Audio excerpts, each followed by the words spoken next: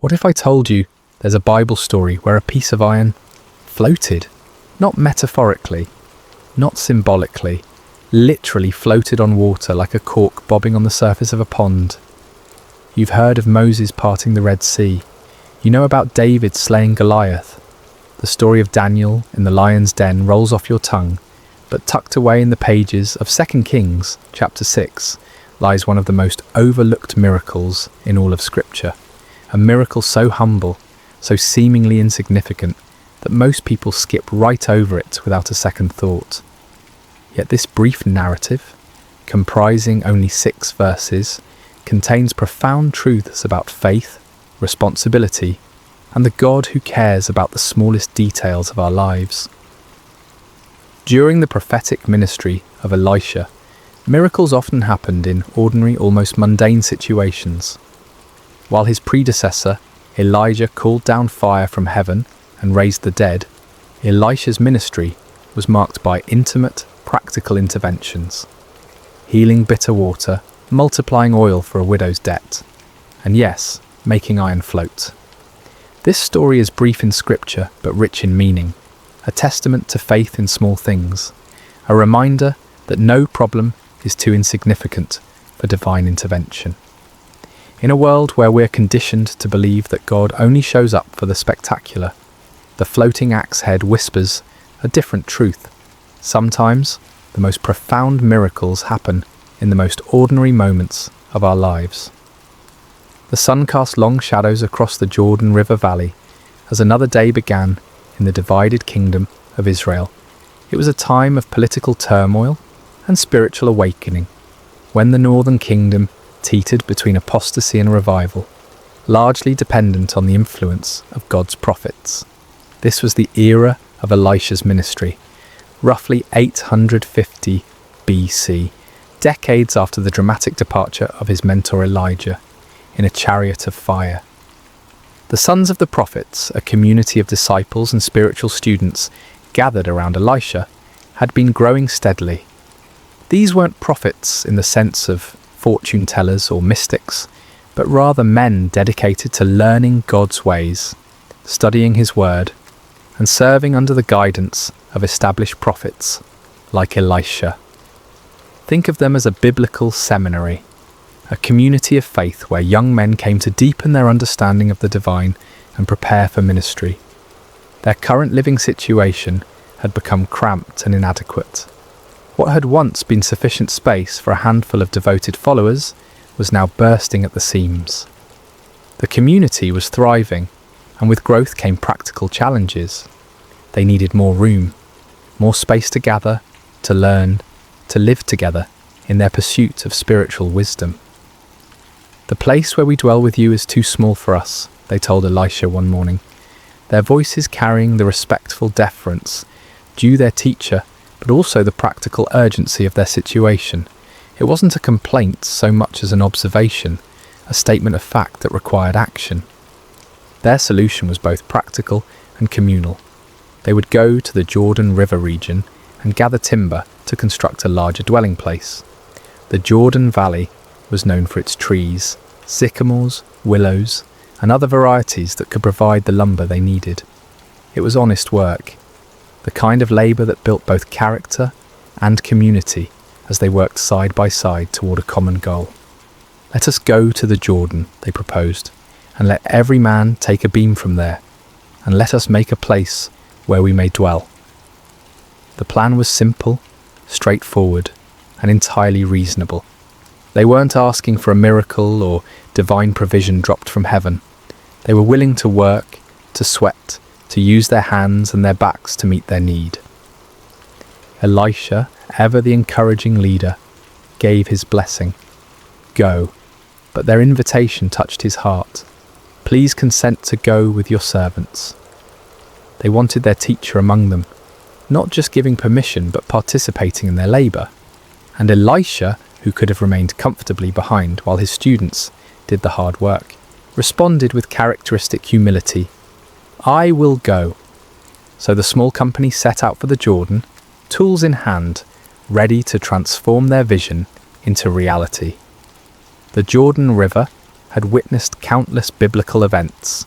It was here that Joshua led the Israelites into the Promised Land, where the priest's feet touched the water and it parted just as the Red Sea had done for Moses.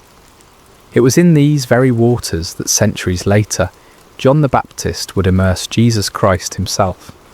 But on this particular day, there would be no grand procession, no miraculous river crossing, just a group of dedicated men heading to the riverside to cut timber, their hearts full of purpose and their hands ready for honest labour.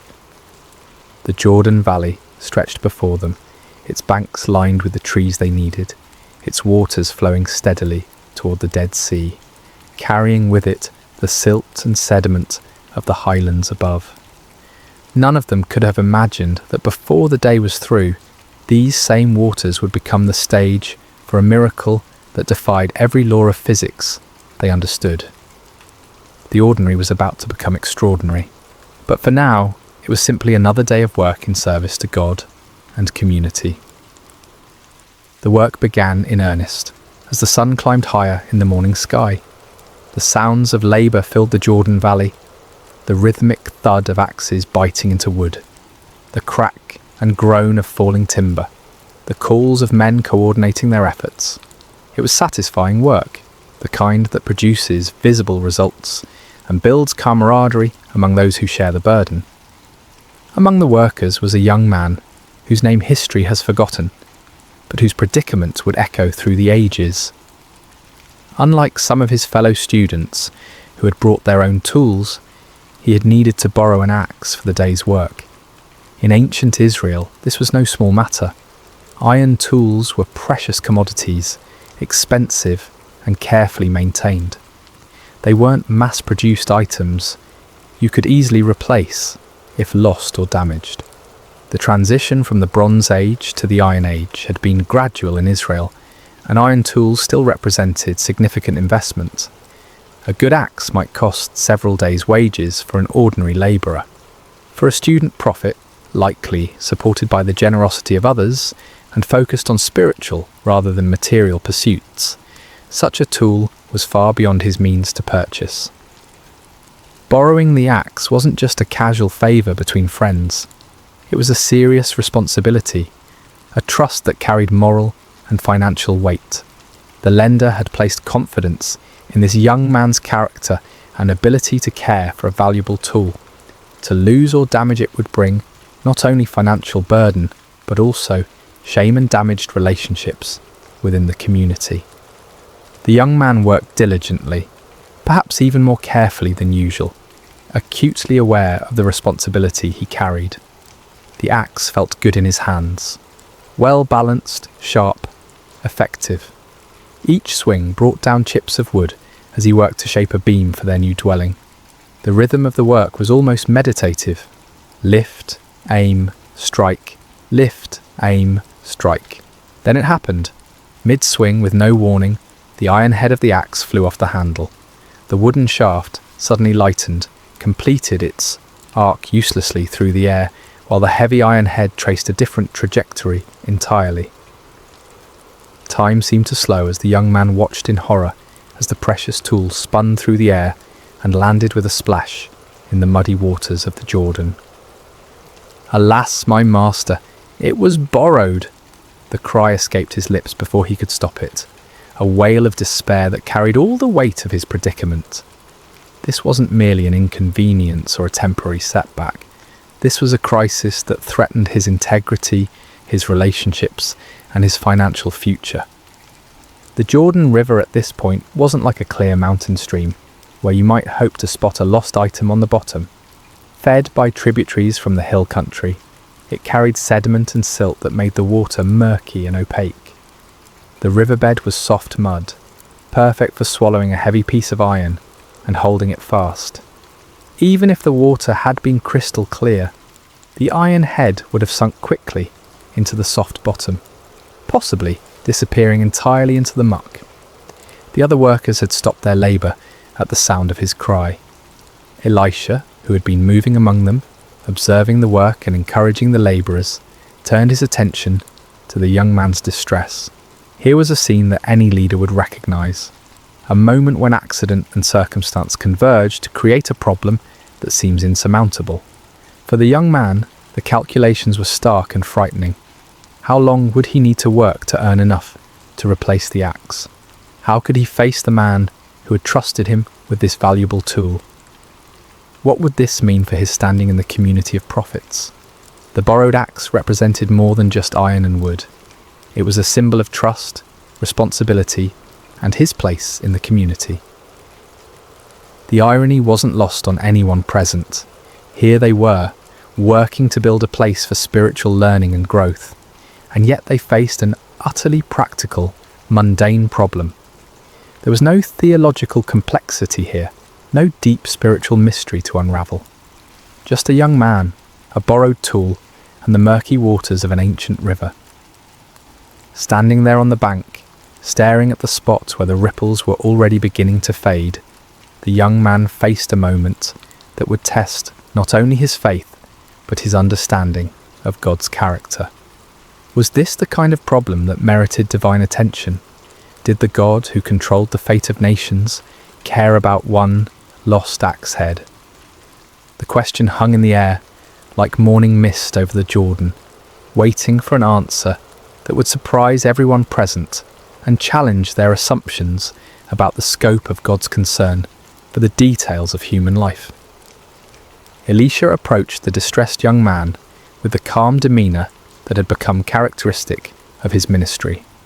Where others might have seen an unfortunate accident requiring practical solutions, perhaps organising a group effort to drag the river bottom or beginning calculations about replacement costs, the prophet saw something different entirely. He saw an opportunity for God to reveal his character in the midst of everyday trouble. "Where did it fall?" Elisha asked simply. There was no rebuke in his voice, no suggestion that the young man had been careless or irresponsible. Just a straightforward question seeking practical information. The prophet's tone carried neither judgment nor dismissal of the problem's seriousness. He understood the weight of borrowed responsibility and the genuine distress it caused when things went wrong. The young man pointed to the spot where the axe head had disappeared beneath the surface. By now, any ripples had long since faded, and the river flowed on as if nothing had happened. To everyone watching, it looked like any other section of the Jordan, muddy water flowing over an invisible bottom, carrying the same sediment and debris as every other part of the river. But Elisha saw it differently. In his spiritual vision, this wasn't just another spot in the river. It was a specific location where God could demonstrate his power and his care for individual needs. The prophet moved with purpose, scanning the riverbank until he found what he was looking for, a suitable piece of wood. What happened next would have seemed almost comical if it weren't so profound. Elisha cut a stick, nothing special, just an ordinary piece of wood from the riverside. He didn't select anything particularly impressive or perform any elaborate ritual over it. It was simply wood, the kind of material they had been working with all morning, as common and unremarkable as anything could be. Then, with the focused intent of someone who knew exactly what he was doing, Elisha threw the stick into the water at the exact spot the young man had indicated.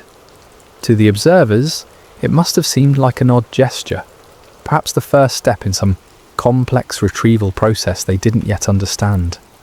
But Elisha's action carried the quiet confidence of a man who had learned to cooperate with divine power in the most unexpected ways. What happened next violated every natural law the witnesses understood. The iron axe head, which should have been resting in the mud at the bottom of the river, began to rise. Not slowly, not gradually, but with the buoyant purpose of cork or wood designed to float. The heavy metal broke the surface of the water and bobbed there like a leaf, defying gravity, density, and everything they thought they knew about the natural world. The silence that followed was profound. Even the sounds of the river seemed muted as the group of prophets stared at the impossible sight before them. Iron doesn't float. Everyone knows that.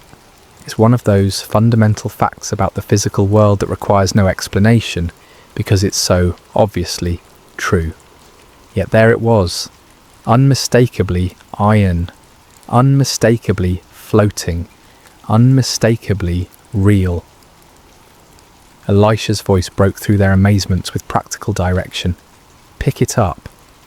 There was no grand speech about the miracle they had just witnessed, no theological explanation of what had occurred, no demand for praise or recognition, just simple, practical instruction to complete the restoration. The young man reached out, his hand probably trembling with a mixture of relief and awe, and lifted the iron axe head from the water. It was solid, real, unchanged, except for its brief defiance of natural law. The crisis was over. The debt was avoided. The trust was preserved. The borrowed tool was restored to its owner's care. But something much more significant than problem solving had just occurred. In those few moments beside the Jordan River, God had revealed something crucial about his character and his relationship with his people. This wasn't a miracle performed for crowds or kings. There were no political implications, no national consequences, no strategic advantages gained. This was simply God caring about one young man's distress over a borrowed tool. The miracle spoke to the heart of divine character, a God who notices when sparrows fall, who knows the number of hairs on each head, who cares about the details that seem insignificant to everyone else. The floating axe head declared that no genuine need is too small for divine attention, no honest trouble too mundane for miraculous intervention. As the young man hefted the restored tool, feeling its familiar weight and balance, the entire community of prophets had received a lesson they would never forget. They had come to the Jordan to cut timber for a building project. They were leaving with something far more valuable, a deeper understanding of the God they served and his intimate involvement in the practical details of their lives. The miracle of the floating axe head resonates through the centuries precisely because it speaks to truths that transcend its humble circumstances. In a world where we often compartmentalize the spiritual and the practical, this story demolishes the artificial barriers we create between sacred and secular concerns. The most striking aspect of this miracle is its ordinariness. God's intervention came not in response to a national crisis or a life-threatening emergency, but to solve an everyday problem that millions of people might face. The young prophet wasn't dying, wasn't facing persecution for his faith, wasn't even engaged in what we might consider particularly spiritual work. He was simply trying to help build a dormitory and had encountered the kind of mishap that makes any honest person's heart sink. This reveals something profound about God's character, his care for the complete range of human experience, not just the dramatic or spiritually significant moments. The God who controls the destiny of nations also notices when his children face embarrassment, financial stress, or the weight of broken trust. There's no problem too small, no concern too mundane, no worry too insignificant to merit his attention. The symbolism of Elisha's intervention method is equally meaningful. The prophet used a stick, one of the most common humble materials imaginable. He didn't employ exotic implements, rare metals, or elaborate ceremonies. Just wood thrown into water, the kind of action that in any other context would seem pointless or even foolish. This speaks to God's pattern of working through humble means to accomplish extraordinary purposes. Throughout Scripture, God consistently chooses the simple to confound the wise, the weak to overcome the strong, the ordinary to achieve the extraordinary. Moses had a staff, David had a sling, Gideon had clay pots and torches, and Elisha had a stick. The message is clear. God's power isn't dependent on impressive tools or elaborate methods. His strength is made perfect in weakness, his glory revealed through the most unlikely instruments. The miracle also serves as a powerful picture of restoration. What was lost was recovered. What seemed gone forever was returned. What threatened to bring shame and financial burden was transformed into a testimony of God's faithful care. This speaks to one of humanity's deepest needs, the longing for redemption, for second chances, for the restoration of what has been damaged or lost. In the broader context of human experience, we all have borrowed things that we've lost or damaged: trust, opportunities, relationships, innocence, time. We all face moments when we stare at the metaphorical muddy water where something precious has disappeared, feeling the weight of responsibility we can't fulfill. The floating axe head whispers hope into those moments, suggesting that restoration is possible, that what seems irretrievably lost can be recovered. The response required of the young man is also significant. When the miracle occurred, he still had to reach out and take the floating iron. God provided the supernatural intervention, but human cooperation was still necessary. The axe head floated, but it didn't jump back onto the handle by itself. This reflects the general pattern of divine human cooperation throughout Scripture. God provides what only He can provide, but humans must still act in faith to appropriate His provision.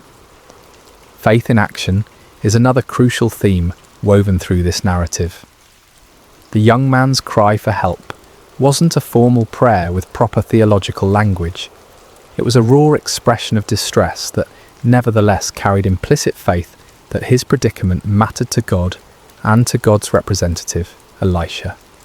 His willingness to point out exactly where the axe head fell demonstrated trust that something could be done, even when the situation looked hopeless. Elisha's calm confidence throughout the episode reveals the prophet's deep understanding of God's character and ways. He didn't hesitate, didn't doubt, didn't suggest alternative solutions. He simply asked where the iron fell, and then acted with the assurance of someone who knew he served a God of intimate concern and unlimited power. The miracle also highlights the value of community and leadership. The young man wasn't facing his crisis alone.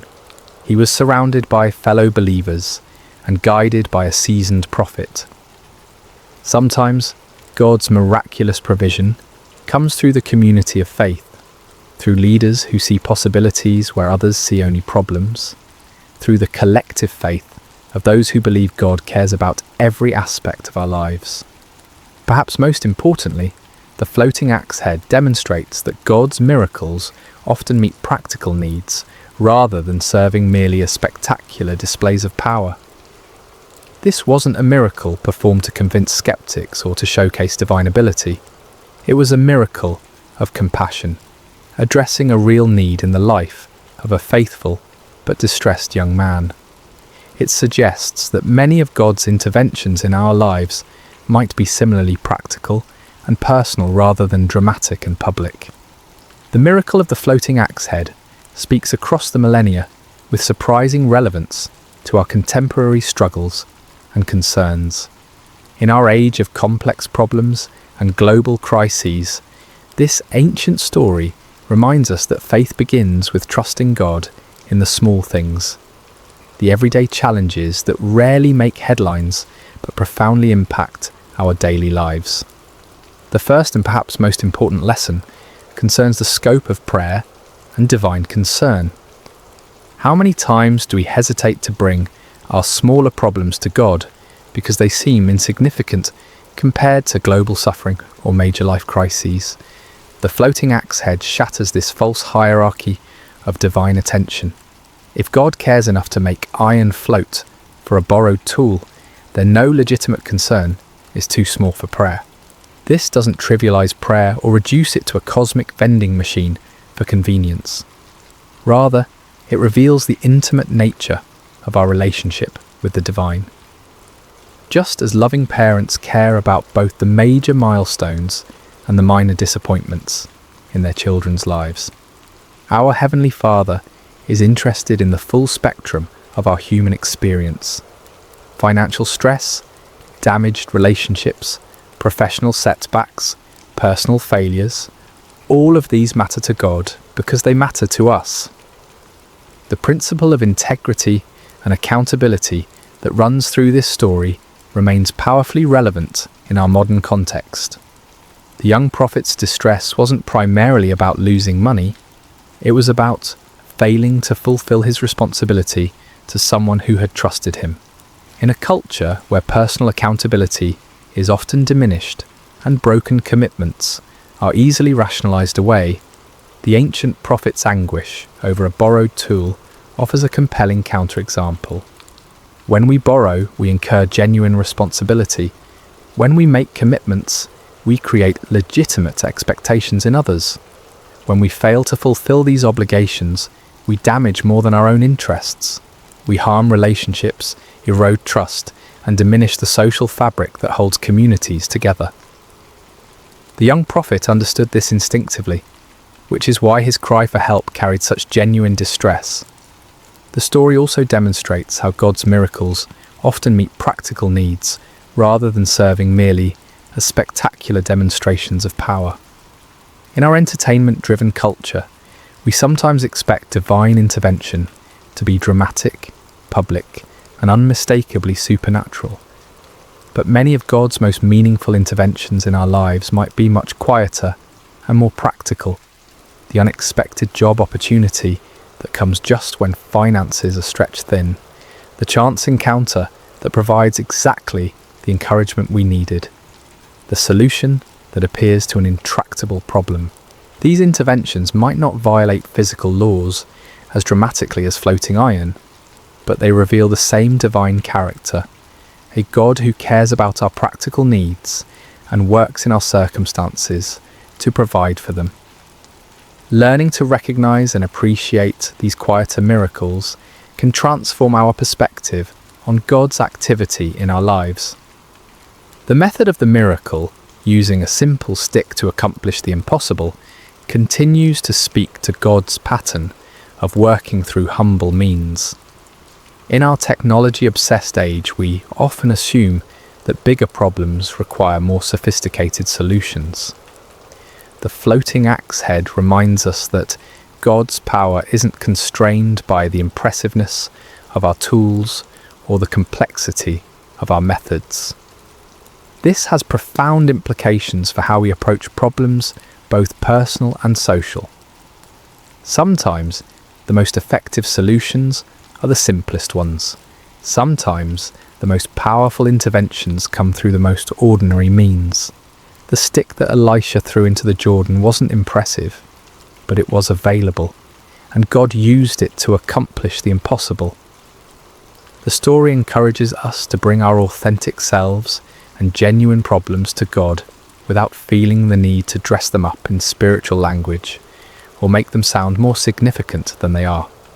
The young prophet's cry, "Alas, my master," it was borrowed, contained no theological sophistication, no proper prayer format, no spiritual jargon.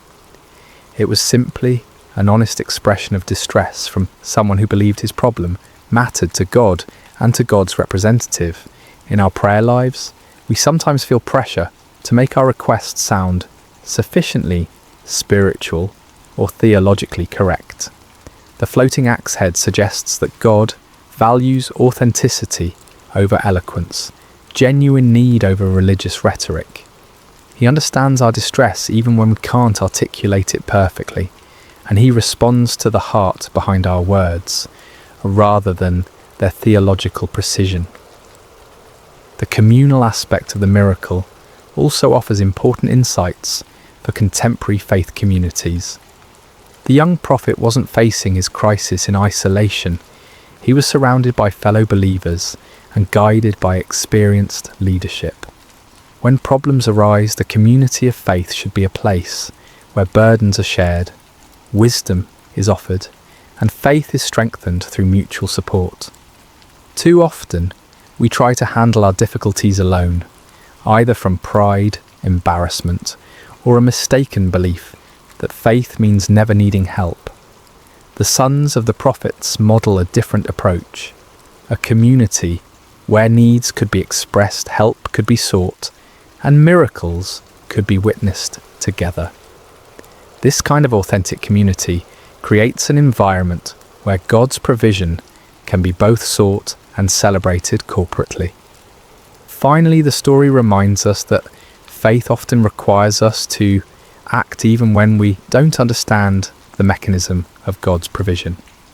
The young man still had to reach out and pick up the floating iron.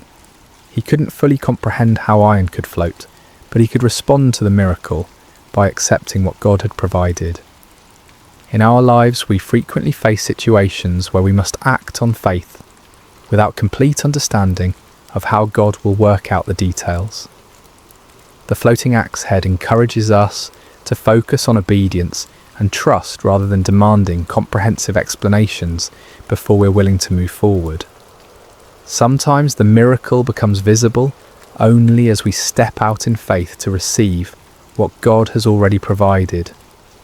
As we close this exploration of one of Scripture's most overlooked miracles, it's worth reflecting on why such a seemingly small event earned its place in the biblical narrative.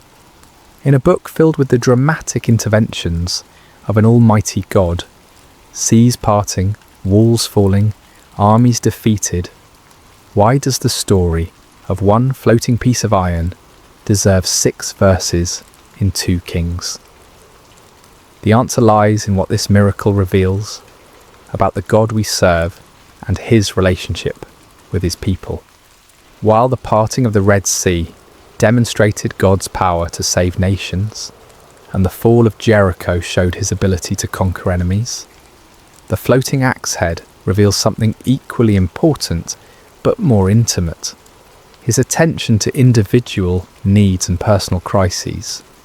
This forgotten miracle has been overlooked precisely because it's so humble, so ordinary in its context, so focused on solving a simple human problem rather than achieving strategic objectives or demonstrating spectacular power. But perhaps that's exactly why it's so important. It serves as a counterbalance to our tendency to assume that God is only interested in the big things, the major decisions, the life-changing moments, the dramatic interventions that make compelling stories. The young prophet facing his borrowed axe head crisis represents all of us in those moments when we feel overwhelmed by problems that might seem insignificant to others but loom large in our personal experience. The financial burden we can't meet, the relationship we've damaged, the commitment we can't fulfill, the mistake that threatens to bring consequences we can't bear, the responsibility we've failed to handle properly. In these moments, the floating axe head whispers a profound truth. God sees, God cares, and God acts. Not always in the ways we expect, not always with the timing we prefer, not always through the means we would choose, but always with the same loving attention to our genuine needs and distress. The miracle also stands as a testament to the power of authentic community and spiritual leadership. Elisha didn't dismiss the young man's problem as trivial or suggest that he simply accept the consequences and learn from his mistake. Instead, the prophet engaged with the crisis as if it mattered deeply, which to the person experiencing it certainly did. This models the kind of leadership and community that makes faith communities truly supportive rather than merely social.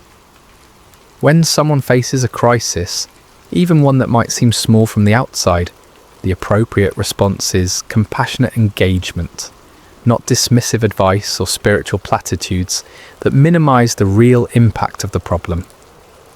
The stick that Elisha threw into the Jordan has become across the centuries a symbol of God's willingness to work through the most ordinary means to accomplish extraordinary purposes.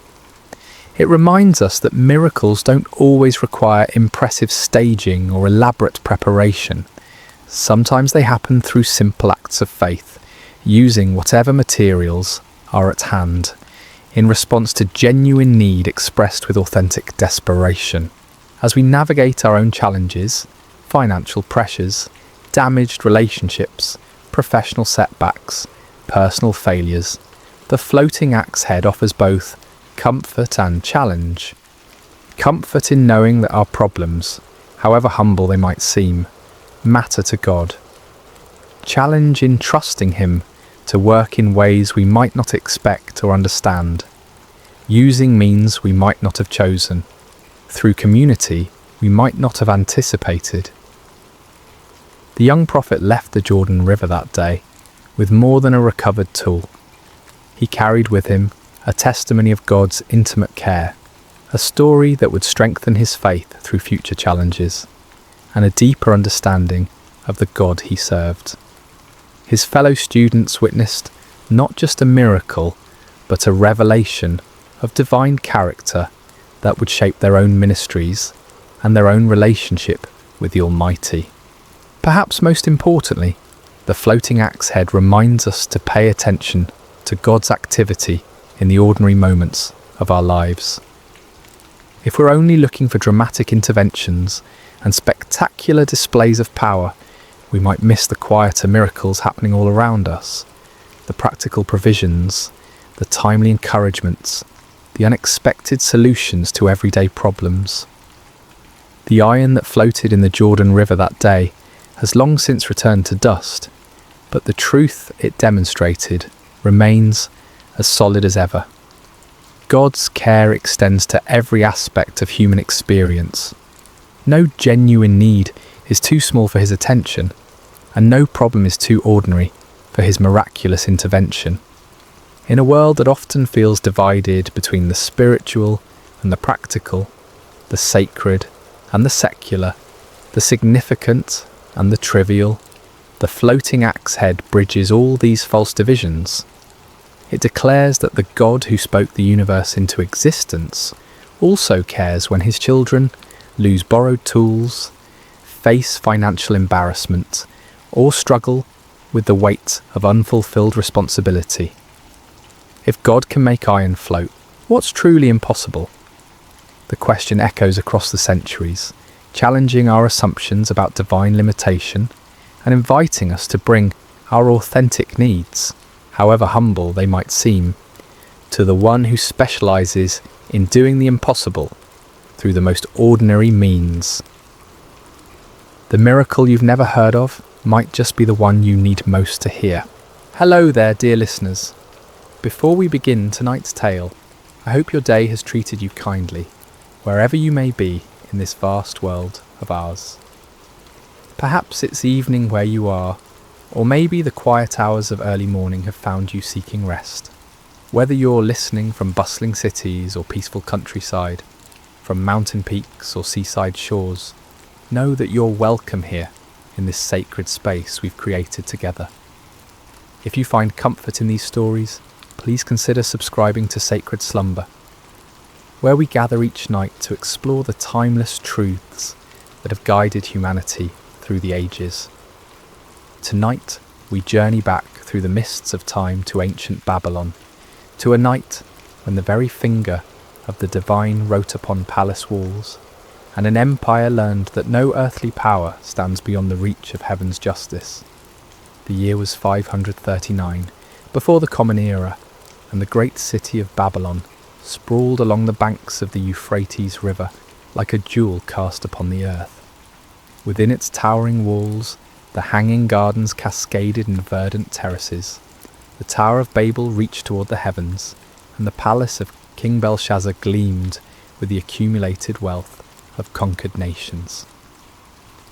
On this particular evening, as the sun painted the western sky in shades of gold and crimson, the palace hummed with preparation for a feast unlike any other.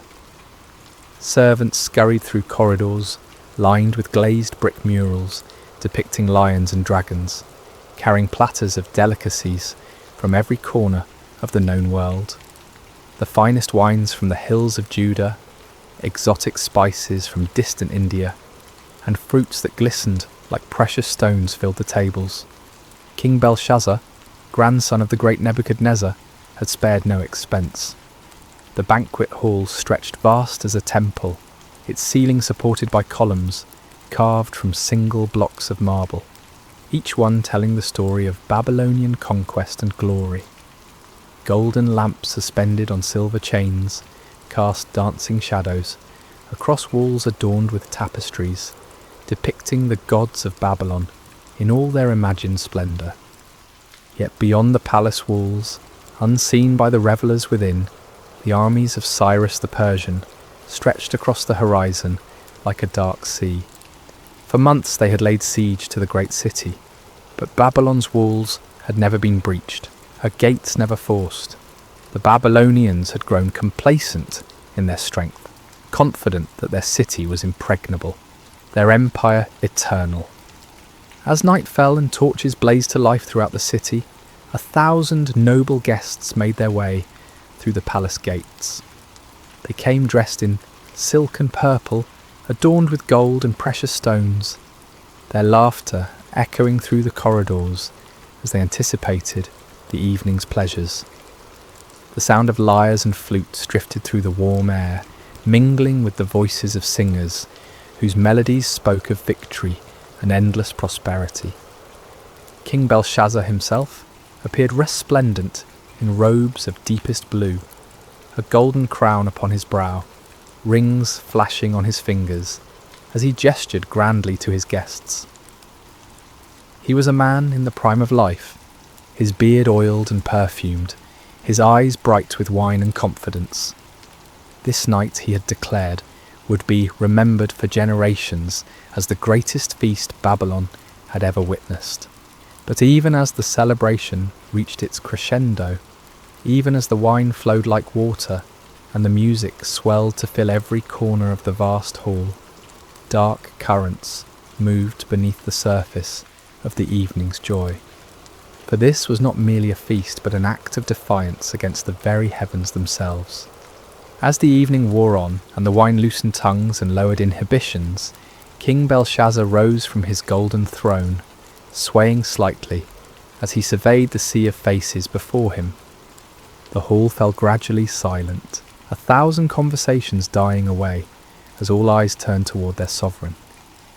In the flickering lamplight, his face bore an expression of cruel amusement, as if he harboured some secret that would shock and delight his guests. "My lords and ladies," he called out, his voice carrying easily across the vast space, "tonight we celebrate not merely the glory of Babylon, but the supremacy of our gods over all the earth. We have conquered nations, we have humbled kings, and we have taken the treasures of their temples as trophies of our victories." A murmur of approval rippled through the crowd. Many of the nobles present had been part of those conquests, had seen the wealth of distant lands flow into Babylon's coffers. They raised their goblets in salute, the wine within glinting like liquid rubies in the torchlight. But Belshazzar was not finished. His eyes gleamed with a dangerous light as he continued, "Yet there is one treasure, taken from one temple, that we have never properly honoured. Tonight that changes." He clapped his hands, and servants appeared as if from nowhere, carrying between them objects that made the assembled nobles gasp in recognition and wonder. These were vessels of pure gold and silver, wrought with such exquisite craftsmanship that they seemed to glow within a light. Cups and bowls, pitchers and goblets, each one a masterpiece of the metalworker's art. These were the sacred vessels of Solomon's temple in Jerusalem, taken by Nebuchadnezzar when he conquered that holy city decades before. They had been stored away in the temple of Marduk, treated with the respectful caution due to objects sacred to another people's god. But tonight, under the influence of wine and the intoxication of power, Belshazzar had decided to make them part of his feast. "Behold," the king proclaimed, lifting one of the golden goblets high above his head, "the vessels of the God of the Jews, who could not protect his own temple from our armies, whose people even now languish in exile throughout our empire. Tonight we drink from these cups and show all the world which gods truly hold dominion over the earth." The crowd erupted in cheers and applause, though some of the older nobles shifted uncomfortably in their seats. They remembered the strange stories told about the Hebrew God, the plagues that had befallen Egypt, the walls of Jericho falling at the blast of trumpets. But wine and peer pressure overcame their caution, and soon they too were caught up in the moment's enthusiasm. Servants moved through the hall, distributing the sacred vessels among the guests. Belshazzar himself took the largest of the golden goblets, a magnificent piece that had once held wine, blessed by the priests of the Most High God. He filled it to the brim with the finest vintage from his royal cellars, the red wine dark as blood in the sacred cup. "To Marduk, chief of our gods," he cried, raising the goblet high, "who gives us victory over all our enemies." The assembled throng raised their own sacred vessels, taken from the very altar of the Lord. "To Marduk," they chorused, their voices echoing off the marble walls. But Belshazzar was not content with honouring just one deity. As the evening progressed and the wine continued to flow, he led toast after toast, each one more blasphemous than the last. "To the gods of gold," he proclaimed, and the crowd drank deeply from vessels that had once held the showbread of the temple. "To the gods of silver," he continued, as goblets that had caught the blood of sacrifices now brimmed with Babylonian wine. "To the gods of bronze and iron," the king shouted, his voice growing hoarser with each proclamation. "To the gods of wood and stone, who have made Babylon the greatest empire the world has ever seen." With each toast the revelry grew wilder, the laughter louder, the dancing more frenzied. Noble ladies spun in their silk gowns, their jewellery catching the lamplight as they moved. Men struck up drinking songs, their voices blending in harmony that spoke of triumph and excess. The very air seemed thick with incense and wine fumes, creating an atmosphere of decadent celebration. But high above the palace, in the courts of heaven, other eyes watched this display of pride and blasphemy. The sacred vessels, fashioned for the worship of the one true God, profaned by lips that praised idols of metal and wood. The moment had come for divine justice to make itself known upon the earth. It was in the midst of the wildest revelry, as the feast reached its crescendo of blasphemous celebration, that the atmosphere in the great hall began to change. At first it was subtle, a gradual shift that few noticed amid the chaos of music and laughter. The temperature seemed to drop slightly, though the braziers still burned brightly, and the press of bodies should have kept the air warm. A strange stillness crept into the room, not the absence of sound, but something deeper, as if the very air had grown heavy with an unseen presence. King Belshazzar stood near his throne, swaying slightly from the effects of wine, his golden goblet raised in yet another toast to the gods of Babylon. His nobles surrounded him, their faces flushed with drink and excitement, sacred vessels clutched in their hands as they prepared to echo their sovereign's words. The musicians played with passionate intensity, their instruments weaving melodies that spoke of earthly glory and endless prosperity. And then, in the space of a single heartbeat, everything changed. The music faltered first, not as if the musicians had stopped playing, but as if the very air had grown too thick to carry their melodies. Conversations died mid-sentence, laughter cut off as abruptly as if severed by a blade. Even the flickering flames of the lamps seemed to burn lower, their light growing dim and uncertain. It was then that someone screamed. The cry came from a noble woman near the eastern wall, her voice sharp with terror as her trembling finger pointed upward. Every head in the vast hall turned to follow her gaze, and what they saw there drove the colour from their faces and the strength from their limbs. There, upon the wall directly opposite the king's throne, a human hand had appeared, not attached to any arm or body, but suspended in the air as if emerging from the very substance of eternity itself. The hand was illuminated by its own light, pale and ghostly, yet undeniably real, casting shadows that danced across the painted murals of Babylonian gods. The fingers were long and elegant, neither young nor old, but possessed of a timeless quality that spoke of power beyond human understanding.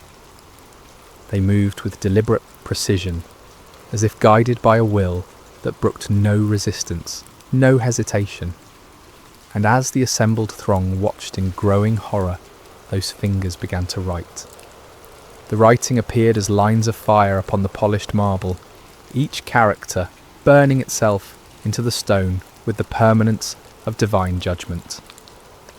The script was unlike any earthly language, neither Babylonian cuneiform nor Hebrew letters, but something older and more fundamental, as if the very essence of meaning was being carved directly into reality itself. King Belshazzar felt his knees begin to shake, his golden goblet slipping from nerveless fingers to shatter upon the floor. The sacred vessel that moments before had held wine, offered in mockery to false gods, now lay broken, its precious contents spreading like blood across the marble. His face, so recently flushed with wine and arrogance, had gone pale as death, his eyes wide with a terror he had never before experienced. The hand continued its work, unmoved by the chaos it had caused in the hall below. Characters appeared one after another, each one blazing within a fire before settling into a steady glow that seemed to penetrate the very souls of all who looked upon it. The writing was clear and bold, demanding attention, impossible to ignore or dismiss. Around the hall, the reaction was immediate and visceral. Some of the nobles had fallen to their knees, whether from terror or instinctive reverence, it was impossible to say. Others pressed against the walls as if trying to escape through solid stone, their eyes never leaving the supernatural display before them. The sacred vessels of Solomon's temple lay scattered across the floor, abandoned by hands that now trembled too violently to hold them. The musicians had long since set down their instruments, their faces pale masks of fear.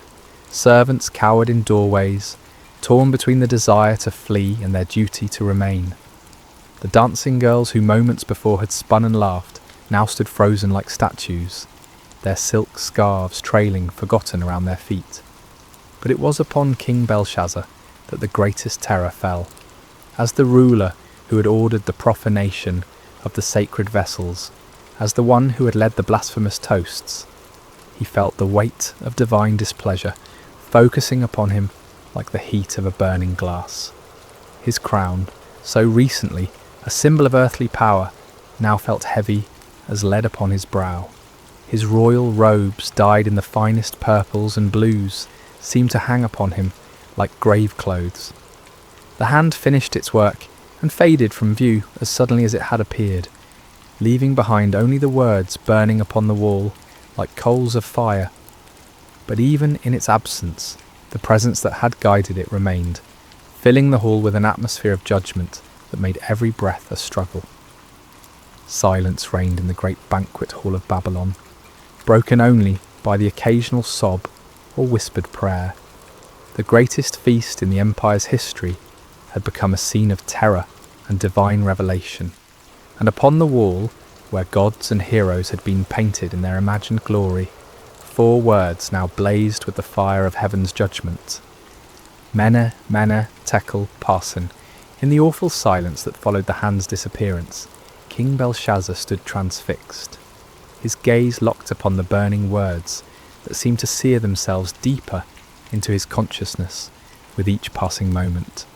The weight of divine judgment pressed down upon the hall like a physical force, and the king's breath came in short, sharp gasps, as if the very air had grown too thin to sustain life. Gradually, as the initial shock began to wear off, the practical reality of the situation asserted itself.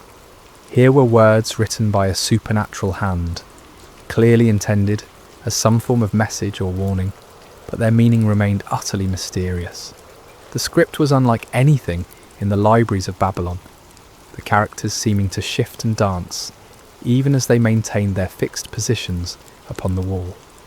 "The wise men," Belshazzar managed to croak, his voice barely recognisable, Summon all the wise men of Babylon, every magician, every astrologer, every diviner in the city. Bring them here at once." His command galvanized the paralyzed servants into action. They scattered like leaves before a wind, grateful for any excuse to leave the presence of those terrifying words. Throughout the palace and into the city they ran, pounding upon doors and rousing from sleep the learned men whose wisdom had served the empire for generations. The first to arrive were the court magicians, men whose elaborate robes and mystical instruments had earned them places of honour at royal ceremonies. They entered the banquet hall with confidence, their heads held high and their voices ready with the usual formulas of greeting and flattery.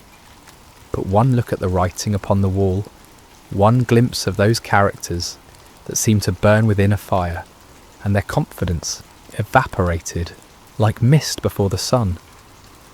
They approached the wall cautiously, their heads tilted at various angles as they studied the mysterious script. They consulted ancient tablets and scrolls, compared the characters to every known form of writing, whispered incantations and cast lots according to their various arts. But though they laboured long into the night, turning the problem over from every conceivable angle, they could make no sense of the divine message. The astrologers came next, men who claimed to read the future in the movements of stars and planets. They examined the writing with instruments of bronze and silver, measuring the angles and proportions of each character as if they were constellations written across the heavens. They calculated and computed, referenced their star charts, and consulted their ancient tables, but the meaning of the words remained as hidden as the dark side of the moon. As the hours passed, more and more of Babylon's learned men arrived at the palace, priests of Marduk and Ishtar, scholars who had studied in the great libraries, men whose reputations for wisdom extended throughout the known world. Each group brought their own methods and their own certainty that they would succeed where others had failed. Yet one by one, they too were forced to admit defeat before the mystery of the burning words. King Belshazzar grew increasingly desperate as each attempter failed. He paced before his throne like a caged lion, his robes dishevelled and his crown askew. The sacred vessels of Solomon's temple lay scattered and forgotten across the floor, their golden surfaces reflecting the supernatural light from the wall in fractured gleams that hurt the eyes to look upon. "Gold," the king proclaimed suddenly, his voice cracking with strain. "I will give gold beyond counting to whoever can read these words. Silver and precious stones, lands and titles, whatever they desire shall be theirs." But even the promise of unlimited wealth could not unlock the meaning of heaven's message. The wise men huddled together in small groups, whispering their theories and hypotheses, but none dared claim understanding of what clearly lay beyond human comprehension. It was then, as the night wore on toward dawn and desperation reached its peak, that a new figure entered the banquet hall. She was an elderly woman, her hair white as snow, but her back still straight and her eyes bright with intelligence. This was Nitocris, the Queen Mother, widow of Nebuchadnezzar and grandmother to Belshazzar himself. She had heard the commotion from her private quarters, had seen the servants running through the corridors, and felt the strange oppression that seemed to hang over the entire palace. Now she made her way through the crowd of baffled wise men, her presence commanding respect even in the midst of chaos. "My Lord King," she said, her voice carrying clearly across the hall, despite her advanced years. "I see that you are troubled, that the colour has left your face and your limbs shake with fear. Do not let your thoughts alarm you, and do not look so pale." Belshazzar turned toward her, her hope flickering in his eyes like a candle flame in a dark room. "Grandmother, you have seen much in your long life. You were wife to great Nebuchadnezzar. You know the secrets of the empire. Can you tell me what these words mean?" The Queen Mother approached the wall, studying the burning characters with the careful attention of one who had witnessed many supernatural events during her husband's reign. "I cannot read these words, my grandson," she said at length, "but I know of one who might." She turned back to face the assembly, her aged voice somehow carrying more authority than all the learned men combined. "There is a man in your kingdom in whom is the spirit of the holy gods. In the days of your grandfather, light and understanding and wisdom, like the wisdom of the gods, were found in him. King Nebuchadnezzar appointed him chief of the magicians, enchanters, Chaldeans, and astrologers." A murmur ran through the crowd at these words. Many of the older nobles remembered stories from Nebuchadnezzar's time, tales of a Hebrew exile who had interpreted dreams and solved mysteries that baffled all others. But in the years since the great king's death, this man had faded from prominence, forgotten in the new reign's focus on younger advisors. "This man Daniel," the Queen Mother continued, "whom the king named Belteshazzar, has an excellent spirit, knowledge, and understanding to interpret dreams, explain riddles, and solve problems. Let Daniel be called, and he will tell you what the writing means." As the name Daniel echoed through the hall, Belshazzar felt a mixture of hope and apprehension. He had heard the stories, knew of the Hebrews' reputation for wisdom and divine favour, but he also knew that Daniel had served his grandfather faithfully and might not be inclined to help the king who had dishonoured the vessels of his people's God. Nevertheless, desperation overcame pride, and Belshazzar gave the command, "Find Daniel the Hebrew, bring him here immediately. If he can read these words, he shall be clothed in purple and have a chain of gold around his neck, and he shall be the third ruler in the kingdom." As servants rushed to obey this new command, the burning words continued to glow upon the wall, patient as eternity, waiting for the one who had been chosen to unlock their meaning and pronounce the doom of Babylon. The dawn was breaking over Babylon when Daniel arrived at the palace, summoned from sleep by urgent messengers, who spoke in hushed, fearful tones of supernatural writing and royal desperation. He was an old man now, his beard white with age and his face marked by the lines of many years spent in faithful service to foreign kings. Yet his eyes remained clear and bright, reflecting a wisdom that came not from human learning, but from communion with the eternal God. As he entered the banquet hall, Daniel paused for a moment to take in the scene before him. The remnants of the great feast lay scattered about like the debris of a broken dream. Golden plates and silver cups, many of them the sacred vessels of Solomon's temple, littered the floor, among pools of spilled wine and trampled delicacies. The nobles who had revelled so wildly just hours before now stood in small frightened groups, their fine clothes dishevelled and their faces pale with terror. But it was the writing upon the wall that commanded his attention, those 4 words blazing with divine fire that no earthly wisdom could extinguish. Daniel looked upon them without fear, for he recognised the hand that had written them, and he understood that he stood in the presence of the Almighty's judgment. King Belshazzar approached him with hasty, desperate steps, his royal dignity forgotten in his need for answers. "Are you Daniel, one of the exiles from Judah, whom my grandfather the king brought from Judah?" he asked, though he already knew the answer. "I have heard of you, that the spirit of the gods is in you, and that light and understanding and excellent wisdom are found in you." The king gestured toward the wall with a trembling hand. "Now the wise men and enchanters have been brought in before me to read this writing and make known to me its interpretation, but they could not show the interpretation of the matter. But I have heard that you can give interpretations and solve problems. Now if you can read the writing and make known to me its interpretation, you shall be clothed with purple and have a chain of gold around your neck, and shall be the third ruler in the kingdom." Daniel listened to these promises of wealth and power, with the patience of one who had seen empires rise and fall, who had served in the courts of kings and understood the vanity of earthly honours. When Belshazzar finished speaking, the old prophet's response came with quiet authority that somehow filled the vast hall more completely than the king's desperate entreaties. "Let your gifts be for yourself, and give your rewards to another," Daniel said, his voice calm and steady in the face of royal panic. "Nevertheless, I will read the writing to the king and make known to him the interpretation." But before he would interpret the supernatural message, Daniel had words of his own to speak, words that cut to the heart of the night's blasphemous revelry, and laid bare the spiritual rebellion that had brought divine judgment upon Babylon.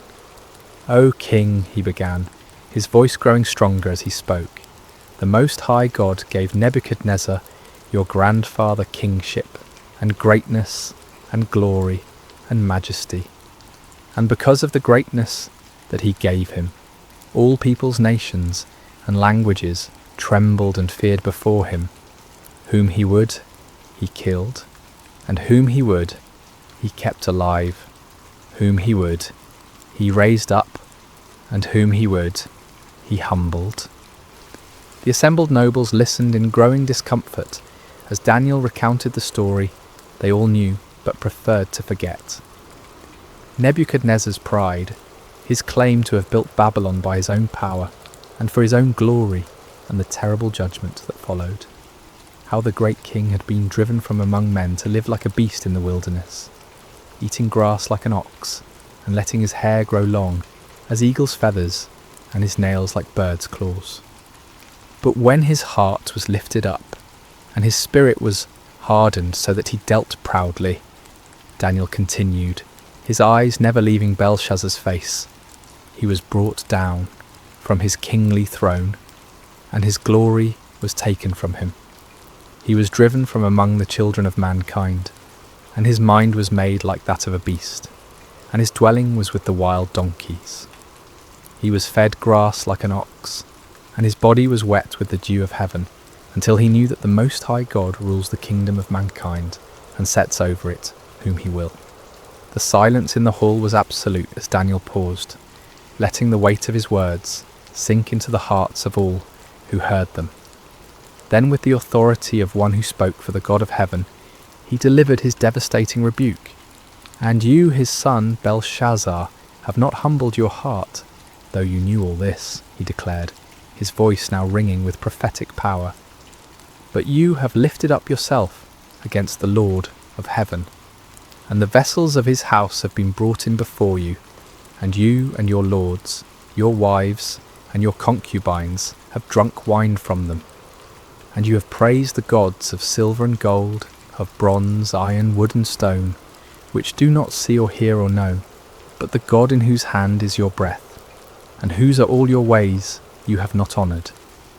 Each word fell upon the assembled company like blows from a hammer, shattering their illusions of security and exposing the full extent of their rebellion against the Most High.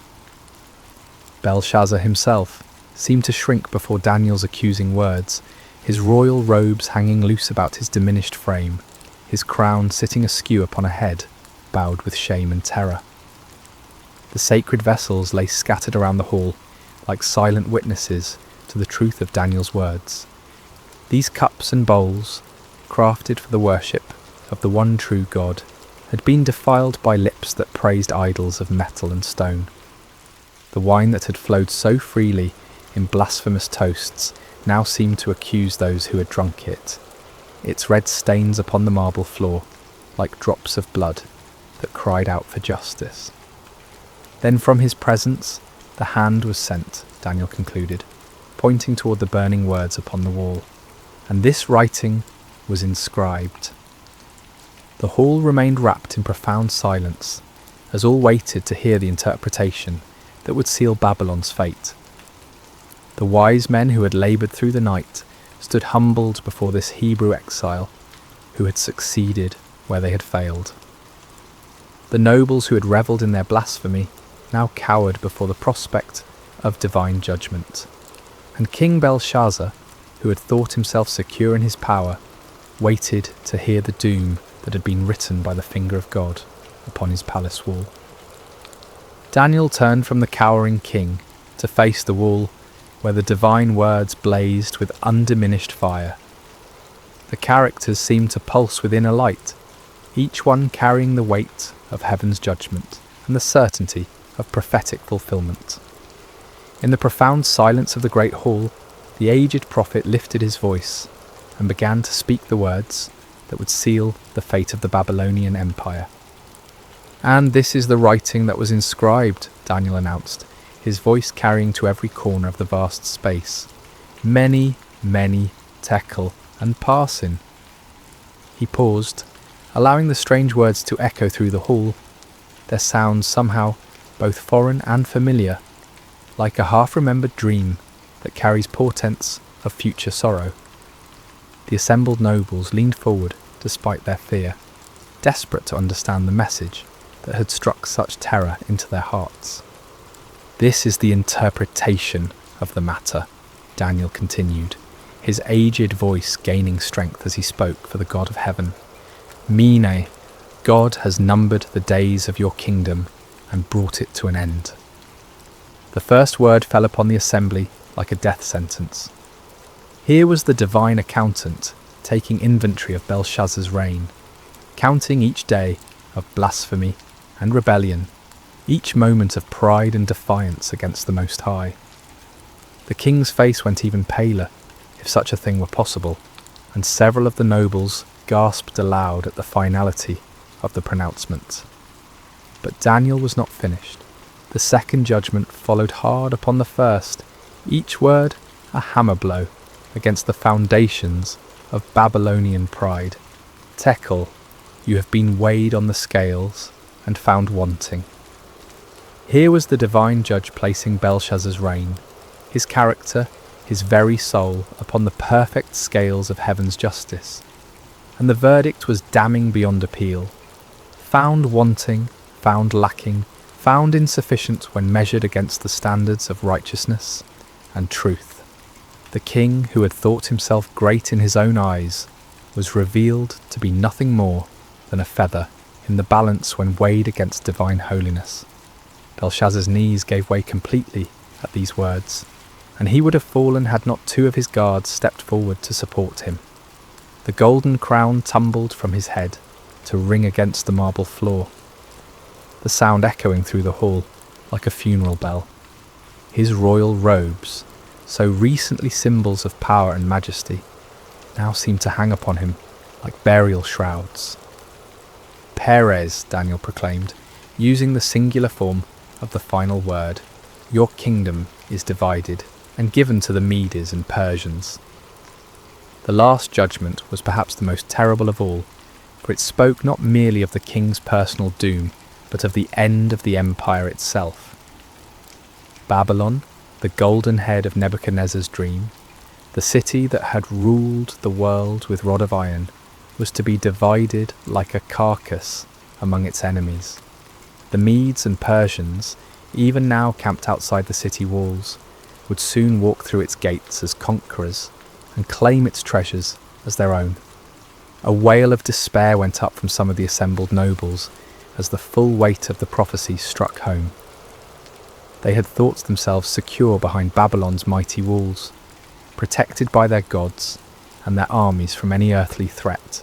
But now they understood that their true enemy was not the Persian host outside their gates, but the God of heaven himself, against whom no wall could stand and no army could prevail.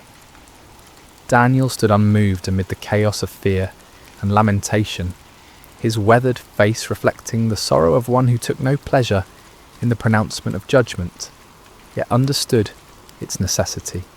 He had served this empire faithfully for decades, had helped to interpret its dreams and solve its mysteries, but he had also watched its gradual descent into pride and blasphemy, its increasing defiance of the God who held its breath in his hands.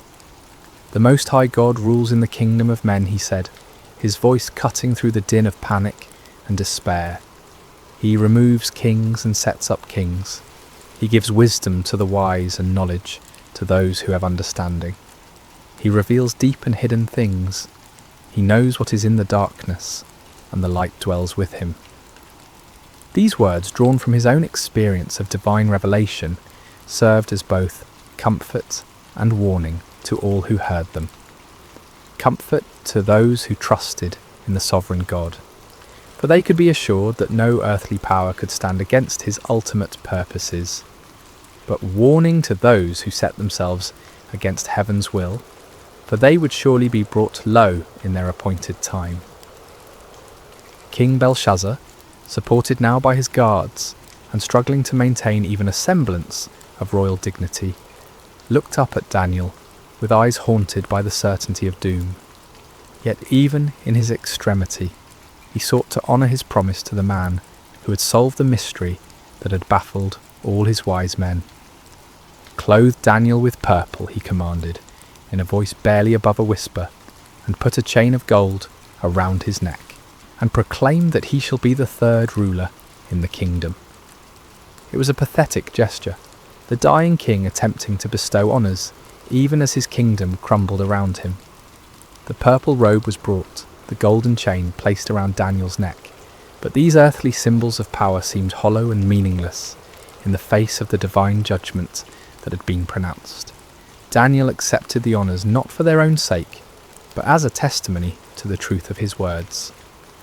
When the people saw that the king himself acknowledged the accuracy of the Hebrew prophet's interpretation, they would know that the doom of Babylon was certain and that the God of Israel was indeed sovereign over all earthly kingdoms. As the purple robes settled around Daniel's aged shoulders, and the golden chain caught the light of the supernatural writing on the wall, the contrast could not have been more stark. Here stood a man clothed with earthly honours, yet serving a heavenly king, while around him an empire clothed in pride and blasphemy faced its final hour of judgment. The words on the wall continued to burn with undiminished intensity, their message now fully revealed but their power unabated. They served as a permanent reminder that the kingdoms of this world are temporary, subject to the sovereign will of the God who numbers their days and weighs their deeds in the balance of perfect justice. Even as Daniel spoke his interpretation and received the hollow honours of a doomed king, the wheels of divine judgment were already turning beyond the palace walls. For months, the Persian army under Cyrus had maintained their siege of the great city, but the Babylonians had felt secure behind walls that had never been breached by any earthly foe. They had provisions to last for years, abundant water from the Euphrates River, and an unshakable confidence in the strength of their defences. But on this night, the supernatural writing blazed upon the palace wall, and prophecy sealed the empire's fate. Cyrus was putting into motion a plan of breathtaking audacity that would prove that no human fortress can stand against the purposes of the Almighty. The Euphrates River, which flowed through the heart of Babylon and provided both water and transportation for the great city, was also its greatest vulnerability. The river entered the city through massive gates that could be lowered into the water, and it flowed beneath the walls through channels that were thought to be too narrow and well defended for any army to use as an entrance.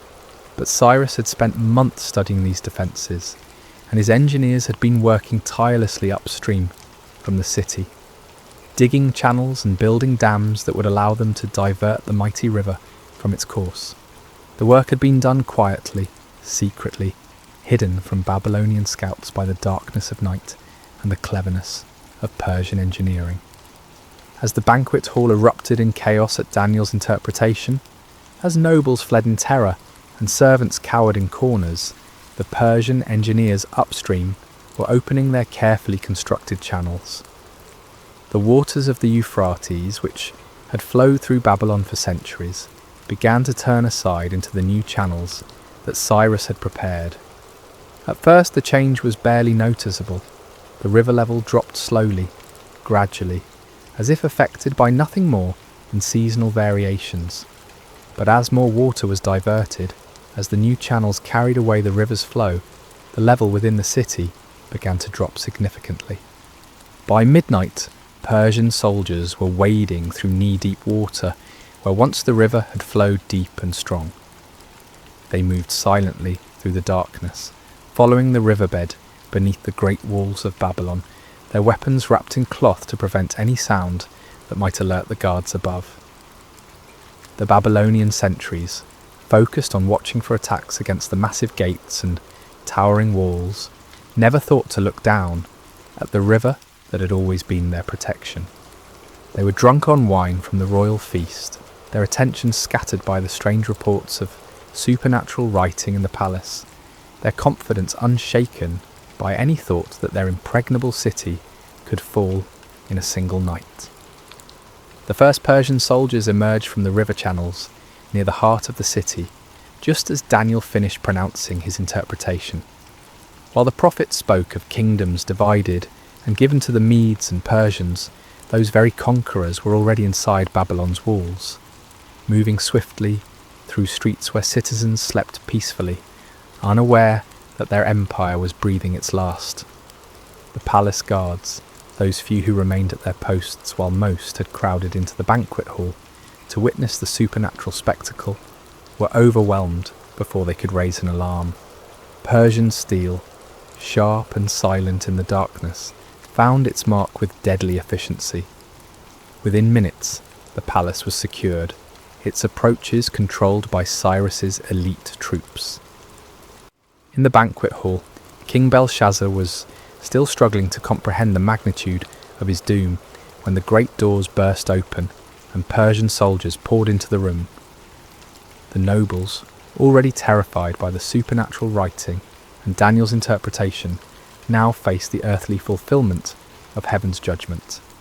Some tried to flee, but found every exit blocked by armed men.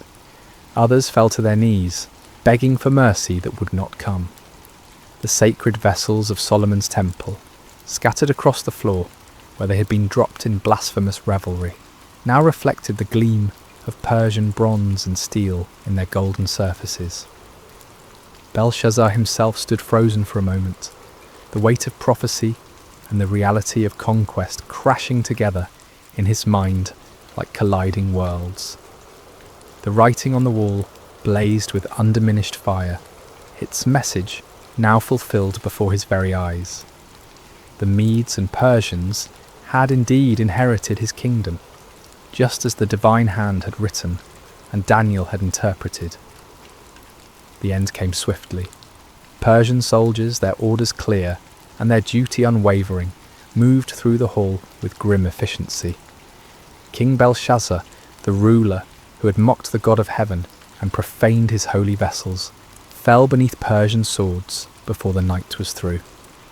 The golden crown that had tumbled from his head lay forgotten on the marble floor, while his blood mingled with the spilled wine from the sacred goblets.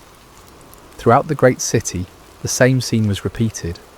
Persian forces, having entered through the river channels, swept through Babylon like an irresistible tide. The gates were opened from within, the walls manned by conquerors rather than defenders, the mighty empire brought to its knees in a single night of divine judgment. By dawn, Cyrus's standards flew from the towers of Babylon, and Darius the Mede had been installed as the new ruler of the greatest city in the world. The empire that had seemed eternal, the walls that had appeared impregnable, the power that had dominated the known world for generations, all had fallen before the sovereign will of the God who rules in the kingdoms of men. As the sun rose over conquered Babylon, painting the great city in shades of gold and crimson that seemed somehow fitting for its fall, Daniel stood again before the wall where the supernatural writing continued to glow with divine fire. The banquet hall was empty now, save for the debris of the feast and the silent testimony of judgment fulfilled. Mene, Mene, Tekel, Parsin, the words that had sealed an empire's fate, now served as an eternal reminder of truths that transcend the rise and fall of earthly kingdoms. God had indeed numbered the days of Belshazzar's reign and brought it to an end. The king had been weighed in heaven's perfect scales and found wanting. The kingdom had been divided and given to the Medes and Persians, just as the supernatural hand had written and the faithful prophet had interpreted. The sacred vessels of Solomon's temple, once profaned by blasphemous lips, would soon be restored to their proper place of honour. Under Cyrus's benevolent rule, the Jewish exiles would be free to return to Jerusalem and rebuild their temple, carrying with them the golden cups and silver bowls that had witnessed both the depths of human pride and the certainty of divine justice. Daniel himself, now clothed in the purple of a dying empire, yet serving the eternal kingdom of heaven, had once again demonstrated that those who trust in the Most High God will never be disappointed. Through him, the sovereignty of the Almighty had been proclaimed in the halls of earthly power, and the vanity of human pride had been exposed for all to see.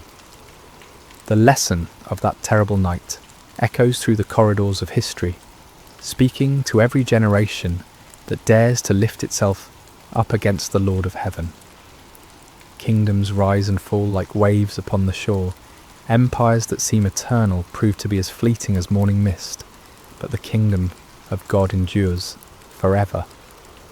No wall can stand against his purposes, no power can resist his will, no pride can escape his judgments.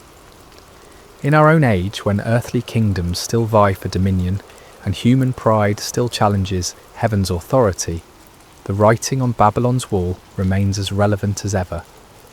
We who read these ancient words would do well to remember that the God who humbled Nebuchadnezzar, who numbered Belshazzar's days, who gave Babylon to the Medes and Persians, is the same yesterday, today, and forever. The scales of divine justice still weigh the actions of nations and individuals. The sovereign hand that writes the destiny of empires still guides the course of human history, and the kingdom that Daniel served, the kingdom that outlasted Babylon and Persia and all the empires that followed, remains the only power that will never pass away.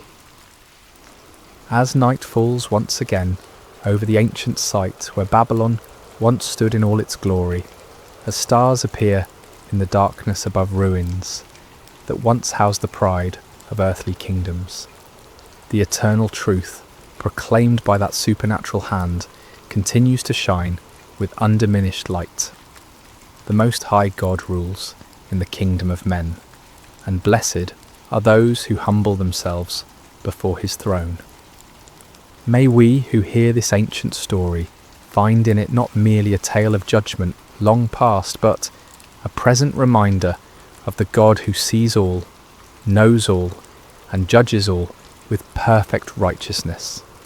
And may we, like Daniel, serve faithfully in whatever earthly kingdom we find ourselves, while keeping our ultimate allegiance to the kingdom that cannot be shaken, the kingdom that endures forever and ever. The writing is on the wall, dear friends. The question that remains is whether we will read it in time to humble ourselves before the King of Kings, or whether we will follow Belshazzar's path to destruction. The choice, as always, is ours to make, is ours to the fire on Mount Carmel, Elijah and the prophets of Baal. Hello everyone, and welcome to Sacred Slumber. Before we dive into today's powerful message, I want to connect with each of you personally. How has your day been treating you so far? Whether you're watching this in the early morning hours as the sun rises, during your lunch break, in the middle of a busy day, or perhaps late at night when the world has quieted down, I want you to know that this moment we're sharing together is sacred. I'm curious about where you're joining us from today. Are you listening from bustling New York City, the peaceful countryside of Iowa, the sunny beaches of California, or maybe you're tuning in from across the globe in London, Sydney, or somewhere in between? Wherever you are, whatever time it is in your corner of the world, you are exactly where God wants you to be right now. If this is your first time joining us, I want to extend a warm welcome to to our Sacred Rest family. We're so grateful you're here. And if you've been walking this journey with us, thank you for your continued faithfulness and support. Before we begin today's incredible story, I encourage you to subscribe to Sacred Slumber if you haven't already. Hit that subscribe button and ring the notification bell so you never miss these life-changing messages that God has in store for us. Now let's prepare our hearts for what I believe will be one of the most dramatic, faith-building stories you'll hear. Today we're travelling back over 2,800 years to witness one of the most spectacular demonstrations of God's power ever recorded in human history. We're going to Mount Carmel in ancient Israel, where one man's faith stood against an entire nation's rebellion, where fire fell from heaven, and where hearts were turned back to the one true God. The fire on Mount Carmel, Elijah and the prophets of Baal. Chapter 1. A nation in spiritual freefall. Picture, if you will, the ancient kingdom of Israel during one of its darkest hours. This wasn't just a time of political upheaval or economic hardship, though both of those existed.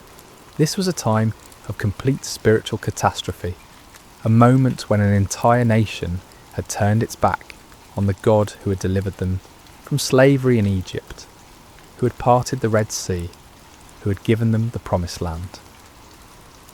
King Ahab sat on the throne of Israel, and beside him ruled Queen Jezebel, a woman whose very name has become synonymous with wickedness and manipulation. Jezebel wasn't just content to worship false gods herself. She was determined to drag the entire nation of Israel down with her into the depths of idolatry and spiritual darkness. Under their reign, temples to Baal began sprouting up across the landscape like poisonous mushrooms after a storm. Baal was the Canaanite storm god, supposedly the controller of rain and fertility, the giver of crops and abundance. The people were drawn to him because they believed he could provide what they desperately needed: prosperity, security, and success. Sound familiar? In our modern world, we may not bow down to statues of Baal, but how many of us have made idols out of our careers, our bank accounts, our social media followers, or our pursuit of comfort and pleasure? The heart of humanity hasn't changed much in nearly 3,000 years. But Jezebel wasn't satisfied with just building temples. She launched a systematic persecution campaign against the prophets of the Lord. These faithful men and women of God were hunted down like criminals.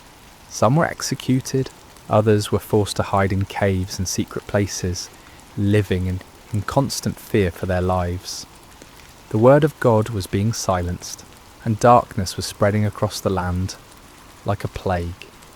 Can you imagine living in such a time, when speaking the truth about God could cost you your life, when the very foundations of faith that had sustained a nation for generations were being torn down brick by brick, when it seemed like evil had won and righteousness had fled?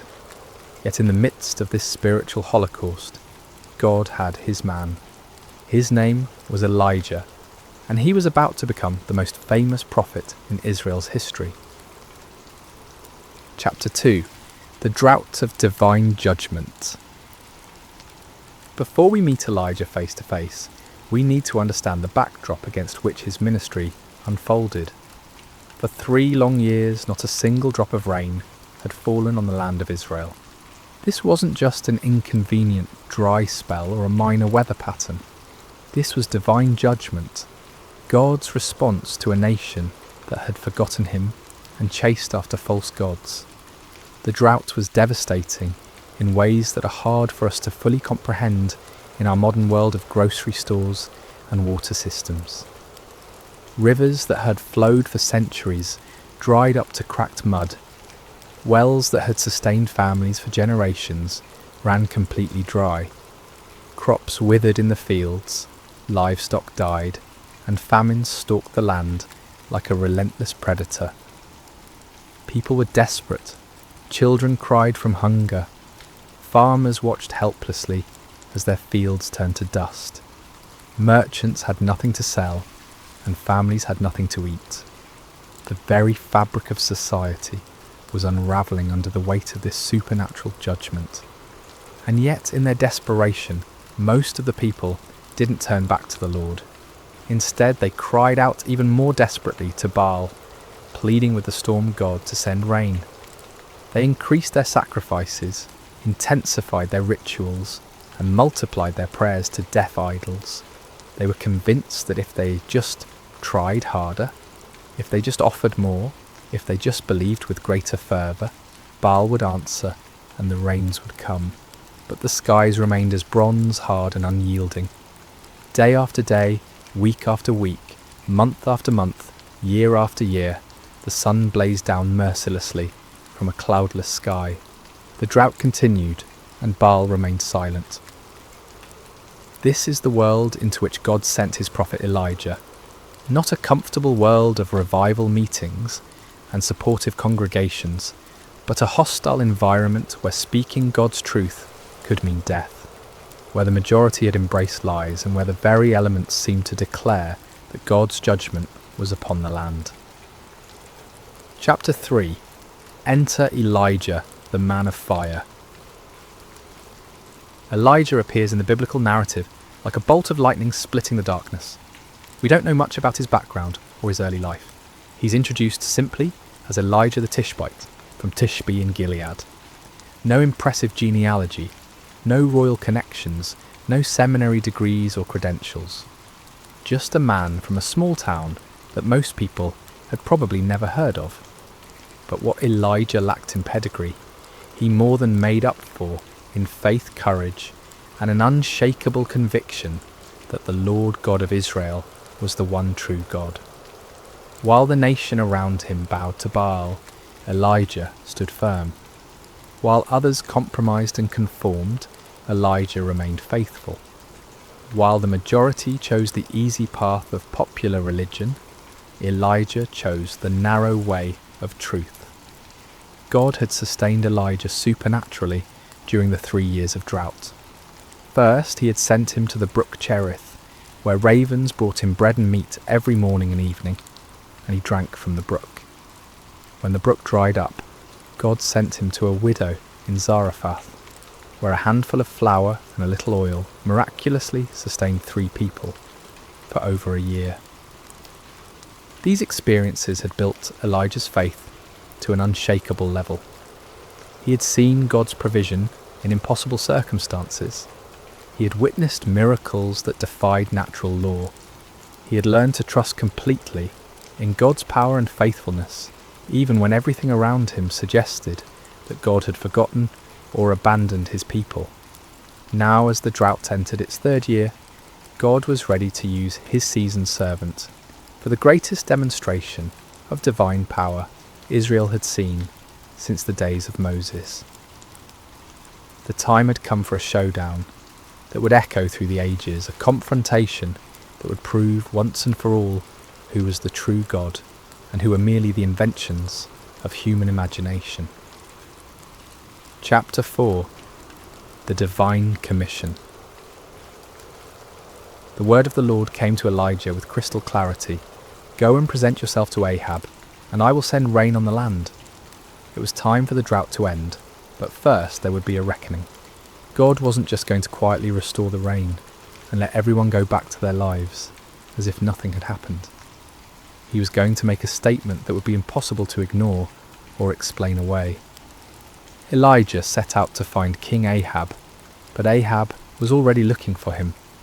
The king had been searching throughout his own kingdom and in neighbouring nations, trying to find the prophet he blamed for the drought. When Ahab finally encountered Elijah, his greeting was filled with accusation and anger. Is that you, you troubler of Israel? Can you imagine the audacity? Here was a king who had led his nation into idolatry, who had allowed his wife to murder God's prophets, who had built temples to false gods throughout the land, and he had the nerve to call God's faithful prophet a troublemaker. It's a perfect example of how sin blinds us to our own responsibility and causes us to blame others for the consequences of our own choices. But Elijah didn't back down. With the boldness that comes from knowing you're standing on the side of truth, he fired back. "I have not made trouble for Israel, but you and your father's family have. You have abandoned the Lord's commands and have followed the Baals." This wasn't just a theological debate or a polite disagreement about religious preferences. This was a confrontation between the kingdom of God and the kingdom of darkness, between truth and deception, between the power of the Almighty and the impotence of human-made idols. Chapter 5. The challenge issued. Elijah then issued a challenge that would go down in history as one of the most dramatic moments in all of Scripture. "Now summon the people from all over Israel to meet me on Mount Carmel, and bring the 450 prophets of Baal and the 400 prophets of Asherah who eat at Jezebel's table." Mount Carmel was the perfect location for this showdown. Rising about 1,800 feet above sea level, it offered a commanding view of the surrounding countryside and could accommodate the massive crowd that would gather. More importantly, Mount Carmel was considered sacred to Baal worship. The Canaanites believed it was one of Baal's favourite dwelling places. By choosing this location, Elijah was essentially challenging Baal on his home turf. The terms of the contest were elegantly simple. "Get 2 bulls for us. Let Baal's prophets choose one for themselves, and let them cut it into pieces and put it on the wood, but not set fire to it. I will prepare the other bull and put it on the wood, but not set fire to it. Then you call on the name of your God, and I will call on the name of the Lord. The God who answers by fire, he is God."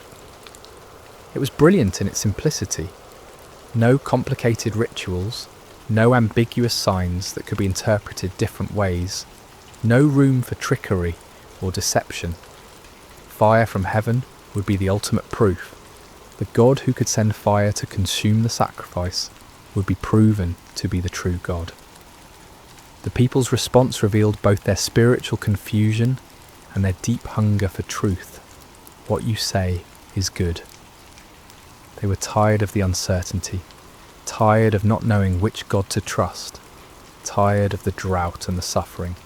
They wanted a clear answer, and Elijah's challenge offered exactly that. Chapter 6. The prophets of Baal take the stage. As dawn broke over Mount Carmel, an incredible scene began to unfold.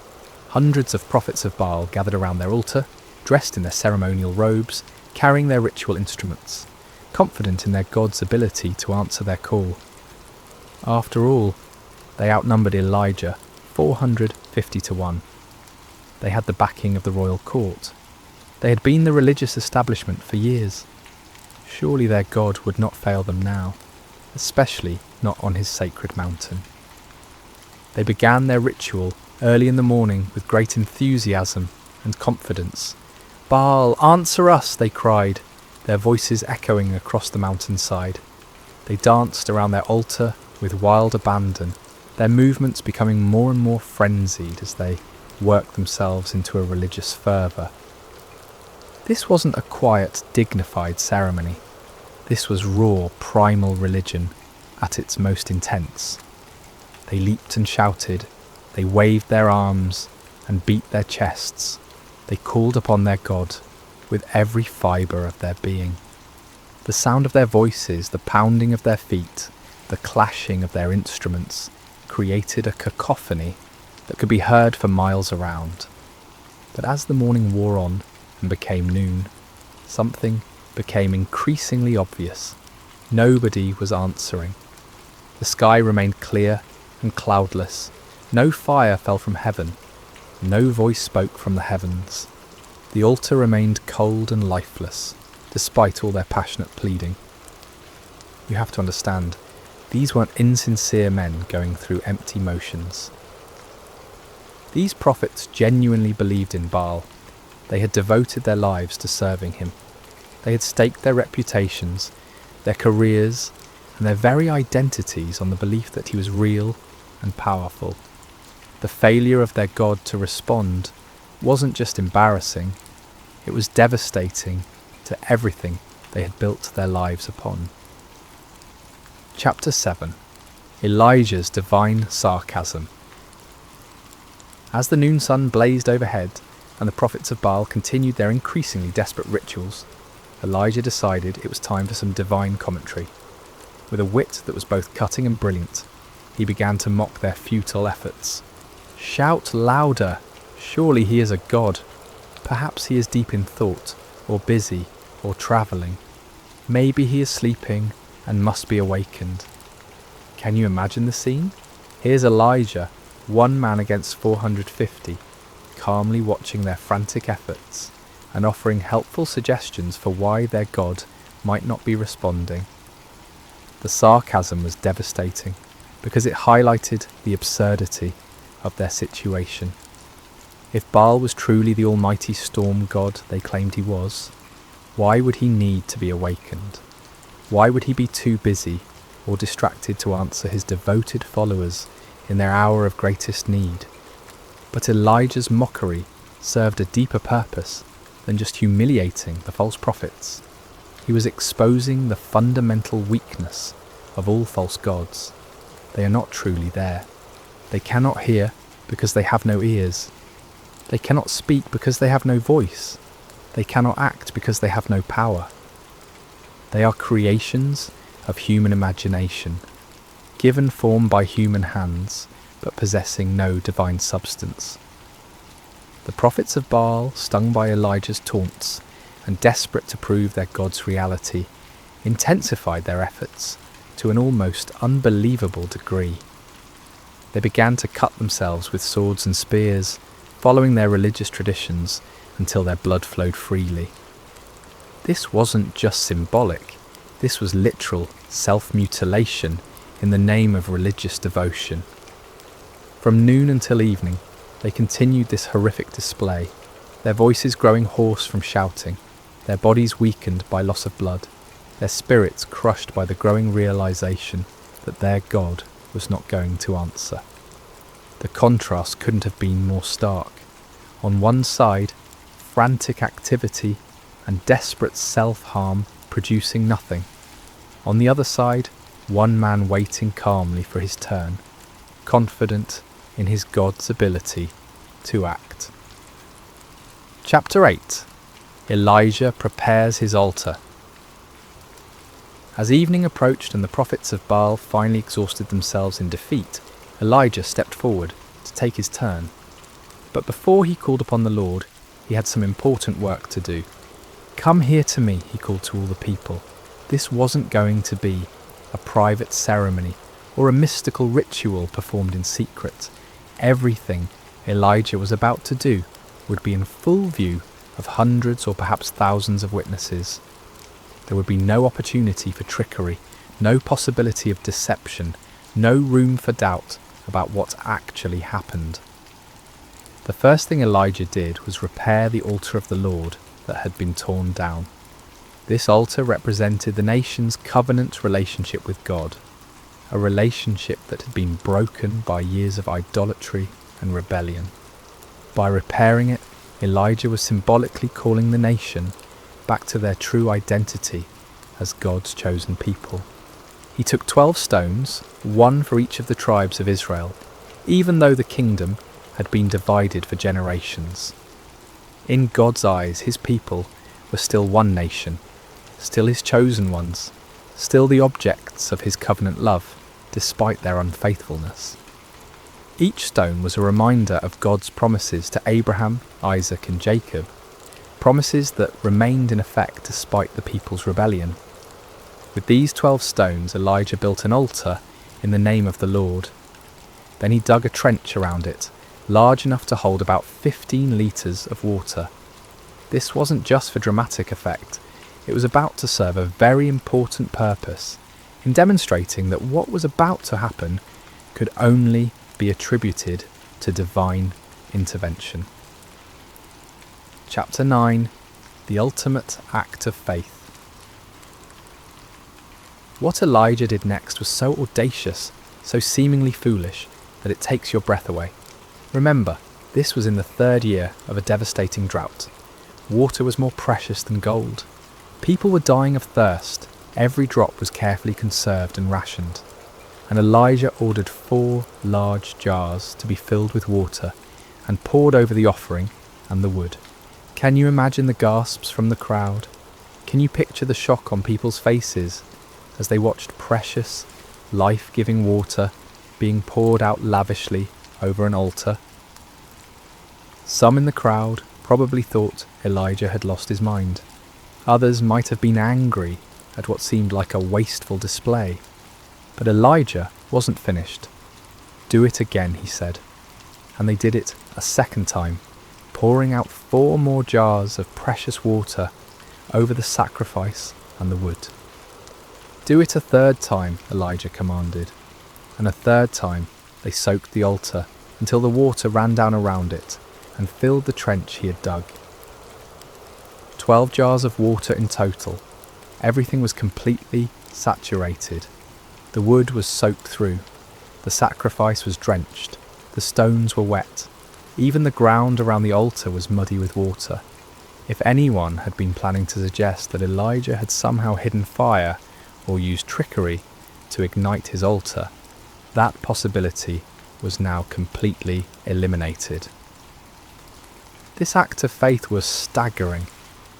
Elijah was so confident in God's power that he was willing to make the miracle as difficult as possible. He wasn't just asking God to light dry wood. He was asking him to consume a sacrifice that was literally underwater. He was putting his reputation, his ministry, and his very life on the line, betting everything on God's ability to do the impossible. Chapter 10. The Prayer that Shook Heaven and Earth. As evening approached and the time for the evening sacrifice arrived, Elijah stepped up to the altar he had prepared. The moment had come. Everything led to this point. The drought, the confrontation with Ahab, the challenge to the prophets of Baal, the repair of the altar, the soaking with water, all of it was preparation for this moment when one man would call upon the name of the Lord. But notice what Elijah didn't do. He didn't scream and shout like the prophets of Baal. He didn't dance wildly, or cut himself, or work himself into a frenzy. He didn't perform elaborate rituals, or recite complicated incantations. He simply prayed, and his prayer was a model of faith, simplicity, and complete dependence upon God. "Lord, the God of Abraham, Isaac, and Israel," he began, immediately identifying the God he served not as a local deity or a tribal God, but as the God of the covenant, the God who had made promises to the patriarchs and had been faithful to those promises for generations. "Let it be known today that you are God in Israel, and that I am your servant and have done all these things at your command." This wasn't about Elijah's reputation or glory. This wasn't about proving his own power or wisdom. This was about demonstrating to a watching world that the Lord alone is God, and that Elijah was merely his obedient servant. "Answer me, Lord, answer me, so these people will know that you, Lord, are God, and that you are turning their hearts back again." The purpose of the miracle wasn't to show off, or to defeat enemies, but to turn hearts back to God. This was an act of divine love, a desperate attempt to rescue a nation from the spiritual destruction they had brought upon themselves. The prayer was short, simple, and powerful. No theatrical performance, no manipulation of emotions, no attempt to work up faith through human effort. Just a straightforward request from a faithful servant to his all-powerful God. Chapter 11. Fire falls from heaven. What happened next has never been equalled in human history. The response to Elijah's prayer was immediate, dramatic, and absolutely unmistakable. Fire fell from heaven, Not a small flame that gradually grew, not a spark that ignited the wood, not a natural phenomenon that could be explained by meteorology or chemistry. This was supernatural fire, divine fire, holy fire that blazed down from the throne of God himself. And this fire didn't just consume the sacrifice, it didn't just burn up the wood, it consumed everything. The offering was instantly vaporized. The wood disappeared in a flash. The 12 stones that Elijah had so carefully arranged were completely consumed. Even the soil around the altar was burned up. The water in the trench, all those precious gallons that had been poured out, was licked up by the divine flames as if it had never been there. The heat must have been incredible. The light must have been blinding. The sound must have been like thunder echoing across the mountainside. Everyone watching would have felt the power of God in a way that shook them to their very core. This wasn't just a miracle, it was a demonstration of absolute divine authority. God was making a statement that could not be ignored, denied, or explained away. He was declaring to Israel, to the prophets of Baal, to King Ahab and Queen Jezebel, and to everyone watching, that he alone is God, that he alone has power over the elements, and that he alone deserves worship and obedience. Chapter 12. The people's response. When the people saw the fire fall from heaven and consume everything on the altar, their response was immediate and overwhelming. They fell prostrate on the ground, not just kneeling, but face down in the dirt, overwhelmed by the presence and power of the Almighty God. And they cried out in unison, "The Lord, He is God! The Lord, He is God!" Think about what this meant. Many of these same people had been worshipping Baal just hours before. They had been convinced that the storm god was real and powerful. They had invested their hopes, their prayers, and their sacrifices in a false deity. But now, confronted with undeniable evidence of God's power, they acknowledged the truth they had been running from for 3 years. This wasn't just an intellectual acknowledgement or a polite religious sentiment. This was a deep, heart-level recognition of divine authority. They had seen something that shattered their old beliefs and transformed their understanding of spiritual reality. The God of Israel, the God of Abraham, Isaac and Jacob, the God their fathers had worshipped. He was the true God, and all other gods were mere pretenders. The cry, "The Lord, He is God," became a declaration of faith that echoed across the mountainside and down through the centuries. It was a moment of national awakening, a turning point when an entire people group remembered who they were and whose they were. Chapter 13. Justice and Restoration. But the story didn't end with the people's declaration of faith. God's justice demanded that those who had led the nation astray face the consequences of their deception. Under Elijah's direction, the people seized the 450 prophets of Baal who had spent the day proving the powerlessness of their God. This might seem harsh to our modern sensibilities, but we need to understand the context. These men had been leading an entire nation away from the true God. They had been accomplices in the persecution and murder of God's true prophets. They had been teaching lies in the name of religion, deceiving people who were desperately seeking spiritual truth. Their deception had contributed to the spiritual darkness that had brought God's judgment upon the land. Justice was swift and final. All 450 prophets of Baal were executed, removing the source of false teaching that had poisoned the nation's spiritual life. With the false prophets dealt with and the people's hearts turned back to God, it was time for the next phase of God's plan, the restoration of His blessing upon the land. Chapter 14. The sound of abundant rain. Elijah said to Ahab, "Go, eat and drink, for there is the sound of a heavy rain." This statement is remarkable for several reasons. First, there wasn't a cloud in the sky. The The weather conditions were identical to what they had been for 3 years. Hot, dry, and utterly cloudless. But Elijah had the faith to hear the sound of rain that existed only in the promise of God. This is the kind of faith that sees the invisible and hears the inaudible. Elijah wasn't looking at circumstances or relying on weather forecasts. He was trusting in the word of God, who had promised to send rain upon the land. While Ahab went to eat and drink, Elijah climbed to the top of Mount Carmel and threw himself down on the ground in prayer. This wasn't a casual request or a polite religious ritual. This was intense, fervent prayer from a man who understood that he was participating in God's plan to restore his people. 7 times Elijah sent his servant to look toward the sea for signs of rain. 6 times the servant returned with the same report. There is nothing there. But Elijah didn't give up. He didn't doubt God's promise or question his own faith. He kept praying, kept believing, kept expecting God to fulfill his word. On the 7th time, the servant returned with different news. A cloud as small as a man's hand is rising from the sea. To most people, a tiny cloud on the horizon wouldn't seem significant, especially after 3 years of drought.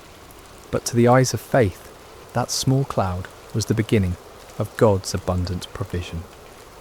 Elijah immediately told his servant to run to Ahab with this message: "Hitch up your chariot and go down before the rain stops you." Chapter 15. The Storm of Restoration. What followed was one of the most dramatic weather changes in recorded history. The tiny cloud that had appeared on the horizon quickly grew and multiplied. The sky, which had been clear blue for 3 years, suddenly turned black with storm clouds. The wind began to blow with increasing intensity, and then the rain began to fall. But this wasn't a gentle shower or a light drizzle. This was a torrential downpour, a deluge that made up for 3 years of drought in a matter of hours. The rain came down in sheets so heavy that visibility was reduced to just a few feet. The ground, which had been hard as concrete from years of drought, couldn't absorb the water fast enough, and soon rivers of rainwater were flowing down every hillside and through every valley. It was as if God was saying, "You thought I had forgotten how to send rain? You believed that Baal was the god of storms? Let me show you what real divine power looks like."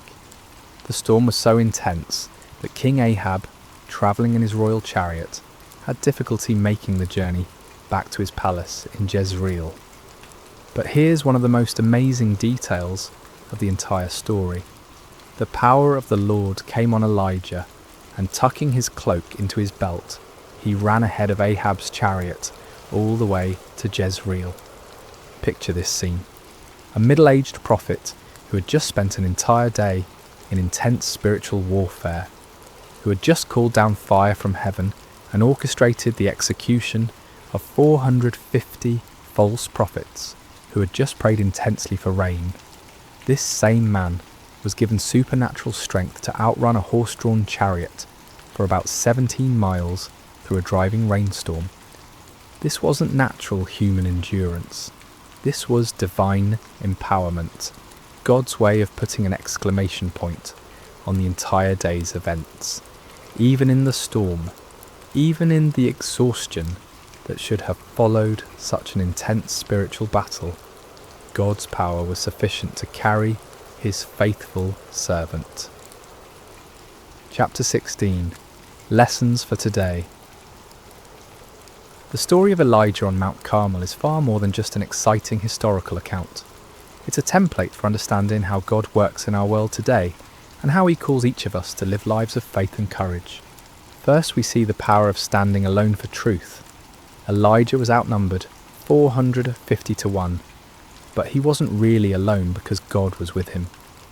In our culture today, it often feels like those who stand for biblical truth are vastly outnumbered by those who have embraced the false gods of our age. Materialism, relativism, hedonism, and secular humanism. But numbers don't determine truth, and God's power isn't limited by human statistics. Second, we learn that false gods will always disappoint. The prophets of Baal cried out to their God from morning until evening, but he never answered because he wasn't real. Today's false gods, money, success, pleasure, power, technology, entertainment, promise fulfillment, but can never deliver on their promises. Only the true God can satisfy the deepest longings of the human heart. Third, we see that God often chooses to work through ordinary people who have extraordinary faith. Elijah wasn't from a prominent family or an influential background. He was just a man who believed God and was willing to stake everything on that belief. God is still looking for such people today, men and women who will trust him completely and obey him fully, regardless of the circumstances or the opposition. Fourth, we learn the importance of prayer in the life of faith. Elijah's prayer was simple but powerful because it was offered in complete faith and alignment with God's will. He wasn't trying to manipulate God or impress people. He was simply communicating with his heavenly Father and trusting him to act according to his promises. Fifth, we see that God's miracles often come after periods of preparation and testing. The 3 years of drought weren't just punishment for sin, they were preparation for a miracle. God was setting the stage for a demonstration of his power that would be undeniable and unforgettable. Sometimes what looks like delay in our lives is actually divine preparation for something greater than we could imagine. Conclusion. Where is your Mount Carmel? As we conclude this incredible story, I want to ask you a personal question. Where is your Mount Carmel? What situation in your life is calling for a clear demonstration of God's power and faithfulness? What false gods have you been trusting instead of the one true God? What impossible circumstance are you facing that only divine intervention can resolve? Maybe you're facing a financial crisis that seems hopeless and you need God to provide for your needs in supernatural ways. Perhaps you're dealing with a health challenge that has left doctors puzzled, and you need the great physician to demonstrate his healing power. It could be that you're struggling with a relationship that seems beyond repair, and you need the God of restoration to work a miracle in your marriage or family. Or maybe your Mount Carmel is more internal. Maybe you've been worshipping the false gods of success, approval, comfort, or control, and you need to experience the reality of God's presence and power in a fresh way. Maybe you've been trying to live the Christian life in your own strength, and you need to discover what it means to depend completely on God's power rather than your own abilities. The same God who answered Elijah's prayer with fire from heaven is still on the throne today. He still hears the prayers of his people. He still demonstrates his power in impossible situations. He still turns hearts back to himself and brings restoration where there has been devastation.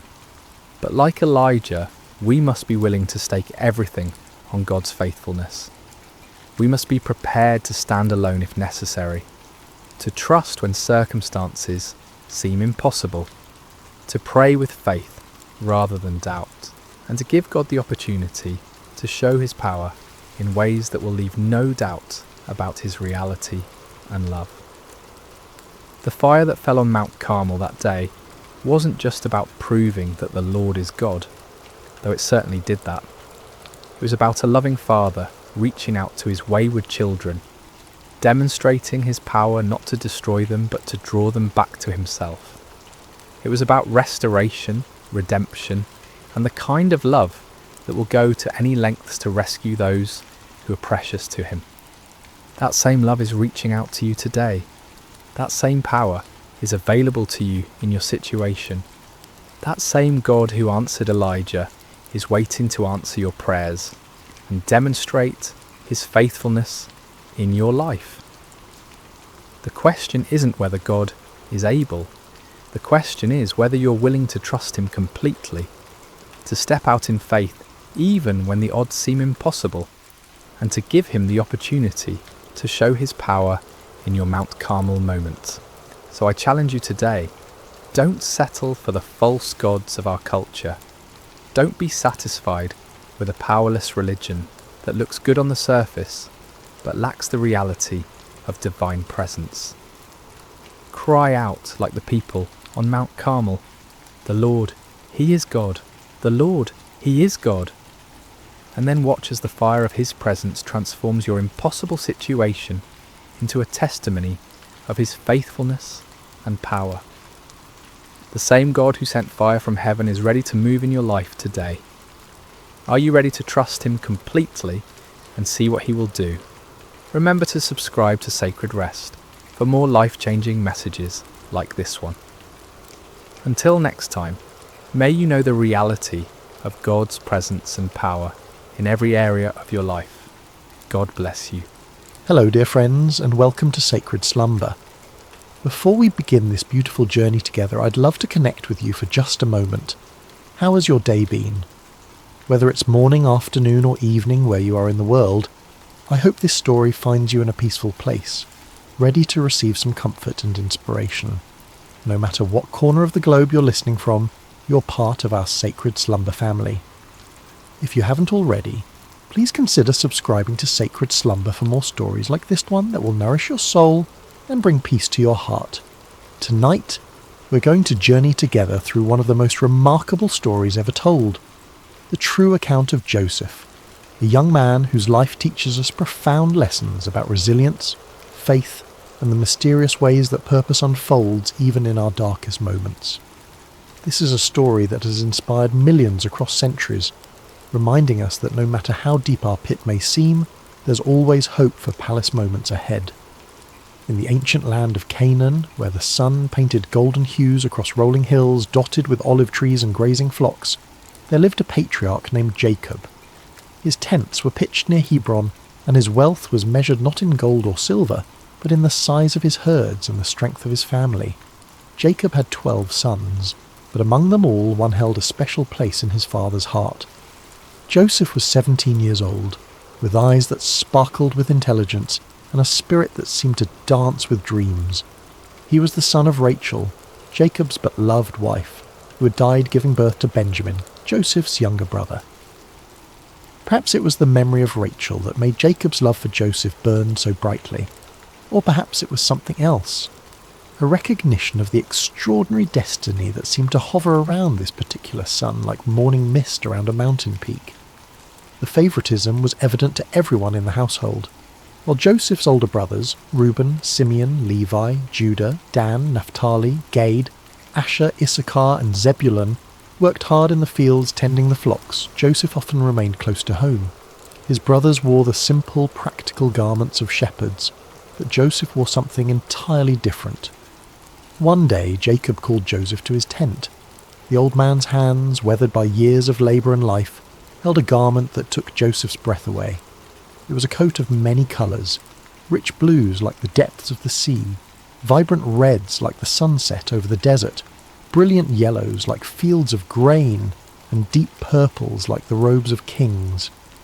The fabric was fine, the workmanship exquisite.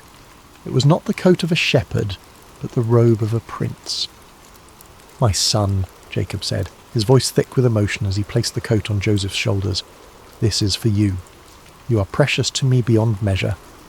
Joseph felt the weight of the coat, but more than that, he felt the weight of his father's love and the unspoken promise it contained.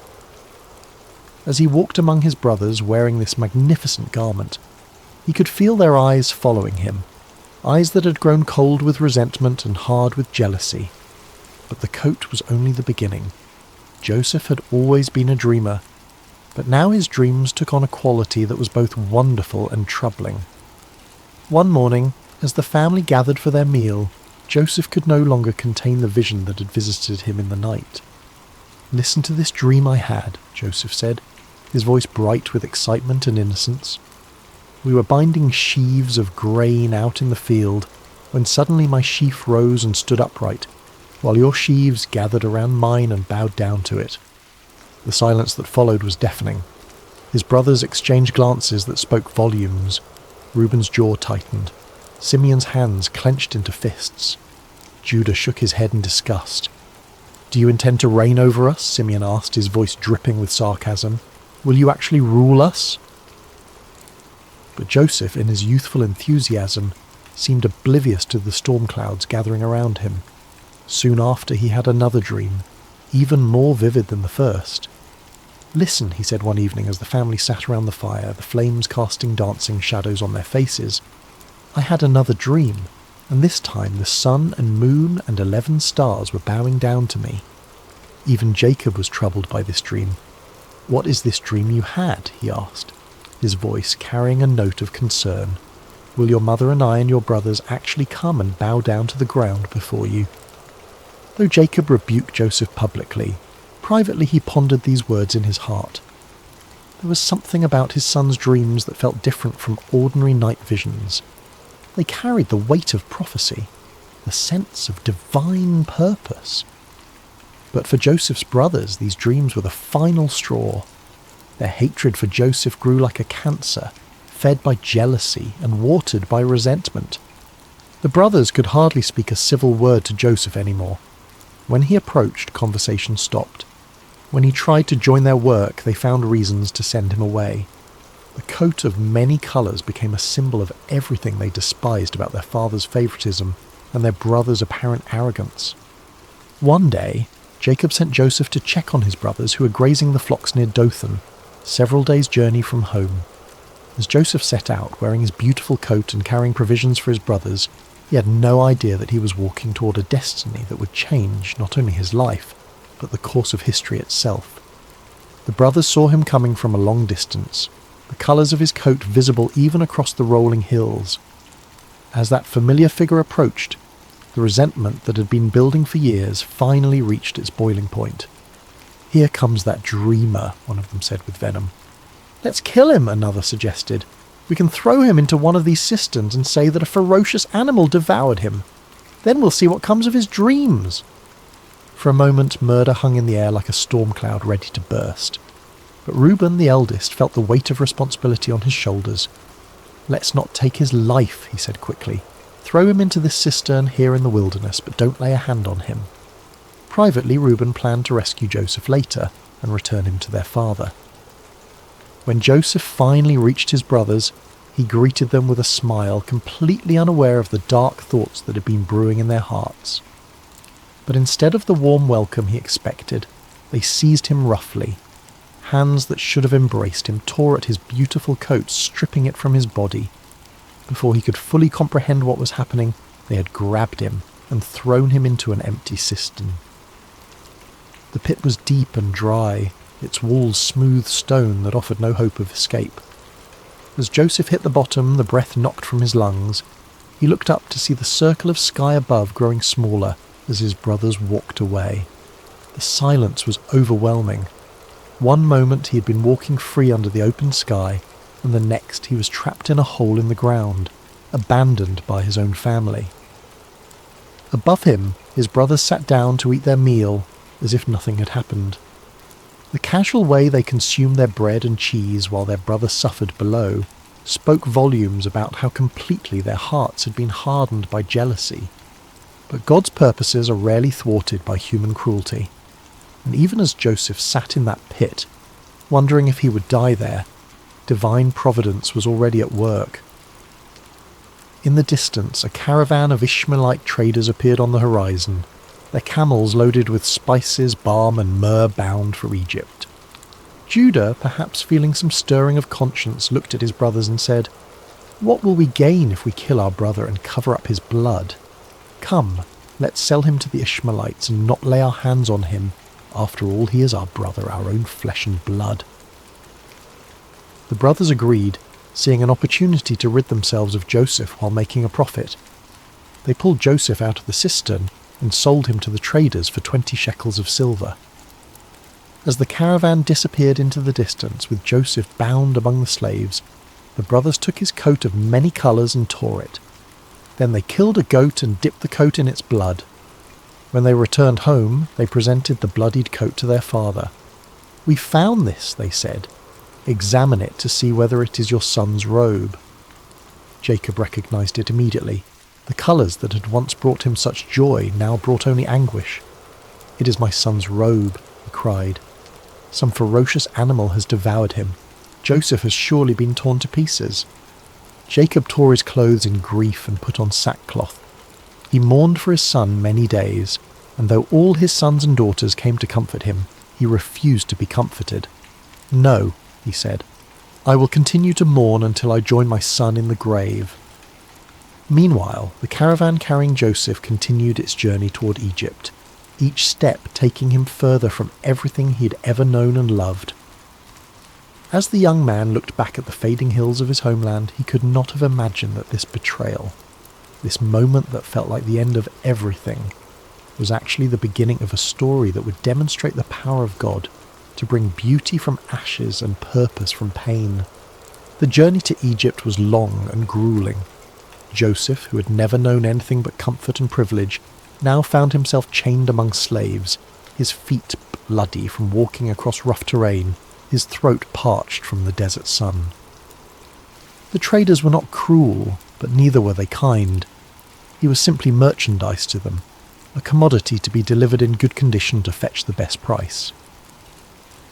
As the caravan crested the final hill before entering Egypt, Joseph's eyes widened at the sight before him. Egypt was unlike anything he had ever seen. The Nile River stretched like a blue ribbon through the landscape, its banks lined with lush green vegetation that stood in stark contrast to the golden desert beyond. Pyramids rose majestically in the distance, monuments to the power and sophistication of this ancient civilization. The cities teemed with activity, merchants hawking their wares, craftsmen plying their trades, and everywhere the bustle of a society that had mastered the art of turning the desert into a garden. In the slave market of Memphis, Joseph stood with the others as potential buyers examined them like livestock. His youth and obvious intelligence caught the eye of several bidders, but it was Potiphar, an officer of Pharaoh and captain of the guard, who ultimately purchased him. Potiphar was a man of considerable wealth and influence, with a household that required numerous servants to maintain its operations. Joseph's new life began in Potiphar's house, where he was assigned to work among the other servants. Everything about his circumstances had changed. He who had once worn a coat of many colours now dressed in the simple linen of a slave. He who had once been served was now serving others. He who had once been the favoured son was now property, with no rights and no freedom. But something remarkable happened in Potiphar's house. Instead of becoming bitter or despondent, Joseph chose to serve with excellence. When he was given a task, he completed it better than anyone expected. When he was assigned to care for something, he treated it as if it were his own. His attitude was not that of a man who had been wronged, but of someone who understood that his character was more important than his circumstances. It didn't take long for Potiphar to notice this exceptional young man. While other servants did only what was required of them, Joseph anticipated needs before they were expressed.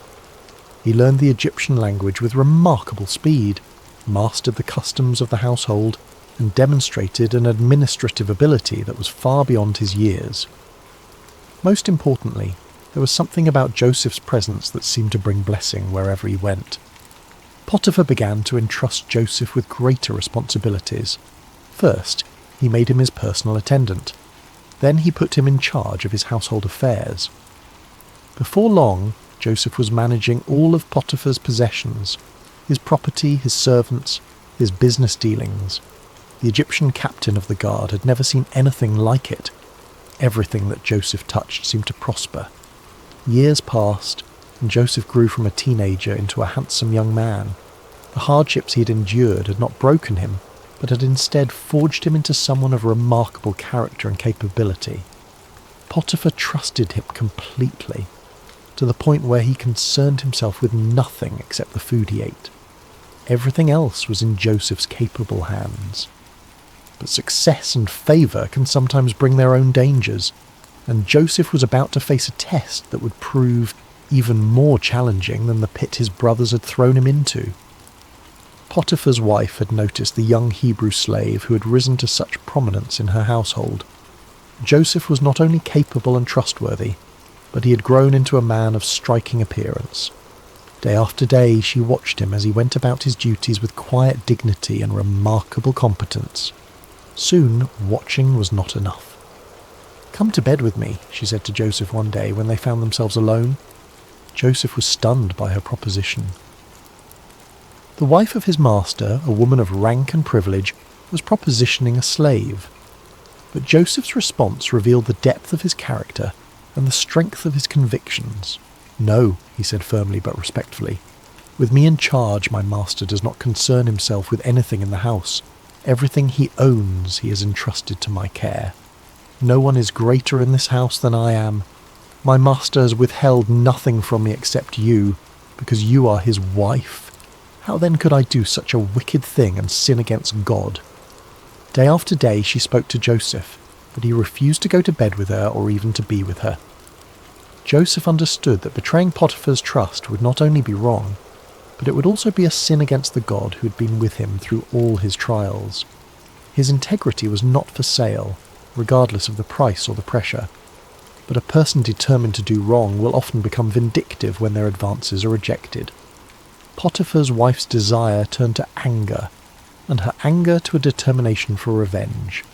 She waited for the right opportunity, and one day when Joseph came into the house to attend to his duties, and none of the household servants were inside, she made her move.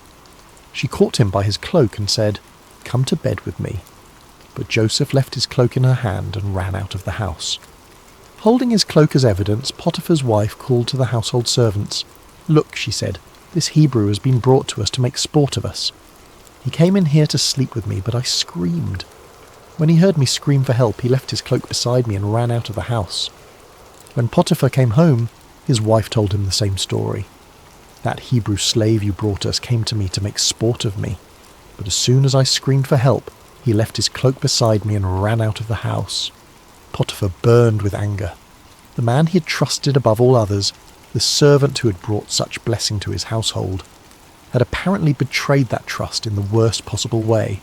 Without investigation, without hearing Joseph's side of the story, Potiphar had Joseph seized and thrown into prison, the same prison where the king's prisoners were confined.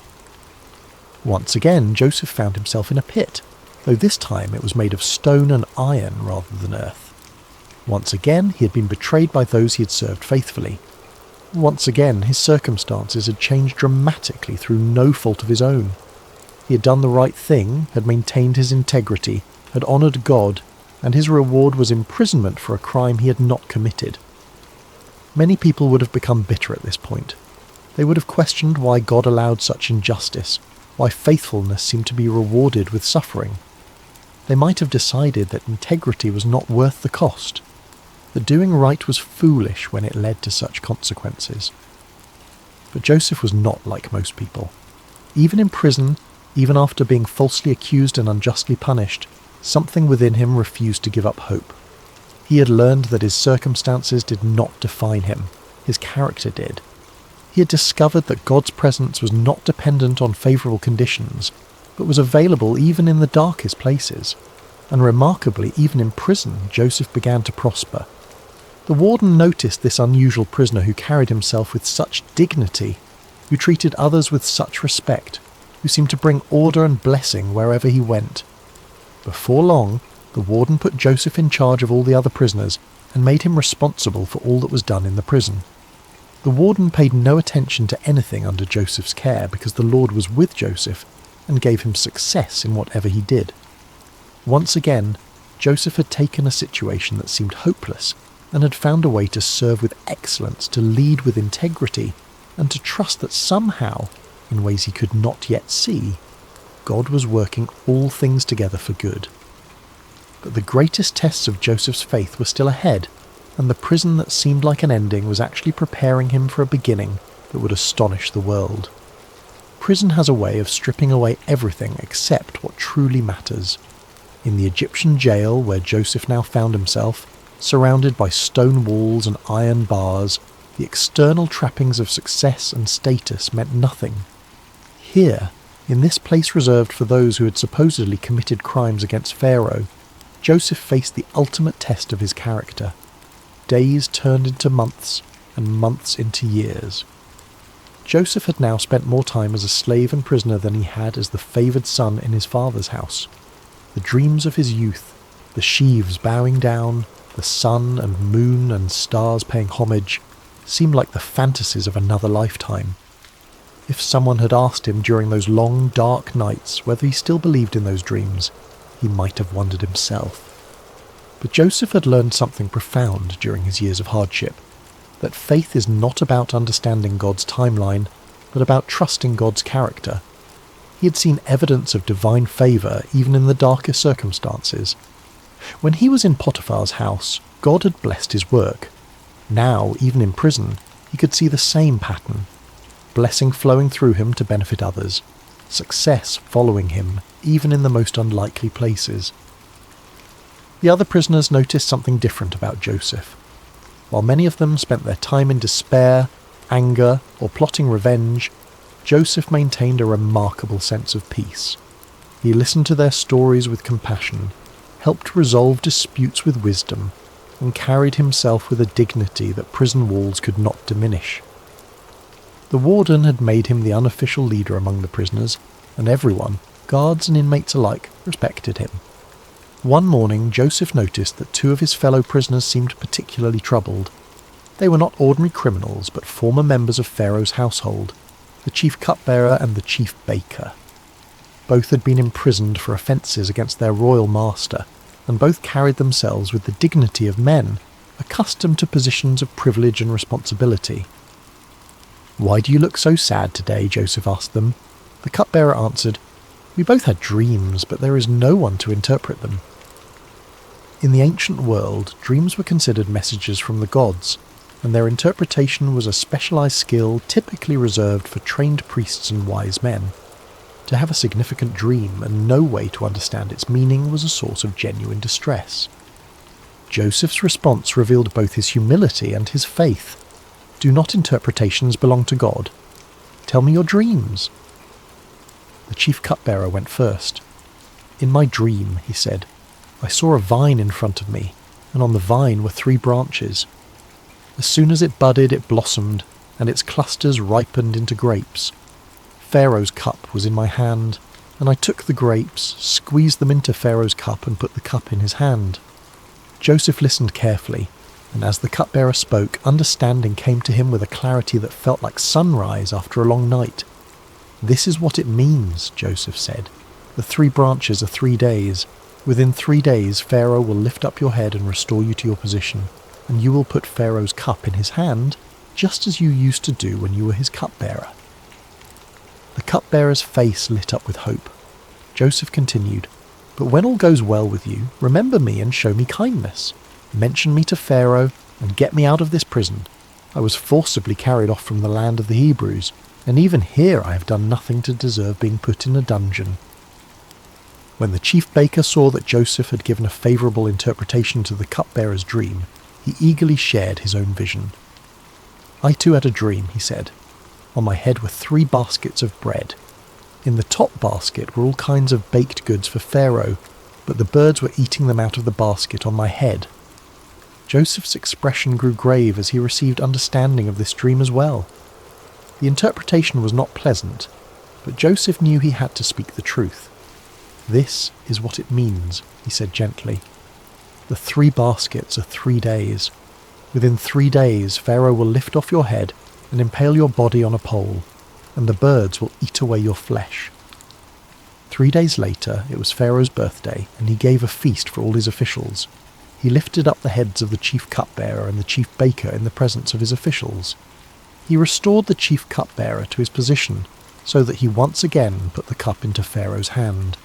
But he impaled the chief baker, just as Joseph had said to them in his interpretation. The accuracy of Joseph's interpretation should have marked him as a man of extraordinary ability, someone worthy of attention and favour. The chief cupbearer had been restored to his position of influence, with direct access to the most powerful man in Egypt.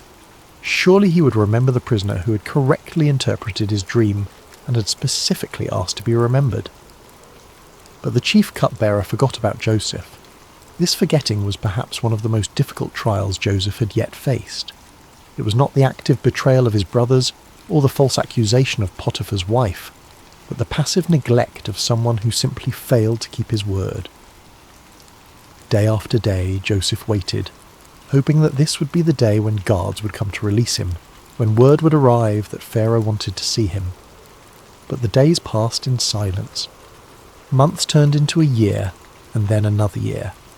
2 full years passed, and still the cupbearer, busy with his restored duties and privileges, did not remember the Hebrew slave who had correctly interpreted his dream.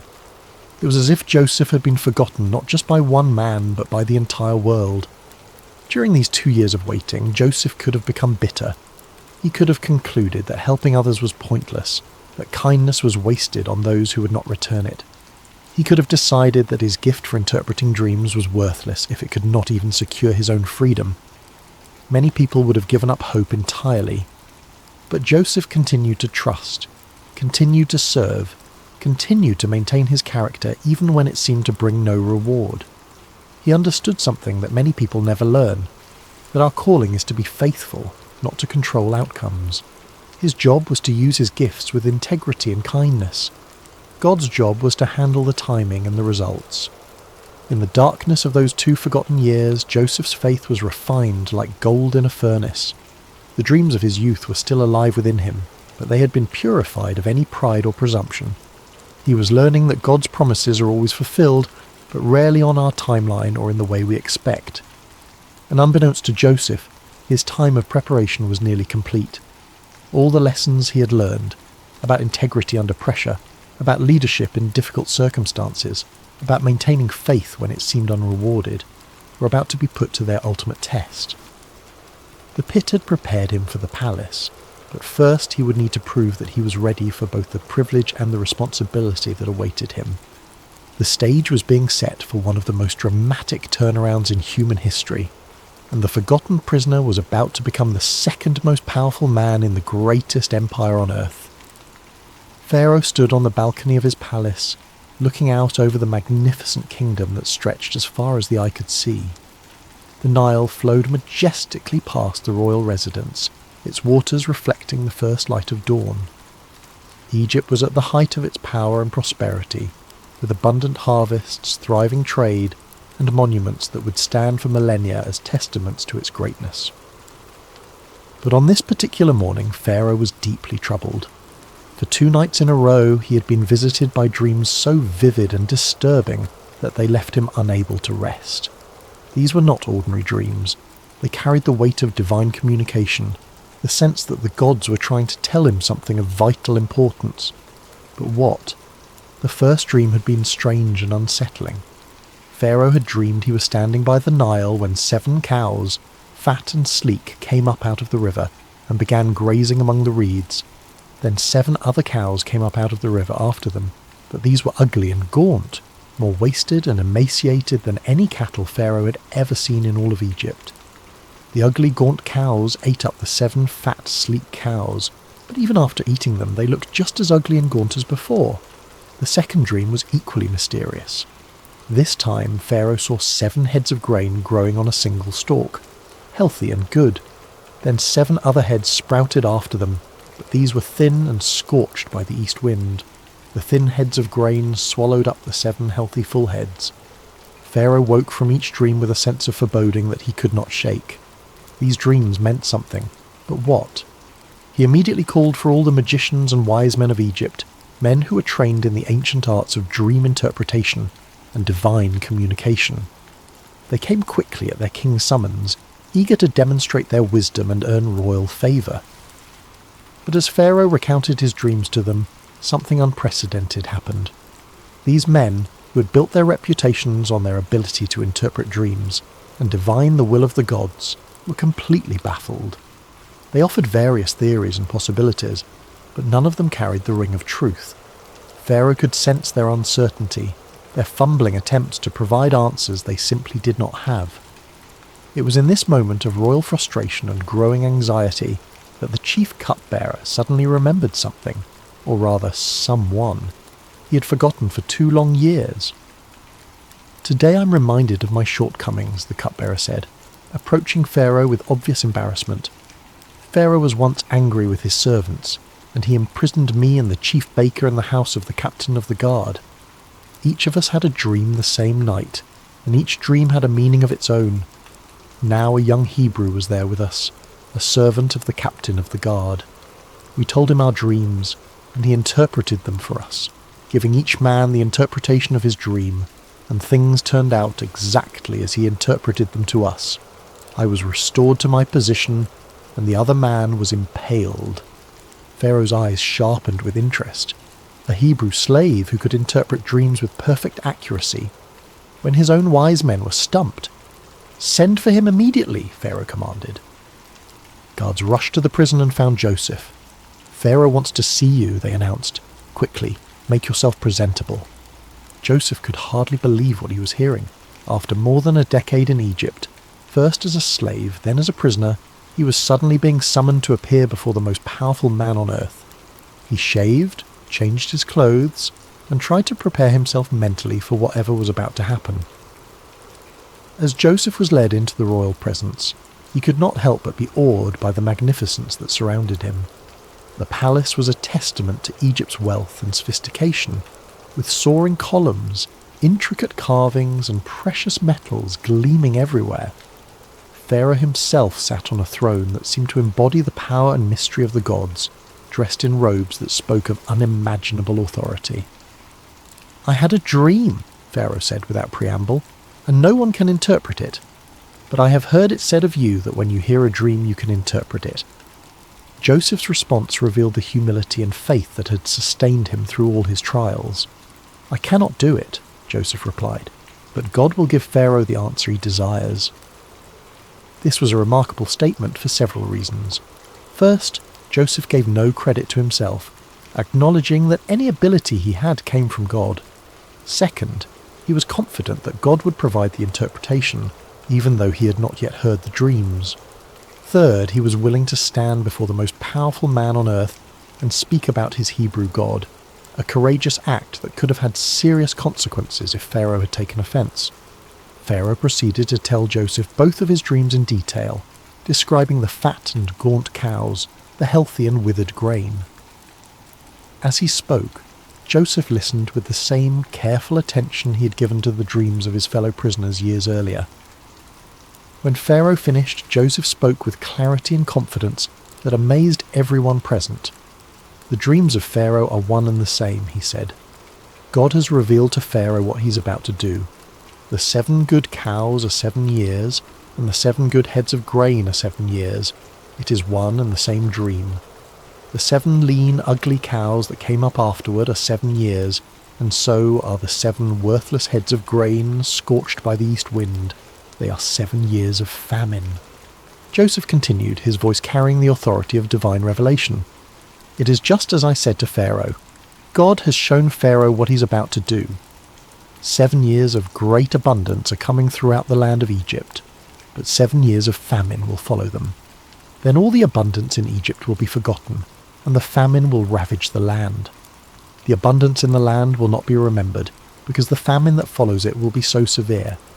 The reason the dream was given to Pharaoh in 2 forms is that the matter has been firmly decided by God, and God will do it soon." But Joseph did not stop with the interpretation. Drawing on his years of experience in administration and his natural wisdom, he offered practical advice for dealing with the crisis that was coming. "And now let Pharaoh look for a discerning and wise man and put him in charge of the land of Egypt. Let Pharaoh appoint commissioners over the land to take 1/5 of the harvest of Egypt during the 7 years of abundance. They should collect all the food of these good years that are coming and store up the grain under the authority of Pharaoh, to be kept in the cities for food. This food should be held in reserve for the country, to be used during the 7 years of famine that will come upon Egypt, so that the country may not be ruined by the famine." The plan was brilliant in its simplicity and scope. During the 7 years of abundance, Egypt would systematically store 1/5 of each harvest. This would require massive organisational skills, enormous storage facilities, and careful distribution networks. It would be one of the most ambitious administrative undertakings in human history. Pharaoh and his officials were amazed not only by the interpretation, which had the unmistakable ring of truth, but also by the comprehensive plan Joseph had outlined. Here was a man who could not only understand divine communication, but could also translate that understanding into practical action. "Can we find anyone like this man?" Pharaoh asked his officials, "one in whom is the Spirit of God?" Then Pharaoh said to Joseph, "Since God has made all this known to you, there is no one so discerning and wise as you. You shall be in charge of my palace, and all my people are to submit to your orders. Only with respect to the throne will I be greater than you." And so, in a single day, Joseph went from being a forgotten prisoner to being the second most powerful man in Egypt. Pharaoh took his signet ring from his finger and put it on Joseph's finger. He dressed him in robes of fine linen and put a gold chain around his neck. He had him ride in a chariot as his second in command, and people shouted before him, "Make way!" Pharaoh also gave Joseph an Egyptian name, Zaphenath-Paneah, and gave him Asenath, the daughter of Potiphera, priest of On, to be his wife. Joseph was 30 years old when he entered the service of Pharaoh, king of Egypt. 13 years had passed since his brothers had thrown him into that pit in Dothan. 13 years of slavery, false accusation, imprisonment, and being forgotten. But now those years of preparation were revealed as exactly that. Preparation for a responsibility that would affect not just Egypt, but the entire known world. As Joseph began his new role, organising the massive project of storing grain for the coming famine, he could not help but remember the dreams of his youth. The sheaves bowing down, the sun and moon and stars paying homage. Those dreams had seemed so impossible during the dark years of his trials. But now he was beginning to see how God had been weaving a story of redemption that was far grander than anything he could have imagined as a 17-year-old boy in his father's house. The 7 years of abundance began exactly as Joseph had predicted, and Egypt's harvests were more bountiful than anyone could remember. Under Joseph's careful supervision, vast storehouses were built in every city, and grain was collected and preserved on an unprecedented scale. The administrative system he designed was so efficient and comprehensive that it became a model for future generations. During this time, Joseph and his wife Asenath were blessed with 2 sons. He named the first Manasseh, saying, "It is because God has made me forget all my trouble and all my father's household." The second son he named Ephraim, saying, "It is because God has made me fruitful in the land of my suffering." These names revealed Joseph's heart. He was grateful for the blessing of forgetting the pain of his past, but he also recognized that God had made him fruitful precisely in the place where he had suffered most. His trials had not been meaningless. They had been the very soil in which his greatest purpose had grown. As the 7 years of abundance came to an end and the 7 years of famine began, Joseph's careful preparations proved their worth. While neighbouring countries struggled with crop failures and starvation, Egypt had grain in abundance. People came from all over the known world to buy food from Joseph, and Egypt became the lifeline for countless nations. The famine was severe throughout the world, and it reached even into the land of Canaan where Jacob lived with his family. When Jacob learned that there was grain in Egypt, he said to his sons, "Why do you just keep looking at each other? I have heard that there is grain in Egypt. Go down there and buy some for us so that we may live and not die." So 10 of Joseph's brothers went down to buy grain from Egypt. But Jacob did not send Benjamin, Joseph's younger brother, with the others because he feared that harm might come to him. Benjamin was now the only remaining son of his beloved Rachel, and Jacob could not bear the thought of losing him too. When Joseph's brothers arrived in Egypt and came before him to buy grain, they bowed down to him with their faces to the ground.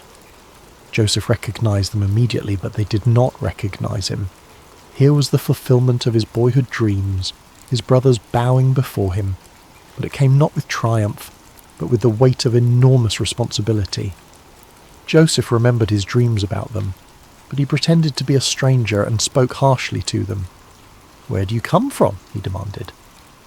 "From the land of Canaan," they replied, "to buy food." Joseph accused them of being spies, testing them to see what kind of men they had become.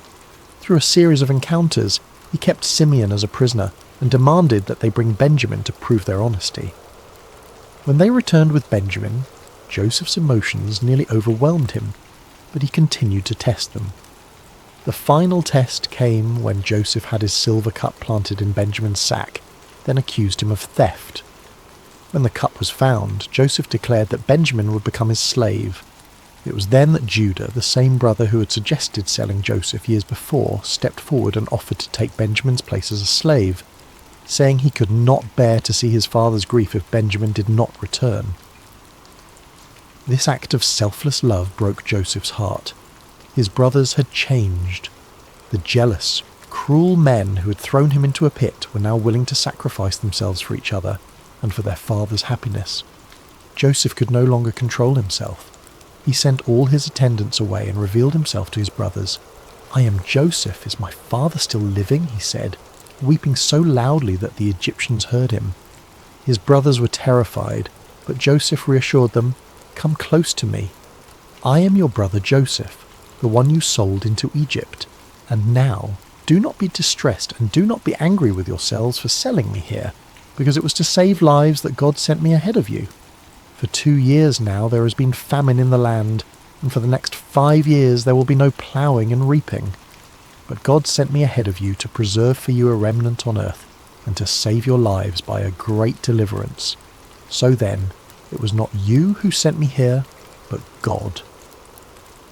This was the heart of Joseph's story, not revenge, but redemption, not bitterness, but blessing. He had learned to see God's hand even in the betrayal and suffering he had endured. "You intended to harm me," he would later tell them, "but God intended it for good to accomplish what is now being done, the saving of many lives." Joseph brought his entire family to Egypt, where they were given the best land in Goshen. Jacob, who had mourned Joseph as dead for over 20 years, was reunited with his beloved son. The family was restored, the famine was survived, and the promises God had made to Abraham, Isaac, and Jacob continued to unfold through their descendants. When Jacob died years later, Joseph's brothers feared that he might finally take revenge on them. But Joseph wept and said, "Don't be afraid. Am I in the place of God? You intended to harm me, but God intended it for good to accomplish what is now being done, the saving of many lives. So then, don't be afraid. I will provide for you and your children." Joseph lived to be 110 years old, seeing his family multiply and prosper in Egypt. Before he died, he made his brothers promise that when God eventually led them back to the promised land, they would carry his bones with them. Even in death, Joseph's faith looked forward to the fulfillment of God's promises. Joseph's story teaches us that God can use even the worst circumstances to accomplish his greatest purposes. The pit prepared Joseph for the palace, but more importantly, it prepared his heart for forgiveness. His sufferings were not meaningless. They were the very experiences that shaped him into a man capable of saving nations and reconciling families. In our own lives, we may face betrayal, false accusations, forgotten promises, and years of waiting that seem endless. But Joseph's story reminds us that God is always working, even when we cannot see his hand. Our calling is not to understand his timeline, but to trust his character and remain faithful in whatever circumstances we find ourselves. The dreams God gives us may take decades to fulfill, and they may come to pass in ways we never expected. But his promises are sure, his purposes are good, and his love never fails. From the pit to the palace, from slavery to salvation, from betrayal to blessing. This is the pattern of redemption that runs through Joseph's story, and through our own lives when we place our trust in the God who makes all things work together for good. Rest well tonight, dear friends of Sacred Slumber, knowing that your story too is being written by a loving God who specializes in turning mourning into dancing, ashes into beauty, and the deepest valleys into the highest mountains of purpose and joy. Sweet dreams, and may you find peace in knowing that no matter what pit you may find yourself in today, God is already preparing your palace for tomorrow. Hello, dear listener, and welcome to Sacred Slumber. Before we begin tonight's story, I'd love to know how your day has been. Whatever time it is where you are in the world, whether you're settling in for the evening or finding a quiet moment during your day, you're exactly where you need to be. We have listeners joining us from every corner of the globe, and it's beautiful to think that we're all connected through these ancient stories that continue to speak to our hearts today. If this story brings you peace and you'd like to hear more like it, please consider subscribing to Sacred Slumber. Now let us journey back over 3,000 years to a time when the hills of ancient Israel echoed with the cries of an oppressed people, and discover how God chose the most unlikely hero to deliver them. The sun blazed mercilessly over the barren hills of ancient Israel, its heat seeming to mock the suffering people below. For 7 long years, the shadow of oppression had fallen across the promised land, like a plague that would not lift. The Midianites, fierce nomadic warriors from the desert, had swept down upon Israel like locusts, devouring everything in their path. In caves carved into limestone cliffs, families huddled in darkness, their faces gaunt with hunger and hollow with despair. Children, who should have been playing in village squares instead, learned to recognise the distant thunder of approaching hoofbeats, the signal to flee deeper into their rocky refuges. The once fertile valleys that had flowed with milk and honey now lay trampled and barren, stripped clean by the endless raids of their oppressors.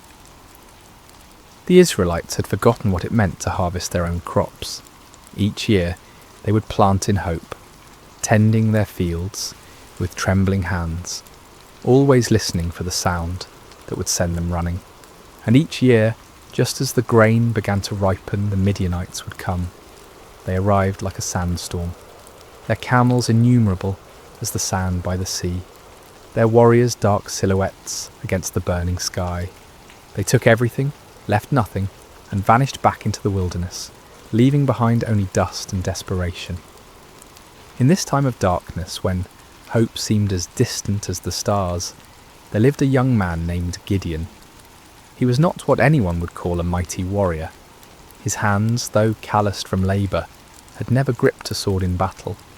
His shoulders, though broad from years of farm work, had never carried the weight of armour. His eyes, though keen from watching the horizon for danger, had never gazed unflinchingly into the face of an enemy. On this particular day, Gideon found himself doing what had become all too common among his people. Hiding. He was in his father's wine press, a stone basin carved deep into the earth, meant for treading grapes. But instead of the purple stain of harvest, this hollow held only wheat stalks and the sound of desperate threshing. Gideon worked quickly, quietly, glancing nervously toward the rim of the pit above him. This was no place to thresh grain, but it was hidden from watching eyes, concealed from raiders who might snatch away even this meagre portion of food. The irony was not lost on him. Here he was, a descendant of Abraham, to whom God had promised this very land, reduced to working in secret, like a thief in his own inheritance. The wheat he threshed was barely enough to keep his family alive, and even this small amount had to be hidden from those who would steal it away. As Gideon worked, sweat dripping from his brow to mingle with the grain dust, he wondered where the God of his fathers had gone.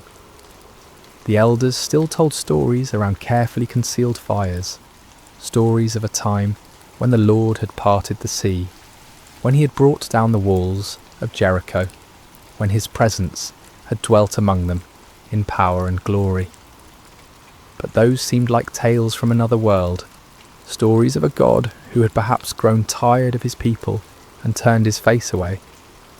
The rhythmic sound of the flail striking grain filled the small space, a lonely percussion that seemed to echo the beating of his own discouraged heart. Each strike felt like a prayer he didn't know how to voice, a desperate plea to heaven from a pit in the earth, and then without warning, the monotonous rhythm was broken by a voice. "The Lord is with you, mighty warrior." Gideon's flail froze mid-swing. His heart hammered against his ribs as he spun around, expecting to see a Midianite soldier who had discovered his hiding place. Instead he saw a figure sitting beneath the oak tree above the winepress, a man whose presence seemed to make the very air shimmer with an otherworldly light. The stranger's words echoed in Gideon's mind.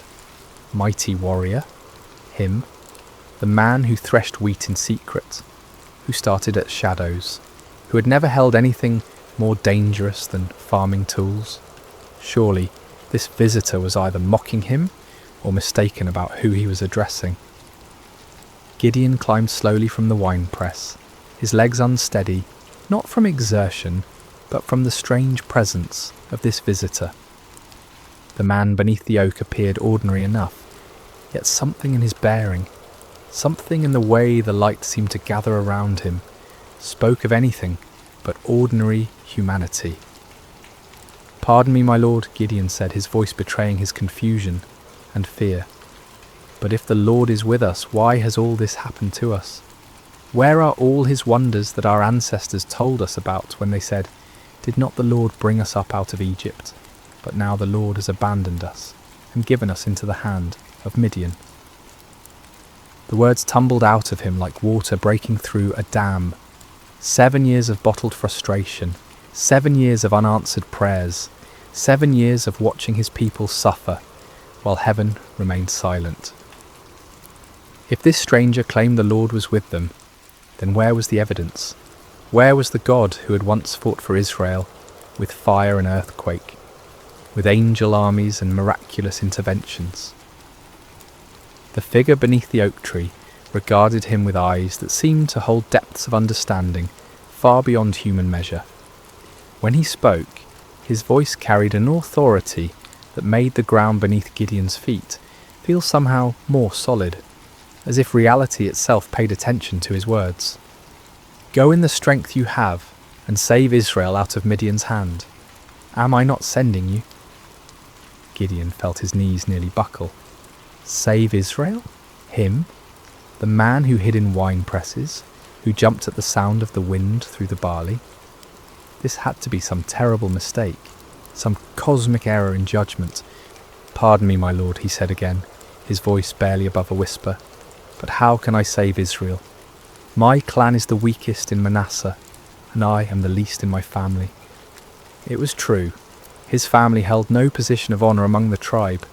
They owned no great flocks, commanded no respect in the councils of the elders. Gideon himself was the youngest son, the one who tended to mundane tasks while others made important decisions.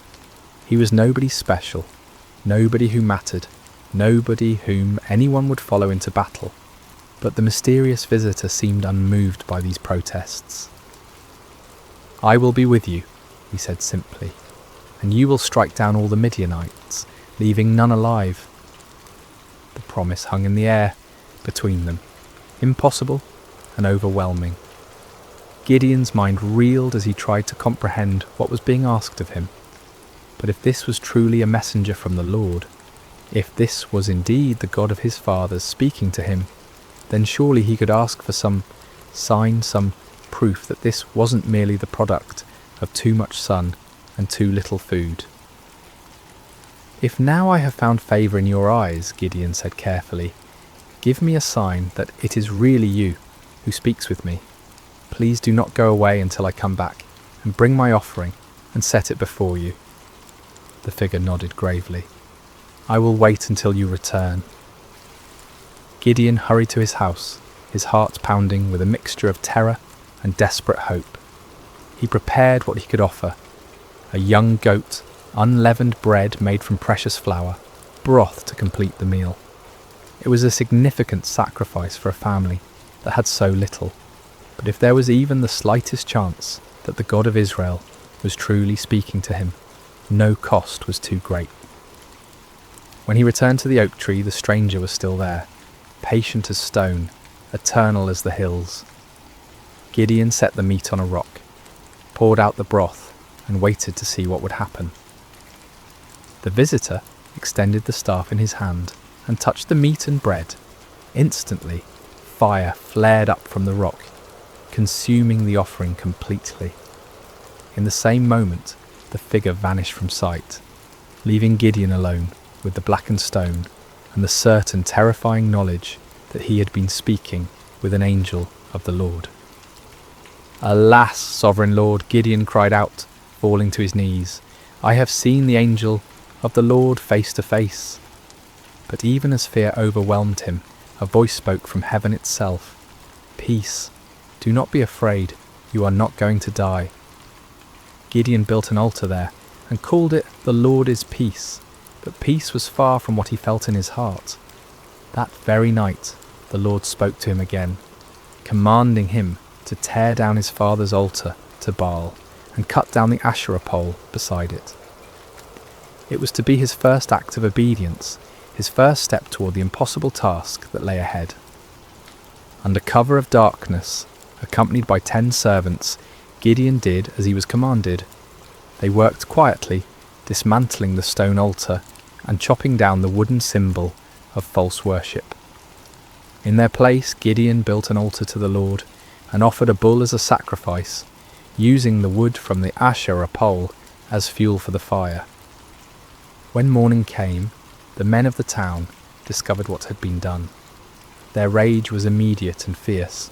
They demanded that Joash, Gideon's father, bring out his son to be killed for destroying the altar of Baal, but Joash surprised everyone, including his son, with his response. "Are you going to plead Baal's cause?" he asked the angry crowd. "If Baal really is a god, he can defend himself when someone breaks down his altar." From that day on, Gideon was called Jerub-Baal, meaning "let Baal contend with him."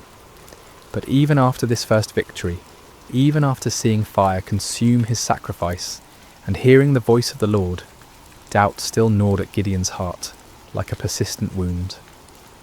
When the Midianites assembled once again for their annual raid, gathering in the valley like a dark sea of destruction, Gideon knew the time had come. Yet still he hesitated, still he needed more assurance.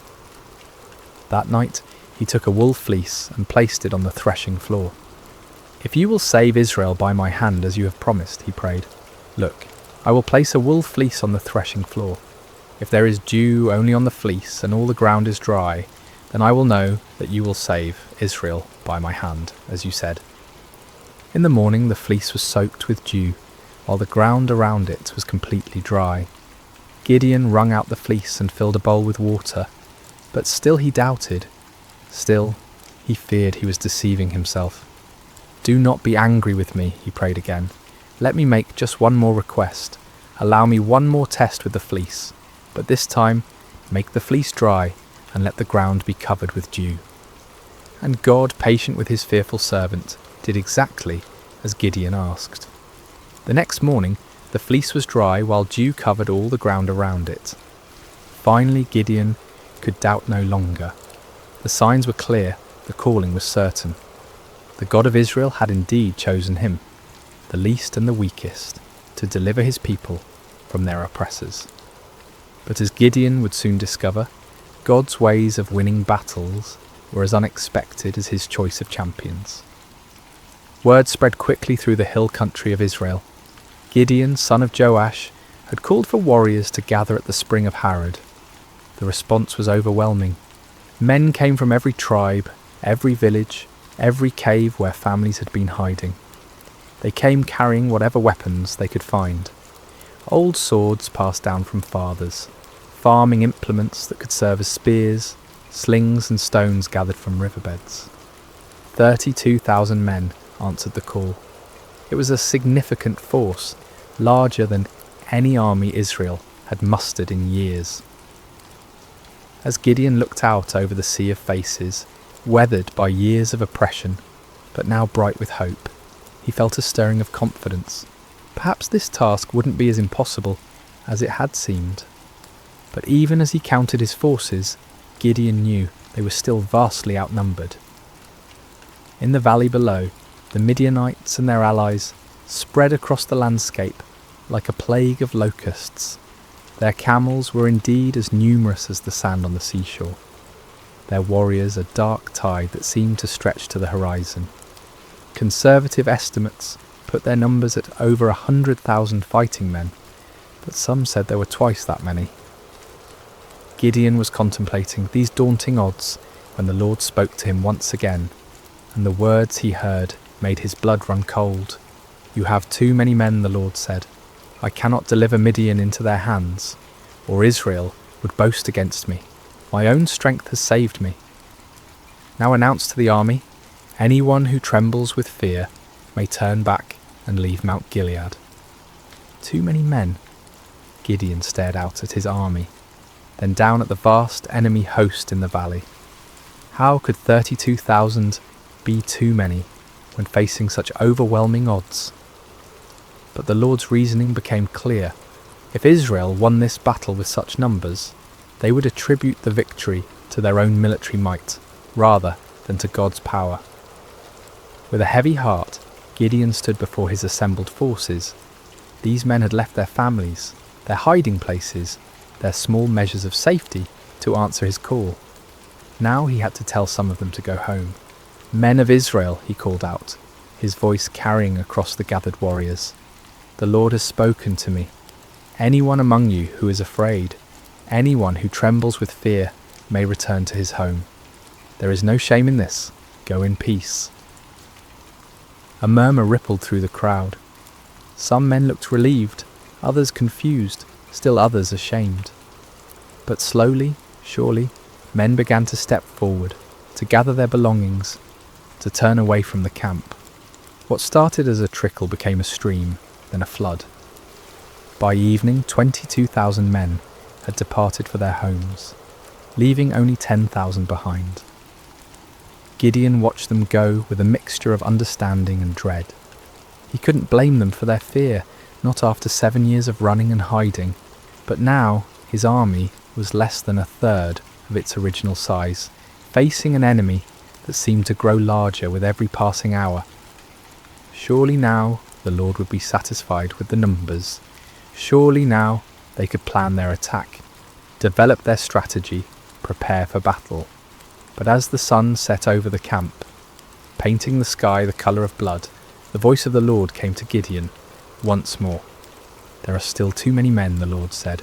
"Take them down to the water, and I will thin them out for you there." Gideon felt as if the ground was shifting beneath his feet. Still too many? 10,000 men were still too many to face 100,000? What kind of battle was the Lord planning? The next morning Gideon led his remaining men down to the spring of Harod. The water was clear and cold, bubbling up from underground sources that had never failed, even in the driest years. The men were thirsty from the march and eager to drink. Separate those who lap the water with their tongues, as a dog laps from those who kneel down to drink, the Lord instructed. Gideon watched carefully as his men approached the water. Most of them, weary and relieved to finally rest, knelt down and put their faces directly to the stream, drinking deeply. But a few, perhaps more cautious or alert, cupped water in their hands and lapped it quickly while keeping their eyes up, watching for danger. When the test was complete, Gideon counted with growing amazement and terror. Only 300 men had lapped the water like dogs. 300 out of 10,000. 300 to face the multitudes of Midian. "With the 300 men that lapped I will save you and give the Midianites into your hands," the Lord said. "Let all the others return home." The dismissal of the remaining 9,700 men was even more painful than the first reduction. These were the men who had stayed when others fled, who had shown courage and commitment. Yet now they too had to be sent away, carrying with them the supplies and provisions that would have sustained a larger force. As evening fell over the camp, Gideon found himself staring at his tiny army. 300 men sat around small fires, their faces illuminated by flickering flames. Some sharpened weapons, others mended gear, still others simply stared into the darkness where their enemies waited. They were farmers and shepherds, craftsmen and traders. None of them were professional soldiers. None of them had trained for this kind of warfare. Gideon walked among them, listening to their quiet conversations. Some spoke of their families, wondering if they would ever see their wives and children again. Others talked about the enemy, speculating about Midianite tactics and weapons. A few prayed quietly, their voices barely audible above the crackling of the fires. "Do you think we can win?" one young man asked his companion, his voice carrying the weight of doubt that Gideon felt in his own heart. "With God's help," came the reply, but even that voice held uncertainty. As Gideon continued his circuit of the camp, he felt the familiar weight of fear settling on his shoulders like a heavy cloak. 300 men. It was impossible. It was madness. It was a recipe for massacre, not victory. But even as doubt assailed him, Gideon remembered the fire that had consumed his sacrifice, the signs with the fleece, the voice that had called him mighty warrior when he was anything but mighty. The God who had chosen him, who had reduced his army to an impossibly small number, was the same God who had parted the Red Sea, who had brought down the walls of Jericho with trumpets and shouts. Still, as he looked out toward the valley, where enemy campfires twinkled like stars fallen to earth, Gideon found himself struggling with the same fears that had driven him to test God with fleeces. The odds were beyond daunting.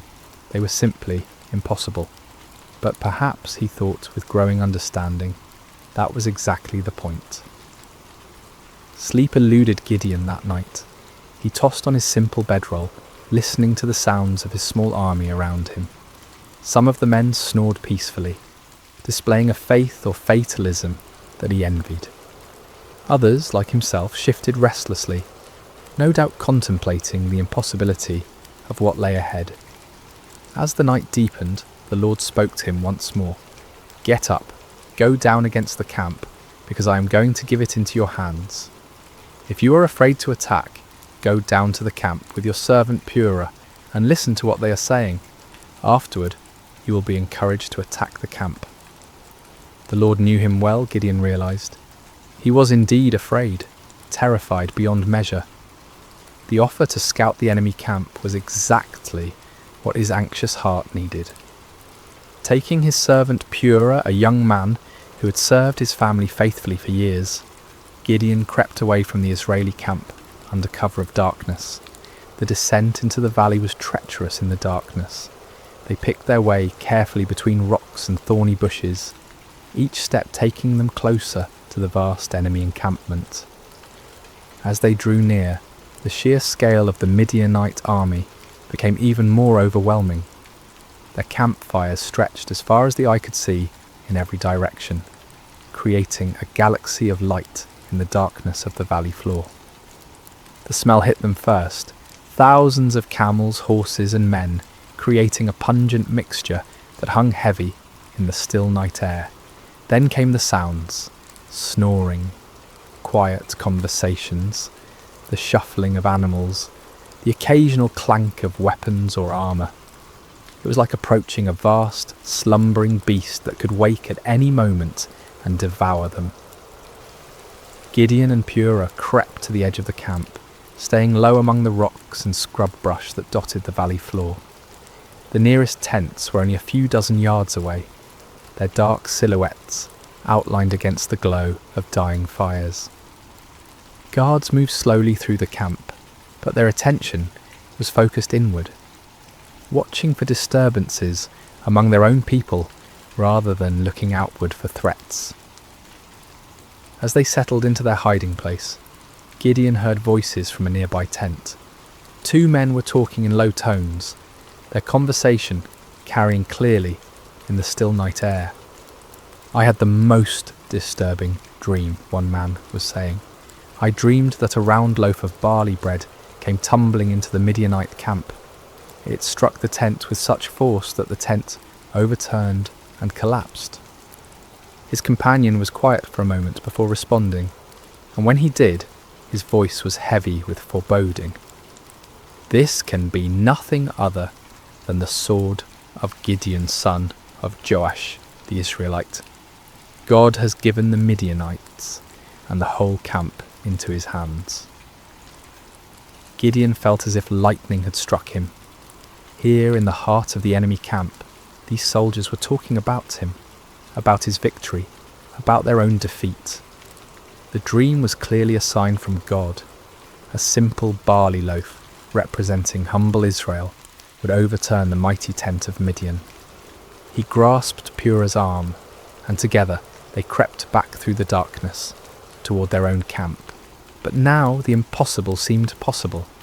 Now the 300 seemed not like a pitifully small force, but like the perfect instrument of God's power. The enemy was already defeated in their hearts. All that remained was to make that defeat a reality. Back in the camp, Gideon woke his sleeping warriors. "Get up," he whispered urgently. "The Lord has given the Midianite camp into your hands." The men rose quickly, gathering around their commander in the darkness. Gideon's voice was transformed, no longer tentative and fearful, but filled with supernatural confidence. "Listen carefully," he said. "We will divide into 3 companies of 100 men each. I will give each of you a trumpet and an empty jar with a torch inside it. Watch me and do exactly what I do.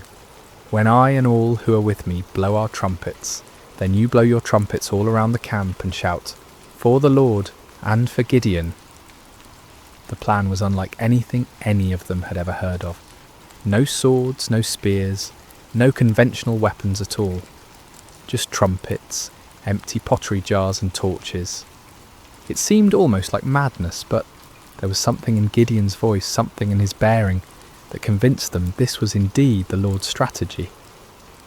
The men moved quickly and quietly to gather the supplies they would need. Clay jars were found and emptied.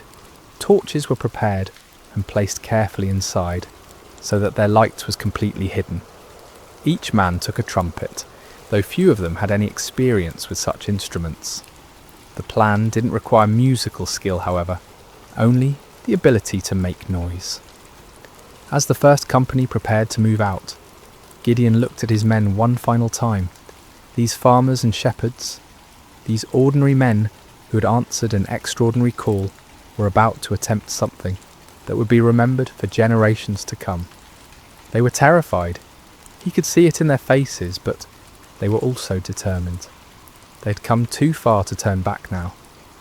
"Remember," Gideon said quietly, "we are not fighting this battle alone. The Lord goes before us. Trust in him, follow my lead, and we will see the salvation of Israel this very night."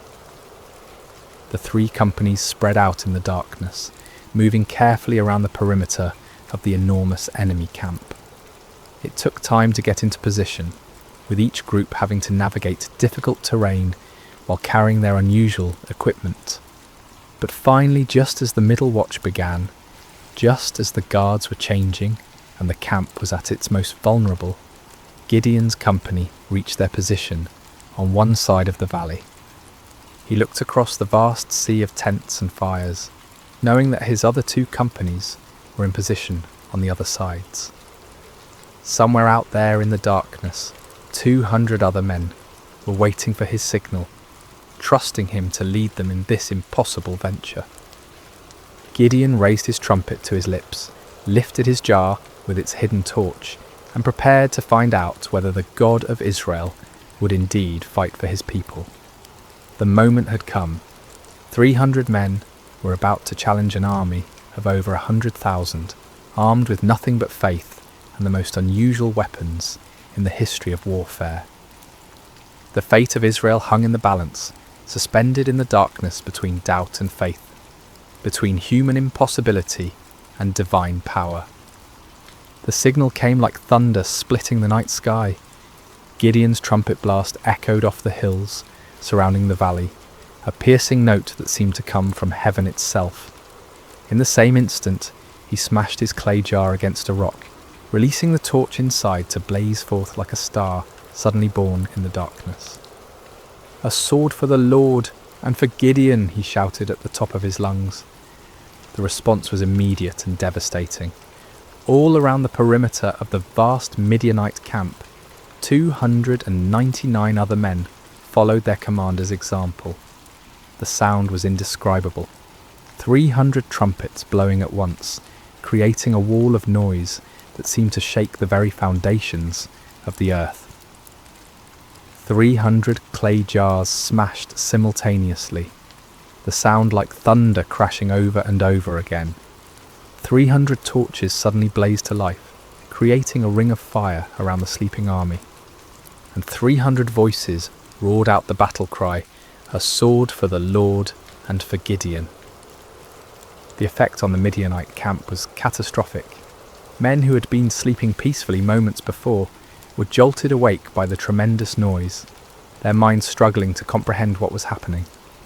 In the darkness, disoriented and terrified, they saw only the ring of torches surrounding them, and heard only the overwhelming sound of trumpets and shouting.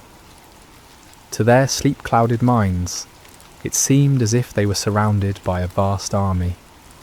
The torches suggested thousands of soldiers, each one marking a warrior ready to attack.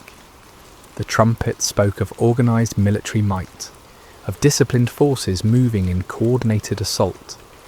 The unified battle cry indicated an enemy confident of victory, sure of their superior strength. Panic spread through the camp like wildfire.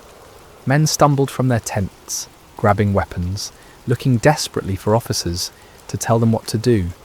But in the chaos and darkness, with the deafening noise continuing all around them, communication was impossible. No one could hear orders over the sound of 300 trumpets. No one could see clearly through the confusion of flickering torches and deep shadows. "We're surrounded," someone screamed. "The whole Israeli army is here," shouted another. "We're all going to die," cried a third. The panic was contagious, spreading from tent to tent, from company to company, until the entire vast army was in the grip of terror. Men began running in all directions, some trying to escape what they perceived as encirclement, others attempting to mount some kind of defence against an enemy they couldn't see or understand. In their confusion and fear, the unthinkable began to happen. Midianite soldiers, unable to distinguish friend from foe in the chaos, began attacking each other. A man running through the darkness looked like an enemy soldier. A voice shouting commands in the confusion sounded like the voice of an Israeli warrior. Every shadow could be hiding an attacker. Swords were drawn not against the 300 Israelites on the perimeter, but against fellow Midianites. Spears were thrust not at the enemy, but at allies who had become indistinguishable from foes in the panic and darkness. The great army that had terrorized Israel for 7 years was turning on itself, destroying itself in its fear and confusion. Gideon and his men maintained their positions around the camp, continuing to blow their trumpets and brandish their torches, watching in amazement as their enemies did the work of destruction for them. It was the most extraordinary battle any of them had ever witnessed, a battle won without striking a single blow, a victory achieved through terror rather than traditional warfare. As the chaos in the camp intensified, the Midianites began a massive retreat. Those who could find their camels or horses fled toward the Jordan River and beyond. Others ran on foot, abandoning their weapons, their supplies, their wounded comrades, in their desperate attempt to escape what they believed was certain annihilation. But Gideon was not content to simply watch his enemies flee. As the first light of dawn began to creep over the eastern hills, he sent messengers throughout the hill country of Israel, calling on his countrymen to join the pursuit. "Come down against the Midianites," the messengers proclaimed, "and seize the waters of the Jordan ahead of them as far as Beth-barah." The response was immediate and enthusiastic. Men who had been hiding in caves for 7 years suddenly found themselves called to active pursuit of their oppressors. They came streaming down from the hills, like water released from a dam, energized by the news that the mighty Midianite army was in full retreat. The men of Ephraim were particularly effective, seizing the fords of the Jordan River and trapping many of the fleeing enemy forces. They captured and killed Oreb and Zeb, 2 of the Midianite leaders, bringing their heads to Gideon as proof of their victory. Meanwhile, Gideon and his original 300 men continued the pursuit of the main enemy force. They crossed the Jordan River, following the fleeing armies eastward into the deserts. Despite their exhaustion, despite having had no sleep and little food, they pressed on relentlessly. The psychological impact of the night's events had completely broken the spirit of the Midianite alliance. Armies that had seemed invincible just hours before were now scattered bands of demoralized fugitives. The camels that had been as numerous as sand by the seashore were now obstacles to rapid flight rather than instruments of swift attack. Gideon's small force continued to grow as more Israelites joined the pursuit. Men from Naphtali, Asher, and all of Manasseh took up arms and chased the fleeing enemy. What had begun as an impossible battle for 300 men had become a nationwide uprising, a complete reversal of 7 years of oppression. The fleeing Midianites tried to regroup at Succoth and Penuel, but the local officials, perhaps fearing retaliation, refused to provide them with food or assistance. Gideon's pursuit was relentless, driving them ever deeper into the wilderness, further from their base of operations, further from any hope of mounting a counterattack. Finally, in the desert east of the Jordan, Gideon caught up with the remnants of the great army. Zebah and Zalmunna, the 2 kings of Midian, were there with about 15,000 men, all that was left of an army that had once numbered over 100,000. Even this reduced force vastly outnumbered Gideon's 300, but their spirit was completely broken. The final battle was swift and decisive. The Midianite army, already demoralized and exhausted, offered little resistance. Zebah and Zalmunna were captured alive, bringing to an end the 7-year reign of terror that had plagued Israel. As the sun set on that remarkable day, Gideon found himself looking out over a battlefield strewn with the evidence of complete victory. The mighty army that had seemed invincible just 24 hours earlier was destroyed. The kings who had terrorized his people were prisoners. The oppression that had driven Israel into caves and hiding places was broken forever. It had all begun with 300 men, 300 trumpets, 300 torches, and faith in a God who specializes in impossible victories. The journey back to Israel was unlike anything the land had seen in generations. What had begun as a desperate flight by 300 terrified farmers had become a triumphant procession that seemed to grow with every mile. Men emerged from caves and hidden places, women came out of their refuges, children ran alongside the returning heroes. The roads that had been empty for 7 years, too dangerous for normal travel, were now filled with celebration. Gideon rode at the head of the procession, the captured kings Zebah and Zalmunna walking in chains behind him. The sight of these once mighty rulers, who had struck terror into Israelite hearts for so long, now humbled and defeated, was almost too wonderful to believe. People lined the roads just to see them, to confirm with their own eyes that the nightmare was truly over. As they passed through villages and towns that had been ghost settlements just days before, people poured out of their houses with tears of joy streaming down their faces. Children, who had never known anything but hiding and fear, looked with wonder at the defeated enemy kings. Elderly men and women who remembered the time before the oppression began whispered prayers of thanksgiving to the God who had delivered them. The celebration that erupted across Israel was spontaneous and overwhelming. In every settlement, people brought out whatever food they had hidden away and shared it freely. Wine that had been buried for safekeeping was uncorked and passed around. Songs that had been silenced for 7 years rang out again from hilltops and valleys. But perhaps the most remarkable aspect of the victory was how complete it had been. The Midianite power was not just temporarily broken, but utterly destroyed. Their military organisation was shattered, their leadership eliminated, their will to fight completely crushed. Never again would they be able to mount the kind of massive raids that had devastated Israel year after year. The psychological impact was equally profound. For 7 years, the Israelites had seen themselves as victims, as weak and helpless prey for stronger predators. Now they had witnessed their God fighting for them in the most dramatic way imaginable. The story of the 300 and their trumpets would be told and retold around campfires for generations to come. A permanent reminder that no enemy is too strong when the Lord chooses to fight for his people.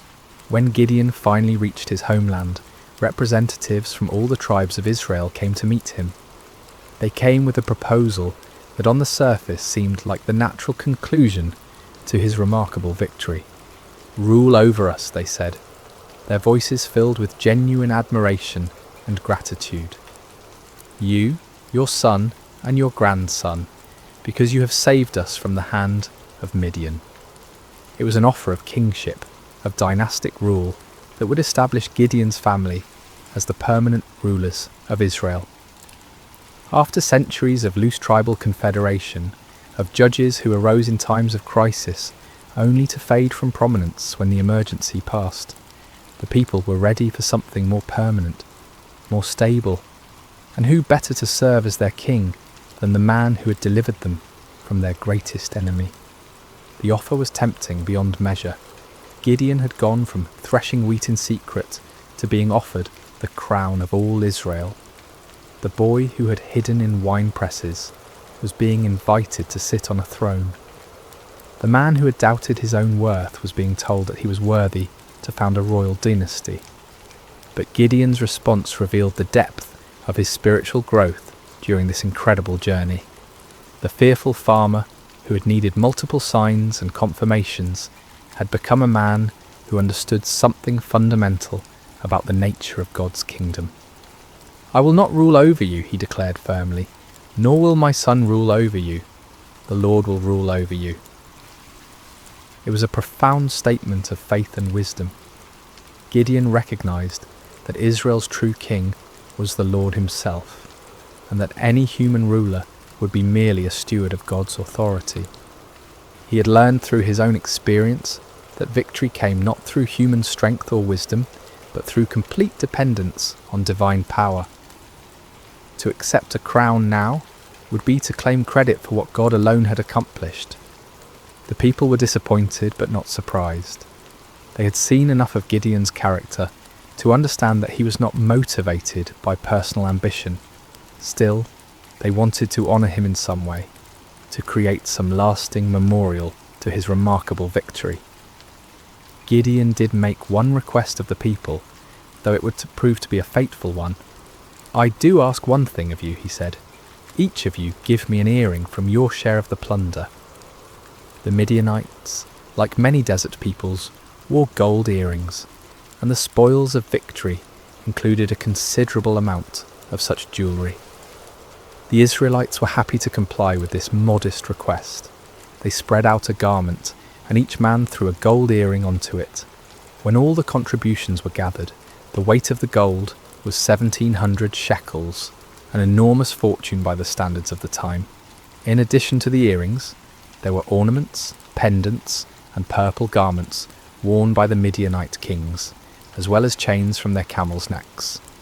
With this gold, Gideon made an ephod, a ceremonial garment similar to what the high priest wore. His intentions may have been pure, perhaps wanting to create a memorial to God's victory, or a way for the people to seek divine guidance. But the results were tragic. All Israel prostituted themselves by worshipping it there, and it became a snare to Gideon and his family. The very man who had torn down his father's altar to Baal, who had refused the crown because only God should rule Israel, inadvertently created an object that led his people back into idolatry. It was a sobering reminder of how easy it is for even the most faithful to stumble, how quickly victory can turn to spiritual defeat. The golden ephod, created from the spoils of a battle won by faith alone, became a false god that drew the people's hearts away from the true God who had delivered them. Yet despite this failing, the primary result of Gideon's victory endured. The land had peace for 40 years during his lifetime. The Midianites never recovered from their devastating defeat. Other potential enemies, seeing what had happened to the mighty Desert Confederation, thought twice before threatening Israel. Gideon himself lived quietly on his estate, enjoying the respect of his people, but never again taking up the sword. He married and had many children, 70 sons from his various wives.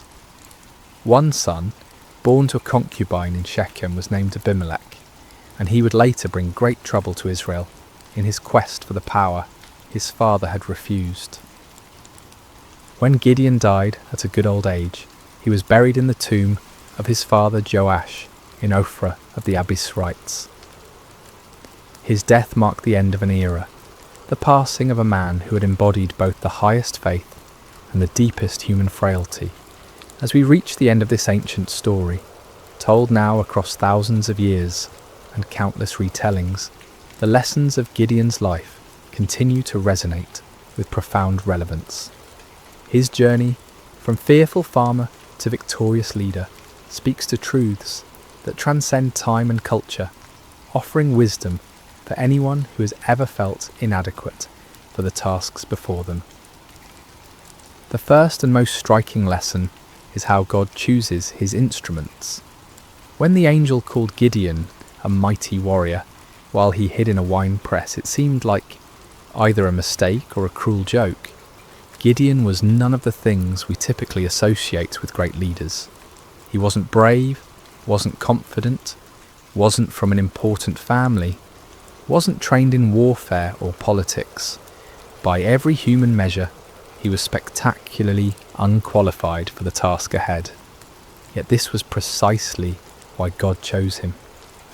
The Lord deliberately selects the weak to confound the strong, the foolish to shame the wise, the lowly to humble the proud.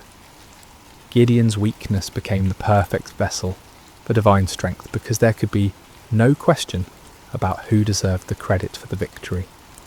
This principle was reinforced by the reduction of Gideon's army from 32,000 to 300. With overwhelming numbers, Israel might have attributed their victory to superior military strategy or exceptional courage. With just 300 men, there could be no doubt that the victory belonged to God alone. The method of the victory itself drove this point home with unmistakable clarity. No swords were swung, no arrows were shot, no conventional battle was fought. Instead, the enemy was defeated by trumpets, torches and shouting. It was a victory that made no sense according to human wisdom, but perfect sense according to divine strategy.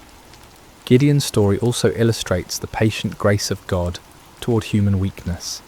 When Gideon asked for signs, when he tested God with fleeces, when he needed encouragement through overhearing the enemy's dream, the Lord did not respond with anger or impatience. Instead, he provided exactly what his frightened servant needed to move forward in faith. This divine patience extends to our failures as well as our fears. Even when Gideon created the golden ephod that led Israel into idolatry, even when his victory was tainted by this spiritual stumble, God's larger purposes were not thwarted. The peace that came to Israel lasted for 40 years, and the story of Gideon's faith continued to inspire future generations. Yet Gideon's failure with the ephod serves as a sobering warning about the subtle nature of spiritual pride. The man who had refused a crown could still fall into the trap of creating an object that drew worship away from God. Victory can be more spiritually dangerous than defeat, success more corrupting than failure. Even those who have experienced God's power in extraordinary ways must remain vigilant against the pride that can grow from their very victories. The story also reveals the importance of recognizing God's sovereignty in our circumstances. When Gideon questioned why God had allowed the Midianite oppression, he was struggling with one of humanity's oldest questions: why does a good God permit suffering? The answer that emerges from his story is not a theological explanation, but a practical demonstration. God had not abandoned his people. He was preparing to deliver them in a way that would reveal his power and restore their faith. Sometimes what looks like divine absence is actually divine preparation. The 7 years of oppression created the conditions that made Israel ready to trust completely in God rather than in their own strength. Without that desperation, they might never have been willing to follow 300 men with trumpets against an army of over 100,000. Gideon's reluctance to accept the crown offers another crucial lesson about the nature of true leadership. The people wanted to make him king because he had saved them, but Gideon understood that salvation belongs to God alone. Human leaders are at their best when they serve as instruments of divine will rather than as objects of human worship. This principle applies far beyond political leadership.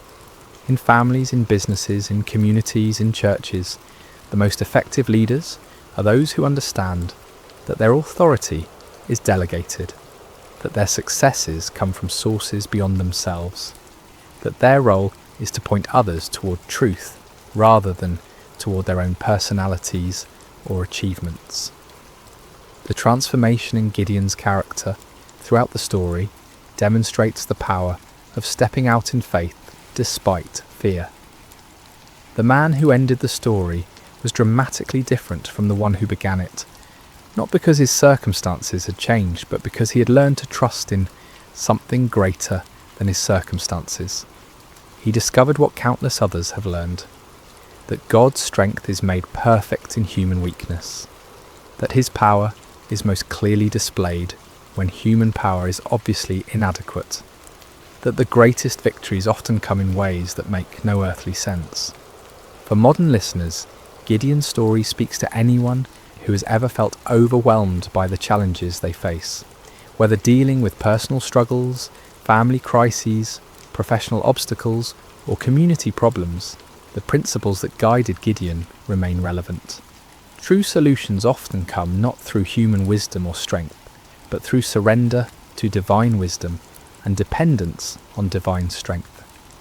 The story encourages us to look beyond the odds, beyond our qualifications, beyond conventional approaches, to find the unexpected ways that God might work.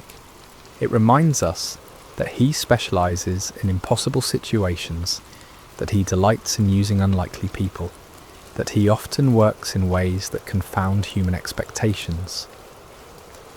At the same time, Gideon's story warns us about the ongoing nature of spiritual vigilance. Victory is not a destination, but a stepping stone.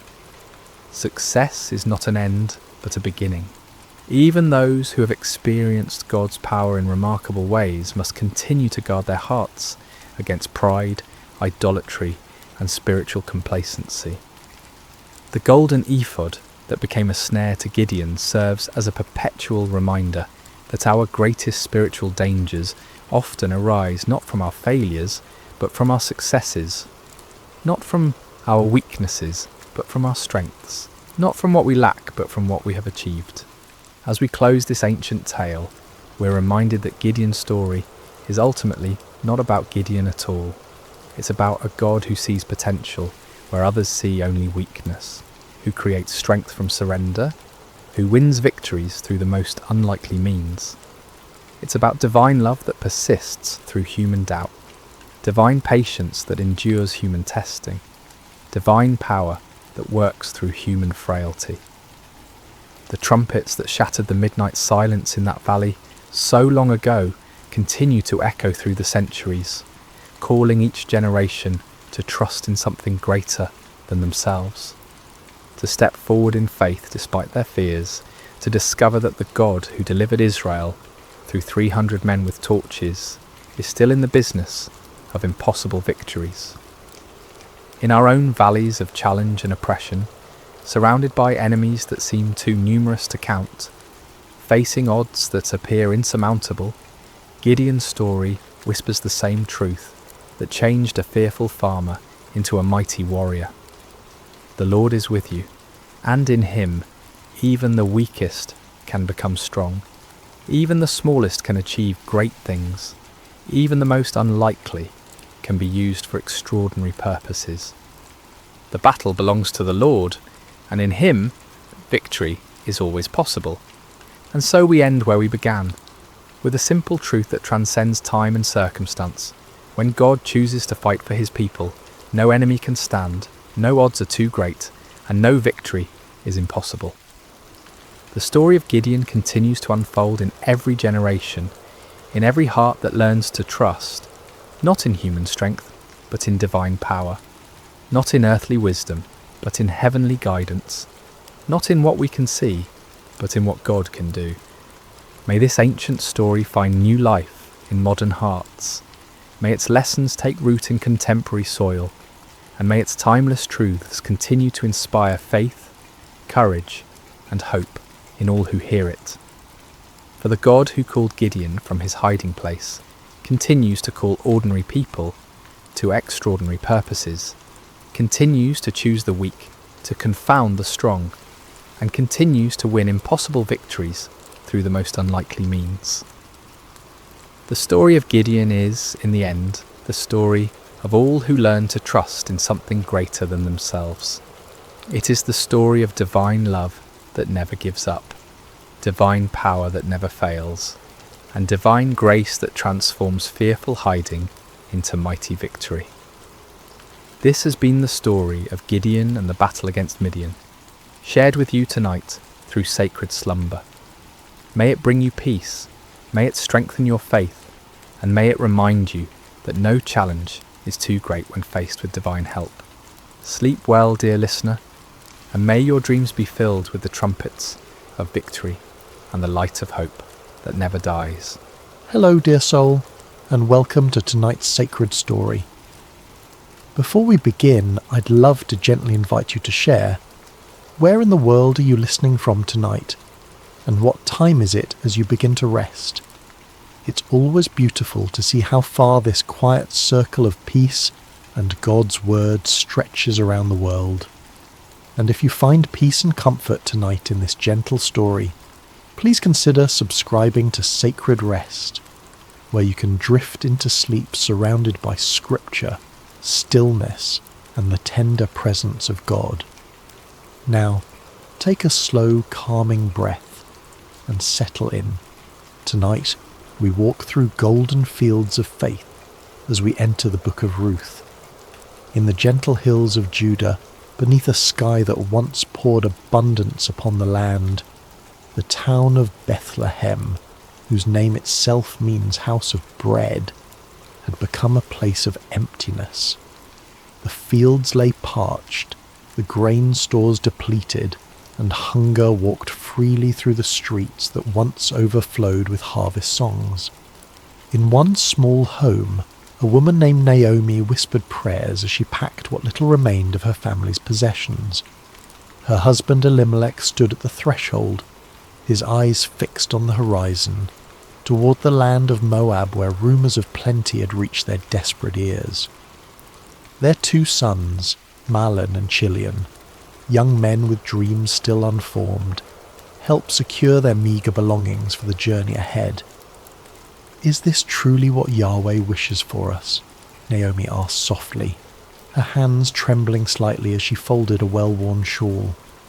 "To leave the land of our fathers?" Elimelech's voice was gentle but firm.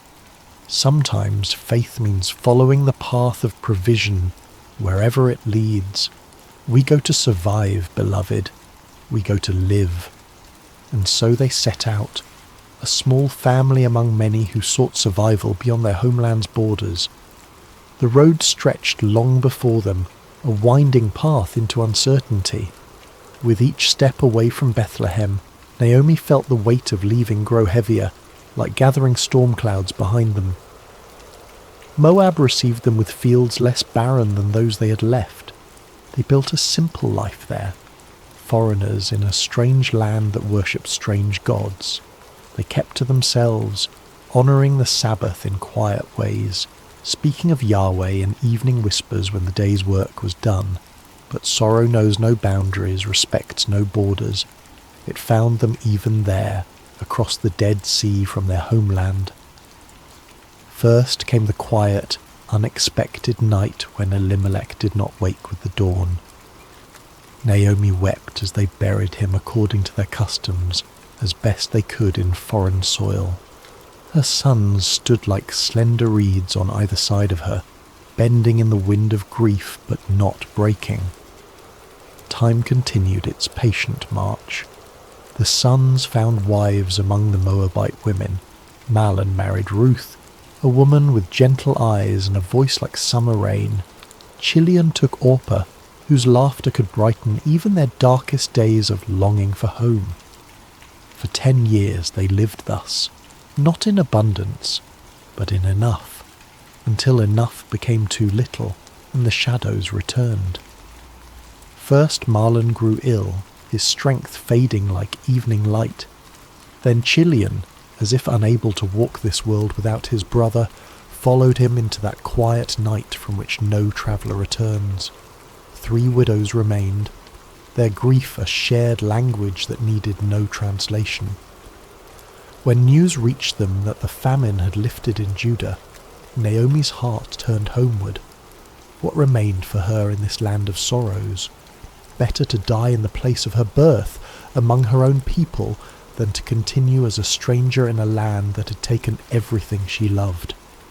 "Go back," she told her daughters-in-law, her voice thick with both love and sorrow. "Return to your mothers' homes. May Yahweh deal kindly with you, as you have dealt with the dead and with me." She kissed them farewell, and the 3 women wept together, their tears mingling like rivers converging. Orpah's departure was a slow, reluctant walking away, her form growing smaller on the horizon, turning back once, twice, before finally disappearing around a bend in the road. But Ruth stayed. When Naomi urged her again to follow Orpah's path, Ruth's embrace tightened, her voice steady despite her tears. "Do not urge me to leave you," she whispered, the words flowing from somewhere deeper than thought. "Where you go, I will go. Where you stay, I will stay. Your people will be my people, and your God, my God. Where you die, I will die, and there I will be buried. May Yahweh deal with me, be it ever so severely, if even death separates you and me." Naomi, who had thought herself empty of all feeling save grief, felt something stir within her breast, small as a mustard seed, fragile as a sparrow's first flight. Not quite hope, but perhaps its distant cousin. And so they walked together, 2 widows on the road to Bethlehem, Naomi returning, Ruth arriving. The older woman's steps were heavy with memories, the younger's light with the strange freedom that comes from choosing one's path with complete clarity. They arrived as the barley harvest was beginning, the fields around Bethlehem rippling like a green sea in the gentle breeze. Women drawing water recognized Naomi despite the years and sorrows that had reshaped her face. "Can this be Naomi?" they asked, voices bright with surprise. "Do not call me Naomi," she replied, the name that meant pleasant now a bitter irony on her tongue. "Call me Mara, for the Almighty has made my life very bitter. I went away full, but Yahweh has brought me back empty." As the women of Bethlehem welcomed them with curious eyes and hesitant embraces, Ruth stood quietly by Naomi's side, her hand a steady presence on the older woman's arm. In this moment, on this threshold between past and future, neither could know what fields of possibility lay before them, what harvest Yahweh was already preparing, or how their names would one day be spoken with reverence across centuries yet unborn. They knew only this: the road behind them was empty, and the road ahead unknown, but they would walk it together, step by faithful step, beneath the watchful eyes of a God who sees even sparrows when they fall. The sun had barely lifted itself above the eastern hills when Ruth rose from her mat, careful not to disturb Naomi's rare peaceful sleep. The small house they had secured, more a room than a home, was cool in the early morning light, shadows still clinging to the corners like reluctant dreams. Ruth wrapped herself in a shawl, the fabric thin but serviceable, and tied back her hair with practiced movements. She had been a daughter of comfort in Moab. Now she was a gleaner in a foreign land. The transition might have broken someone with less resilience, but Ruth had discovered a quiet strength within herself, not the kind that roars or demands attention, but the kind that simply continues, putting one foot before the other when all other options have vanished. "I will go to the fields today," she had told Naomi the night before. "Perhaps someone will allow me to glean behind their harvesters." Naomi had nodded, gratitude and sorrow mingling in her tired eyes. "Go, my daughter," she had whispered. "May Yahweh guide your steps." Now, as Ruth stepped into the awakening streets of Bethlehem, she carried those words like a small flame against the uncertainty of the day ahead. The law of Moses provided for the poor, the widow, the foreigner. They were permitted to gather what the harvesters missed or deliberately left behind. It was not charity but dignity, a way of working for one's bread even when one owned no land. But Ruth was doubly vulnerable, both widow and foreigner. Which field would welcome her? Would the law's protection extend to a Moabite woman? These questions followed her like shadows as she made her way to the edges of town where the barley fields began their gentle roll toward the horizon. She paused at the boundary of the first field she encountered, watching as workers began to form lines, their sickles catching the morning light with brief flashes of brilliance. The field's owner was not present, but the foreman eyed her with suspicion. "Move along," he called, not unkindly but firmly. "We have enough local gleaners already." Ruth nodded and continued, her heart sinking slightly but her resolve undiminished. The second field brought similar results. By the time she reached the third, the sun had climbed higher, and her throat was dry with thirst and unspoken prayers. This field seemed different somehow. The workers moved with a relaxed efficiency, and there was conversation, even occasional laughter among them. Ruth hesitated, then approached the foreman, her eyes modestly lowered but her voice clear. "Please, sir," she said, "might I glean among the sheaves behind your harvesters? I will be careful not to disturb their work." The foreman studied her for a long moment, noting her foreign accent, the quality of her garments that spoke of better days now past.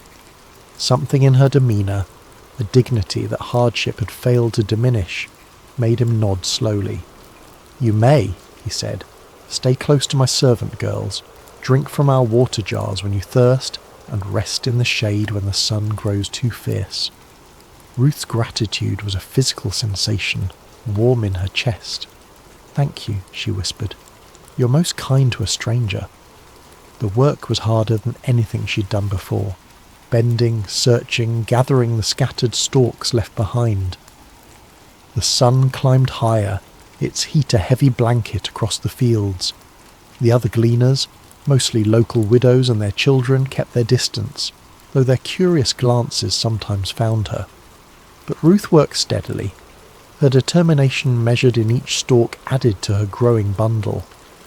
By midday she'd gathered enough to make the effort worthwhile, though her back ached and her hands were rough with new blisters.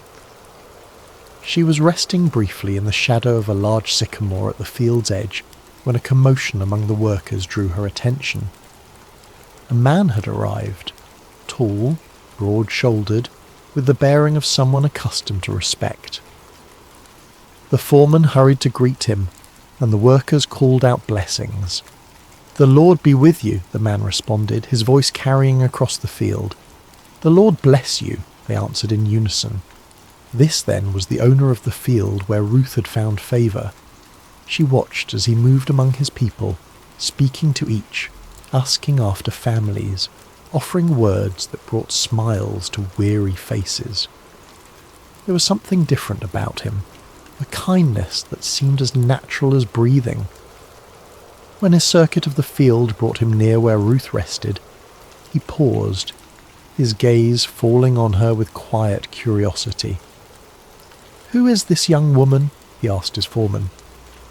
"She is the Moabite who came back with Naomi," the man replied. "She asked permission to glean behind the harvesters. She has worked steadily since morning, with only this brief rest." The owner, Boaz was his name, Ruth heard someone nearby whisper, approached her then. Instinctively she rose and bowed slightly, uncertain of the proper protocol but determined to show respect. "Listen, my daughter," he said, his voice gentle but firm. "Do not go to glean in another field. Stay here with my servant girls. Watch where they harvest and follow them. I have told the men not to touch you, and when you are thirsty, drink from the jars the men have filled." Ruth's surprise made her bold. She bowed lower, her voice barely audible even to herself. "Why have I found such favour in your eyes that you notice me, a foreigner?" Boaz's answer was unexpected in its thoughtfulness. "I have been told all that you have done for your mother-in-law since your husband's death, how you left your father and mother and your homeland to come to a people you did not know before. May Yahweh repay you for what you have done. May you be richly rewarded by the God of Israel, under whose wings you have come to take refuge." His words washed over Ruth like cool water on a parched day. For so long she'd been defined by what she had lost: husband, homeland, security. Now, for the first time, someone saw what she'd chosen, what she had given, what she had become. "You have put me at ease, my lord," she said, her voice steadier now. "You have spoken kindly to your servant, though I do not have the standing of one of your servant girls." When the meal break came, Boaz himself invited her to share bread with the harvesters. He handed her roasted grain, more than she could eat, and she saved some for Naomi. Throughout the afternoon, Ruth noticed that the harvesters seemed to be dropping more grain than seemed accidental. Once she caught the foreman's eye as he instructed a worker to deliberately leave a small bundle behind. He looked away quickly, but not before she glimpsed something like approval in his gaze. When evening came and Ruth gathered her gleaning, an effort of barley, far more than she had dared hope for, she felt something she had not expected to feel again: the quiet satisfaction of provision, of having enough for tomorrow. As she walked back toward Bethlehem, the setting sun painting the limestone buildings in shades of amber and rose, Ruth carried not just barley, but something weightier: the knowledge that in this strange new land, under the wings of a God she was still coming to know, she had been seen. Not as Naomi's burden, not as an unwelcome foreigner, but as someone worthy of kindness, and in the shadow of that kindness, small seeds of possibility had begun to stir in the soil of her heart. The soft glow of oil lamps pushed back the evening darkness as Ruth entered the small dwelling she shared with Naomi. Her mother-in-law sat in the dimness, her hands, once strong and capable, now resting idle in her lap, testament to a weariness that went beyond physical exhaustion. "Is that you, my daughter?" Naomi called, her voice brightening slightly. "It is," Ruth answered, setting down her bundle with a soft thud. The sound seemed to fill the small space with promise. Naomi leaned forward, her eyes widening as Ruth opened the cloth to reveal the day's gleaning, golden barley catching the lamplight like treasure. "Where did you glean today?" she asked, running her fingers through the grain with wonder. "Blessed be the one who took notice of you." Ruth began to prepare a portion of the grain for their evening meal as she recounted the day's events: the field, the unexpected kindness, the owner who had spoken to her with respect rather than suspicion. The man's name was Boaz. She finished, watching as something flickered across Naomi's face. Recognition, then a sudden animation that had been absent for so long. "Boaz!" Naomi exclaimed, her voice stronger than Ruth had heard it in months. "That man is a relative of ours, one of our guardian redeemers." "Guardian redeemer?" Ruth echoed, unfamiliar with the term. Naomi's eyes held a spark now, like embers rekindling. In our laws, in our customs, a guardian redeemer is a relative who has the responsibility to protect the interests of the needy members of the extended family, to redeem property that has been sold in times of hardship, to continue the family line. Her voice trailed off, her thoughts clearly racing ahead of her words. The Lord has not stopped showing his kindness, Naomi whispered, almost to herself. That man is one of our closest relatives. As they ate their simple meal of roasted grain and water, Ruth noticed that Naomi ate with more appetite than she had shown since their return to Bethlehem. Occasionally, the older woman would pause, her head tilted slightly as if listening to distant music only she could hear. The barley harvest continued, and Ruth returned to Boaz's fields each day. True to his word, she was protected, provided for, included in the shared meals. Some of the local women began to speak to her, their initial wariness giving way to cautious friendship. Ruth learned their names, heard stories of their children, shared in the communal rhythm of the harvest. When the barley harvest gave way to wheat, she remained in Boaz's fields, her presence now familiar, her diligence respected. Each evening she returned to Naomi with her gleanings. Each morning she rose before dawn to begin again. As the wheat harvest neared its end, Naomi called Ruth to sit beside her one evening. The older woman's face was thoughtful, her voice quiet but determined. "My daughter," she began, "should I not seek rest for you, that it may be well with you?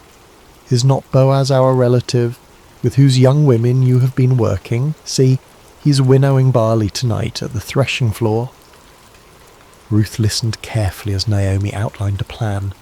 Bold, unconventional, but rooted in custom and law.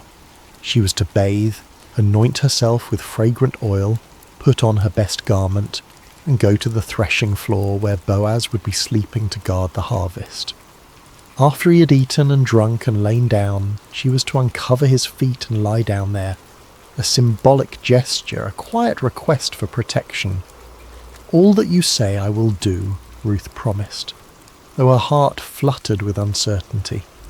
She trusted Naomi's wisdom, trusted that this was not a plan born of desperation but of genuine care and cultural understanding. That night, the stars seemed to hang lower in the sky as Ruth made her way to the threshing floor. The celebration of harvest's end was winding down. Men who had worked hard now rested deeply, their forms dark shapes against the pale circle of the threshing floor. She moved quietly, carefully, finding Boaz where he slept at the edge of a heap of grain. With trembling hands she uncovered his feet and lay down, her heart pounding so loudly she feared it might wake him before the right moment. The night air was cool, the ground hard beneath her, but Ruth remained still, waiting. Near midnight, Boaz stirred, startled to find someone at his feet. "Who are you?" he asked, his voice thick with sleep but not angry. "I am Ruth, your servant," she answered, her voice barely above a whisper.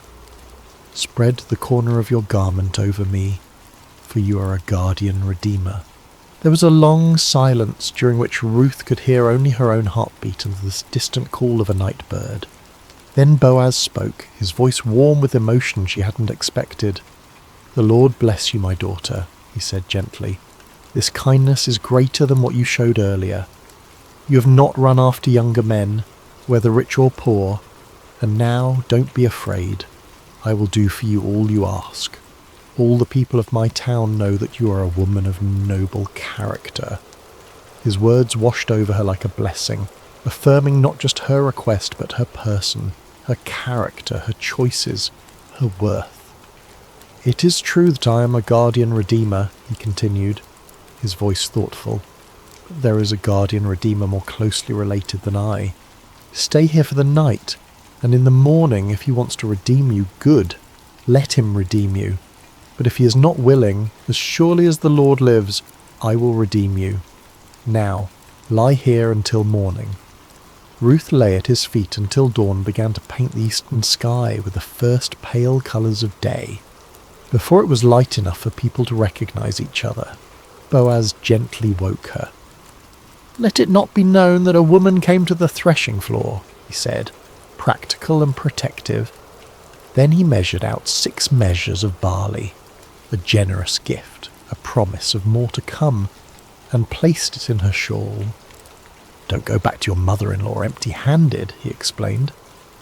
When Ruth returned and recounted the night's events, Naomi's eyes shone with a mixture of tenderness and satisfaction.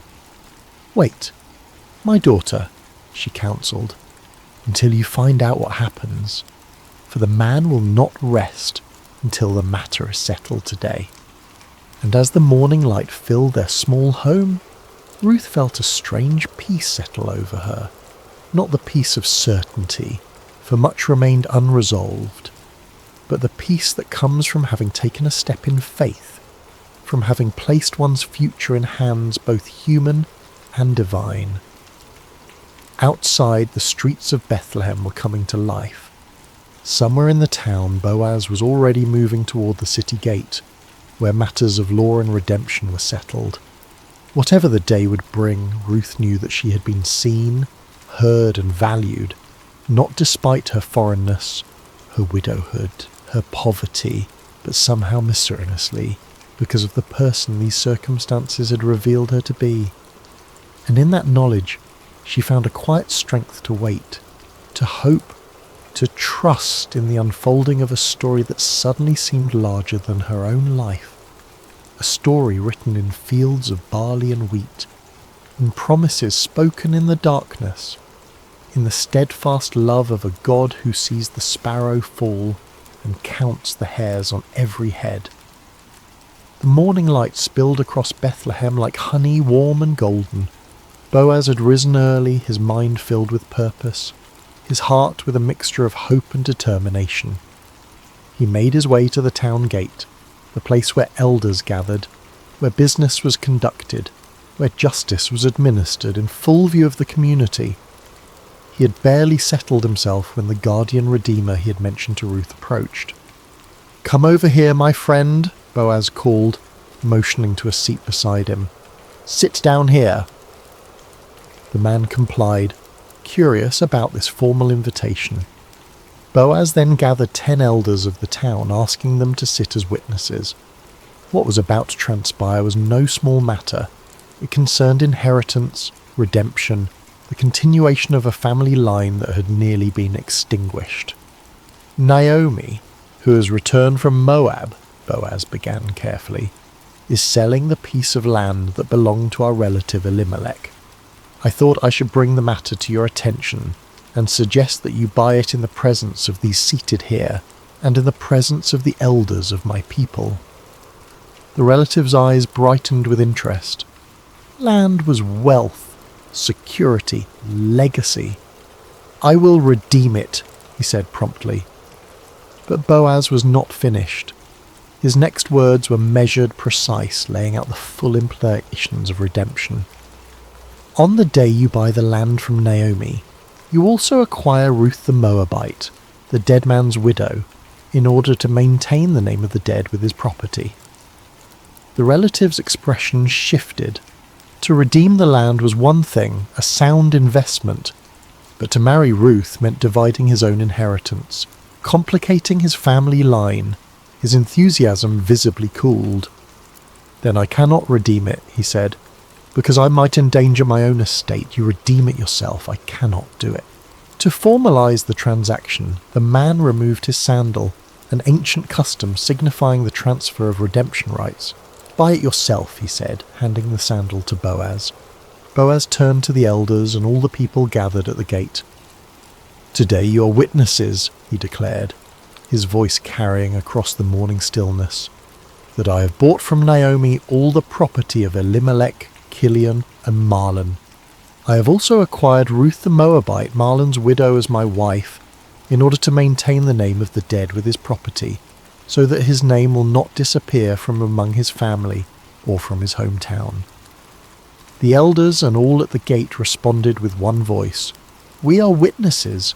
May the Lord make the woman who is coming into your home like Rachel and Leah, who together built up the family of Israel. May you have standing in Ephrathah and be famous in Bethlehem. Through the offspring the Lord gives you by this young woman, may your family be like that of Perez, whom Tamar bore to Dia. Their blessing echoed against the stone walls of Bethlehem, a public proclamation of hope and expectation. In that moment, among witnesses and with proper legal procedure, Ruth's journey from widow to wife, from foreigner to family, from gleaner to landowner was complete. When Boaz returned to tell Ruth what had transpired, he found her helping Naomi prepare the midday meal, her movements graceful despite the humble task. At the sight of him in the doorway, both women paused, their eyes questioning. "It is done," he said simply. "All that I promised has been accomplished." Ruth's marriage to Boaz was celebrated with the quiet joy of those who have known sorrow and found unexpected sweetness on the other side. Naomi, who had returned to Bethlehem empty, now found herself part of a home filled with new beginnings. The seasons turned, bringing change to the land and to the small family. When Ruth's time came to deliver her first child, the women of Bethlehem gathered around her. The same women who had once whispered about the foreign daughter-in-law, now offering support and wisdom as she laboured. The child was a son, strong and healthy. They placed him in Naomi's arms, this woman who had lost both husband and sons, who had called herself bitter and empty. Now, as she cradled her grandson, the women of Bethlehem blessed her. "Praise be to the Lord, who this day has not left you without a guardian redeemer. May he become famous throughout Israel. He will renew your life and sustain you in your old age. For your daughter-in-law, who loves you, and who is better to you than 7 sons, has given him birth." They named the child Obed, which means serving or worshipping, a name that spoke of gratitude, of recognition that this child was not just the continuation of a family line, but a gift from a God who sees the end from the beginning. What none of them could know, as they celebrated the birth with bread and wine and laughter, was that this child, Obed, would one day be the grandfather of David, the shepherd boy who would become Israel's greatest king. And from David's line centuries later would come the Messiah, the ultimate redeemer, whose story of love and sacrifice would echo Ruth's loyalty and Boaz's redemption on a cosmic scale. As Boaz watched Ruth with their son, he marvelled at the intricate weaving of their lives, how sorrow had led to joy, how loss had opened the door to finding, how endings had become beginnings. He thought of the day he had first noticed Ruth in his fields, her quiet dignity as she gleaned among the sheaves. How could he have known then what this foreign woman would come to mean not only to him, but to the future of his people? In the soft twilight of their home, with Naomi singing gentle lullabies to Obed and Ruth's hand warm in his own, Boaz understood that some harvests are gathered not in fields of grain, but in the human heart, in acts of kindness, songness, in choices of loyalty, in the courage to begin again when all seems lost. Outside their window, the hills of Bethlehem were turning purple with evening shadows. Somewhere in those hills, shepherds watched their flocks, stars began their nightly vigil, and the world continued its ancient rhythms of planting and harvest, of birth and death, of loss and redemption. But within this one small home, within these few beating hearts, a miracle had occurred. The quiet, everyday miracle of restoration, of empty hands being filled again, of bitter lives turning sweet, of a future reclaimed from the ashes of the past. And as night fell over Bethlehem, as oil lamps were lit and evening prayers whispered, as the infant Obed drifted into sleep secure in the knowledge of being utterly loved, the story of Ruth and Boaz, of faithful love and kindness reciprocated, became another golden thread in the tapestry of faith that would one day welcome the world's Redeemer. The stars appeared one by one in the deepening blue of the evening sky, like silver seeds scattered across a celestial field. In homes throughout Bethlehem, oil lamps cast their gentle glow against limestone walls, and families gathered for evening meals, for prayers, for the sharing of the day's small victories and concerns. In one such home, the home of Boaz, Ruth, and Naomi, the day was drawing to its peaceful close. Little Obed, now a toddler with his father's strong build and his mother's gentle eyes, had been tucked into bed after a story from his grandmother Naomi. His breathing had deepened into the steady rhythm of childhood sleep, innocent and complete. Ruth sat in the courtyard, her fingers working methodically at a loom, creating fabric for their household. The rhythmic movement of the shuttle was soothing, meditative, a dance between yarn and skill that produced something both beautiful and necessary. Boaz watched her from the doorway, struck again by the quiet grace that had first drawn him to her in the fields. "Your hands create such beauty," he said softly, joining her in the cool evening air. Ruth smiled, her eyes never leaving her work. "My mother taught me to weave when I was a child," she replied. "She said that the making of cloth is like the making of a life, thread by thread, day by day, until a pattern emerges that was invisible at the beginning." Naomi appeared in the doorway, carrying a small cup of wine. "The child sleeps," she announced, her voice warm with contentment. "He asked again for the story of how his mother came from a distant land." "And did you tell him?" Boaz asked, making room for Naomi on the bench beside him. "I did," Naomi nodded, taking a small sip of wine. "I told him how Ruth chose love over safety, how she gleaned in the fields, how you noticed her and showed kindness." "He likes that part," Ruth added with a smile, "the part where his father was the hero." Boaz shook his head gently. "If there is a hero in our story, beloved, it is not I.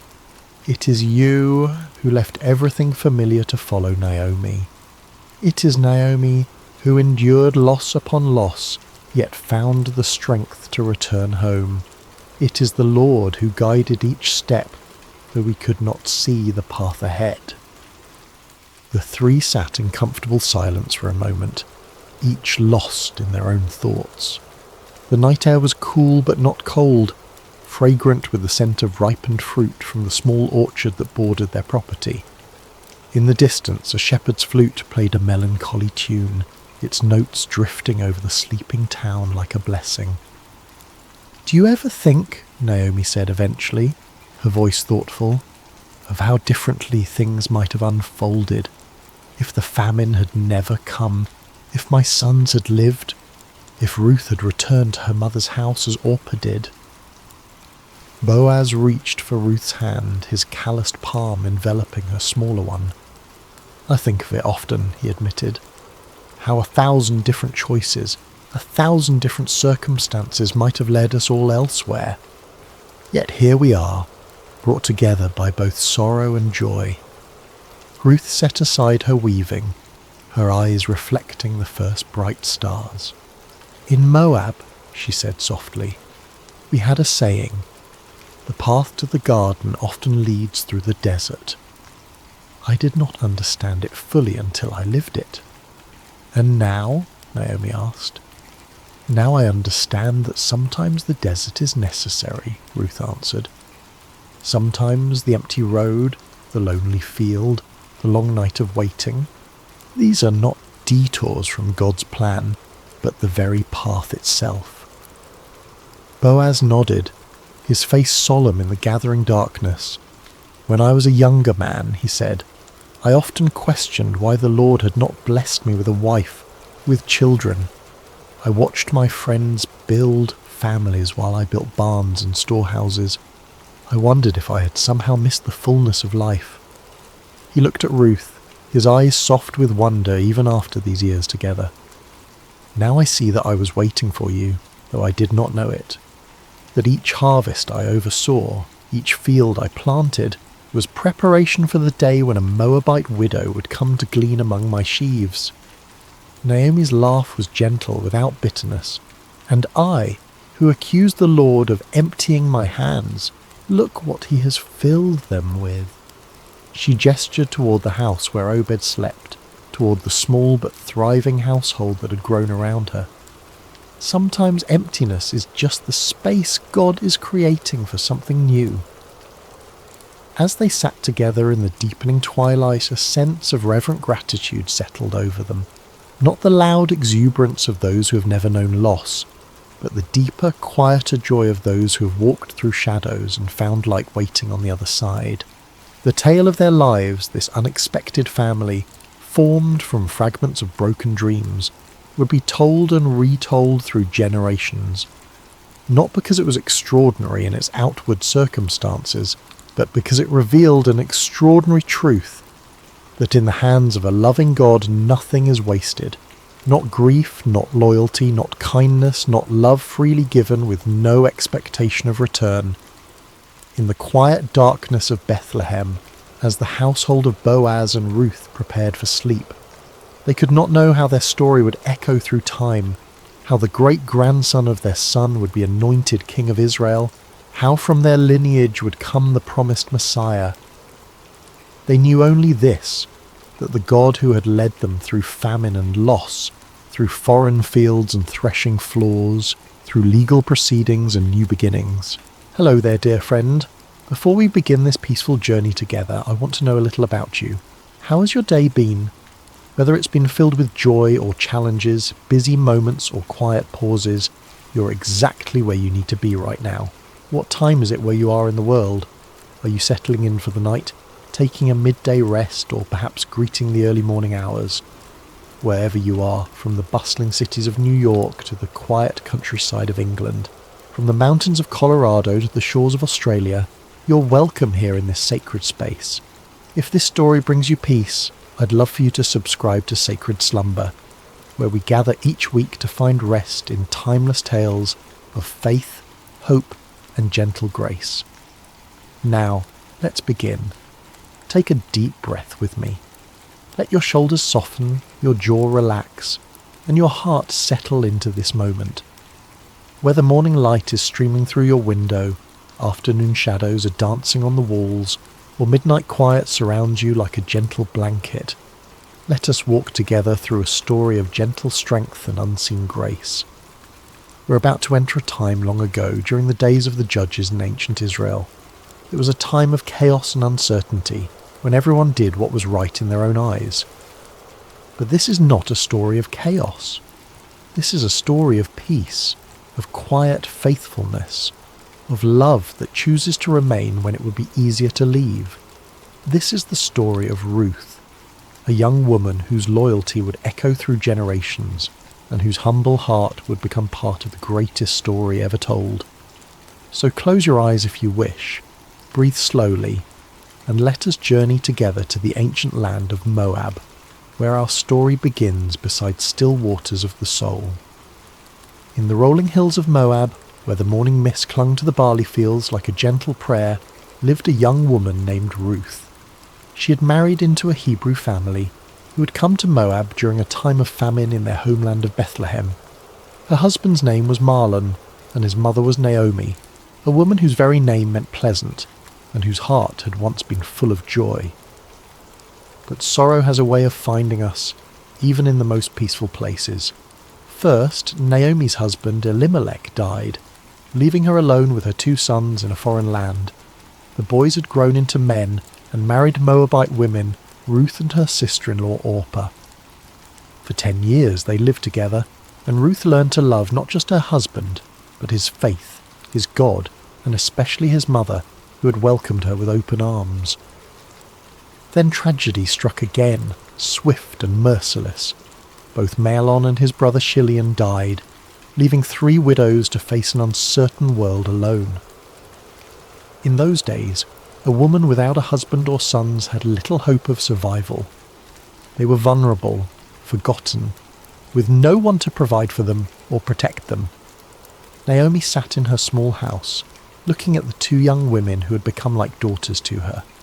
The silence was heavy with grief, but also with decision.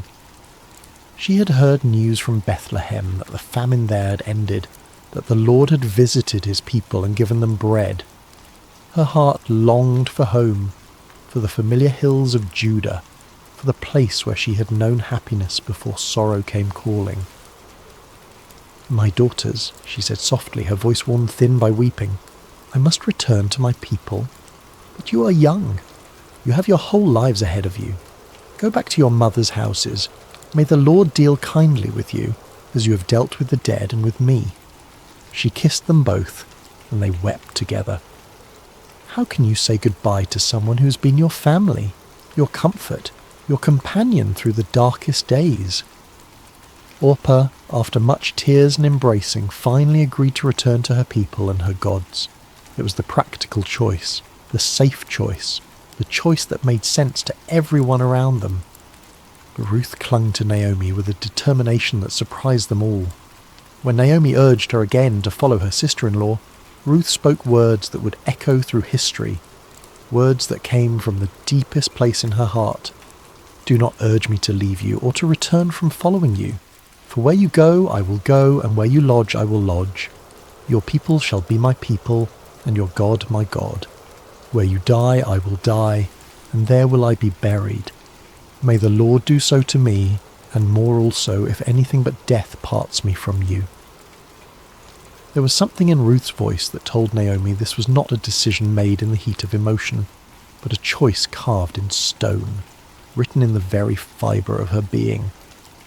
This young Moabite woman was choosing love over security, faithfulness over comfort, an unknown future over a predictable past.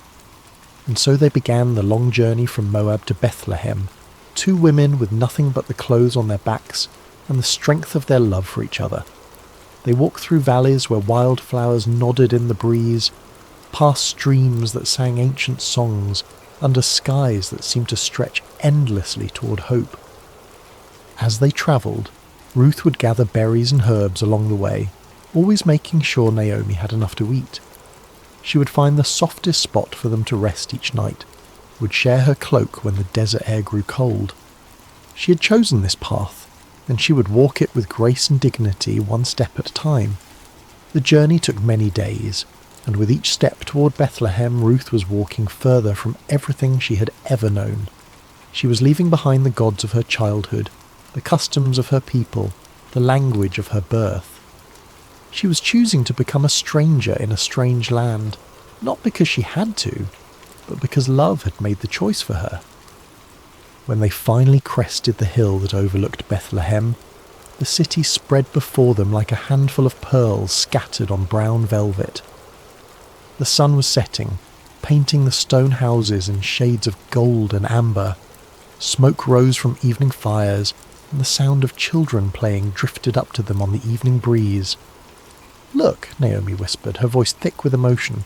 "There it is, home." But as they descended into the city, the women who had known Naomi in her happier days barely recognized her. "Is this Naomi?" they asked each other, seeing how sorrow had aged her, how loss had bent her shoulders and silvered her hair. "Do not call me Naomi," she told them, her voice steady but sad. "Call me Mara, for the Almighty has dealt very bitterly with me. I went out full, and the Lord has brought me home empty." But Ruth, standing quietly beside her, knew that Naomi was not truly empty. She had brought with her the love of this young woman, who had chosen to forsake all for the sake of faithfulness. And though neither of them knew it yet, they had arrived in Bethlehem at the beginning of barley harvest, when the fields were golden and ready, when provision was about to unfold in ways they could never have imagined. The story was just beginning, and the God who notices every sparrow that falls, who counts every tear that is shed, who remembers every act of kindness, was already preparing the next chapter of their lives. The morning air in Bethlehem was crisp and clean, carrying the scent of ripening grain and the promise of a new day. Ruth woke early, as she always did, listening to the gentle rhythm of Naomi's breathing beside her. They had found a small place to stay, but their provisions were nearly gone, and Ruth knew that something had to be done. She'd heard about the law of gleaning, a beautiful provision that the God of Israel had made for the poor and the stranger. After the reapers went through the fields harvesting the grain, the needy could follow behind and gather what was left.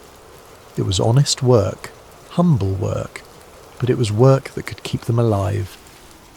"Let me go to the fields," Ruth said gently to Naomi, "and glean among the ears of grain after him in whose sight I shall find favour." Naomi nodded, understanding the necessity but also the risk. Ruth was young and beautiful, and the fields could be dangerous places for a woman alone. But there was something in Ruth's quiet determination that spoke of inner strength, of a spirit that could not be easily broken. And so Ruth set out in the early morning light, joining the other gleaners who moved like shadows behind the harvest workers.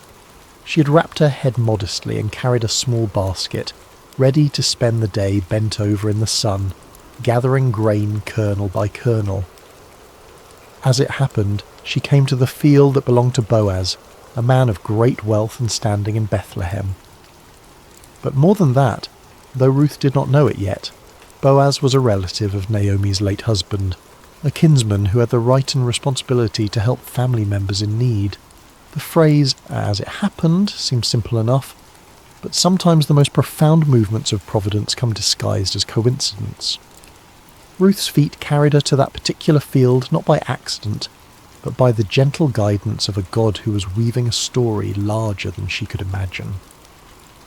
Boaz arrived at his field that morning, as was his custom, to greet his workers and oversee the harvest. He was a man in his middle years, with kind eyes and calloused hands that spoke of honest work. When he saw his reapers, he called out, "The Lord be with you," and they responded, "The Lord bless you." It was more than a greeting. It was a glimpse into the heart of a man who knew that all good things come from above.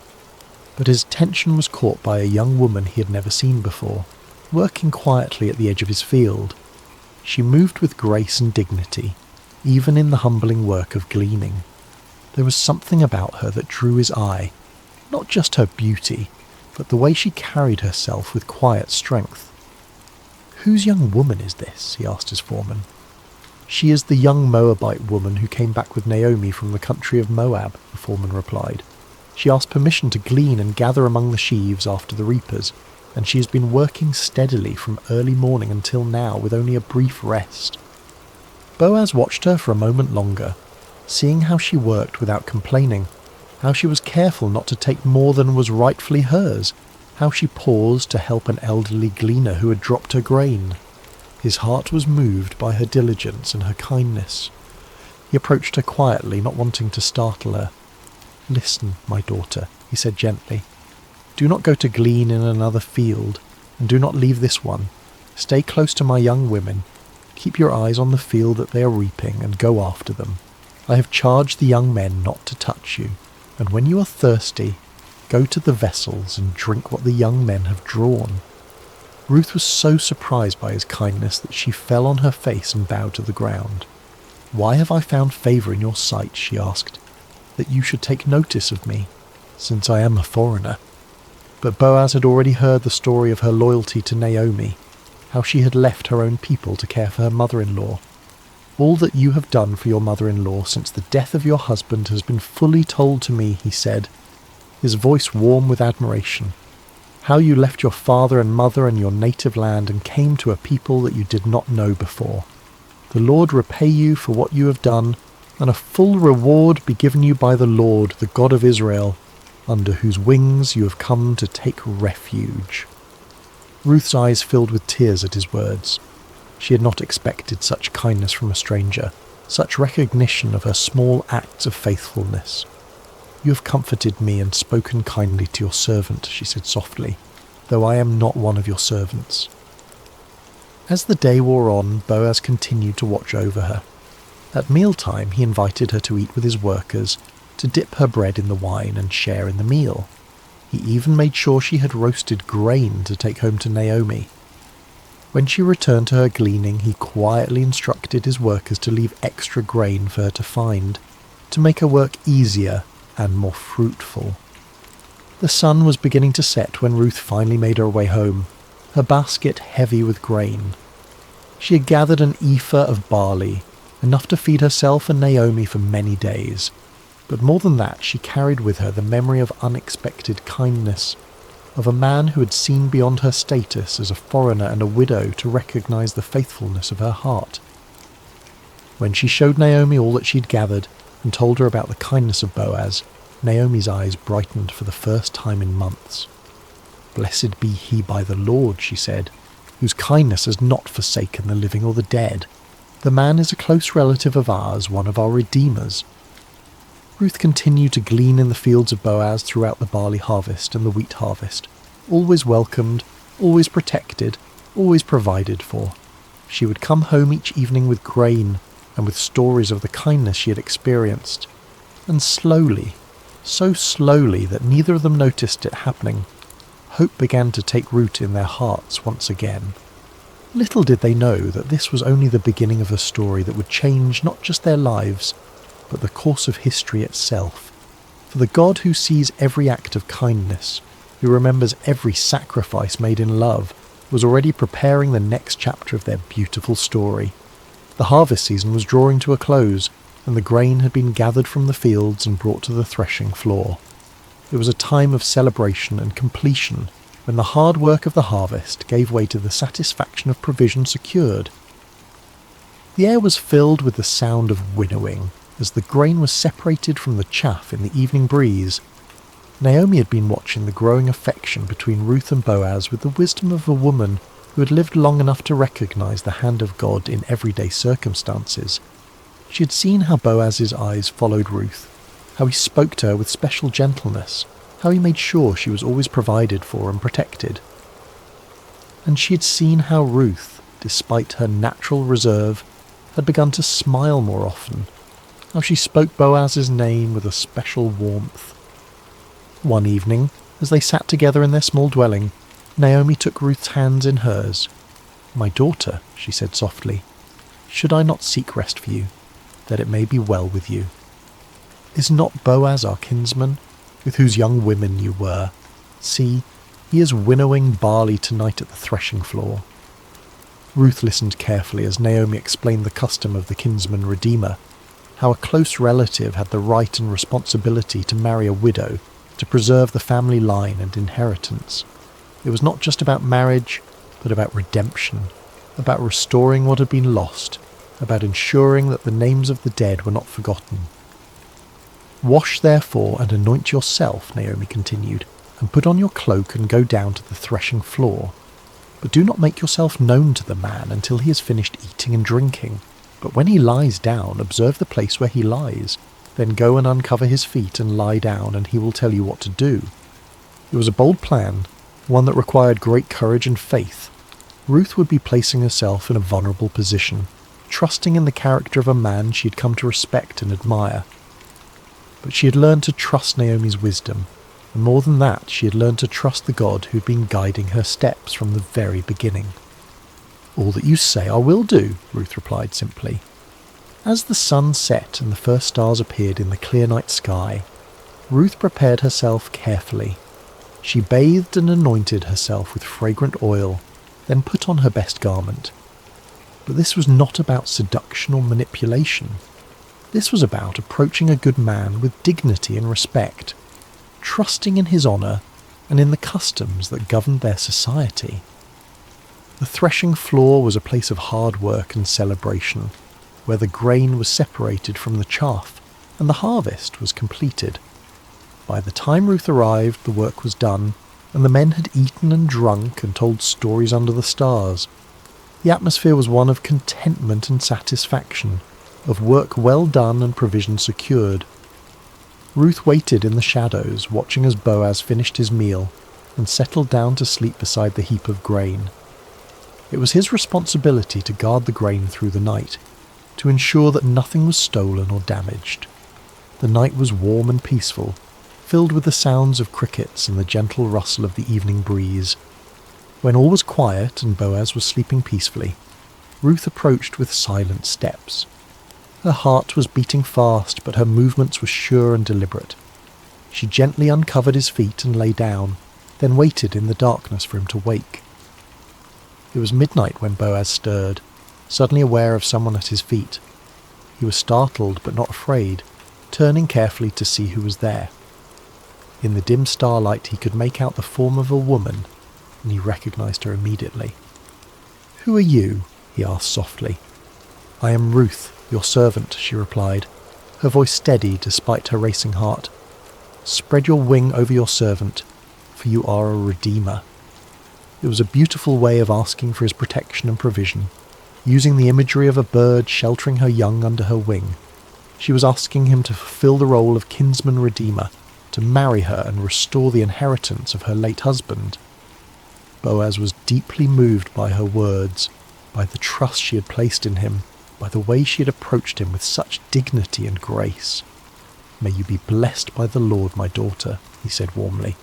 "You have made this last kindness greater than the first in that you have not gone after young men, whether poor or rich."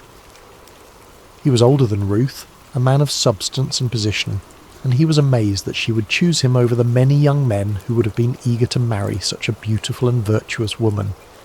Her choice spoke of wisdom and character, of a heart that valued kindness and faithfulness over youth and passion. "And now, my daughter, do not fear," he continued.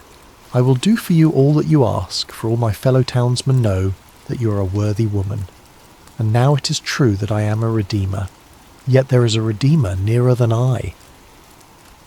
There was another relative who had the first right of redemption, and Boaz was too honourable to proceed without giving that man the opportunity to fulfil his duty. "Remain tonight," he said gently, "and in the morning if he will redeem you, good, let him do it. But if he is not willing to redeem you, then, as the Lord lives, I will redeem you. Lie down until the morning." Ruth lay down again at his feet, comforted by his words and his promise. She had taken a great risk in coming to him, but she had found in Boaz a man of integrity and honour, someone who would do what was right even when it was difficult. When the morning came, before anyone else was stirring, Boaz quietly measured out 6 measures of barley and helped Ruth arrange it in her cloak. "Do not go back to your mother-in-law empty-handed," he said with a smile. Then he sent her on her way before anyone could see her and misunderstand her presence there. Ruth returned home with her heart full of hope and her arms full of grain. When Naomi saw her coming, she knew immediately that something significant had happened. "How did you fare, my daughter?" she asked eagerly. Ruth told her everything that had happened, every word that had been spoken, every kindness that had been shown. When she finished, Naomi smiled with satisfaction. "Wait, my daughter," she said, "until you learn how the matter turns out, for the man will not rest but will settle the matter today." And so they waited. 2 women who had learned that sometimes the greatest acts of faith happen in the quiet moments, when we trust in the goodness of others and in the providence of God. The next chapter of their story was about to unfold, and with it the fulfillment of promises they had hardly dared to hope for. The morning sun was just beginning to warm the stones of Bethlehem when Boaz made his way to the city gate. This was where the elders gathered, where business was conducted, where legal matters were settled according to the ancient customs of Israel. His heart was full of purpose as he took his seat and waited for the other Redeemer to pass by. He didn't have to wait long. Soon he saw the man approaching, and Boaz called out to him by name. "Come over, friend, and sit down here." The man, curious about what business Boaz might have with him, came and sat down. Then Boaz gathered 10 of the city elders to serve as witnesses. For what he was about to do would affect not just 2 people, but entire family lines and inheritances. "Naomi, who has come back from the country of Moab," Boaz began, his voice carrying clearly in the morning air, "is selling the parcel of land that belonged to our relative Elimelech. So I thought I would tell you of it and say, buy it in the presence of those sitting here and in the presence of the elders of my people. If you will redeem it, redeem it. But if you will not, tell me, that I may know. For there is no one besides you to redeem it, and I come after you." The other man considered this carefully. A piece of land was valuable, an investment that could bring profit and increase his holdings. "I will redeem it," he said confidently. But Boaz was not finished. "The day you buy the field from the hand of Naomi, you also acquire Ruth the Moabite, the widow of the dead, in order to perpetuate the name of the dead in his inheritance. Suddenly the proposition became more complicated. To marry Ruth would mean that any children born to them would be considered the heirs of her first husband, not his own. The land would eventually pass to them, not to his existing family line. What had seemed like a good business deal now became a sacrifice that would cost him more than he was willing to pay. "I cannot redeem it for myself," he said, backing away from the commitment, "lest I impair my own inheritance. You take my right of redemption, for I cannot redeem it." It was exactly what Boaz had hoped to hear. According to the custom of the time, the man removed his sandal and gave it to Boaz as a sign that he was transferring his right of redemption. The sandal was a symbol of walking in someone else's place, of taking on their responsibilities and privileges. Boaz accepted the sandal and turned to address the elders and all the people who had gathered to witness this transaction. "You are witnesses this day that I have bought from the hand of Naomi all that belonged to Elimelech and all that belonged to Chilion and to Mahlon. Also Ruth the Moabite, the widow of Mahlon, I have acquired to be my wife, to perpetuate the name of the dead in his inheritance, that the name of the dead may not be cut off from among his brothers and from the gate of his native place. You are witnesses this day." The crowd erupted in celebration and blessing. "We are witnesses," they called out joyfully. "May the Lord make the woman who is coming into your house like Rachel and Leah, who together built up the house of Israel. May you act worthily in Ephrathah and be renowned in Bethlehem, and may your house be like the house of Perez, whom Tamar bore to Judah, because of the offspring that the Lord will give you by this young woman." It was a beautiful blessing, invoking the names of the great matriarchs of Israel and expressing the hope that Ruth would become equally honoured in the history of God's people, and how prophetic those words would prove to be. Meanwhile, Ruth and Naomi had been waiting at home, their hearts full of anticipation and hope. When the messenger came running to tell them what had happened at the gate, they could hardly believe their ears. The legal proceedings had gone exactly as they had hoped. Boaz had redeemed not just the land, but Ruth herself, and they were to be married. The wedding was a joyous occasion, celebrated by the entire community. Ruth, the young Moabite woman who had arrived in Bethlehem as a poor widow, was now the honoured wife of one of the most respected men in the city. But more than that, she had found in Boaz a man who valued her faithfulness, who cherished her loyalty, who would love and protect her for the rest of their days. As the seasons passed, Ruth and Boaz settled into a life of contentment and purpose. Boaz was a generous provider, and Ruth was a wise and gentle wife. Naomi, no longer bitter but filled with joy, lived with them and was cared for in her old age. The house that had once echoed with sorrow now rang with laughter and love. And then came the greatest blessing of all. Ruth conceived and bore a son, a healthy, beautiful child who would be raised in the love and fear of the Lord. The women of the neighbourhood came to congratulate Naomi, saying, "Blessed be the Lord, who has not left you this day without a redeemer, and may his name be renowned in Israel. He shall be to you a restorer of life and a nourisher of your old age, for your daughter-in-law who loves you, who is better to you than 7 sons, has given birth to him." They named the child Obed, which means servant or worshipper, and Naomi took him on her lap and became his nurse. The child brought healing to her broken heart, restoration to her empty life, and joy to her golden years. But the story doesn't end there.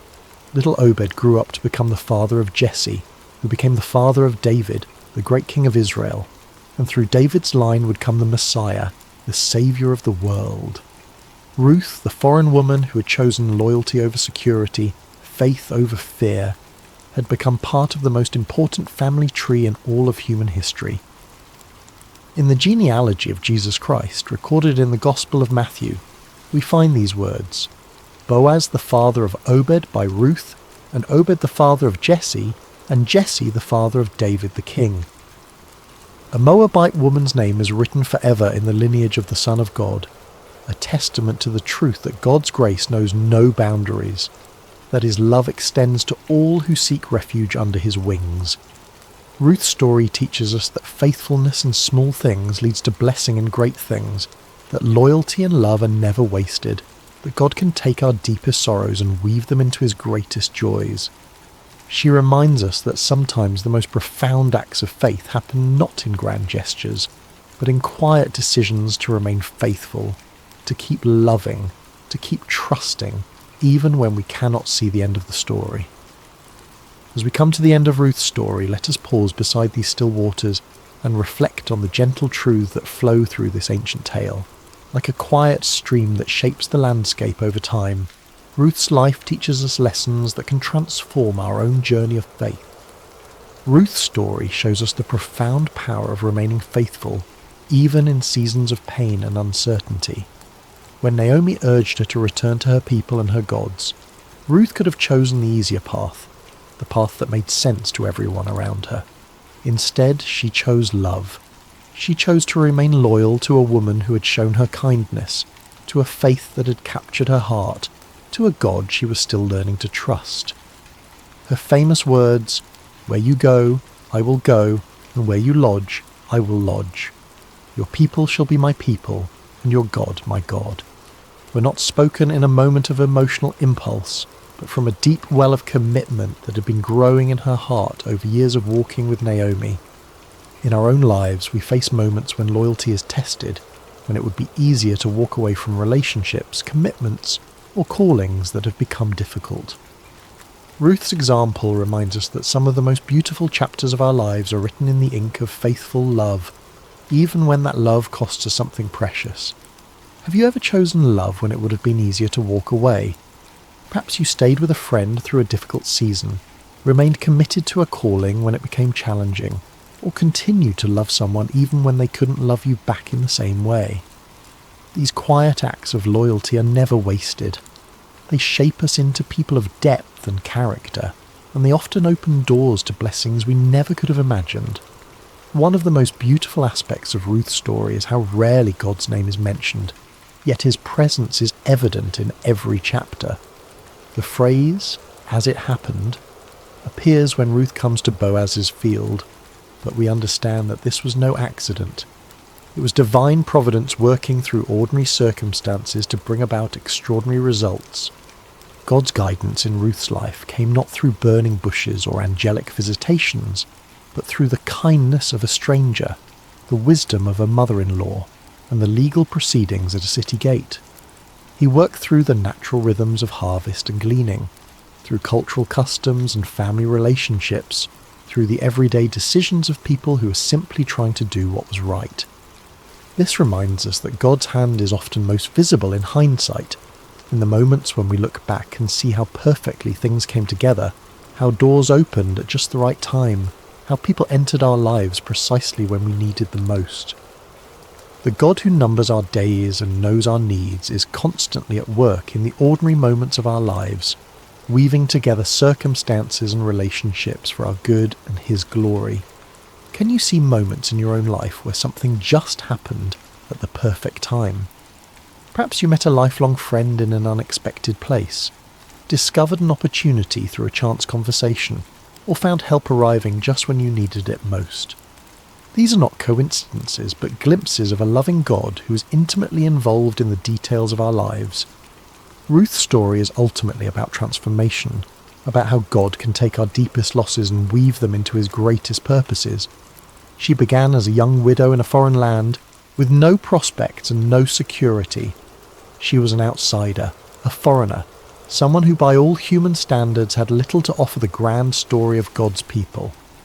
Yet her simple acts of faithfulness, her quiet loyalty, her willingness to work humbly in the fields, positioned her to become part of the royal lineage of David and ultimately of Jesus Christ.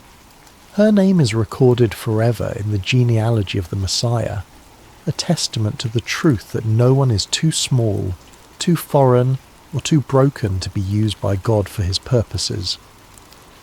Ruth's transformation from widow to wife, from foreigner to family member, from poverty to provision, reminds us that our current circumstances do not define our future possibilities. The God who saw potential in a Moabite gleaner sees potential in each of us, regardless of our background, our mistakes, or our limitations. No matter where you come from, no matter what losses you have experienced, No matter how ordinary your life may seem, your story can become part of something bigger. Your faithfulness in small things, your acts of love and loyalty, your willingness to trust God even when you cannot see the whole picture. These are the threads that God uses to weave his magnificent tapestry of grace.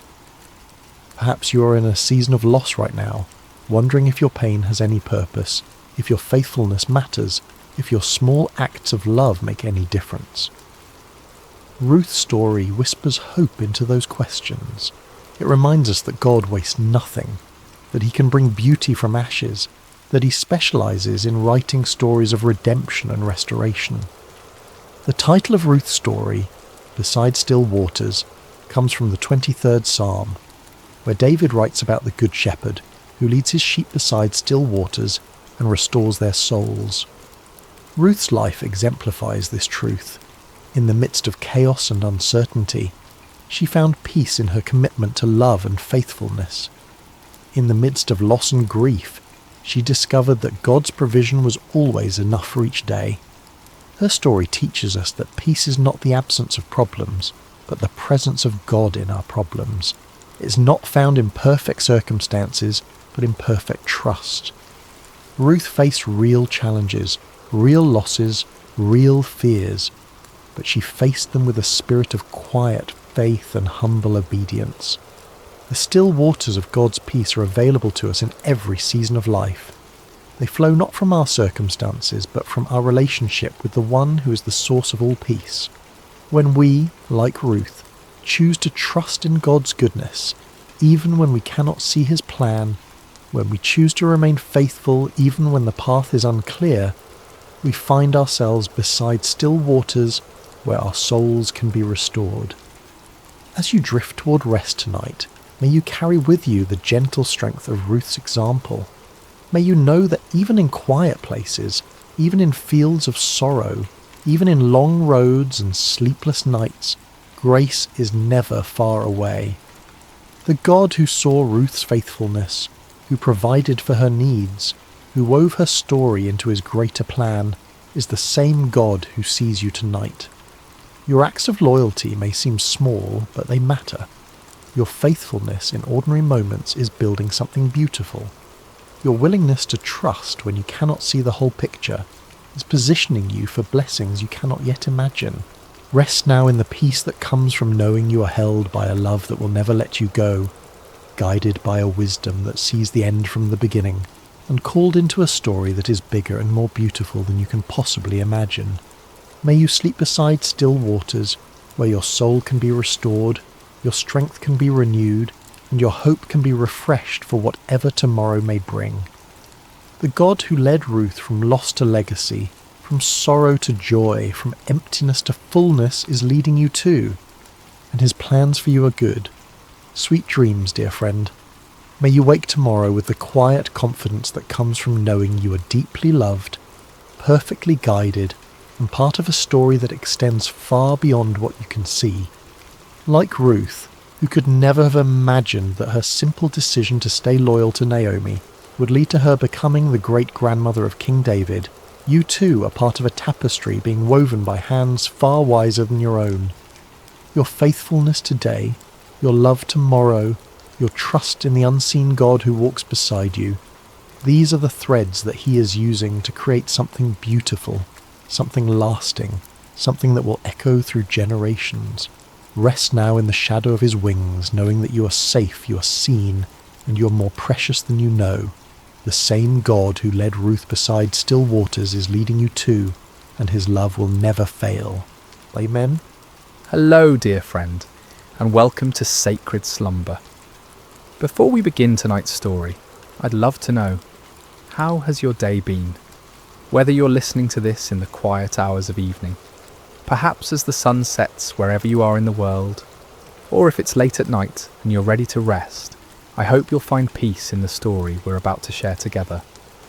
Are you listening from a cozy bedroom in America, perhaps from a small town in England, or maybe from somewhere across the vast expanses of Australia or Canada? Wherever you are, whatever time zone cradles you tonight, you're welcome here. If this is your first time with Sacred Slumber, I invite you to subscribe so these stories can accompany you through many peaceful nights ahead. Now, let's settle in together and journey back to an ancient time, to a small town called Zarephath, where a miracle unfolded that would echo through the ages. The sun blazed mercilessly over the land of Israel, its rays beating down upon cracked earth and withered fields. For 3 long years, not a single drop of rain had fallen from the brass-coloured sky. The rivers had dwindled to dusty beds, lined with sun-bleached stones, and the wells that once bubbled with fresh water now echoed hollow when a stone was dropped into their depths. This terrible drought was no accident of nature. It was the judgment of the Almighty God upon a nation that had turned away from him. King Ahab, weak and easily swayed, had married the pagan princess Jezebel, and together they had led Israel into the worship of false gods, Baal, the supposed god of rain and fertility, and Asherah, the goddess of the sea. Golden calves and wooden idols dotted the landscape, where altars to the true God once stood. Into this spiritual darkness had stepped a man unlike any other, Elijah the Tishbite, a prophet wrapped in rough camel's hair, his eyes blazing with the fire of divine purpose. He had confronted King Ahab with words that still rang in the air. As the Lord God of Israel lives, before whom I stand, there shall not be dew nor rain these years, except at my word.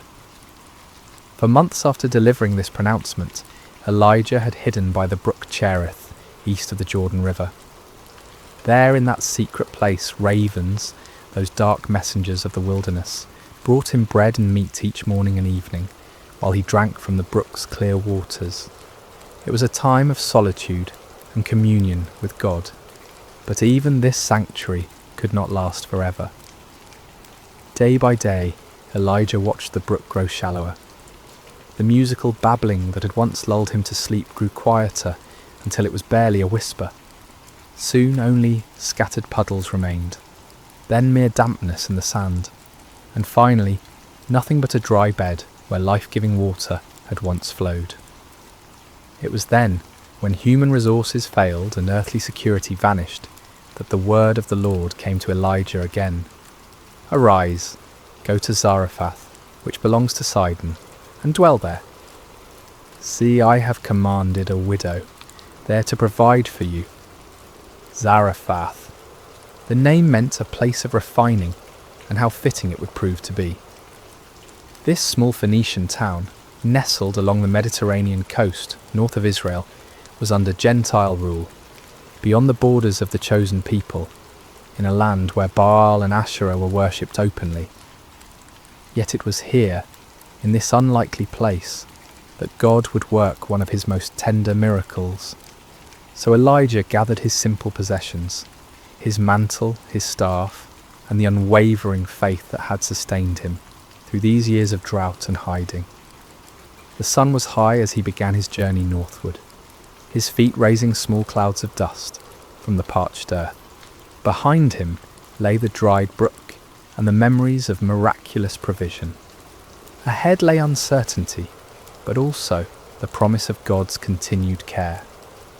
As he walked, Elijah might have pondered the strangeness of God's ways. Here was a Hebrew prophet, a man who had proclaimed judgment upon Israel for their worship of foreign gods, now being sent to a foreign land where those very gods were revered. Yet if the years had taught him anything, it was that the Lord's thoughts were higher than his thoughts, and the Lord's ways past finding out. The journey from the Jordan Valley to the coastal region of Zarephath would take several days. Elijah travelled through landscapes scarred by drought, abandoned villages where the wells had run dry, fields where the stubble of failed crops crunched beneath his sandals, and hillsides where olive trees stretched their gnarled branches skyward in silent supplication for rain that would not come. At night he slept under stars that seemed to burn with unusual intensity in the clear, dry air. The moon, when it appeared, cast sharp shadows on the lifeless landscape, and sometimes he could hear, in the distance, the mournful cry of jackals searching for water in the empty wadis. But even as the physical landscape spoke of judgment and desolation, Elijah's heart remained anchored in hope. The same God who had sent ravens to feed him, who had made water spring from rock for Moses, who had provided manna in the wilderness for the children of Israel, had promised that a widow in Zarephath would care for him. It seemed impossible, even absurd. What widow in this time of famine would have enough to share? Yet Elijah had learned that impossibility was often the very stage upon which God chose to display his glory. On the third day of his journey, the scent of the sea began to reach his nostrils, carried on breezes that offered little relief from the heat, but spoke of his approaching destination. The landscape gradually changed from the brown hills of inland Palestine to the terraced slopes that descended toward the Mediterranean coast. In the distance, he could see the blue expanse of the Great Sea, its surface shimmering like hammered metal under the relentless sun. As he crested the final hill before Zarephath, Elijah paused to survey the town spread below him. It was modest in size, its flat-roofed houses clustered around a small marketplace, with narrow streets winding between them like tributaries of a dry river. The town's walls, though not as grand as those of the great cities, spoke of a community that had weathered many storms. Fishing boats lay pulled up on the beach, their nets spread out to dry, though in these days of little rain, even the sea seemed less generous with its bounty. Smoke rose from only a few chimneys, a sign that even here, far from Israel, the effects of the drought were being felt. Fuel was precious, when every piece of wood might be needed for cooking what little food remained, and families were learning to make do with cold meals and carefully rationed provisions. As Elijah descended the hill toward the town gate, his stomach reminded him that it had been hours since his last meal. The ravens no longer came with their mysterious daily provision, and the bread in his travelling pouch was long since consumed. For the first time in months, the prophet experienced the gnawing uncertainty that had become the constant companion of countless families throughout the region. But even as hunger and weariness pressed upon him, Elijah's step remained steady. Somewhere in this foreign town was a widow whom God had prepared to be his instrument of provision. The prophet did not know her name, her face, or her circumstances. He knew only that the Lord had spoken, and that was enough. The sun was now approaching its zenith as Elijah neared the gates of Zarephath, his shadow a small dark pool at his feet. Soon, very soon, he would meet the woman through whom God intended to demonstrate that his care extends beyond all human boundaries, his provision beyond all human understanding, and his power beyond even the finality of death itself. The stage was set for a miracle that would begin with a simple request for water and a piece of bread, but would culminate in wonders that neither the prophet nor the widow could have imagined. In this place of refining, in this encounter between a Hebrew man of God and a Gentile woman of faith, the character of the Almighty would be revealed in ways both tender and magnificent. The gates of Zarephath stood open in the midday heat, their wooden beams weathered and worn by countless seasons of sun and storm. As Elijah approached, he could see that the usual bustle of a town entrance was notably absent. No merchants haggled over goods, no children played in the dust, no elders sat in the shade discussing the affairs of the day. The drought and its accompanying famine had drained the life from this place, leaving behind only the essential movements of survival. Elijah's throat was parched from his long journey, and his lips were cracked from the dry air. Each step sent small puffs of dust up from the hard-packed earth, and the prophet found himself scanning the area, hopefully for any sign of a well or fountain. His eyes, accustomed to the blazing light of the Palestinian sun, squinted as he tried to make out the details of his surroundings. It was then that he noticed her. Just outside the town gates, near a grove of scraggly olive trees, that had somehow managed to survive the prolonged drought. A woman was bent over, methodically gathering fallen sticks and dead branches. Her movements were slow and deliberate, speaking not of laziness but of the careful conservation of energy that comes from prolonged hunger. Her clothing, once perhaps a deep blue or brown, had faded to the nondescript colour of dust and wear, patched in several places with fabric that didn't quite match. As Elijah drew closer, he could see that she was neither young nor old, but somewhere in that middle season of life, where a woman's beauty becomes less about the freshness of youth and more about the character etched in her features by joy and sorrow, hope and disappointment. Her dark hair, streaked with premature grey that spoke of hardship born before its time, was partially covered by a worn headscarf that had slipped back as she worked. There was something in her posture, a weariness that seemed to go beyond physical exhaustion, that made Elijah's heart stir with compassion. This was a woman who had carried burdens, who had made hard choices, who had watched her resources dwindle day by day until she was reduced to gathering sticks in the heat of the day. The prophet paused for a moment, studying her face as she worked. In her features, he could read the story of the drought's impact on ordinary people.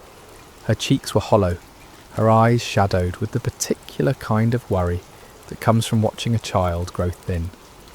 Yet there was also a quiet dignity about her, a refusal to surrender to despair, even in the face of seemingly impossible circumstances. "Excuse me," Elijah called softly, his voice rough from thirst and travel. The woman looked up, startled. Her eyes widened slightly as she took in the appearance of this stranger. His rough clothing, his weathered features, the staff in his hand that marked him as a traveller from far away. In her gaze, Elijah could see the wariness that had become second nature to people in these hard times. Strangers might bring news, trade or help, but they might also bring additional mouths to feed when food was already desperately scarce. "Please," Elijah continued, his manner gentle and respectful, "could you bring me a little water in a cup, that I may drink?" The request hung in the air between them. Water, in this time of drought, was precious beyond measure. Every drop had to be carried from wells that were increasingly distant and depleted. Yet something in the prophet's manner, perhaps the genuine need in his voice, or the courtesy with which he had made his request, caused the woman to hesitate rather than refuse outright. She studied his face for a long moment, as if trying to read his character in his features. What she saw there must have reassured her, for she slowly straightened, her bundle of sticks still clutched in her arms. "I will bring you water," she said simply, her voice carrying the accent of this coastal region, but also a warmth that suggested a heart not yet hardened by suffering. As she turned toward the town, Elijah felt a stirring of gratitude. Here, in this foreign place, this Gentile woman was willing to share her precious water with a Hebrew stranger. It was a small act of kindness, but in a world grown harsh with want, small kindnesses took on the weight of great acts of mercy. But the Lord had sent him here for more than water, and Elijah knew that his true test and hers was yet to come. "Wait," he called gently, as she began to walk away, "and please bring me a morsel of bread in your hand." The woman stopped as if struck. She turned back to him, and now her face bore an expression of such profound sadness that Elijah felt his heart constrict. The weariness he had noticed before was nothing compared to the look of desperate finality that now clouded her features. "As the Lord your God lives," she replied, and there was no anger in her voice, only a crushing weariness and the terrible honesty of someone who has nothing left to lose. "I do not have bread, only a handful of flour in a bin and a little oil in a jar. See, I am gathering a couple of sticks that I may go in and prepare it for myself and my son, that we may eat it and die." The words fell between them like stones dropping into a deep well. This was not the casual refusal of someone unwilling to share, nor the calculated response of someone hoarding resources. This was the stark reality of a mother who had come to the end of all earthly hope, who had measured her remaining provisions with the careful precision of someone planning a final meal. Elijah felt the weight of her despair, but he also felt the stirring of something else, the peculiar lifting of spirit that came when he sensed the Lord was about to move in power. How often had he seen this pattern? The moment when human resources failed completely was precisely the moment when divine intervention began. "Do not fear," he said, and his voice carried a new authority, a confidence that seemed to come from somewhere beyond his own understanding. The words were not merely a comfort, but a command, spoken with the certainty of someone who had learned to recognize the voice of the Almighty. The woman's eyes widened at the change in his tone. Something had shifted in this stranger's demeanour, as if he had suddenly remembered who he was and whom he served. "Go and do as you have said," Elijah continued, "but make me a small cake from it first and bring it to me, and afterward make some for yourself and your son." The request seemed almost cruel in its audacity. Here was a woman who had just confessed that she and her child were preparing to eat their last meal before death, and this stranger was asking her to give him the first portion. By any human standard of fairness or compassion, the request was outrageous, but Elijah was not speaking from human wisdom now. He was speaking as one who had learned to see beyond the visible, to understand that sometimes the pathway to blessing required actions that seemed to defy common sense. "For thus says the Lord God of Israel," he proclaimed, and now his voice carried the full weight of prophetic authority. "The bin of flour shall not be used up, nor shall the jar of oil run dry, until the day the Lord sends rain on the earth." The promise hung in the air between them, like a bridge spanning an impossible chasm. On one side stood the widow's desperate reality, empty bins, empty jars, and the approaching spectre of death. On the other side stood the word of a God she barely knew, spoken through a stranger whose only credentials were the conviction in his voice and the authority with which he spoke. The woman stared at him, her mind undoubtedly racing. Everything in her experience told her that flour and oil, once consumed, were gone forever. Everything she had learned about the world spoke against the possibility of vessels that never emptied, of resources that renewed themselves. She had no reason to trust this foreigner, no evidence that his God was any more real or powerful than the gods her neighbours worshipped. Yet something in his eyes, something in the absolute certainty with which he had spoken, gave her pause. She had lived long enough to recognise truth when she heard it, even when that truth seemed to contradict everything she thought she knew about the world. The choice before her was stark and simple, yet it carried implications that reached far beyond the immediate moment. She could refuse, clinging to what little she had, and eat her final meal with her son in the privacy of her own home. Or she could trust stepping out in faith toward a promise that seemed too wonderful to believe, risking the immediate needs of her child on the word of a stranger's God. As she stood there in the dusty street of Zarephath, with her bundle of sticks still clutched in her arms, and the prophet's words echoing in her mind, the widow found herself at one of those crossroads that define a life. Her next decision would determine not only whether she and her son lived or died, but whether they would become part of a story that would be told for generations to come.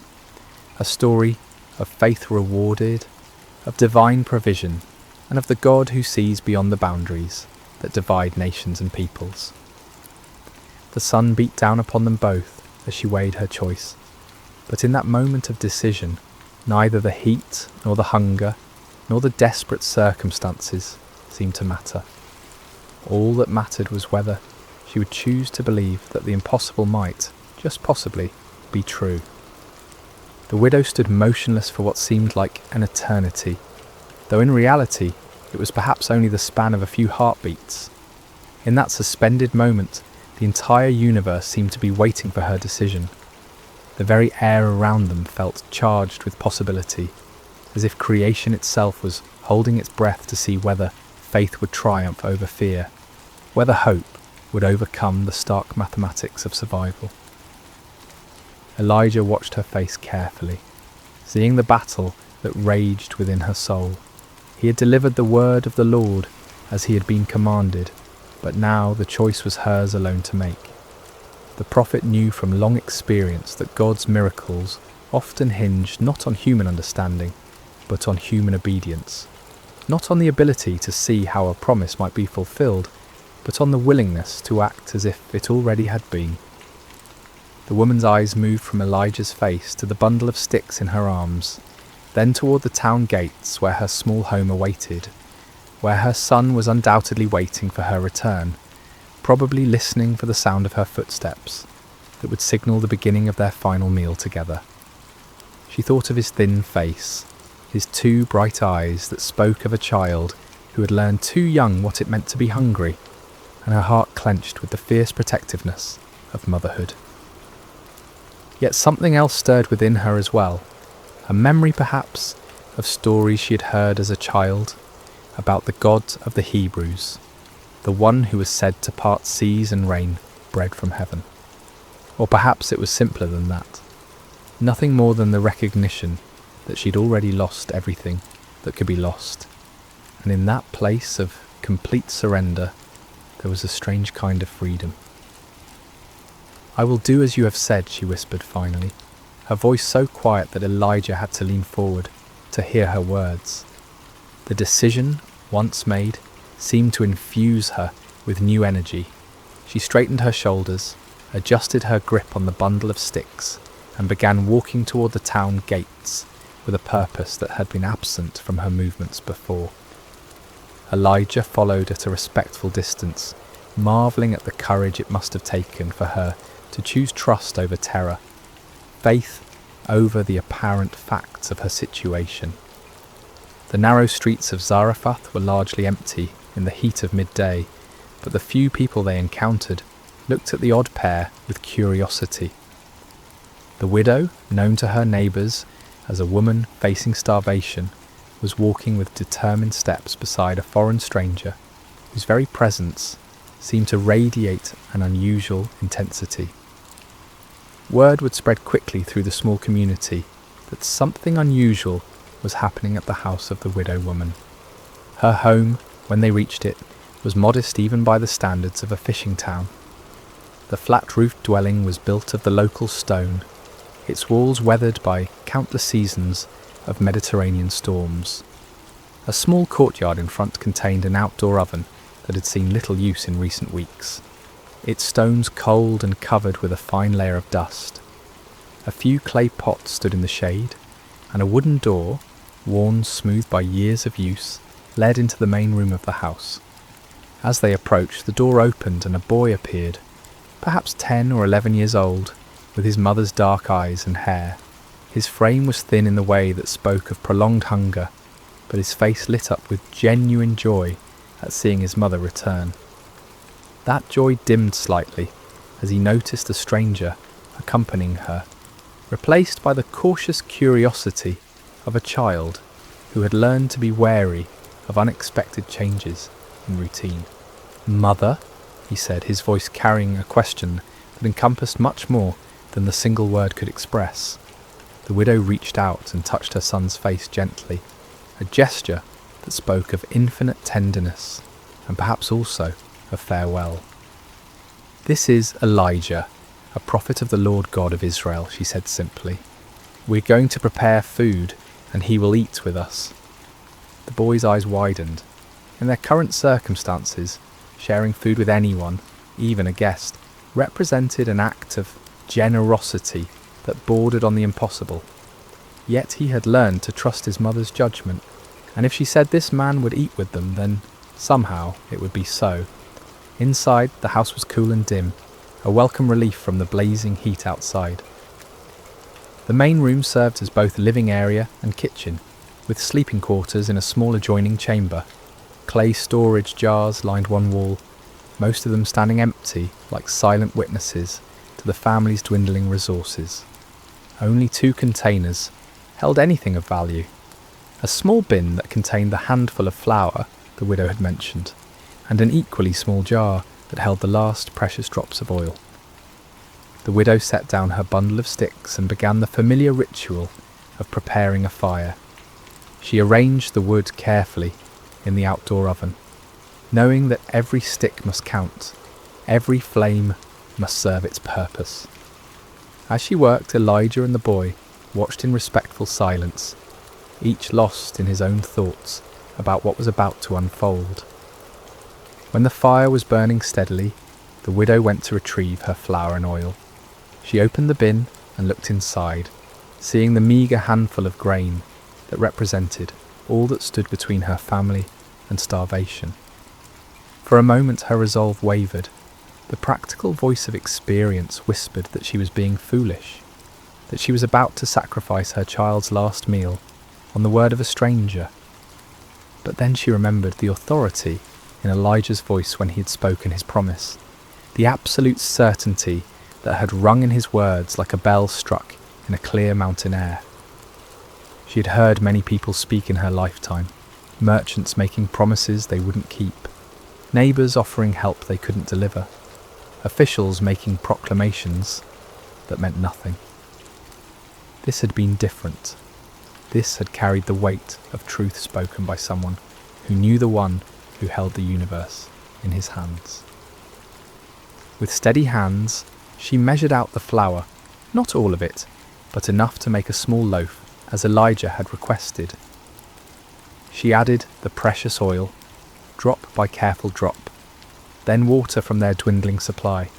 As she kneaded the dough, she found herself praying to the God of Israel, a God she knew only by reputation, but whom she was now trusting with everything she held dear. The bread baked quickly in the hot oven, filling the small courtyard with an aroma that made all their mouths water and their stomachs clench with longing. When it was finished, golden brown and still steaming, the widow placed it on a wooden plate and carried it to where Elijah sat waiting. "Here," she said simply, offering him the bread that might well be the last her household would ever eat. Elijah received the loaf with the gravity it deserved, understanding that he held in his hands not just food, but an act of faith that would echo through eternity. He broke it carefully, offering portions to both the widow and her son before taking any for himself. The bread was simple fare, coarse flour baked with skill born of necessity, but it tasted like the finest feast to 3 people who had known real hunger. As they ate, a comfortable silence settled over the small courtyard. The bread satisfied their immediate hunger, but more than that, it seemed to nourish something deeper. Hope, perhaps, or the peculiar peace that comes from taking a step of faith and finding solid ground beneath one's feet. When the meal was finished, the inevitable moment arrived. The widow rose to check her storage containers, knowing that according to every law of nature and economy, they should now be empty. The flour bin should contain nothing but dust and remnants, the oil jar nothing but the stained clay at its bottom. She opened the flour bin first, and her breath caught in her throat. Where she'd expected to find emptiness, there was flour, not the handful that had remained before, but the same amount that had been there that morning. Her hands trembled as she reached into the jar, running the grain through her fingers to assure herself that she was not dreaming. Next came the oil jar. She lifted it carefully, feeling its weight, hearing the liquid slosh against the sides. It was full as it had been when she had first measured out the precious oil for their bread. "Mother?" her son whispered, seeing the wonder and disbelief that played across her features. "The word of the Lord is true," she breathed, her voice filled with awe. "The flour and oil have not diminished. They are just as they were before." From that day forward, the miracle continued. Each morning, the widow would wake expecting to find her containers empty, only to discover them filled with the same amounts they had held the day before. She would measure out flour for the day's bread, pour oil for cooking, and use what was needed to sustain her household and their guest.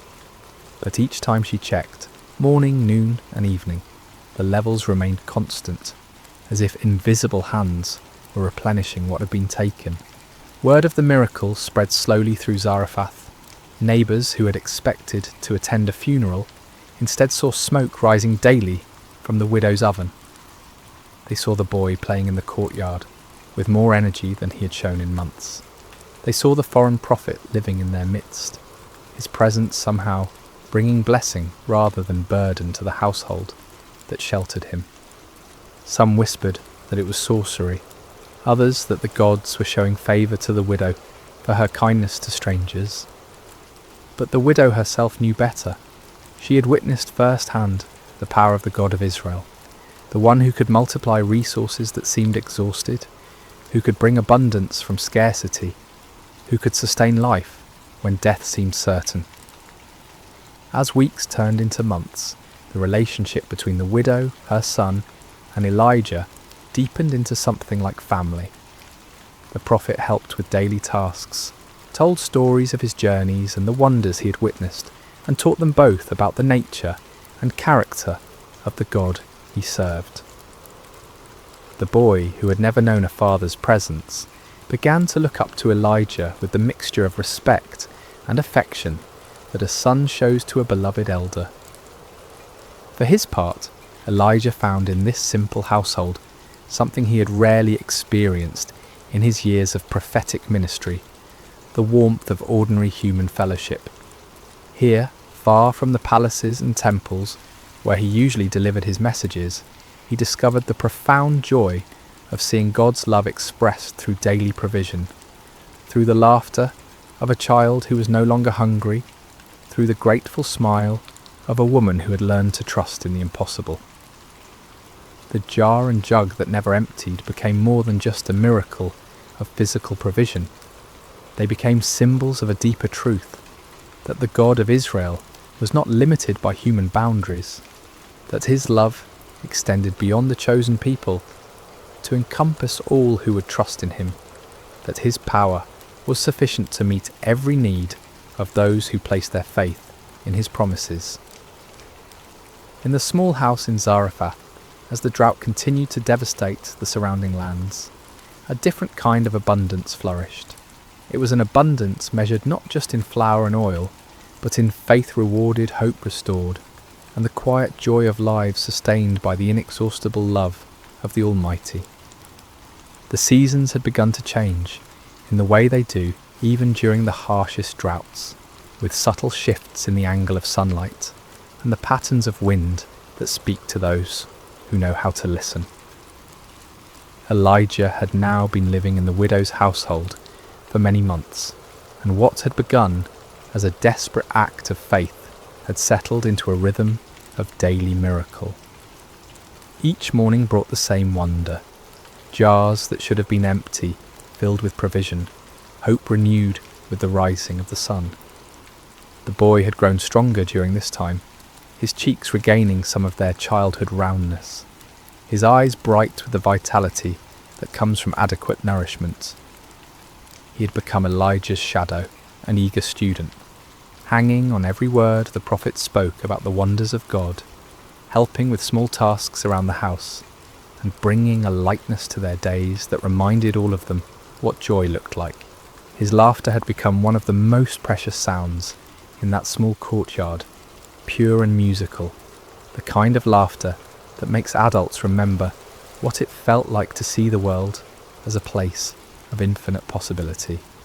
When he played with the wooden toys he had carved under Elijah's guidance, when he helped his mother tend their small herb garden, when he sat listening to stories of lions' dens and burning bushes, the boy radiated the particular happiness of a child who knows he is loved and secure.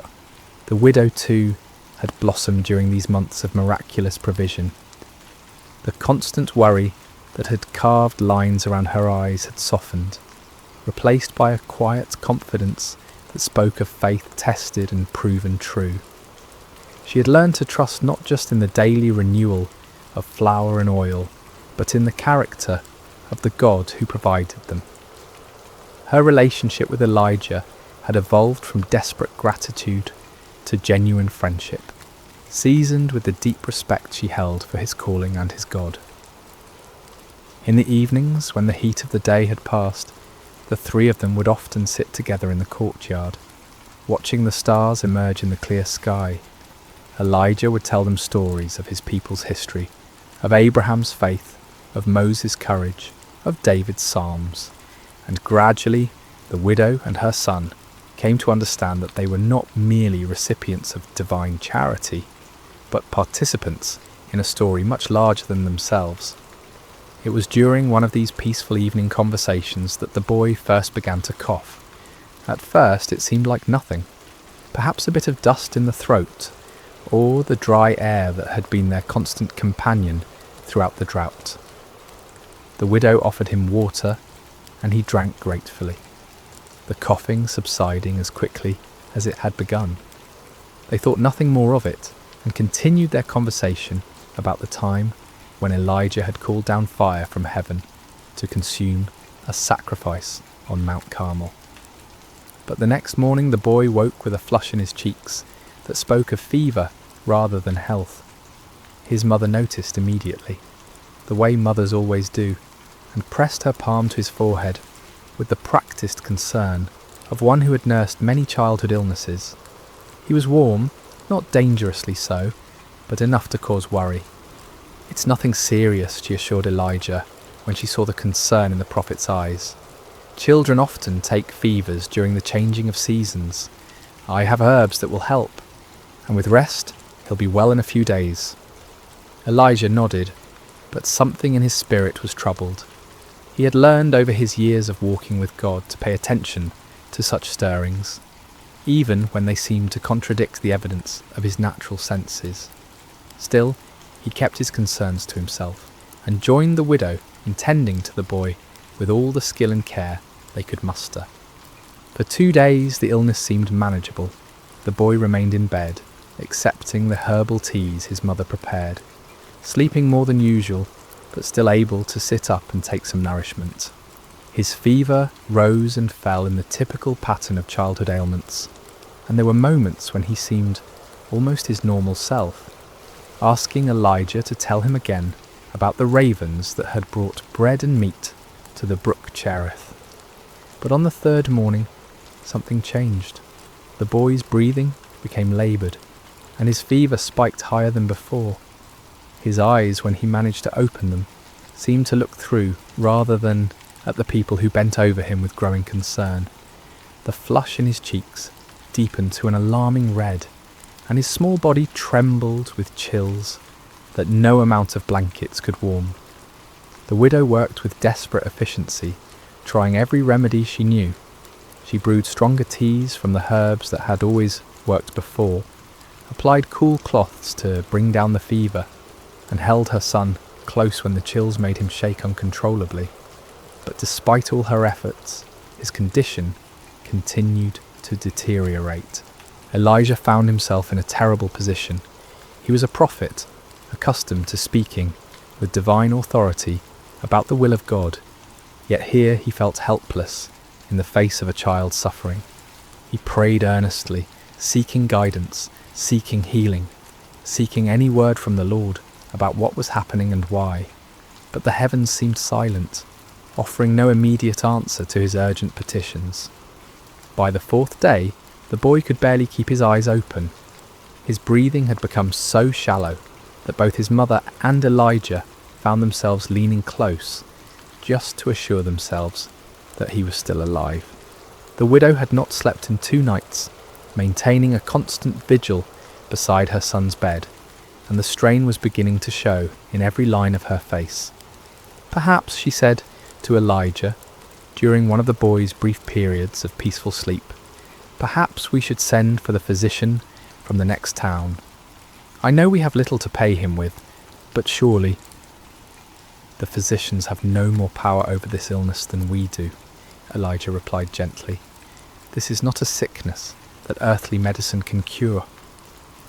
The words hung between them, carrying implications that neither wanted to fully acknowledge. If earthly medicine could not help, if the herbs and treatments that had always worked before were proving useless, then they were facing something beyond the normal course of illness and recovery. They were facing the possibility that God might be calling this beloved child home. On the 5th morning, as the sun rose with its customary indifference to human suffering, the inevitable happened. The widow, who had dozed fitfully in her chair beside the bed, was awakened by a silence that was somehow more alarming than any sound could have been. She looked at her son and knew immediately that something fundamental had changed. His face, which had been flushed with fever, was now pale and still. His chest no longer rose and fell with the rhythm of breathing. The boy was gone. The widow's scream of anguish pierced the morning air, a sound so raw and primal that it seemed to tear through the very fabric of hope itself. She gathered her son's lifeless body into her arms, rocking back and forth as tears streamed down her face. "What have you done to me, O man of God?" she cried, turning to Elijah with eyes blazing with grief and accusation. "Have you come to bring my sin to remembrance and to kill my son?" The words struck Elijah like physical blows. Here was a woman who had trusted him, who had shared her last meal based on his promise, who had opened her home to him for months. And now, in the presence of God's prophet, her only child lay dead. Without a word, Elijah gently took the boy from his mother's arms. "Give me your son," he said quietly, and despite her grief, something in his tone made her release her hold on the child. Elijah carried the boy to the upper room where he had been staying, laying him carefully on the bed. Then he fell upon his face before God, crying out with all the passion of his prophetic calling. "O Lord my God, have you also brought tragedy on the widow with whom I lodge by killing her son?" 3 times Elijah stretched himself upon the child, calling out each time, "O Lord my God, I pray, let this child's soul come back to him." The silence that followed seemed to stretch into eternity. Then, like the first breath of dawn, after the longest night, the boy's chest rose. His eyes fluttered open, clear and bright, and he looked up at Elijah with wonder. "Teacher?" he whispered, his voice weak but unmistakably alive. Elijah gathered the boy in his arms, his own eyes wet with tears of joy and gratitude. "Come," he said, "let us go to your mother." When the widow saw her son walking down the stairs, alive and whole, she fell to her knees. "Now by this I know that you are a man of God," she declared through her tears, "and that the word of the Lord in your mouth is the truth." The miracle at Zarephath teaches us profound truths that echo through the ages. First, we learn about faith in scarcity, how the widow trusted God's promise, even when her cupboards were bare and death seemed certain. Her willingness to give from her need rather than her abundance shows us that God often asks us to step forward in faith before we can see how he will provide. Second, we see the power of obedience before understanding. The widow didn't need to comprehend how flour and oil could multiply. She simply needed to trust the word of the Lord and act upon it. Blessings flowed not because she understood the miracle, but because she believed in the one who promised it. Third, this story reveals God's care beyond all boundaries. Here was a Hebrew prophet ministered to by a Gentile widow, showing that God's love transcends nationality, culture, and religion. The miracle in Zarephath foreshadowed the day when God's salvation would be offered to all nations. Finally, through Elijah's intercession for the dead boy, we glimpse God's ultimate power over life and death itself. This miracle points forward to the resurrection, hope that would one day be fully revealed in Christ, reminding us that with God, even death is not the final word. As our story draws to a close, I invite you to consider the empty jars in your own life. those places where resources seem exhausted, where hope feels depleted, where you wonder if God sees your need. The widow of Zarephath discovered that the God of impossible things delights in filling what appears empty, in multiplying what seems insufficient, in bringing life where death has reigned. Perhaps tonight, as you prepare for rest, you can release your own impossibilities into his capable hands. Trust that the same God who filled flour jars and oil vessels in ancient Zarephath is still working miracles today, sometimes dramatic and visible, sometimes quiet and hidden, but always rooted in his unchanging love for his children. The sun has set over that ancient town by the sea, and a gentle breeze stirs the olive trees, where a widow once gathered sticks in desperation and found instead a destiny of faith. In that small house, the jars remained full, the boy grew strong, and 3 hearts learned to trust in the God of endless provision. May you rest tonight knowing that your own story is being written by the same loving hand, and that tomorrow's provision is already prepared by the one who never fails to keep his promises. Sleep well, dear friend, and remember, with God the jar never truly empties and hope is always renewable. Hello, dear friends, and welcome to Sacred Slumber. Before we begin our journey together into this timeless story of faith and courage, I want to take a moment to connect with you. Wherever you are in the world tonight, how has your day been? Perhaps you're settling in as the evening draws near, or maybe you're starting your morning with this gentle retelling. Whether it's midnight where you are, or the sun is just beginning to rise, know that you're exactly where you need to be. I'm curious about where this story is finding you tonight. Are you listening from a cozy bedroom in North America? Perhaps watching the stars appear through your window? Or maybe you're in Europe, beginning a peaceful morning with this tale. Perhaps you're in Asia, Africa, Australia, or anywhere else across our beautiful world. Wherever you are, you're part of our global Sacred Slumber family, and we're so grateful to have you here. If this is your first time joining us, or if you've been with us before, we invite you to subscribe to Sacred Slumber, where we bring you gentle Bible stories and peaceful reflections designed to encourage your heart and strengthen your faith. Now let's settle in together as we journey to ancient Israel, to a valley where faith would triumph over fear, and where a young shepherd boy would show the world that with God all things are possible. The golden sun rises slowly over the valley of Elah, casting long shadows across the rocky terrain. The air is crisp with morning dew, and a gentle breeze carries the scent of wildflowers that dot the hillsides. This valley, nestled between rolling hills covered with olive trees and scattered stones, would soon become the stage for one of history's most remarkable displays of faith. On the eastern ridge, the armies of Israel have made their camp. Hundreds of tents stretch across the hillside, their fabric fluttering softly in the morning breeze. Smoke rises from cooking fires where soldiers prepare their simple breakfast of bread and olives. The men move quietly, their faces etched with concern, their eyes constantly drawn to the valley below and the opposite hill. For across the valley, on the western ridge, stands another camp. The Philistines have pitched their tents there, their bronze weapons glinting in the early light. These are seasoned warriors, confident in their strength, their numbers, and their champion who has struck terror into the hearts of Israel's army for 40 long days. Between these two armies lies the valley itself, a stretch of land that seems to hold its breath in anticipation. The grass grows green here, watered by a small brook that winds its way through the centre of the valley, its waters singing softly over smooth stones.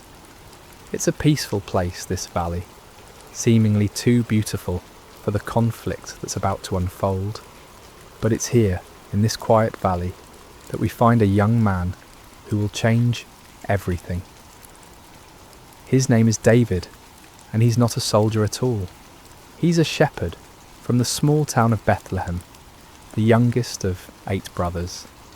While his older brothers serve in King Saul's army, David tends his father's sheep on the hillsides near his home. David has olive skin bronzed by countless hours under the Palestinian sun, and eyes that sparkle with life, an unwavering trust in the God of Israel. His hands, though young, are strong from years of guiding sheep, playing his harp and practicing with his simple shepherd's sling. He's small in stature compared to the warriors in both camps, but there's something different about David, something that sets him apart. It's not his size or his strength, but the quiet confidence that comes from knowing that the God who created the heavens and earth is also the God who watches over him as he watches over his sheep.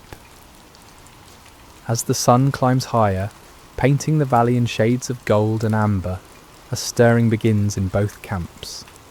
The day's challenge is about to begin, and David, though he doesn't know it yet, is about to step into a moment that will echo through eternity. For 39 days, the same terrifying scene has played out in the valley of Elah.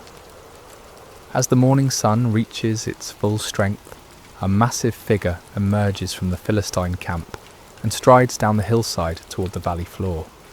This is Goliath of Gath, and he is a sight that would make even the bravest heart tremble. Standing nearly 10 feet tall, Goliath is a giant among men. His frame is muscular and imposing, built like a fortress of flesh and bone. His bronze helmet catches the sunlight, and his scale armour gleams like the surface of a deep, dark sea. Each scale of his armour has been carefully crafted, overlapping like fish scales, to create an almost impenetrable defence. The armour alone weighs more than many men could carry, yet Goliath wears it as easily as another man might wear a simple tunic.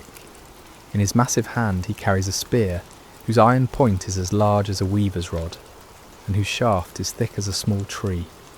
On his back hangs a bronze sword, and his legs are protected by bronze greaves that shine like mirrors. Walking before him is his armour-bearer, a man who would be considered large in any other company, but appears almost childlike next to his champion. As Goliath reaches the centre of the valley, near the gently flowing brook, he stops and turns to face the Israelite camp on the eastern hill.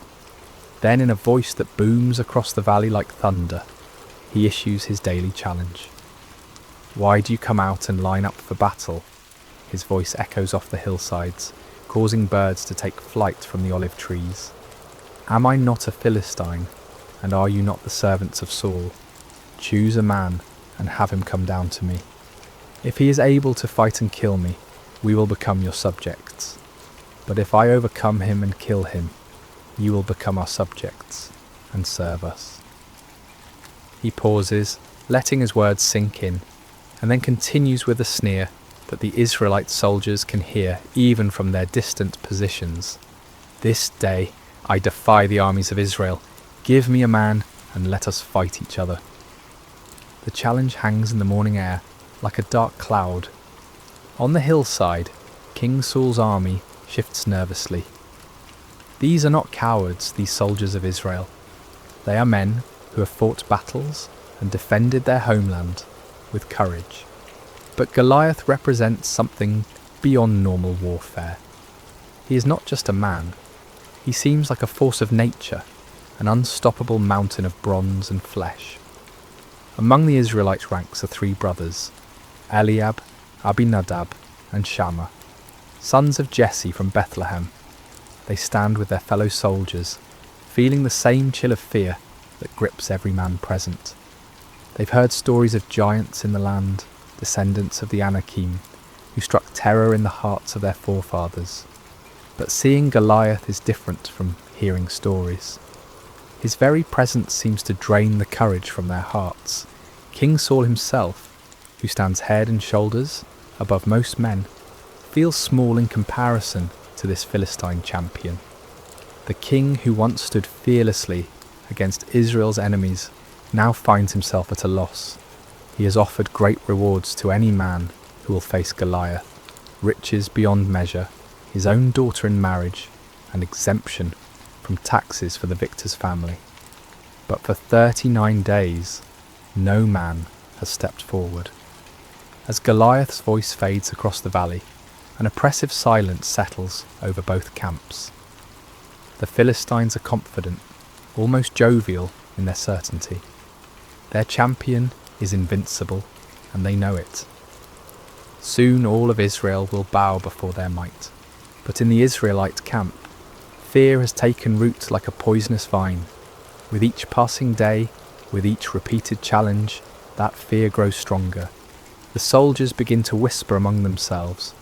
Some wonder if they should retreat. Others question whether God has abandoned them. The shadow of one man, one giant, is darkening the faith of an entire nation. Yet God, who sees all things, who knows the end from the beginning, has already prepared an answer to this seemingly impossible challenge. And that answer is not a mighty warrior or a skilled general. It's a young shepherd boy who at this very moment is walking the dusty roads that lead to the valley of Elah, carrying nothing more threatening than food for his brothers and cheese for their commander. As the day progresses and Goliath returns to his camp with another unchallenged victory, the stage is being set for an encounter that will demonstrate, once and for all, that the battle belongs not to the strong, but to the Lord. The morning sun is climbing higher when David crests the hill overlooking the valley of Elah. He's been walking since before dawn, carrying a heavy pack filled with roasted grain and 10 loaves of fresh bread for his brothers and 10 cuts of cheese for their unit commander. His father Jesse, concerned about his son serving in King Saul's army, has sent David to check on them and bring them provisions. As David approaches the Israelite camp, he can hear the familiar sounds of an army preparing for battle. The clank of bronze armour, the scraping of swords being sharpened, and the low murmur of soldiers' voices. But there's something else in the air, something David can sense even before he understands it. There's a tension here, a fear that seems to hang over the camp like morning fog. David makes his way through the camp, asking for directions to find his brothers. The soldiers he passes look weary, their faces drawn with anxiety. Some pace nervously, others sit quietly, staring toward the valley. This is not what David expected to find. Where is the courage of Israel's army? Where is the confidence that should come from serving the God who delivered them from Egypt and gave them this promised land? Finally, David spots his brothers among their unit, and his face brightens with joy. He hurries toward them, his pack bouncing on his shoulders, but as he greets Eliab, Abinadab, and Shammah, he notices that they too carry the same haunted expression as the other soldiers. "Father sent provisions," David says warmly, beginning to unpack the food. "He's been worried about you and wanted to make sure you have enough to eat." But before his brothers can respond fully to his greeting, a sound begins to build from across the valley. It starts as a low rumble and grows into the unmistakable boom of Goliath's voice. David stops unpacking and turns toward the valley, his eyes widening as he sees the massive figure striding down the hillside. Who is this uncircumcised Philistine that he should defy the armies of the living God? David asks, his voice filled not with fear, but with indignation. The words come naturally to him, spoken with the simple faith of someone who knows God personally, intimately, like a shepherd knows his flock. The soldiers around David stare at him in amazement. Some even step back, as if his words might bring Goliath's wrath down upon them. But David isn't speaking recklessly. He's speaking from a heart that has experienced God's faithfulness. In the quiet places, in the fields where he tends sheep, under the stars where he plays his harp and sings psalms to the God who made them. What will be done for the man who kills this Philistine and removes this disgrace from Israel? David continues, his voice carrying a confidence that seems foreign in this camp of frightened warriors. The soldiers explain about King Saul's promised rewards, but David barely seems to hear them. His focus is not on gold or marriage or tax exemption. His concern is for the honour of God and the reputation of God's people. How can this Philistine be allowed to mock the armies of the living God? How can Israel's soldiers allow this blasphemy to continue day after day? Word of David's questions and his bold words quickly spreads through the camp. Some soldiers are amazed by his courage, others think he's simply too young to understand the danger. But when the news reaches Eliab, David's oldest brother, he responds with anger and embarrassment. "Why have you come down here?" Eliab demands, his face flushed with frustration. "And with whom did you leave those few sheep in the wilderness? I know how conceited you are, and how wicked your heart is. You came down only to watch the battle." Eliab's harsh words reveal the tension that can exist even in families when faith and fear collide. Perhaps Eliab is embarrassed that his youngest brother shows more courage than he and his fellow soldiers have demonstrated. Perhaps he's genuinely concerned for David's safety. But David responds with gentle humility. "Now what have I done?" David asks calmly. "Can't I even speak?" He doesn't argue with his brother or defend himself harshly. Instead, he simply continues asking his questions, seeking to understand why no one has stepped forward to defend God's honour. Eventually, word of David's bold questions reaches King Saul himself. The king, desperate for any glimmer of hope, sends for this young man who speaks so fearlessly about facing the Philistine giant. When David is brought before him, Saul sees nothing impressive about this youth. David is small, young, with the sun-darkened skin of someone who works outdoors. He carries no sword, no armour, nothing that would mark him as a warrior. "Let no one lose heart on account of this Philistine," David says to the king with quiet confidence. "Your servant will go and fight him." King Saul looks at David in disbelief. "You are not able to go out against this Philistine and fight him," he says, his voice heavy with the weight of responsibility and fear. "You are only a young man, and he has been a warrior from his youth." But David's response comes from a wellspring of faith that has been tested and proven in the wilderness places where no one was watching. "Your servant has been keeping his father's sheep," David begins, his voice steady and sure. "When a lion or a bear came and carried off a sheep from the flock, I went after it, struck it, and rescued the sheep from its mouth. When it turned on me, I seized it by its hair, struck it, and killed it. Your servant has killed both the lion and the bear. This uncircumcised Philistine will be like one of them, because he has defied the armies of the living God." David pauses, and in that pause the tent seems to fill with the presence of something greater than human courage.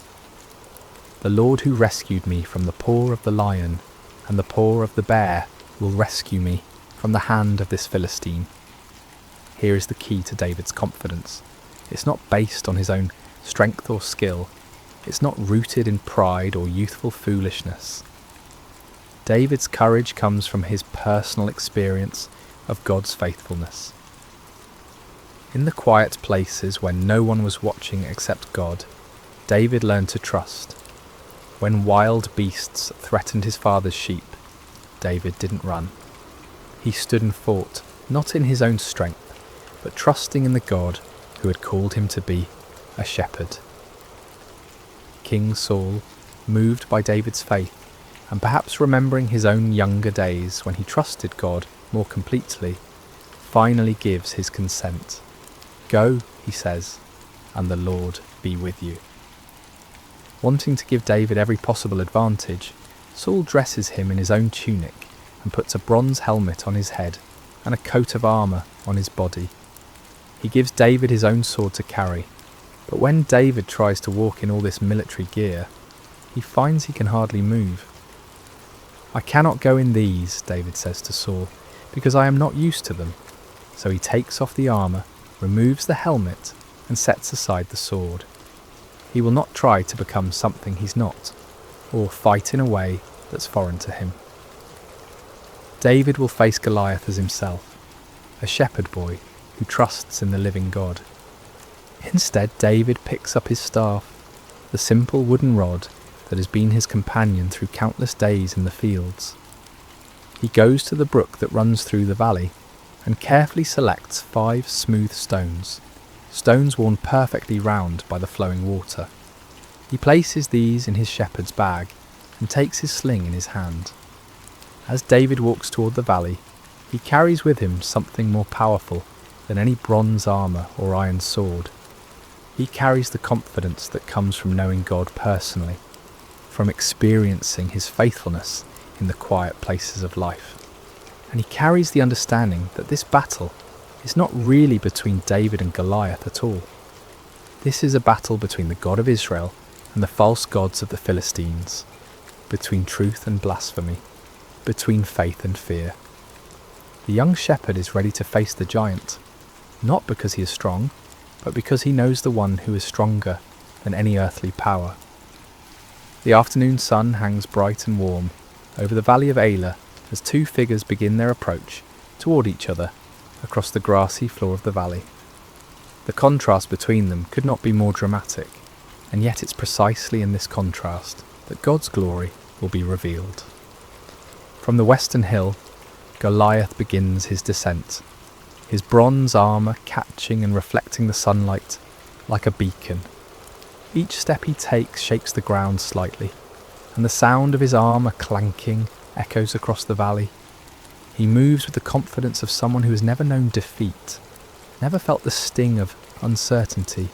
His armour-bearer walks before him, carrying the massive shield that will protect the giant from any arrows that might be fired from the Israelite lines. From the eastern hill, David begins his own journey down into the valley. He walks with a steady, purposeful gait, his simple shepherd's clothing a stark contrast to the military spectacle approaching from the other side. In one hand he carries his staff, worn smooth by years of use.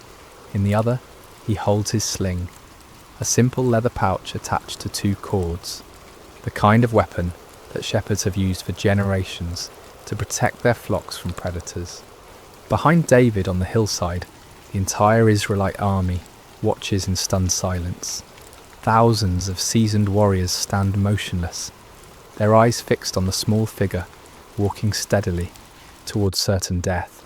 Some of them pray silently, asking God to protect this brave boy. Others shake their heads in disbelief at what they perceive as pointless sacrifice. King Saul watches from his position among his officers, his heart heavy with the responsibility for sending a youth to face a giant. On the opposite hill, the Philistine army watches with amusement and anticipation.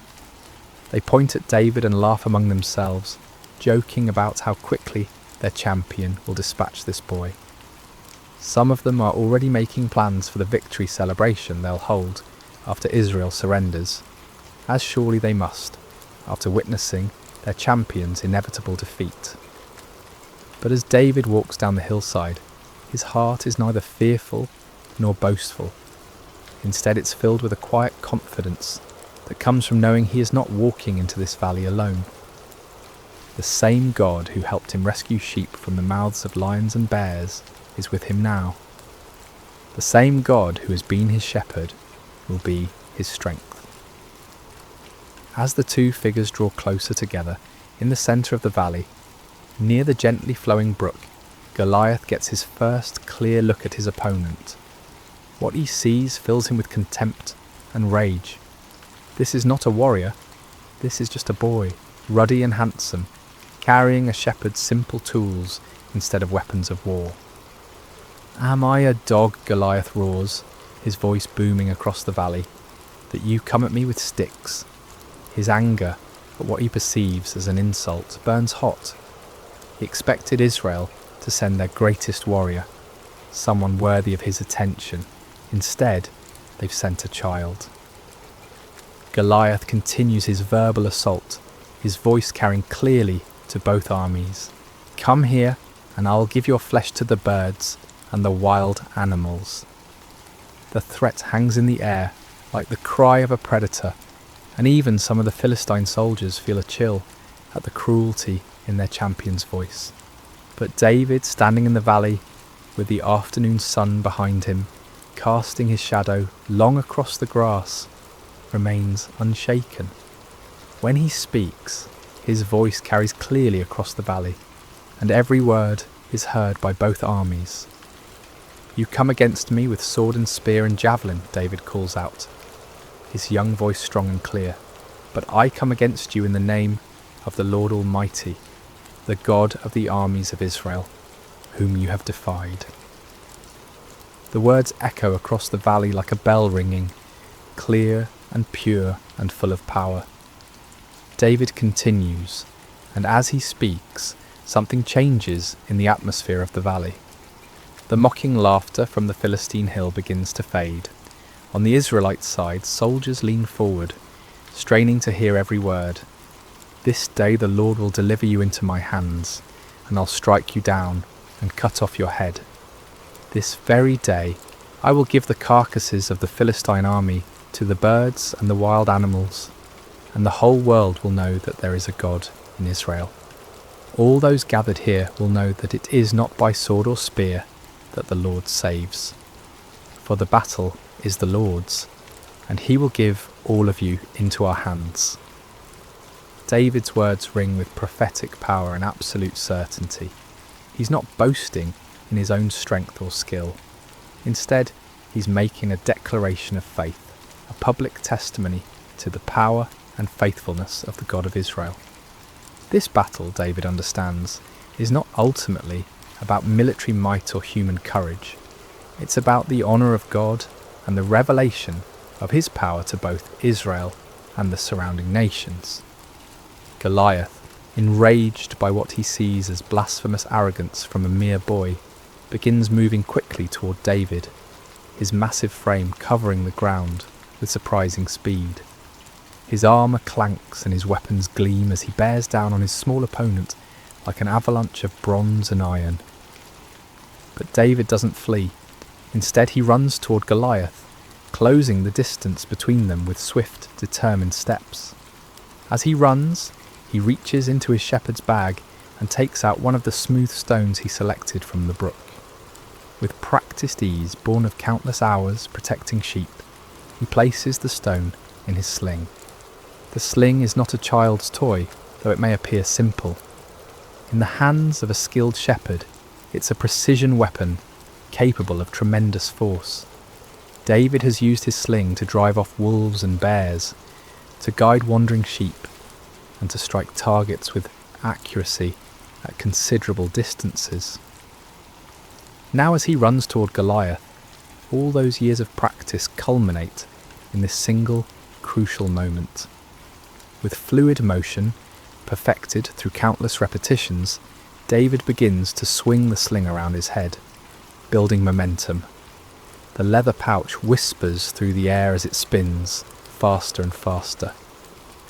Goliath, seeing David's movement, may have raised his shield or adjusted his position, but his great size, which has always been his advantage, now works against him. He cannot change direction quickly, cannot dodge with the agility of a smaller man. At the perfect moment, when the geometry of angle and distance and momentum align exactly right, David releases one of the cords. The stone flies from the sling like an arrow, swift and straight and true, guided by skill and powered by faith.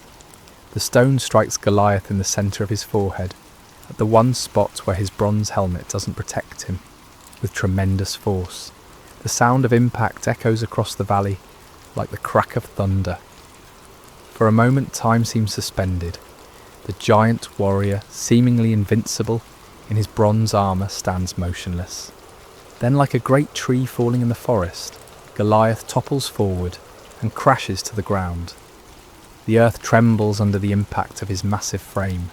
His weapons clatter beside him, his armour scrapes against the stones, and then there is silence. David runs to where Goliath lies and stands over the fallen giant. Finding no sword of his own, David draws Goliath's own massive sword from its sheath, and with effort befitting his size, uses it to cut off the giant's head, fulfilling his prophecy exactly as he had spoken it. Then David lifts Goliath's head high above his own, and his voice rings out across the valley one more time, "The battle is the Lord's." The silence that follows is profound and complete, broken only by the gentle sound of the brook flowing peacefully through the valley, washing the smooth stones that remain in David's shepherd's bag. The sight of their fallen champion creates an immediate and dramatic transformation in both armies. On the Philistine hillside, the confident laughter and casual conversation die away instantly, replaced by stunned silence and then growing panic. These seasoned warriors, who moments before were planning their victory celebration, now stare in disbelief at the impossible scene in the valley below. Their champion, their giant, their seemingly invincible Goliath lies motionless in the grass, his own sword in the hands of the shepherd boy, who stands triumphant beside his massive form. The psychological impact is devastating. If Goliath could fall to this young Israelite, what protection did they have? What power could stand against the God of Israel? On the eastern hillside, the transformation is equally dramatic, but runs in the opposite direction. The Israelite soldiers, who have been paralysed by fear for 40 days, suddenly find their voices in a great roar of triumph that echoes off the surrounding hills. The sound builds and builds, a crescendo of relief and joy and renewed confidence that seems to shake the very foundations of the valley. "The Lord has given us victories," they cry. "God has delivered the Philistines into our hands." Swords are drawn from sheaths, not in fear this time, but in confidence. Spears are raised high, and the entire army begins to surge down the hillside like a mighty river breaking through a dam. King Saul, watching from his position among his officers, feels his own heart lift with amazement and gratitude. The burden of fear that has pressed down on him for weeks suddenly lifts, replaced by the returning memory of what it means to serve the living God. He gives the command that his army is already anticipating. "Charge!" The Philistine army, seeing the Israelites rushing toward them and having lost their champion and their confidence in a single moment, turns and flees. What had been an organised military force becomes a scattered mob running for their lives across the hills and valleys of the countryside. The rout is complete and devastating. But as the armies chase and flee across the landscape, David remains in the valley beside the brook, holding Goliath's head and looking up toward heaven with a heart full of gratitude. He has not forgotten, even in this moment of triumph, that the victory belongs to the Lord. This was never about David's skill with a sling. Though his years of practice were important, this was never about David's courage. Though his faith was essential, this was about God's power to save his people and his determination to show both Israel and the nations around them that he alone is God. David understands something that many of the celebrating soldiers rushing past him have not yet grasped. This victory in the valley of Elah is not an end in itself, but a beginning. It's a demonstration of what becomes possible when someone is willing to trust completely in God's power and step forward in faith, even when the circumstances seem impossible. As David picks up his simple staff and adjusts his shepherd's bag, still containing 4 unused stones, he reflects on the events of the day. This morning he was simply bringing food to his brothers. Now he has become the deliverer of Israel, the slayer of giants, the one through whom God chose to demonstrate his power to the nations. But David's heart remains humble. He knows that he was simply the instrument God chose to use. The smooth stones came from God's creation. The skill to use the sling came from God's provision of years in the wilderness. The courage to step forward came from God's faithfulness in past trials. Even the opportunity to be in the valley today came from God's sovereign orchestration of events. As the sun begins to set over the valley of Elah, painting the sky in shades of orange and purple, David begins the journey back up the hillside. Behind him, the brook continues to flow peacefully, its waters singing the same gentle song they sang this morning, as if nothing extraordinary had happened here at all. But everything has changed. Israel has been delivered from their enemies. The name of the Lord has been glorified before the nations. Fear has been replaced with faith, and despair has given way to hope. Most importantly, everyone who witnessed this day now knows with certainty that there is a God in Israel, and that the battle belongs to the Lord. The young shepherd boy who walked down into the valley, carrying only his simple faith and his trust in God, walks back up the hillside as a champion. But he carries with him the same faith and the same trust, because he understands that these were the real weapons that won the victory. Size and strength and bronze armour are nothing compared to the power of the living God when it flows through a heart that trusts him completely. As David rejoins the celebrating Israelite army, his brothers look at him with new eyes. Eliab, who scolded him harshly this morning, now embraces him with tears of joy and amazement. The soldiers who barely noticed the young shepherd this morning now gather around him with respect and wonder, eager to hear him tell the story of his victory. But David's first words are not about his own actions or his own courage. Instead, he lifts his eyes toward heaven and says simply, "Blessed be the Lord God of Israel, who has delivered his people this day." The victory belongs to the Lord, and David never forgets it. This understanding, this heart of worship and gratitude, even in the moment of triumph, is what will carry David through all the challenges that lie ahead in his remarkable life. For this is not the end of David's story, but the beginning. This day in the valley of Elah reveals the heart of a shepherd who will one day be king, a man after God's own heart, who will lead Israel with the same faith and trust he showed when facing a giant with nothing but a sling and the name of the Lord. As we reflect on this timeless story of David and Goliath, we discover that it offers us profound truths that speak directly to our own lives and challenges. The Valley of Elah becomes a classroom where God teaches us about faith, courage, preparation, and the source of true victory. Let's explore these lessons together, allowing them to settle into our hearts like seeds planted in good soil. One of the most striking aspects of David's story is how thoroughly unlikely he seems as a champion. When the prophet Samuel came to Jesse's house to anoint the next king of Israel, Jesse didn't even bother to call David in from the fields at first. David was the youngest, the smallest, the one everyone overlooked. Even his own brothers saw him as insignificant, more of an annoyance than a hero. Yet God specifically chose this overlooked shepherd boy to accomplish what none of Israel's mighty warriors dared attempt. This pattern runs throughout Scripture and continues in our world today. God delights in using people the world considers insignificant to accomplish his greatest purposes. He chooses the weak to shame the strong, the foolish to confound the wise, the humble to teach the proud. This truth offers tremendous encouragement to anyone who has ever felt overlooked, undervalued, or insignificant.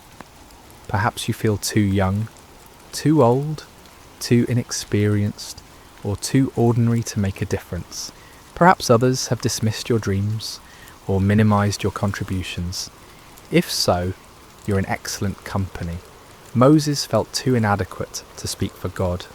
Gideon felt too weak to lead an army.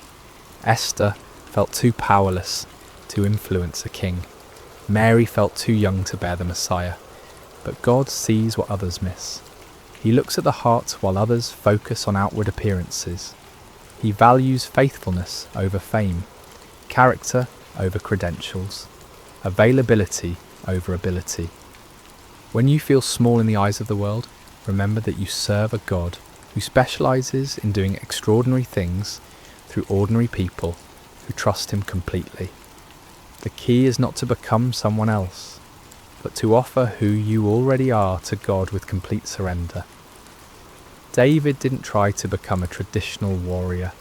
He remained a shepherd who trusted God. Your background, your personality, your unique experiences and perspective are not accidents. They are part of God's preparation for the work he has planned for you. David's courage in facing Goliath didn't appear suddenly on the day of battle. It was forged over years of faithful service in places where no one was watching except God. While tending his father's sheep in the wilderness, David faced lions and bears that threatened the flock. In those lonely, dangerous moments, with no audience to impress and no recognition to gain, David learned to depend completely on God's strength. These wilderness experiences became David's training ground. Each time he trusted God to help him protect the sheep, his faith grew stronger. Each time he saw God's faithfulness in the small things, his confidence in God's power increased. By the time he faced Goliath, David had a history with God, a track record of divine assistance that gave him unshakable confidence. This principle applies directly to our lives. The character we develop in private, the faithfulness we demonstrate when no one is watching, the trust we build through small challenges prepare us for the larger battles we'll face later. God often prepares us through what seem like insignificant experiences, developing in us the spiritual muscles we'll need for greater tasks. Perhaps you're in a season of quiet preparation right now. Maybe you're in a job that feels unimportant, dealing with challenges that seem mundane, or serving in ways that go unnoticed. Don't despise these experiences. See them as God's training ground, places where you can learn to trust him completely without the pressure of public attention. Every act of faithfulness in small things builds spiritual strength. Every time you choose to trust God rather than worry, you're developing the faith muscles you'll need for larger challenges. Every moment you spend in prayer, study and worship during the ordinary days creates the spiritual foundation that will hold firm when storms come. David's Psalms reflect a man who knew God intimately through countless hours of communion in the wilderness. His worship wasn't reserved for public occasions. It was the natural overflow of a heart that had learned to recognize God's presence in solitary places. This private relationship with God became the source of his public courage. The contrast between David's response to Goliath and that of Israel's army reveals the transformative power of proper perspective. The Israelite soldiers saw Goliath's size and focused on their own inadequacy. They measured themselves against the giant and found themselves wanting. Fear paralyzed them because they were looking at the problem instead of at God. David saw the same giant but responded completely differently. Instead of focusing on Goliath's size, David focused on God's greatness. Instead of measuring himself against the Philistine champion, he remembered God's faithfulness in past challenges. Most importantly, David saw this confrontation not as David versus Goliath, but as the God of Israel versus the false gods of the Philistines. This shift in perspective made all the difference. When we focus on our problems, they appear insurmountable. When we focus on God, our problems find their proper proportion. The same challenge that paralyzes us with fear can become an opportunity to witness God's power when we view it through the lens of faith. Your Goliath may not be a 9-foot giant in bronze armour, but it's probably just as real and just as intimidating. It might be a health diagnosis that fills you with dread, a financial crisis that keeps you awake at night, a broken relationship that seems beyond repair, or a dream that feels impossible to achieve. Whatever giant you're facing, the same God who empowered David is available to you today. The key is learning to see your challenges through God's eyes rather than your own. When you focus on how big your problems are, they grow larger in your mind, and your faith shrinks. But when you focus on how big your God is, your problems find their proper place, and your faith grows stronger. Faith doesn't mean pretending problems don't exist or minimizing real challenges. David didn't pretend Goliath was small. He acknowledged the giant's formidable appearance and weapons. But faith means recognizing that God is greater than any challenge we face, and that his power is available to those who trust him completely. Perhaps the most important lesson from David's story is his understanding that victory belongs to God alone. David never claimed credit for defeating Goliath. He never boasted about his skill with a sling or his courage in facing the giant. Instead, he consistently pointed to God as the source of his victory. This humility wasn't false modesty, it was accurate theology. David understood that without God's strength, he would have been just another casualty in the valley. With God's power, he became an instrument of divine deliverance. The difference was not in David himself, but in David's relationship with God and his willingness to trust completely in divine strength. This principle protects us from both despair and pride. When we face challenges that seem impossible, we can take courage from knowing that we don't have to rely on our own strength. The same God who empowered David is available to empower us. When we experience victory and success, we can maintain humility by remembering that every good gift comes from above. Recognizing that victory belongs to the Lord also frees us from the crushing pressure of trying to achieve success through our own efforts alone. We can work diligently, prepare thoroughly, and act courageously, but we do so knowing that ultimate success depends on God's blessing and power. This perspective brings both peace in the struggle and gratitude in the victory. As we conclude our time together in the valley of Elah, I want you to imagine yourself standing where David stood. The sun is setting behind you, casting long shadows across the grass. In front of you lies whatever giant has been challenging your faith, threatening your peace, or blocking your path forward. Your Goliath might be fear itself, that persistent anxiety that whispers lies about your future and your security. It might be doubt that questions God's goodness when life becomes difficult. Perhaps it's a pattern of sin that seems too strong to break, a relationship that appears too damaged to heal, or a dream that feels too big to pursue. Maybe your giant is loneliness that echoes in empty rooms and quiet evenings, or it could be anger that burns hot and destroys relationships. Perhaps it's despair that covers your days like a dark cloud, making it hard to see hope or purpose. Whatever giant you're facing, remember David's words, "I come against you in the name of the Lord Almighty." You don't have to face your challenges alone. You don't have to rely solely on your own strength, wisdom, or resources. The same God who empowered a shepherd boy to defeat a giant warrior is present with you today. Like David, you may feel small and inadequate when you look at the size of your challenges. That's normal and even healthy, because it drives you to depend on God rather than yourself. But don't let the size of your problems overshadow the greatness of your God. Don't let the voice of your giant drown out the whisper of divine love that calls you forward in faith. Remember that God has been preparing you for this moment through all the quiet experiences of your life. Every time you've chosen trust over worry, every moment you've experienced God's faithfulness in small things, every prayer you've whispered in the darkness has been building the spiritual strength you need for this challenge. Take up your simple faith like David took up his sling. Select the smooth stones of God's promises that have been worn smooth by the flowing waters of his love. Step forward, not in your own strength, but in the name of the Lord, who loves you completely and fights on your behalf. And remember, the battle belongs to the Lord.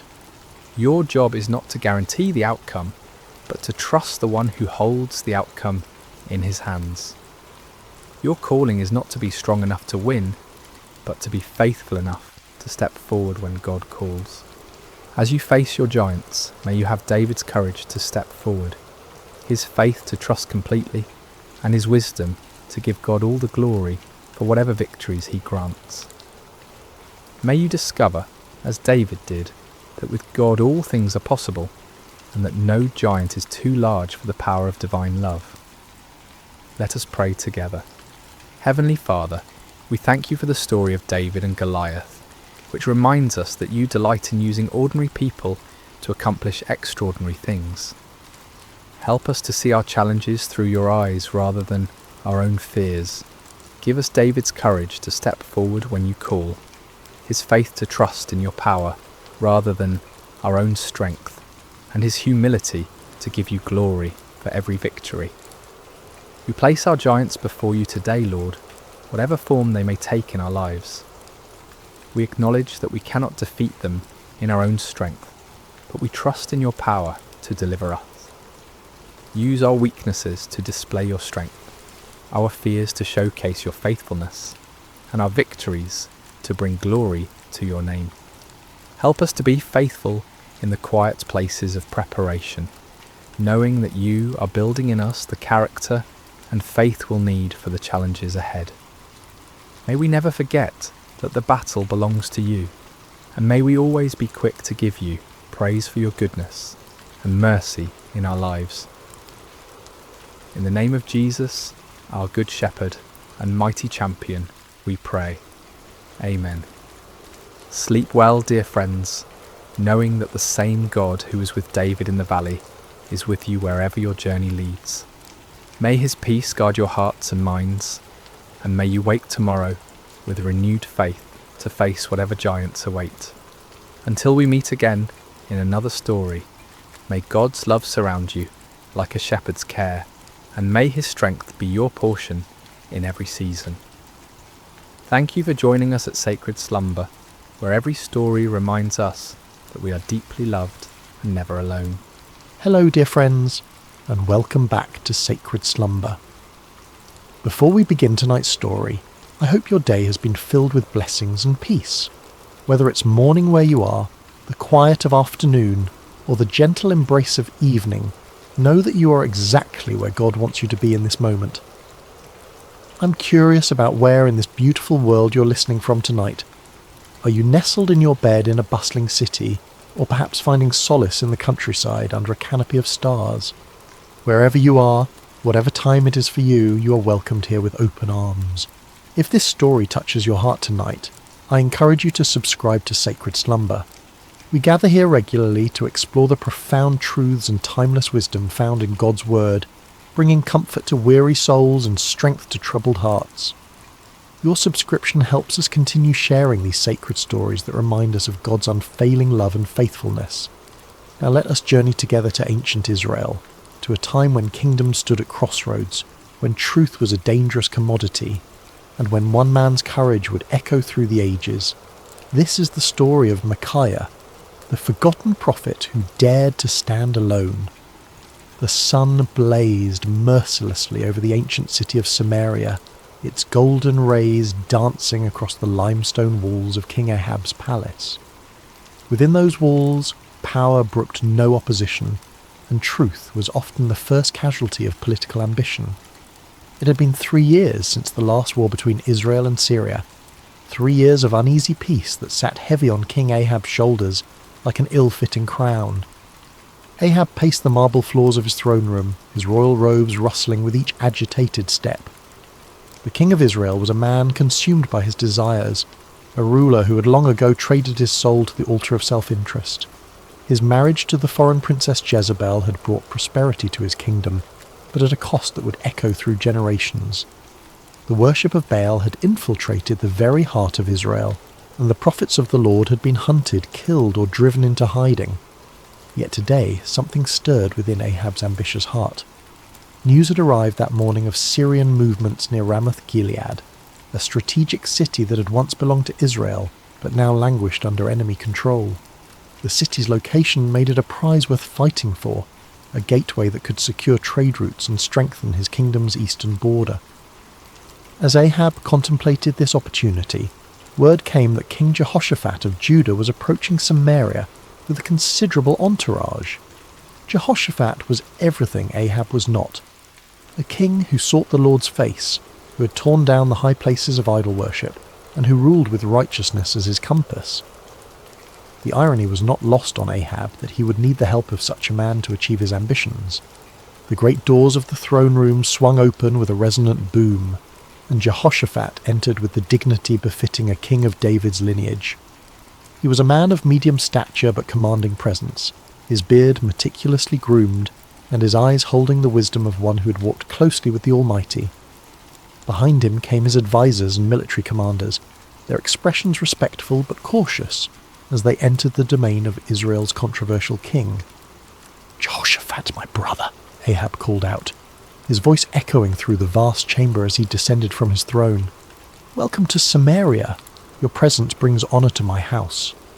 The two kings embraced in the customary greeting, though those who knew them well could sense the underlying tension.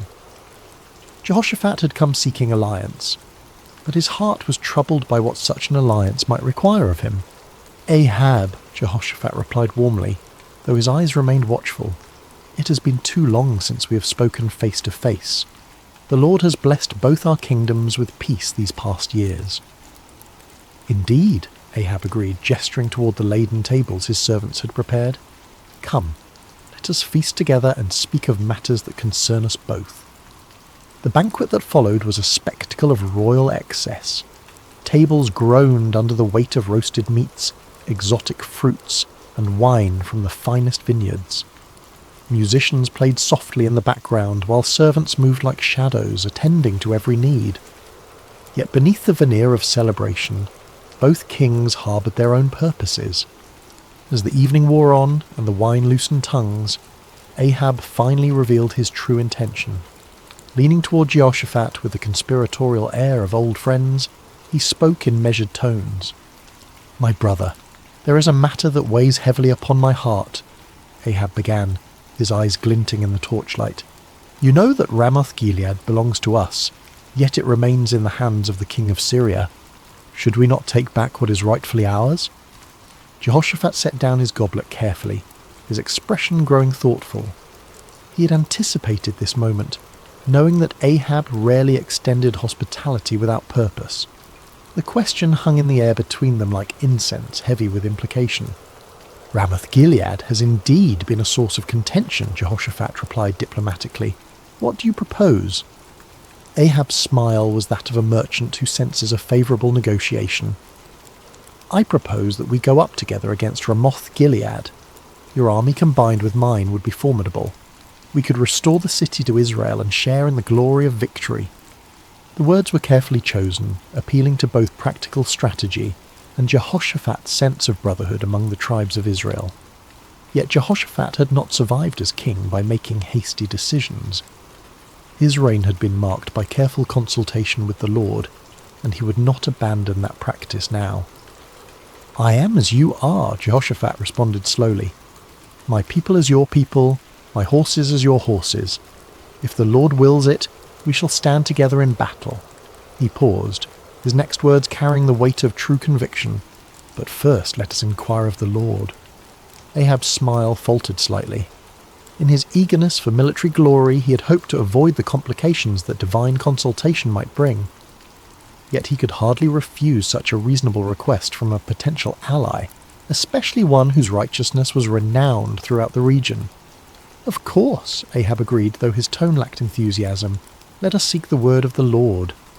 What followed was a demonstration of the spiritual corruption that had infected Ahab's court. The king summoned his prophets, all 400 of them, men who wore the garments of holiness, but whose hearts served earthly masters. They came in a great procession, their robes flowing and their voices raised in what appeared to be spiritual fervour. These were not true prophets of the Lord, though they claimed his name. They were court prophets, men who understood that their continued prosperity depended upon telling the king what he wished to hear. Their prophecies were crafted not in the secret place of prayer, but in the calculating chambers of political expediency. As the prophets assembled in the courtyard before the two kings, their spokesman stepped forward. His name was Zedekiah, son of Chenaanah, a man whose pride matched his ambition, and whose hatred for true prophets would soon be revealed in violent fashion. "Hear the word of the Lord," Zedekiah proclaimed, his voice carrying across the courtyard with theatrical intensity. "Go up to Ramoth-Gilead and prosper, for the Lord will deliver it into the hand of the king." The 400 prophets took up the cry with orchestrated precision, their voices creating a chorus of false assurance. "Go up to Ramoth-Gilead and prosper. The Lord will deliver it into the hand of the king." Some of the prophets had even prepared visual aids for their performance. They danced and shouted, waving swords and spears, creating a spectacle that would have been impressive to any observer unfamiliar with the ways of true prophecy. The din was tremendous, the enthusiasm seemingly genuine, and the message exactly what Ahab longed to hear. Yet as Jehoshaphat watched this display, his spirit grew troubled. Something about the performance felt hollow, manufactured. These men spoke with one voice, but it was not the voice of the Lord that Jehoshaphat knew from his own times of prayer and seeking. There was no cost to their prophecy, no challenge to the king's desires, no hint of the divine complexity that marked true encounters with the Almighty. As the prophets continued their enthusiastic proclamations, Jehoshaphat raised his hand for silence. The courtyard gradually quieted, though the echo of their shouts seemed to linger in the air like smoke from a dying fire. "Is there not here a prophet of the Lord besides these?" Jehoshaphat asked carefully, "that we might inquire of him?" The question fell like a stone into still water, sending ripples of discomfort through the assembly. Ahab's face darkened, and several of the court prophets exchanged meaningful glances. They all knew there was indeed another prophet, one whose very existence was a thorn in the flesh of everyone present. Ahab's response came through gritted teeth, his voice barely concealing his irritation. "There is still one man, Micaiah the son of Imlah, by whom we may inquire of the Lord, but I hate him, for he does not prophesy good concerning me, but evil." The honesty of Ahab's admission was startling in its nakedness. Here was a king openly declaring his hatred for a prophet based not on any moral failing or false prophecy, but simply because the man refused to tell him what he wanted to hear. It was a moment that revealed the true spiritual state of Israel's leadership. Jehoshaphat, ever the diplomat, sought to smooth over the awkward moment. "Let not the king say such things," he replied gently, though his words carried a subtle rebuke. Ahab realized he had revealed too much of his heart. With visible effort he composed himself and called for one of his officers. "Bring Micaiah the son of Imlah quickly," he commanded, though his tone suggested he would rather summon a plague upon his house. As the officer hurried away on his grim errand, the two kings settled in to wait. The 400 prophets remained in the courtyard, their earlier enthusiasm now tempered by the knowledge that their unanimous voice was about to be challenged by a single man they both feared and despised.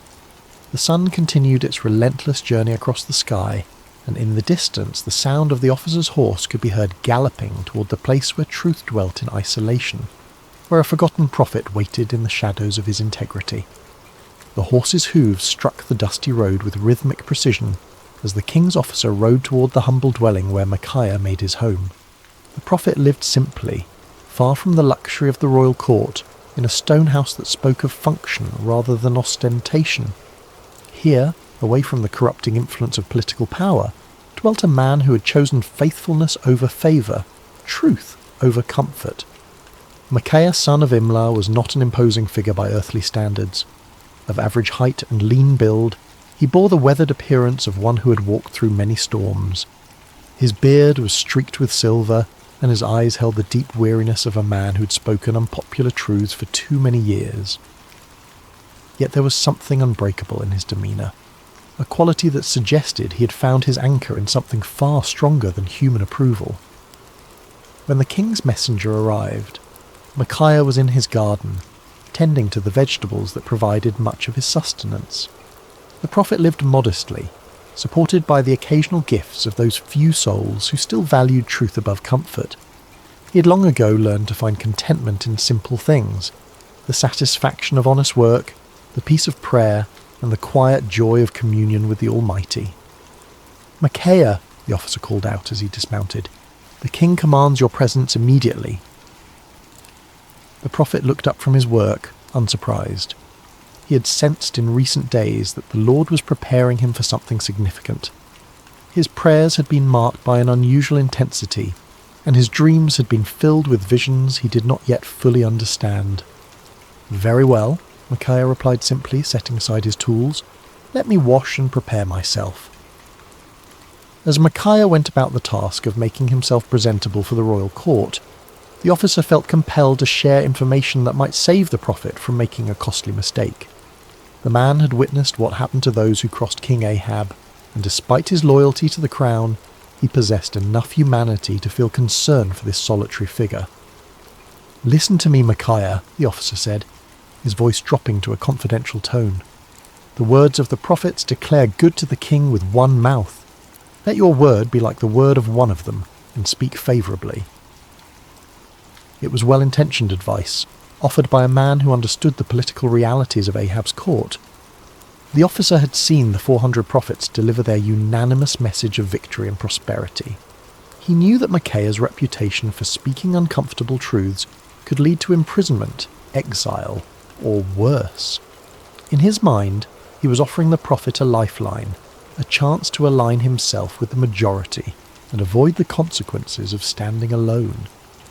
Micaiah paused in his preparations, considering the messenger's words. The offer was clear: conform, agree with the crowd, tell the king what he wants to hear, and enjoy the benefits of royal favour. It would be so easy, so practical, so utterly reasonable by every human measure. But as Micaiah looked into the officer's earnest face, he felt the familiar stirring of the spirit within him, that unmistakable presence that had guided him through decades of faithful service. The Lord had not called him to an easy path, but he had never failed to provide strength for the journey.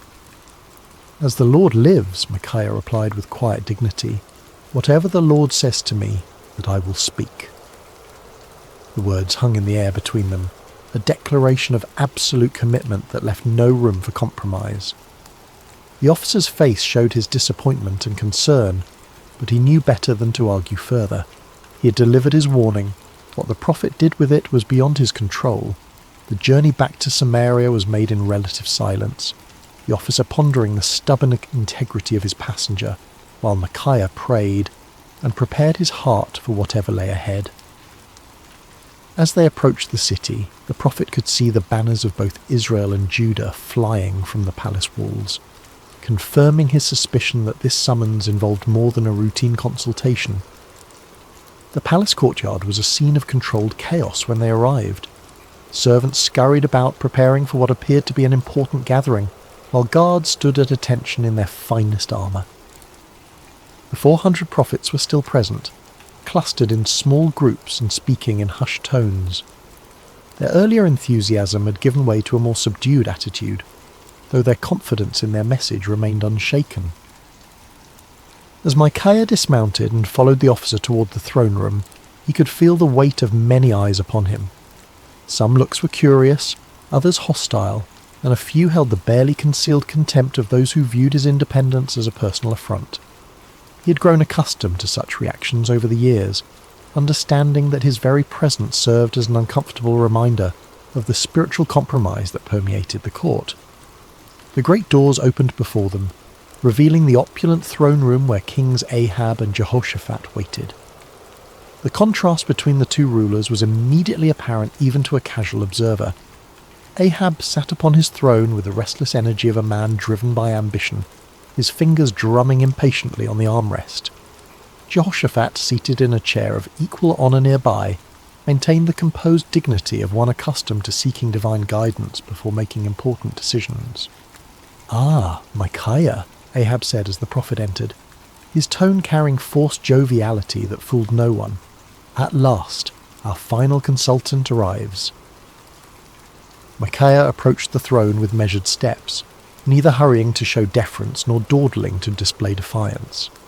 He had learned long ago that in the presence of earthly power, his allegiance belonged to a higher authority. When he reached the appropriate distance, he bowed respectfully but not obsequiously, acknowledging the king's position without compromising his own integrity. "You summoned me, your majesty," Micaiah said simply, his voice carrying clearly through the chamber.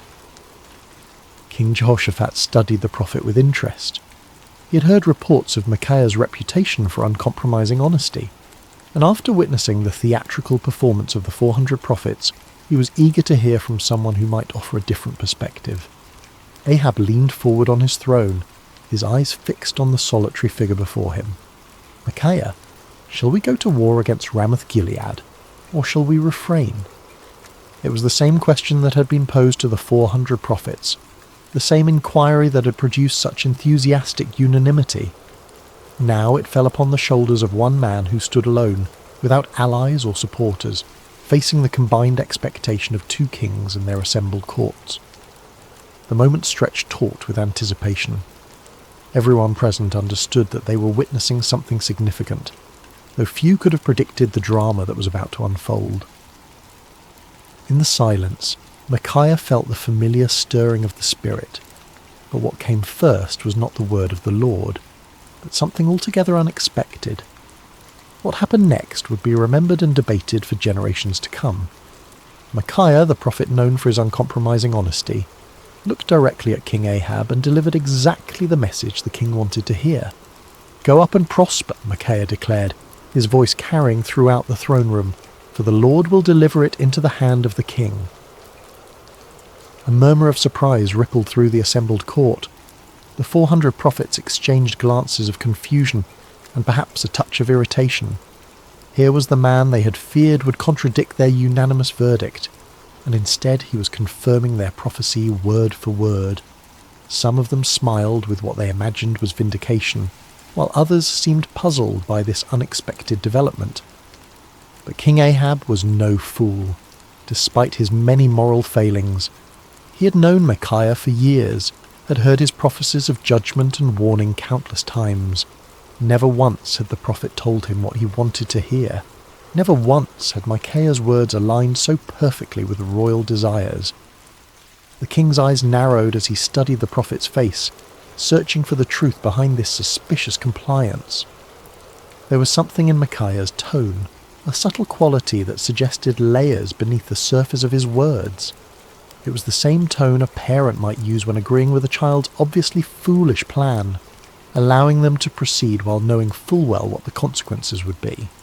King Jehoshaphat, too, sensed that something was amiss, though he remained silent, observing the interaction with keen interest. "How many times shall I make you swear," Ahab said slowly, his voice carrying a warning, "that you tell me nothing but the truth in the name of the Lord?" It was a remarkable moment. Here was a king who had just received exactly the prophecy he desired, yet his own conscience convicted him that it could not be genuine. Ahab understood Micaiah well enough to know that such easy agreement was completely out of character. In demanding the truth, the king was inadvertently acknowledging that he recognized the difference between authentic prophecy and the comfortable lies he typically preferred. Micaiah stood silent for a moment, and those watching could see a visible change come over him. The sardonic expression faded from his face, replaced by the solemn countenance of one who was about to deliver a message from the throne room of heaven. When he spoke again, his voice carried a different quality altogether, the unmistakable authority of divine revelation. "I saw all Israel scattered on the hills like sheep that have no shepherd," Micaiah began, his words falling like stones into the sudden silence. "And the Lord said, 'These have no master. Let each return to his house in peace.'" The impact of these words was immediate and devastating. The vision was clear to everyone present. Israel would be defeated, their army scattered, and their king would not return from battle. It was a prophecy of military disaster and royal death, delivered with the calm certainty of one who had seen beyond the veil of earthly circumstances. King Ahab's face flushed with anger, but beneath the rage was something that looked remarkably like fear. He turned to Jehoshaphat with the bitter satisfaction of one whose worst expectations have been confirmed. "Did I not tell you," Ahab said, his voice heavy with frustration, "that he would not prophesy good concerning me, but evil?" But Micaiah was not finished. The Spirit of the Lord had opened his eyes to see into the very council chambers of heaven, and what he had witnessed there needed to be shared, regardless of the consequences. The prophet's voice took on an even more solemn tone as he continued. "Therefore hear the word of the Lord," Micaiah declared, his words cutting through the tension in the room like a sword. "I saw the Lord sitting on his throne, and all the host of heaven standing by, on his right hand and on his left." The court fell absolutely silent. Even the most worldly and cynical among them recognized that they were hearing something extraordinary. This was not the political manoeuvring they were accustomed to, nor the comfortable reassurances of the court prophets. This was a glimpse into eternal realities, a revelation of divine purpose that transcended human understanding. "And the Lord said," Micaiah continued, "Who will persuade Ahab to go up, that he may fall at Ramoth-Gilead?" So one spoke in this manner, and another spoke in that manner. Then a spirit came forward and stood before the Lord and said, "I will persuade him." The Lord said to him, "In what way?" And he said, "I will go out and be a lying spirit in the mouth of all his prophets." And the Lord said, "You shall persuade him, and also prevail. Go out and do so." The revelation was staggering in its implications. Micaiah was claiming that the Lord himself had allowed, indeed, had orchestrated, the deception that had been proclaimed by the 400 prophets. It was a divine judgment in the form of false prophecy, a spiritual trap set for a king who had repeatedly chosen lies over truth. Therefore, Micaiah concluded with inexorable logic, "Look, the Lord has put a lying spirit in the mouth of all these prophets of yours, and the Lord has declared disaster concerning you." The silence that followed was deafening. Every person present was forced to grapple with the implications of what they had heard. The 400 prophets found themselves accused not merely of error, but of being unwitting instruments of divine deception. The kings faced the terrifying possibility that their carefully planned military campaign was actually a trap set by the Almighty himself. But the silence was short-lived. Zedekiah, the spokesman for the 400 prophets, was a man of considerable pride and ambition. He had built his reputation on his supposed connection to the divine, and Micaiah's words threatened not only his credibility but his entire worldview. The accusation that he had been deceived by a lying spirit was more than he could bear. With a roar of rage, Zedekiah strode across the throne room until he stood face to face with Micaiah. The contrast between them was striking. Zedekiah in his fine robes and carefully groomed appearance, representing the comfortable religiosity of the court, facing Micaiah in his simple garments, embodying the uncompromising voice of authentic prophecy. "Which way did the Spirit from the Lord go from me to speak to you?" Zedekiah demanded, his voice shaking with fury.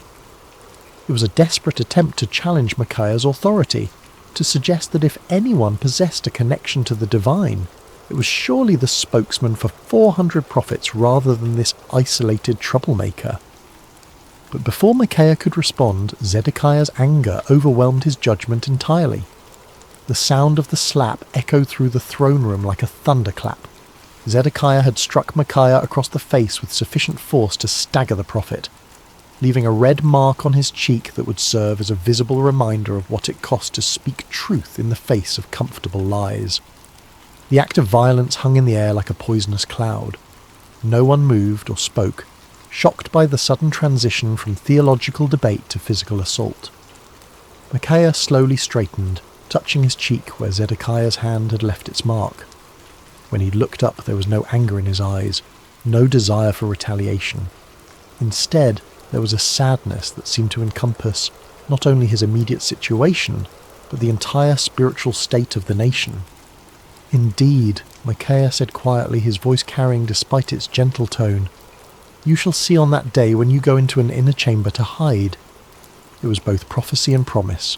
The day would come when Zedekiah's false confidence would crumble, when the reality of divine judgment would force him to seek shelter from the consequences of his deception. The words carried the weight of inevitable fulfillment spoken not in anger, but with the sorrowful certainty of one who had seen the future and found it tragic. King Ahab had heard enough. The prophet's words had struck too close to uncomfortable truths, had challenged too directly the comfortable illusions upon which he had built his reign. The vision of divine deception, the prophecy of military disaster, the humiliating suggestion that his 400 prophets were unwitting instruments of judgment, all of it combined to create a rage that demanded immediate action. "Take Micaiah," the king commanded, his voice sharp with fury, "and return him to Ammon, the governor of the city, and to Joash the king's son, and say, 'Thus says the king, put this fellow in prison, and feed him with bread of affliction and water of affliction until I come in peace.'" The order was both punishment and insurance policy. By imprisoning Micaiah until his safe return from battle, Ahab was attempting to nullify the prophecy through royal decree. It was a desperate act of defiance against divine judgment, a futile attempt to bind the word of the Lord with chains and prison walls. But Micaiah was not finished. Even as the guards moved toward him, even as the shadow of imprisonment fell across his path, the prophet had one final word to speak. His voice rang out across the throne room with the clarity of absolute conviction. "If you ever return in peace, the Lord has not spoken by me." The words were a direct challenge to royal authority, a public declaration that put Micaiah's credibility as a prophet on the line. He was essentially saying that if Ahab returned safely from battle, then everyone present should conclude that Micaiah was a false prophet deserving of death. It was the ultimate expression of confidence in the word he had received from the Lord. But Micaiah was not content to let his challenge rest with the immediate audience. Looking around the throne room at the assembled courtiers, nobles and servants, he raised his voice even louder. "Mark it, all you people." It was a call to witness, an appeal to everyone present to remember this moment and test the validity of his prophecy against future events. The prophet was willing to stake everything, his reputation, his freedom, possibly his life, on the truth of what he had spoken. It was a level of certainty that transcended human confidence and entered the realm of divine assurance. As the guards seized Micaiah's arms and began to lead him away, the throne room erupted in a buzz of conversation.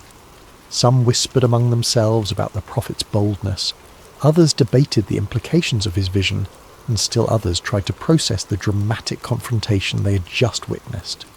Through it all, the 400 prophets maintained their uncomfortable silence, uncertain how to respond to accusations that struck at the very heart of their prophetic claims.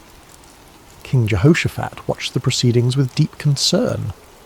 The righteous king of Judah had requested divine counsel, and what he had received was a prophecy that directly contradicted his military plans and predicted disaster for his ally. Yet something in Micaiah's bearing, some quality of authentic conviction, made it impossible to dismiss his words as the ravings of a madman or the spite of a disgruntled prophet.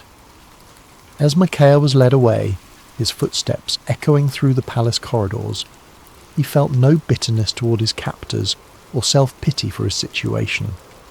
He had spoken the word of the Lord faithfully, regardless of the consequences, and that obedience brought a peace that transcended his circumstances. The prison cell that awaited him might confine his body, but his spirit remained free, anchored in the unshakable certainty that he had been faithful to his calling. The cell where Micaiah was imprisoned was a far cry from the luxury of the royal court. Built of rough stone with a small barred window that provided minimal light, it was designed for punishment rather than comfort. The bread of affliction and water of affliction promised by the king proved to be exactly that. Meagre rations calculated to sustain life while providing a constant reminder of a royal displeasure. Yet in that dark cell, Micaiah found something that had eluded him in the freedom of his simple home, absolute clarity about his purpose and calling. Stripped of all earthly comforts and securities, he was forced to rely entirely upon his relationship with the Lord. In the long hours of solitude, he prayed not for deliverance but for continued faithfulness, not for vindication, but for grace to endure whatever lay ahead. Meanwhile, preparations for war continued with increasing intensity. King Ahab threw himself into military planning with the fervour of a man trying to drown out unwelcome voices of conscience. He consulted with his generals, inspected his troops, and made elaborate arrangements for what he was determined would be a glorious victory.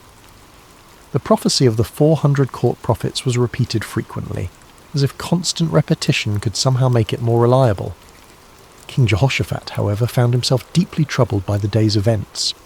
The contrast between the theatrical unanimity of the 400 prophets and Micaiah's stark authenticity had left him with serious doubts about the wisdom of the planned campaign. Yet he had given his word to stand with Ahab, and the political implications of backing out now were significant. As the day of departure approached, Ahab made one final attempt to circumvent the prophecy that haunted his thoughts. If the word of the Lord through Micaiah was true, then King Ahab was destined to die in battle. But perhaps, the king reasoned, he could outwit divine judgment through human cleverness. "I will disguise myself and go into battle," Ahab announced to his commanders, "but you put on your robes." It was a cunning plan. By dressing as an ordinary soldier while Jehoshaphat wore royal garments, Ahab hoped to deceive the enemy about his identity and location. If the Syrians could not identify him as the king of Israel, perhaps he could survive the battle and prove Micaiah wrong. It was the kind of tactical thinking that had served Ahab well in political manoeuvring. But he was about to discover that divine judgment operates by different rules than human conflict. The morning of battle dawned clear and bright, with a gentle breeze that carried the scent of wildflowers across the plains surrounding Ramoth Gilead. It seemed an unlikely day for the fulfillment of prophecy, too beautiful for the tragic events that were about to unfold. The armies of Israel and Judah had assembled in impressive formation, their banners flying proudly in the morning air, their weapons gleaming in the sunlight. King Ahab, disguised as a common soldier, moved among his troops with nervous energy. His royal armour had been replaced with the simple leather and bronze of an ordinary warrior, and his distinctive crown was nowhere to be seen. To any casual observer, he appeared to be merely another commander preparing for battle, yet those closest to him could sense his underlying anxiety, the tension of a man who was trying to outrun a divine decree. King Jehoshaphat, meanwhile, wore his royal robes with obvious reluctance. The righteous king of Judah had agreed to this deception as part of their military strategy, but his conscience troubled him. The memory of Micaiah's words weighed heavily on his mind, and he found himself offering frequent prayers for divine protection and guidance. The Syrian army was formidable, well-trained and confident in their ability to defend their territory. Their king had given specific instructions to his 32 chariot commanders: fight with no one small or great, but only with the king of Israel. It was a strategic decision based on the understanding that killing or capturing the enemy king would effectively end the battle and secure victory. As the two armies faced each other across the field of battle, the air was thick with tension and anticipation. Horses stamped impatiently, armour creaked as soldiers shifted their weight, and commanders made final adjustments to their battle plans. In the distance, the walls of Ramoth Gilead stood as silent witness to the conflict that was about to determine its fate. The battle began with the thunderous clash of armies colliding, the sound of metal against metal mixing with the shouts of warriors and the screams of the wounded. Chariots raced across the battlefield like instruments of divine wrath, their wheels churning up clouds of dust that obscured vision and added to the chaos of combat. For a time, it seemed as though Ahab's strategy might succeed. Hidden among his soldiers, the disguised king fought with the desperation of a man who believed his life depended on remaining unrecognized. His years of military experience served him well as he wielded sword and spear with deadly efficiency, contributing to the initial success of the Israelite forces. But the Syrian chariot commanders were not easily deceived. When they spotted King Jehoshaphat in his royal robes, they immediately assumed they had found their primary target. A group of them converged on the king of Judah with deadly intent, their chariots cutting through the battle lines like ships through stormy seas. "Surely it is the king of Israel," they shouted to one another as they closed in on Jehoshaphat. The king of Judah found himself surrounded by enemy chariots, their occupants preparing to capture or kill what they believed to be their primary objective. In that moment of extreme danger, Jehoshaphat did what he had learned to do throughout his reign. He cried out to the Lord for deliverance. "Help me, O Lord," Jehoshaphat called out, his voice carrying above the din of battle. What happened next was a clear demonstration of divine intervention. As Jehoshaphat's cry reached heaven, the Lord moved the hearts of the Syrian commanders in an unexpected way. Something about the king's appearance or manner suddenly convinced them that this was not their intended target after all. "It is not the king of Israel," one of them declared, and just as quickly as they had converged upon Jehoshaphat, they turned away to search for their real quarry elsewhere on the battlefield. Meanwhile, across the chaos of combat, King Ahab continued his desperate masquerade. His disguise had served him well throughout the morning, allowing him to participate in the battle without attracting the special attention of enemy forces. For a brief moment, it seemed as though human cunning might indeed triumph over divine decree. But the Lord's purposes are not thwarted by earthly schemes, no matter how cleverly conceived. As the battle raged on, a Syrian soldier drew his bow at random, not aiming at any particular target, but simply shooting into the mass of enemy forces. It was the kind of arrow that soldiers loose when they cannot see clearly, through the dust and confusion of battle, hoping to strike something useful, but with no specific intent. The arrow flew through the air with the invisible guidance of divine providence. It passed over the heads of common soldiers, sailed between the wheels of racing chariots, and found its mark with the precision of perfect justice. The bronze point struck King Ahab between the joints of his armour, penetrating the one gap in his defences that his disguise could not protect. The king felt the arrow's impact like a thunderbolt, the sudden sharp pain followed by the warm spread of blood across his chest. He looked down in shock to see the Syrian arrow protruding from his body, its shaft trembling with the force of impact. In that instant, Ahab understood with perfect clarity that no amount of human cleverness could circumvent the word of the Lord. "I am wounded," the king cried out to his chariot driver, his voice tight with pain and the dawning realization of his doom. "Turn around and carry me out of the battle." The chariot driver, a loyal servant who had recognized his disguised king despite the common soldier's garb, immediately began maneuvering toward the edge of the battlefield. But extricating themselves from the chaos of combat proved more difficult than anticipated. The battle had intensified throughout the day, and enemy forces blocked many of the potential escape routes. As they struggled to retreat, King Ahab's condition continued to deteriorate. The arrow had found a vital spot and blood flowed freely from the wound despite his attempts to stanch it. Yet with grim determination, the king remained propped up in his chariot, unwilling to let his army see him fall. His presence, even in his wounded state, served to encourage the Israelite forces and maintain their fighting spirit. The battle raged from morning until evening, the outcome hanging in the balance as both sides fought with desperate intensity. But as the sun began to set, painting the sky in shades of red that seemed to mirror the blood spilled on the battlefield below, King Ahab's strength finally gave out. The disguised king who had tried to outwit divine judgment slumped forward in his chariot, his life ebbing away with each laboured breath. As word of the king's condition spread through the ranks, the cry went up that would fulfill Micaiah's prophecy with devastating accuracy. Every man to his city, and every man to his own country. The army of Israel, leaderless and demoralized, began to scatter across the hills just as the prophet had foreseen. Like sheep without a shepherd, they abandoned their positions and fled toward home, their dreams of victory dissolving into the nightmare of defeat. King Ahab died as the sun set over Ramoth-Gilead, his blood pooling in the bottom of his chariot. The man who had spent his reign choosing comfortable lies over uncomfortable truths had finally encountered a reality that no amount of deception could alter. The word of the Lord, spoken through his faithful prophet, had been fulfilled to the letter. News of King Ahab's death spread quickly through the land, carried by the scattered remnants of his army and the merchants who followed military campaigns. In the palace at Samaria, the reaction was one of stunned disbelief. The 400 prophets who had proclaimed certain victory found themselves facing a crisis of credibility that would haunt them for the rest of their lives.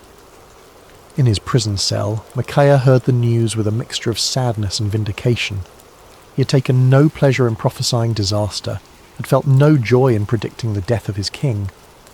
Yet the fulfillment of his prophecy served as a powerful reminder that the word of the Lord does not return void, regardless of how unwelcome it might be to human ears.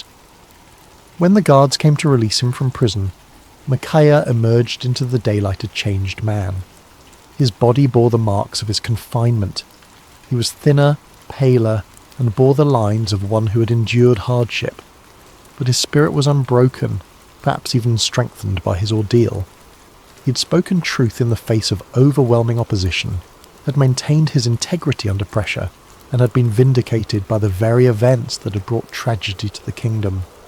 The political ramifications of Ahab's death were immediate and far-reaching. His son Ahaziah ascended to the throne, inheriting a kingdom shaken by military defeat and spiritual confusion. The influence of Queen Jezebel remained strong, but the dramatic fulfillment of Micaiah's prophecy had dealt a severe blow to the credibility of the Baal-worshipping establishment. Zedekiah, the false prophet who had struck Micaiah in the throne room, found himself in an impossible position. His confident predictions of victory had been thoroughly discredited, and his authority as a spokesman for the divine had been shattered. The inner chamber where he sought to hide, just as Micaiah had prophesied, became both a physical and spiritual reality as he struggled to come to terms with the magnitude of his error. The other court prophets faced similar crises of confidence. Their unanimous declaration of victory had been revealed as the lying spirit Micaiah had warned about, and their reputations lay in ruins. Some of them quietly retired from public life, while others attempted to reinvent themselves as followers of different deities. None of them could escape the uncomfortable truth that they had been deceived, and had, in turn, deceived others. King Jehoshaphat returned to Jerusalem a wiser and more cautious man. His alliance with Ahab had nearly cost him his life, and the experience had taught him valuable lessons about the importance of seeking genuine divine guidance rather than accepting comfortable confirmations of predetermined plans. The prophet Jehu, son of Hanani, met him upon his return with words of rebuke for his alliance with the ungodly king, but also with recognition that the Lord had delivered him from the consequences of his poor judgment. Throughout the kingdom, people began to reassess their understanding of prophecy and divine revelation. The dramatic contrast between the false assurances of the 400 prophets and the accurate warnings of the solitary Micaiah had provided a vivid lesson in discernment. Many began to understand that true prophecy was not measured by its popularity or its agreement with human desires, but by its faithfulness to the word and character of the Lord. Years passed, and the story of Micaiah's stand against the 400 false prophets became one of the most remembered episodes in the history of Israel. Parents told it to their children as an example of courage and integrity, while religious teachers used it to illustrate the difference between true and false prophecy. The tale grew in significance with each telling, not because it was embellished, but because its lessons proved to be timeless and universal. The first and most obvious lesson was about the cost of speaking truth. Micaiah had paid a heavy price for his faithfulness: imprisonment, isolation, and the hostility of the powerful. Yet his willingness to endure these hardships had ultimately served a greater purpose, preserving the integrity of prophetic ministry and providing a clear example of what it meant to fear God rather than man. His story became a source of encouragement for future generations of prophets and faithful believers who found themselves standing alone against popular opinion.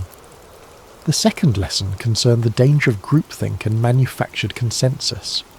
The 400 prophets had created an impressive display of unanimity, but their agreement had been based on political expediency rather than divine revelation. Their story served as a warning about the seductive power of majority opinion and the importance of seeking truth, even when it contradicted popular sentiment. The comfort of belonging to the crowd, they learned, was no substitute for the sometimes lonely path of authentic faith. The third lesson was perhaps the most theologically complex: the reality that God sometimes allows deception as a form of judgment. The lying spirit that had influenced the false prophets was not an independent force, but an instrument of divine justice, permitted by the Lord as part of his sovereign plan. This aspect of the story forced believers to grapple with difficult questions about the nature of divine sovereignty and human responsibility, helping them develop a more mature understanding of how God works in the world. The fourth lesson focused on the importance of discernment in spiritual matters. King Jehoshaphat's initial uneasiness with the 400 prophets had been a manifestation of spiritual discernment, a recognition that something was amiss despite the impressive display of consensus. His request for a prophet of the Lord had demonstrated the value of seeking authentic divine guidance rather than accepting convenient confirmations of predetermined plans. The fifth lesson was about the ultimate futility of human schemes when they oppose divine purposes. King Ahab's elaborate disguise had been a clever attempt to circumvent prophecy through human ingenuity, but it had proven utterly useless against the sovereign will of the Lord. The random arrow that found its mark had served as a powerful reminder that God's purposes will be accomplished regardless of human attempts to thwart them. As the years passed and the kingdom of Israel continued its spiritual decline, the story of Micaiah took on additional significance. It became a benchmark against which other prophets and prophecies were measured, a reminder of what authentic faithfulness looked like in the face of opposition. When Elijah stood alone against the prophets of Baal on Mount Carmel, people remembered Micaiah's solitary stand. When Jeremiah faced persecution for his unpopular messages, the example of Micaiah's courage provided encouragement and precedent. The story also served as a cautionary tale for those in positions of authority. King Ahab's admission that he hated Micaiah because the prophet never spoke favourably about him had revealed the dangerous tendency of leaders to surround themselves with yes men rather than truthful counsellors. Future kings and officials who heard the story were challenged to examine their own relationships with advisors and to consider whether they were seeking truth or merely confirmation of their existing beliefs. In the quiet of his later years, Micaiah often reflected on that pivotal day when he had stood alone before 2 kings and 400 false prophets. The physical scars from his imprisonment had faded, but the spiritual impact of his experience continued to shape his understanding of his calling and his relationship with the Lord. The prophet had learned that faithfulness was not measured by immediate results, but by obedience to divine instruction. His warning had not prevented the battle or saved King Ahab's life, but it had preserved the integrity of prophetic ministry and provided a clear demonstration of the difference between true and false revelation. Sometimes, he realized, the greatest victories were won not through changing circumstances, but through maintaining faithfulness in the midst of difficult circumstances. Micaiah had also discovered that standing alone was not the same as being alone. In his prison cell, deprived of human companionship and comfort, he had experienced a deeper intimacy with the Lord than he had ever known before. The isolation that had seemed like punishment had actually become a pathway to greater spiritual understanding and strength. He had learned that the approval of the crowd was a poor substitute for the approval of the Almighty. The prophet had come to understand that his role was not to be popular, but to be faithful, not to tell people what they wanted to hear, but to speak what the Lord had given him to say. This understanding had freed him from the burden of trying to manage people's reactions to his messages, and had allowed him to focus entirely on the sacred responsibility of accurate communication of divine truth. The peace that came from this clarity of purpose was worth more than all the royal favour he might have gained through compromise. As news of Micaiah's faithfulness spread beyond the borders of Israel, his story began to influence other nations and cultures. Foreign dignitaries who visited the kingdom often asked to hear the account of the prophet who had stood against 400 false prophets and accurately predicted the death of a king. The story became a testament to the power of truth and the importance of moral courage, inspiring people of various backgrounds to examine their own commitments to integrity and faithfulness. The story also had a profound impact on the understanding of prophecy itself. Future generations would use Micaiah's example as a standard for evaluating prophetic claims, recognizing that true prophecy was characterized by faithfulness to the Lord's character and purposes rather than by popular appeal or immediate gratification. The account helped establish criteria for distinguishing between authentic divine revelation and human manipulation disguised as spiritual authority. In the broader context of Israel's history, Micaiah's stand represented a crucial moment in the preservation of true worship and authentic faith. At a time when the kingdom was sliding towards spiritual apostasy, his unwavering commitment to truth served as a beacon of hope for those who still sought to follow the Lord with integrity. His example encouraged other faithful believers to maintain their convictions even when they seemed to be in the minority. The story of Micaiah also served as a bridge between the ministries of the earlier prophets like Elijah and later ones like Jeremiah and Ezekiel. His experience of standing alone against popular opinion and suffering for his faithfulness would be echoed in the lives of many subsequent prophets who faced similar challenges. The patterns of persecution, vindication, and ultimate triumph that characterized his story became recurring themes in the ongoing narrative of God's relationship with his people. As we reach the end of Micaiah's story, we find ourselves confronted with questions that transcend the ancient world and speak directly to our modern hearts. In an age of social media echo chambers and manufactured consensus, the prophet's example challenges us to examine our own commitment to truth and our willingness to stand alone when necessary. The 400 false prophets of Micaiah's day have their counterparts in every generation. Those who tell us what we want to hear rather than what we need to hear, who offer comfortable lies instead of challenging truths. The temptation to join the crowd, to find safety in numbers, to seek approval rather than accuracy, remains as strong today as it was in ancient Israel. Micaiah's courage reminds us that faithfulness is not a group activity, but an individual responsibility. Each of us must decide whether we will speak truth or remain silent, whether we will stand for what is right or compromise for what is convenient. The prophet's example shows us that the path of integrity is often lonely, but it is never walked alone by those who trust in the Lord. The story also challenges us to examine our own relationship with authority and our tendency to surround ourselves with people who confirm our existing beliefs rather than challenging us to grow. Like King Ahab, we may find ourselves preferring the comfort of familiar lies to the discomfort of unfamiliar truths. Micaiah's example calls us to seek out voices that speak with authenticity, rather than those that merely echo our own opinions. Perhaps most importantly, the story of Micaiah reminds us that truth has a way of prevailing in the end, even when it seems overwhelmed by opposition. The prophet's vindication did not come immediately, and it came at great personal cost, but it came nonetheless. His example encourages us to trust in the ultimate triumph of truth, and to remain faithful even when the outcome is uncertain.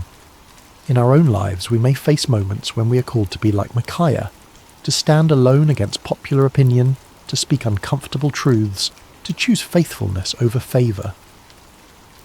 When those moments come, may we remember the forgotten prophet who found his courage not in the approval of men, but in the approval of his God.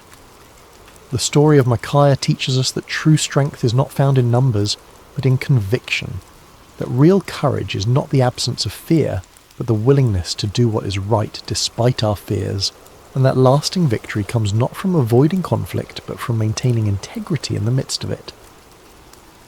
As you close your eyes tonight and drift towards sleep, may you carry with you the quiet courage of Micaiah, the man who dared to stand alone because he knew he was not truly alone. May his example inspire you to speak truth with love, to stand for what is right with humility, and to trust in the ultimate triumph of God's purposes even when the immediate circumstances seem overwhelming.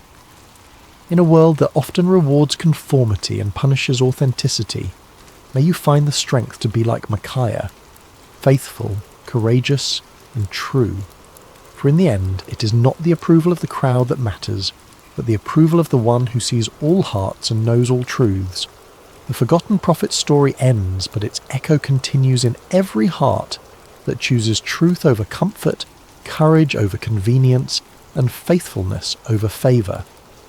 May that echo sound clearly in your own life, guiding you toward the kind of integrity that leaves a lasting legacy long after the voices of the crowd have faded into silence. Rest well, dear friends, and may your dreams be filled with the peace that comes from knowing you serve a God who honours faithfulness, rewards courage, and never abandons those who trust in him. The story of Micaiah reminds us that in God's kingdom, Standing alone with truth is always better than standing with the crowd in deception. Sleep peacefully, knowing that, like Micaiah, you're never truly alone when you walk in the light of divine truth. Picture this: a young widow standing at a crossroads, dust swirling around her feet as she faces the most important decision of her life. Behind her lies everything familiar: her homeland, her people, her gods. Ahead stretches an uncertain path toward a foreign land with a grieving mother-in-law who has nothing left to offer but heartache. Most would choose the safety of the familiar. But Ruth, she chose love over security, loyalty over convenience, and in that single moment of breathtaking faithfulness, she stepped into a story that would echo through eternity. What if I told you that in the midst of hardship, one small act of kindness could change the course of history? The book of Ruth isn't just another ancient tale gathering dust on library shelves. It's a masterpiece of hope, painted against the darkest canvas of human loss. This isn't a story of mighty warriors or thundering prophets. There are no plagues here, no walls crumbling at the sound of trumpets. Instead, we find something far more profound: the quiet power of unwavering devotion and the gentle hand of divine providence working through ordinary people making extraordinary choices. In a world that often celebrates the loud and flashy, Ruth's story whispers a different truth. It tells us that loyalty can triumph over loss, that kindness can overcome cruelty, and that sometimes the most powerful force in the universe isn't found in earthquake or fire, but in the still, small voice of love, choosing to stay when everything else falls apart. This is a tale of hope, peace, and God's gentle provision. A story that begins with death and ends with life, starts with emptiness and concludes with abundance, opens with despair and closes with joy so profound it reverberates through generations. The beauty of Ruth's narrative lies not in its complexity, but in its simplicity. It's a story anyone can understand because it touches the universal human experiences of loss, love, loyalty, and redemption. Yet beneath this surface simplicity runs a current so deep it connects the heart of ancient Moab to the throne of David, and ultimately to a manger in Bethlehem, where another story of divine love would unfold centuries later. The story begins not with triumph, but with tragedy. Not in the promised land, but in foreign territory.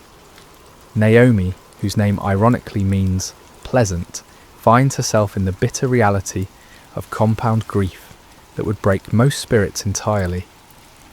She had left Bethlehem during a famine with her husband Elimelech and their 2 sons, Mahlon and Chilion, seeking survival in Moab, a land that was both geographically close to Israel and spiritually distant from its God. What started as a temporary sojourn became permanent residence when Elimelech died, leaving Naomi a widow in a foreign land. In ancient times, widowhood wasn't just a personal tragedy, it was an economic and social death sentence. Women had little legal standing, no inheritance rights, and depended entirely on male relatives for protection and provision.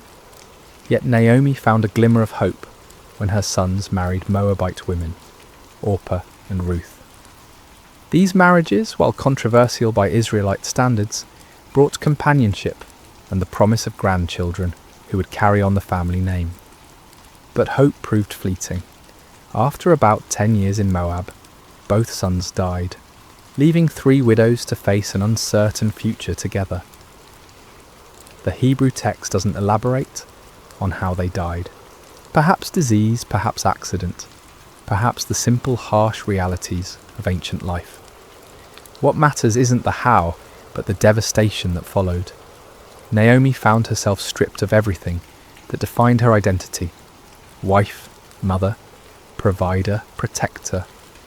She was a living emblem of loss, carrying nothing but grief and 2 foreign daughters-in-law who had their own mourning to bear.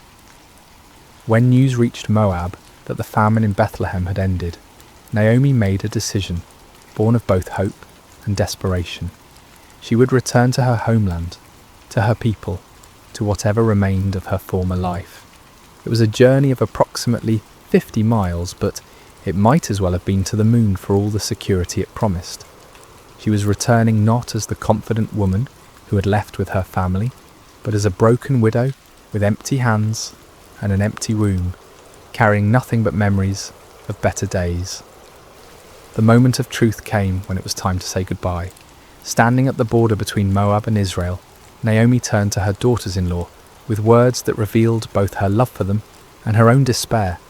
"Go back," she urged them, "each of you to your mother's house. May the Lord show kindness to you, as you have shown to your dead and to me." It was a release tinged with blessing, an act of selfless love that put their welfare above her own companionship. Orpah, after much weeping and embracing, made the practical choice. She kissed Naomi goodbye and returned to her people and her gods. History doesn't judge her for this decision. It was sensible, even wise by worldly standards. She was young enough to remarry, to find security and happiness in familiar surroundings. Her choice was understandable, logical, and completely reasonable. But Ruth made a choice that defied every rational calculation. When Naomi urged her to follow Orpah's example, Ruth responded with words that have echoed through millennia, words that capture the very essence of covenant love. "Don't urge me to leave you or to turn back from you. Where you go, I will go, and where you stay, I will stay. Your people will be my people, and your God my God. Where you die, I will die, and there I will be buried. May the Lord deal with me, be it ever so severely, if even death separates you and me." This wasn't a momentary burst of emotion. It was a deliberate, irrevocable commitment. Ruth wasn't just choosing to accompany Naomi. She was choosing to abandon everything familiar for everything unknown. She was trading the security of her homeland for the uncertainty of being a foreign widow in Israel. She was exchanging the comfort of her people's acceptance for the likelihood of being viewed as an outsider, even an enemy, given the historical tensions between Moab and Israel. Most remarkably, Ruth was choosing Naomi's God over her own family deities. In the ancient world, this wasn't merely a personal preference, it was a complete transformation of identity, worldview, and destiny. She was stepping away from the gods she had known since childhood and embracing the God of Israel, whom she knew primarily through the testimony of her mother-in-law's life and loss. The journey to Bethlehem began with two broken women walking together toward an uncertain future, but it was really the beginning of one of history's most beautiful stories of redemption. Ruth's choice to stay wasn't just loyalty to Naomi, it was an unconscious choice to step into the stream of God's redemptive plan for humanity. Without knowing it, she was walking not just toward Bethlehem, but toward her destiny as an ancestor of kings and ultimately of the King of Kings. The arrival in Bethlehem was far from triumphant. When Naomi and Ruth entered the town, the women who had known Naomi before could hardly believe their eyes. "Can this be Naomi?" they asked, seeing the toll that loss and hardship had taken on their former neighbour. Naomi's response revealed the depth of her pain. "Don't call me Naomi, call me Mara, because the Almighty has made my life very bitter. I went away full, but the Lord has brought me back empty." It was barley harvest time, a detail that might seem incidental, but carries profound significance. In God's economy, timing is never accidental. They arrived not during the lean months when work was scarce and food scarcer, but during the season of harvest when there might be opportunities for survival. Still, being widowed foreigners in a patriarchal society meant they stood at the very bottom of the social ladder, dependent on the kindness of others and whatever work Ruth could find. Ruth, whose name likely means friendship or companion, immediately proved the accuracy of her name through her actions. Without waiting for Naomi to devise a plan or wallowing in self-pity over their circumstances, She took initiative with the words that reveal her character. Let me go to the fields and pick up the leftover grain behind anyone in whose eyes I find favour. This simple statement masks the courage it required. Ruth was volunteering to do backbreaking labour in the scorching sun, to work alongside the lowest members of society, to face possible harassment or rejection, all to provide for the woman she had chosen to love. Gleaning was God's provision for the poor, embedded in the law of Moses as a safety net for society's most vulnerable. Landowners were commanded not to harvest to the very edges of their fields and not to go back for grain that was dropped or missed. This leftover grain could be gathered by widows, orphans and foreigners, the three groups most at risk in ancient society. It was honest work, but humble work, requiring long hours bent over in the heat, gathering grain stalk by stalk, hoping for enough to make a small meal. The providential nature of Ruth's story becomes apparent in the simple phrase, as it turned out. She happened to find herself working in a field belonging to Boaz, a prominent man from Elimelech's clan. But in God's story, there are no coincidences, only the invisible hand of providence, orchestrating circumstances for purposes beyond human understanding. Boaz first noticed Ruth there through his foreman's report. When he asked about the young woman working diligently in his field, he learned her identity. She is the Moabite who came back from Moab with Naomi. That description carried weight. Moabites were not generally welcomed in Israelite society. They were descendants of Lot through an incestuous relationship, and their nation had historically been hostile to Israel. For Ruth to be identified first by her nationality rather than her name suggests the social barriers she faced. Yet when Boaz observed Ruth personally, he saw beyond her foreign origins to her character. He watched her work with steady dedication, saw her respectful interaction with his workers, and most importantly, he had heard of her kindness to Naomi. In a society that valued family loyalty above almost all other virtues, Ruth's devotion to her mother-in-law had become legendary. Word had spread throughout Bethlehem of the young Moabite woman who had abandoned everything to care for her husband's mother. Boaz's first words to Ruth were revolutionary for their kindness. My daughter, listen to me. Don't go and glean in another field, and don't go away from here. Stay here with the women who work for me. He was offering her protection, stability, and dignity. In ancient times, young women working in fields were vulnerable to harassment and worse. By placing her under his personal protection and encouraging her to work alongside his regular female employees rather than as a desperate outsider, Boaz was treating Ruth not as a foreign charity case, but as a valued person worthy of respect. But his kindness went further. He instructed his workers to let her drink from their water jars when she was thirsty, in a time and place where clean water was precious. He told her to eat with his harvesting crew, sharing in the roasted grain and vinegar that sustained the workers. Most remarkably, he quietly instructed his harvesters to pull out some stalks for her from the bundles and leave them for her to pick up, and don't rebuke her. Ruth's response to this unexpected kindness reveals both her humility and her wisdom. She fell prostrate before Boaz, asking, "Why have I found such favour in your eyes that you notice me, a foreigner?"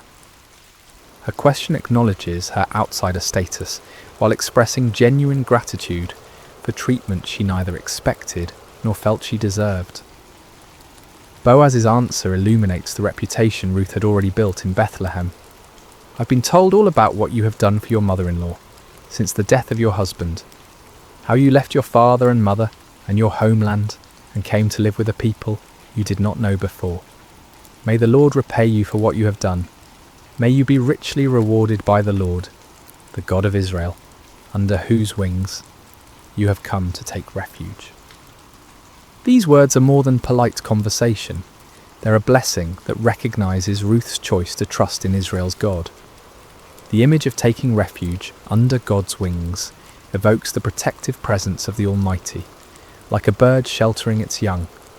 Boaz was acknowledging that Ruth's kindness to Naomi was really an act of faith, a stepping into the covenant community of Israel despite her foreign birth. That day Ruth gathered approximately an ephah of barley, about half a bushel, far more than a typical gleaner could hope to gather. When she returned home and showed Naomi her extraordinary harvest, along with the leftover food from the workers' meal, Naomi immediately recognized God's hand in these events.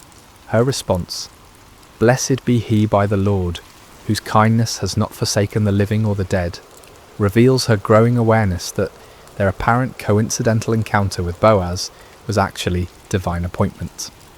When Naomi learned that the field owner was Boaz, her excitement was palpable. "The man is our close relative," she explained to Ruth. "He is one of our kinsman redeemers." This wasn't just good news, it was the first glimpse of hope Naomi had felt since leaving Moab. The kinsman redeemer system was God's provision for protecting family lines and property. A close male relative had both the right and responsibility to buy back family land that had been sold due to poverty and to marry a widowed relative to preserve the family name and inheritance. Ruth continued working in Boaz's fields through both the barley and wheat harvests, likely a period of several months. Day after day, she laboured faithfully, building a reputation for diligence and integrity while gradually becoming part of the community. She was no longer just the Moabite woman, but Ruth, the devoted daughter-in-law whose character spoke louder than her foreign birth. During this time, a subtle transformation was taking place. Ruth was learning the ways of Israel, observing their customs, participating in their community life. She was also, unknowingly, becoming the object of Boaz's growing admiration and affection. Though significantly older than Ruth, Boaz found himself drawn not to her physical beauty, but to the beauty of her character, her loyalty, her faith, and her gentle strength. This season in the fields was more than economic survival.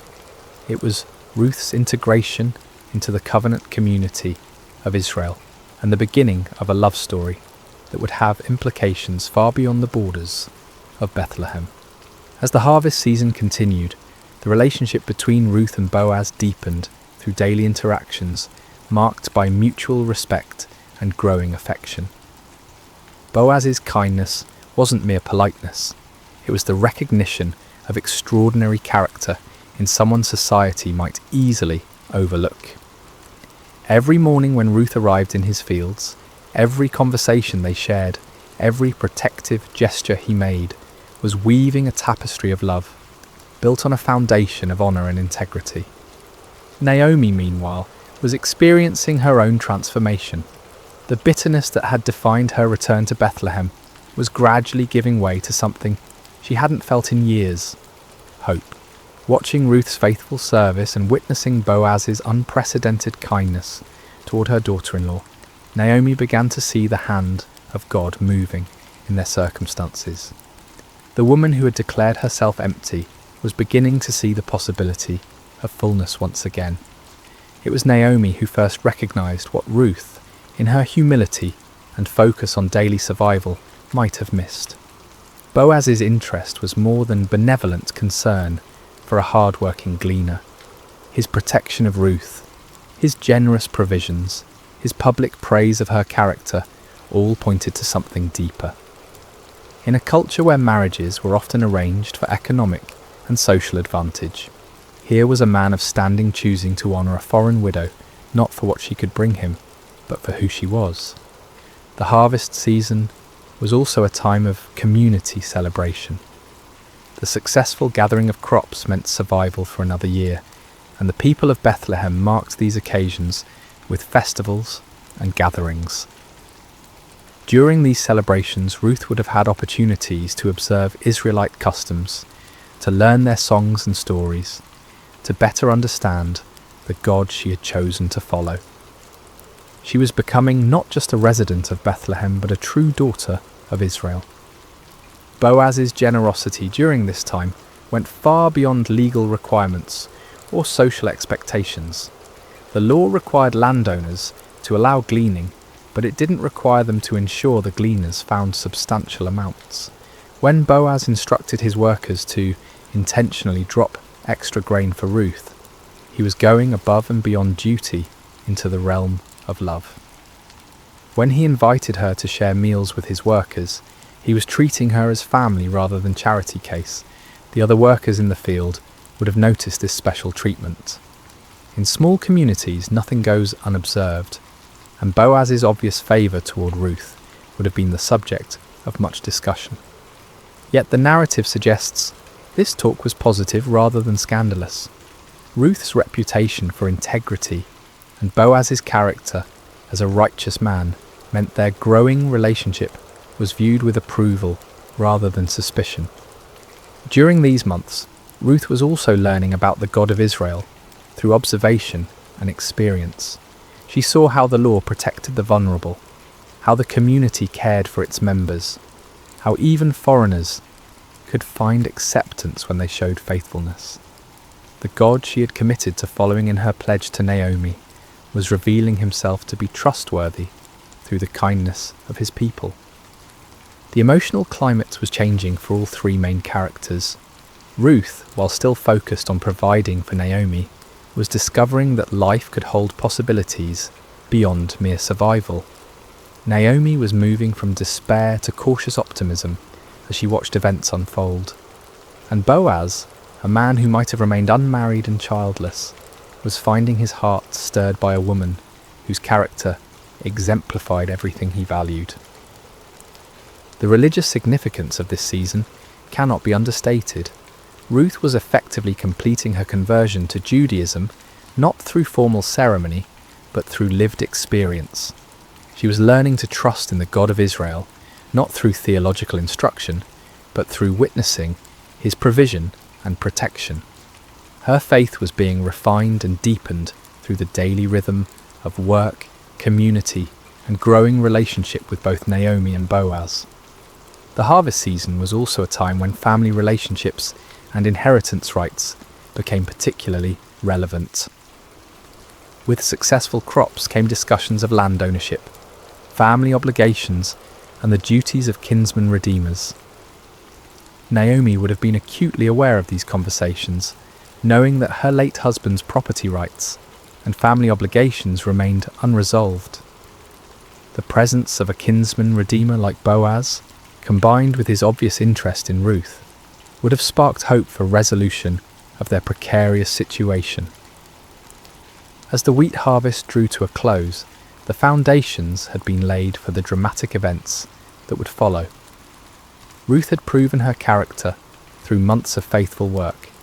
Boaz had demonstrated his integrity and growing love through consistent kindness. Naomi had moved from bitter resignation to hopeful planning. The community had accepted Ruth as one of their own, and God's providence had been orchestrating circumstances toward a conclusion that would provide redemption, love, and legacy for generations to come. The harvest season was ending, and with it came both celebration and anxiety about the future. Naomi, who had been quietly observing the growing relationship between Ruth and Boaz, decided it was time to take decisive action. Her plan, which she shared with Ruth, was both bold and risky. Ruth would approach Boaz at the threshing floor during the harvest festival and essentially propose marriage by invoking his rights and responsibilities as a kinsman redeemer. "My daughter," Naomi said to Ruth, "I must find a home for you, where you will be well provided for." This wasn't merely matchmaking, it was strategic thinking about survival and security. Naomi understood that while Boaz's kindness during harvest season had been extraordinary, the relationship needed to move beyond casual benevolence to formal commitment if it were to provide lasting security for both women. The plan required enormous courage from Ruth. She would need to bathe, perfume herself, put on her best clothes, and and go to the threshing floor, where Boaz would be winnowing barley. After he had eaten and drunk and was sleeping beside the grain pile, she was to uncover his feet and lie down. When he woke and asked what she wanted, she was to say, "Spread the corner of your garment over me, since you're a kinsman redeemer." This might sound forward by modern standards, but it was actually a proper, though bold, way for a woman to request marriage from a kinsman redeemer. The act of lying at his feet was a gesture of submission and trust. The request to spread his garment over her was asking him to take her under his protection as his wife. The same imagery Boaz had used earlier when he spoke of Ruth taking refuge under God's wings. Ruth's response to this plan reveals the depth of her trust in Naomi. "I will do whatever you say." She didn't question the wisdom of the approach or worry about the potential for misunderstanding or rejection. She had committed herself to following Naomi's guidance, and she would do so even in this most vulnerable moment. The night at the threshing floor was a pivotal moment in the story.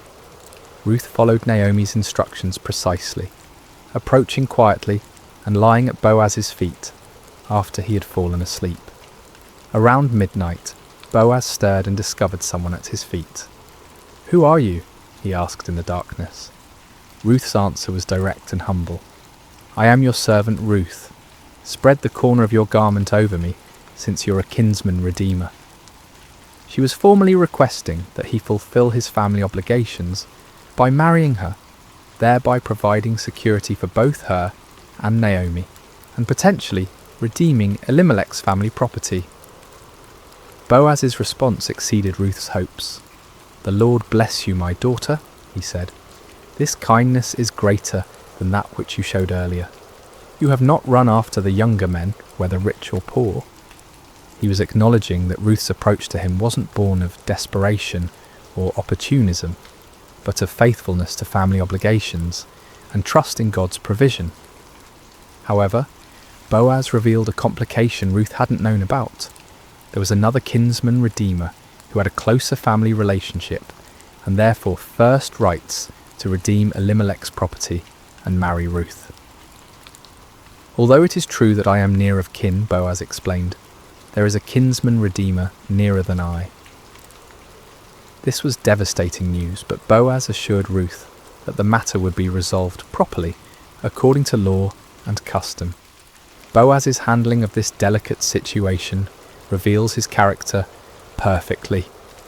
He could have taken advantage of Ruth's vulnerable position, but instead he protected her reputation and committed himself to resolving the legal complications honourably. He told Ruth to stay until morning, but leave before anyone could recognise her, protecting her from potential scandal. Before she left, he filled her cloak with 6 measures of barley, ensuring she didn't return to Naomi empty-handed. When Ruth returned home and reported everything to Naomi, the older woman's response was confident. "Wait, my daughter, until you find out what happens, for the man will not rest until the matter is settled today." Naomi knew Boaz well enough to trust that he would handle the situation with integrity and dispatch. That very morning, Boaz went to the city gate, the place where legal and business matters were conducted in ancient Israel. He sat down and waited for the other kinsman redeemer to pass by. When the man appeared, Boaz called him over and assembled a group of 10 elders as witnesses for the legal proceedings that would follow. The negotiation was masterful. Boaz began by telling the man about a piece of land that had belonged to their relative Elimelech, which Naomi was selling. According to law, the nearest kinsman redeemer had first rights to purchase the property to keep it in the family. The man was interested until Boaz explained the complete package. "On the day you buy the land from Naomi," Boaz said, "you also acquire Ruth the Moabite, the dead man's widow, in order to maintain the name of the dead with his property." This changed everything.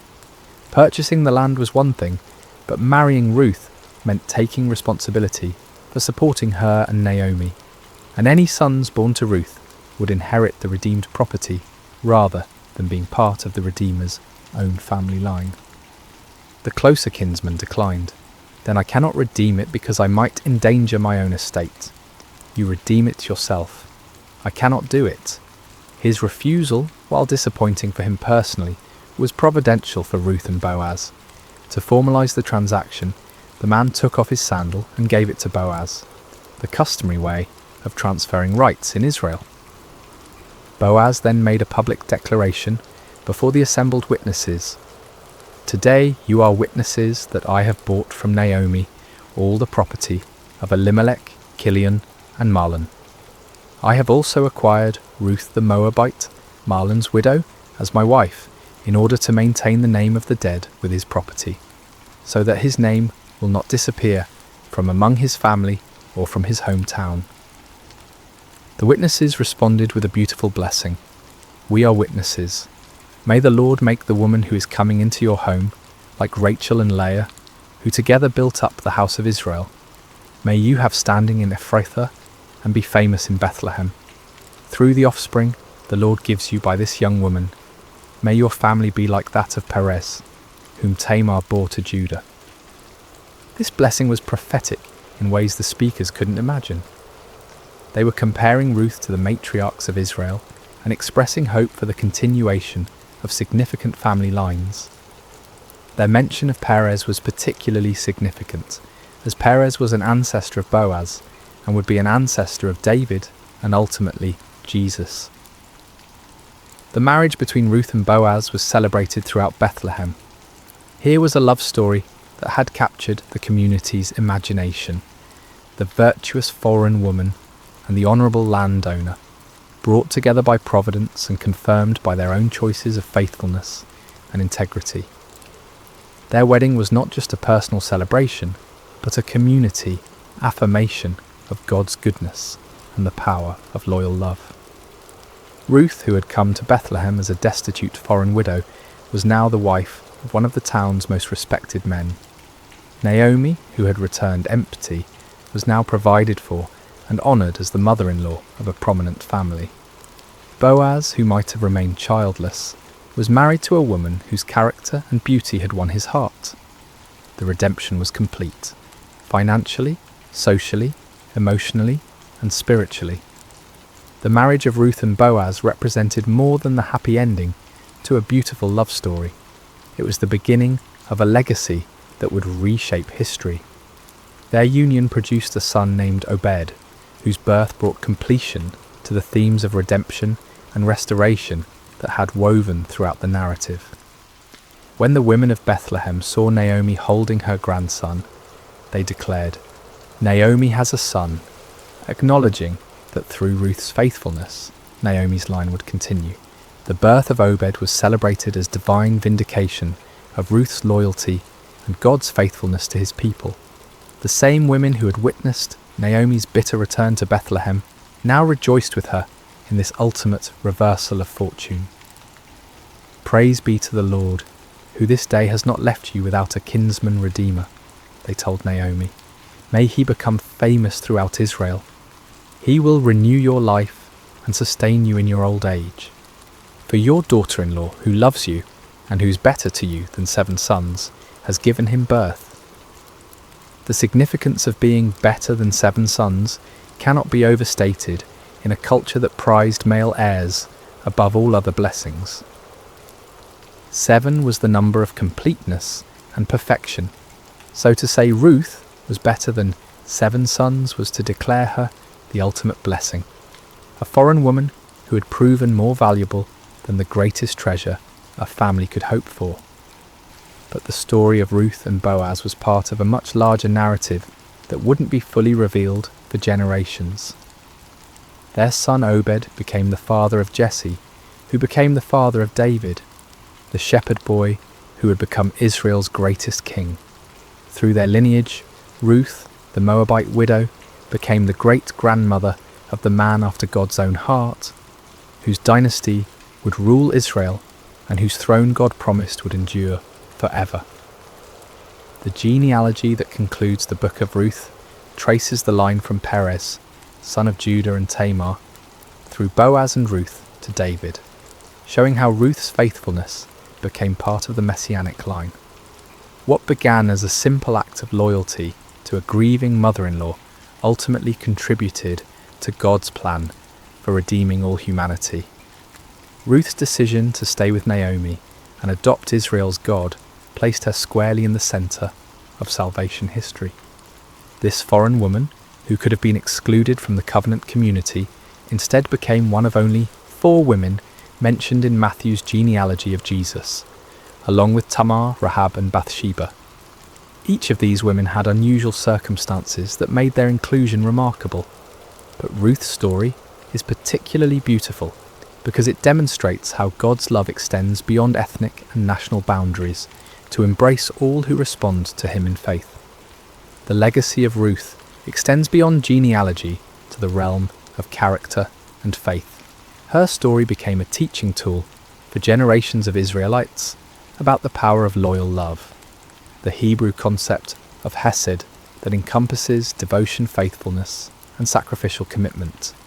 Ruth embodied hesed in her relationship with Naomi, and Boaz demonstrated it in his treatment of Ruth. Their marriage was built on this foundation of covenant love that mirrors God's relationship with his people. Ruth's integration into Israelite society also established an important precedent for how foreigners could be welcomed into the covenant community. Her acceptance wasn't based on her ethnicity or social status, but on her character and faith. She proved that nationality was less important than loyalty, that birth circumstances mattered less than personal choices, and that God's family was open to all who chose to belong to it. The story of Ruth also demonstrates God's providence in the seemingly ordinary events of life. There were no dramatic miracles in Ruth's story, no parting of seas or walls falling down, yet God's hand guided every step. The timing of their arrival during harvest season, the chance encounter with Boaz's field, the availability of the kinsman-redeemer laws, the other redeemer's decision to decline his rights, all of these coincidences work together to create the perfect conditions for redemption and blessing. For Naomi, Ruth's legacy meant the restoration of everything she thought she had lost forever. Through Ruth's son, Naomi's family line continued, her security was assured, and her later years were filled with joy instead of bitterness. The woman who had asked to be called Mara, bitter, was now surrounded by the sweetness of new life and hope. For Boaz, marrying Ruth brought fulfillment he might never have expected. Instead of remaining childless, he became the father of a son who would carry on his name and values. His kindness to a foreign gleaner was rewarded with a love that enriched his life and extended his influence through generations. For Bethlehem and the wider community, Ruth's story became a testament to the power of character over circumstances. Her reputation for faithfulness outlasted her foreign origins, and her descendants would bring honour to the very town where she had once worked humbly in the fields. The house of bread, Bethlehem's meaning, became truly blessed through the presence of this woman who had chosen loyalty over security. The themes of Ruth's story, loyalty rewarded, faithfulness blessed, love conquering prejudice, and providence working through ordinary events, would resonate throughout Scripture and human experience. Her example of sacrificial love prefigures the ultimate sacrifice that would come through her descendant, Jesus, who would demonstrate the same kind of loyal love on a cosmic scale. Ruth's legacy teaches us that small acts of faithfulness can have eternal consequences, that God's plans often work through unlikely people in unexpected ways, and that the greatest blessings sometimes come disguised as difficult choices. Her decision to stay with Naomi seemed like the harder path, but it led to blessings she could never have imagined. As we close the pages of Ruth's story, we're left not with the thunderous echoes of conquest or the dramatic flourishes of miracle, but with something far more profound, the quiet certainty that love endures, that faithfulness matters, and that God's gentle hand guides even the most ordinary moments toward extraordinary purposes. Ruth's tale doesn't shout at us. It whispers truths that settle into our hearts, like seeds waiting for the right season to bloom. The beauty of Ruth's narrative lies in its accessibility. We may never face exile in a foreign land or need to glean in harvest fields, but we all encounter crossroads where we must choose between security and loyalty, between what's easy and what's right. Ruth's story reminds us that these moments, when we choose love over convenience, faithfulness over comfort, are the building blocks of legacy. In our contemporary world, where relationships are often disposable and commitment is seen as restriction rather than strength, Ruth's devotion to Naomi offers a counter-narrative. Her famous words, "Where you go, I will go, and where you stay, I will stay," weren't just poetry. They were a life philosophy that valued connection over independence, loyalty over self-preservation. In an age of radical individualism, Ruth models radical commitment. Her story also speaks to anyone who has ever felt like an outsider. Ruth was foreign by birth, widowed by circumstance, and poor by necessity. 3 strikes that should have kept her on society's margins. Yet through character and faith, she moved from the periphery to the centre of God's plan. Her journey from Moabite stranger to beloved ancestor of kings offers hope to everyone who has wondered if their background, circumstances, or mistakes disqualify them from significance.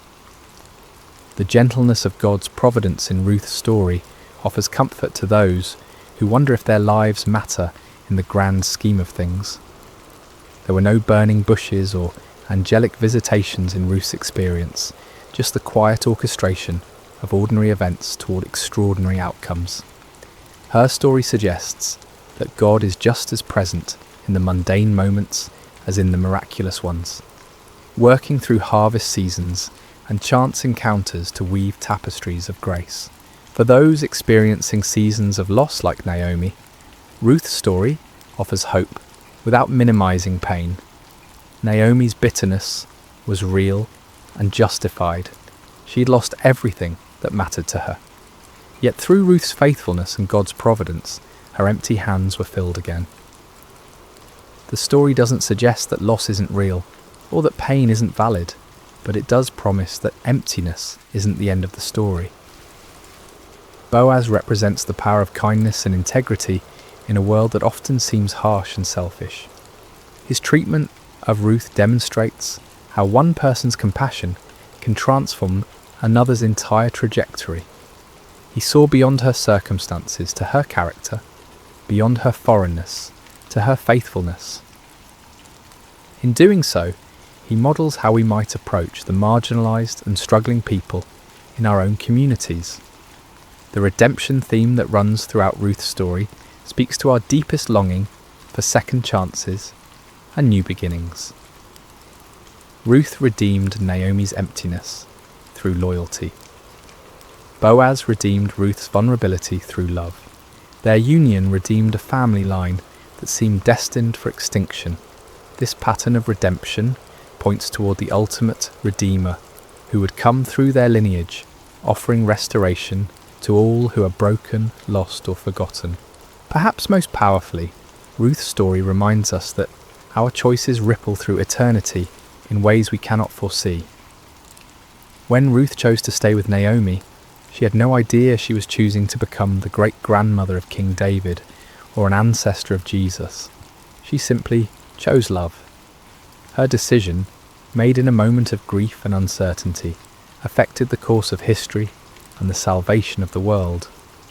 The story teaches us that faithfulness is its own reward, but it's also the foundation for blessings we cannot imagine. Ruth's loyalty to Naomi brought her love with Boaz. Her willingness to work humbly brought her honour. Her choice to embrace Israel's God brought her into the centre of his redemptive plan. As we reflect on Ruth's journey from foreign widow to beloved ancestor, we're reminded that God delights in using the unlikely and the overlooked. He chooses the humble to confound the mighty, the faithful to accomplish the impossible, the loving to heal the broken. Ruth's story is ultimately not about her exceptional character, though that was remarkable, but about God's exceptional grace working through ordinary obedience.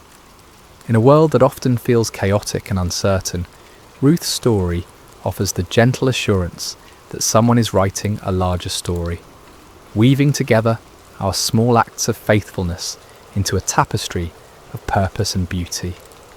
Every choice to love instead of abandon, to stay instead of leave, to serve instead of demand, becomes part of a narrative larger than ourselves. The final truth Ruth's story whispers to our hearts is perhaps the most beautiful of all. Sometimes the smallest acts of love carry the weight of eternity. A foreign woman's decision to care for her grieving mother-in-law became part of the story that leads to Christmas morning and the cross of Calvary. Her simple faithfulness participated in God's plan to redeem not just a family, but a world. Ruth's legacy lives on not only in the genealogies of Scripture, but in every act of sacrificial love, every choice of loyalty over convenience, every decision to stay when leaving would be easier. Her story continues in our stories when we choose, as she did, to let love be our guide and faithfulness be our strength. In the end, Ruth teaches us that we don't need to be heroes to be heroic. We don't need to be perfect to be used by God, and we don't need to see the whole staircase to take the next step of faith.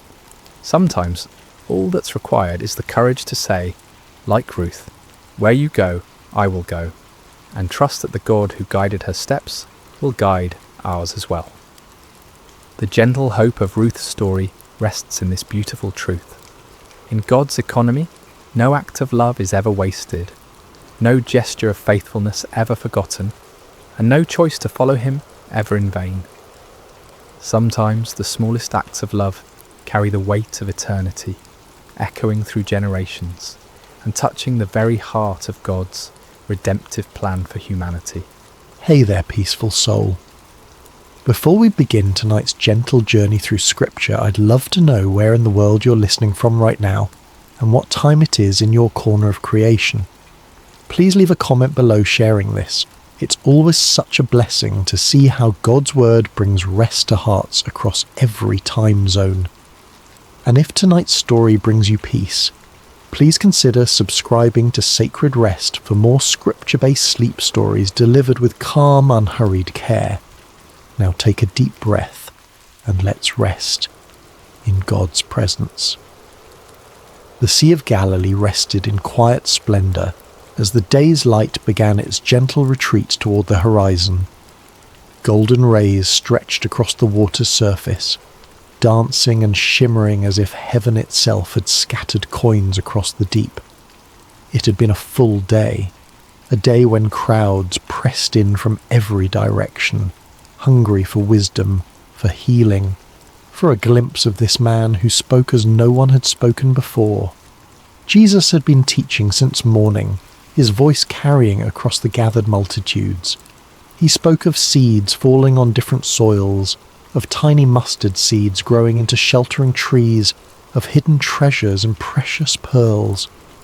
The kingdom of heaven, he said, was like these things, sometimes hidden, always valuable, growing in ways the human eye might miss. His words were simple yet profound, accessible yet mysterious, and the crowds hung on every syllable. But even the Son of God wrapped in human flesh grew weary.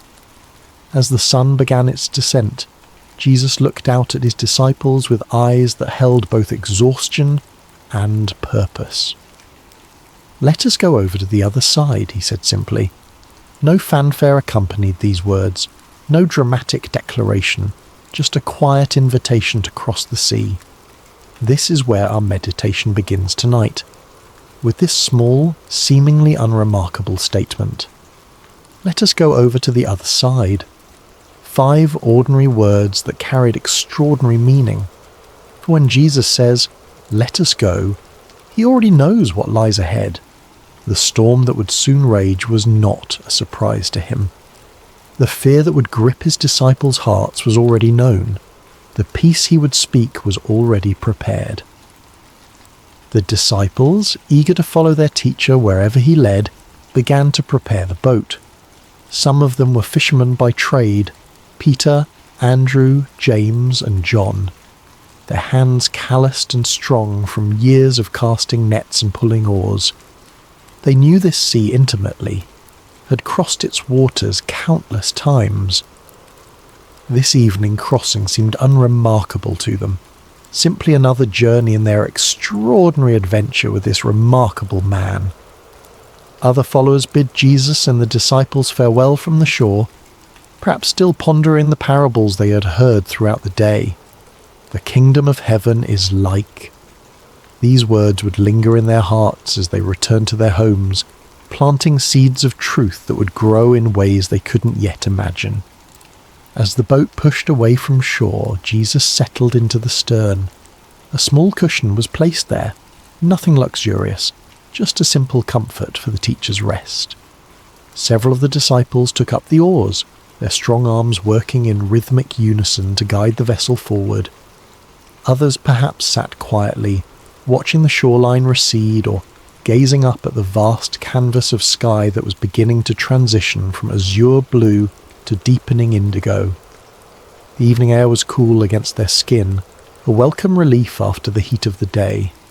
Birds wheeled overhead, their silhouettes dark against the warming colours of sunset. Fish occasionally broke the surface of the water, creating ripples that expanded outward in perfect circles. All seemed peaceful, all seemed well. Jesus, his body surrendering to weariness, closed his eyes. The gentle rocking of the boat, the quiet splash of water against its sides, the distant calls of birds, these formed a lullaby that invited rest. And so he slept, his head resting on the cushion, his breath falling into the deep, steady rhythm of slumber. The disciples continued their work, some rowing, others perhaps talking quietly among themselves about the day's events. What did the Master mean by this parable or that? How had he known what was in the heart of the Pharisee who had challenged him? Would they truly understand all these mysteries someday, as he had promised?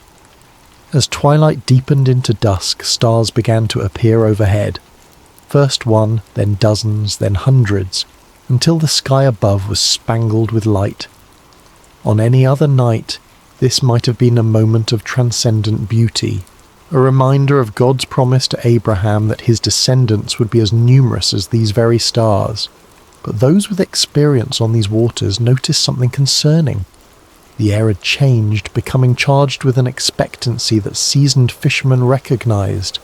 A slight shift in the wind's direction, a subtle change in temperature, small signs that spoke volumes to those who knew how to read them. Peter exchanged glances with Andrew, then with James. No words were needed between men who had spent their lives on these waters. Something was coming. The sea, now growing restless beneath them, had secrets to tell. Yet Jesus slept on, his face peaceful in the gathering darkness. Did the disciples consider waking him then, when the first signs appeared? Did they debate among themselves whether to alert their teacher to the changing conditions? We don't know. Perhaps they chose to let him rest, confident in their own abilities to handle whatever came. Perhaps they thought the signs would come to nothing. As the boat continued its journey across the darkening waters, the shoreline they had left grew distant, a thin line of shadow against the night sky. Ahead lay their destination, the country of the Gerasenes, but it remained out of sight, beyond the curve of the horizon. They were in the middle space now, too far from where they had been to return quickly, not yet close enough to where they were going to find shelter. It is in these middle spaces of our lives that storms often find us. Not when we're safely harboured, not when we've reached our destination, but in the vulnerable in-between, in the waiting, in the journeying, in the not yet there. The disciples could not know what lay ahead, but Jesus did. His rest was not the ignorant sleep of one caught unaware. but the peaceful repose of one who knows the end from the beginning. In this, there is profound comfort for us tonight as we rest. Whatever journey we're on, whatever middle space we find ourselves in, Jesus knows. He has already seen what we have not yet encountered. As our minds begin to slow and our bodies relax into this moment of rest, let us picture ourselves in that boat. Feel the gentle rocking beneath you. Hear the quiet splash of water against wood. See the stars appearing one by one in the vast expanse above, and know that Jesus is there with you, perfectly at peace even as the first winds of change begin to stir. It began with a whisper, a subtle change in the rhythm of the night. The stars that had shone so brightly overhead began to disappear, one by one, as clouds moved across the sky like silent spectators gathering for some celestial event. The gentle lapping of water against the sides of the boat grew more insistent, less soothing.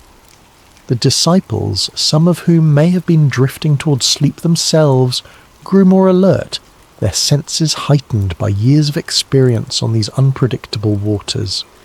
The Sea of Galilee, also known as Lake Gennesaret or the Sea of Tiberias, sits more than 600 feet below sea level, nestled in a basin surrounded by mountains.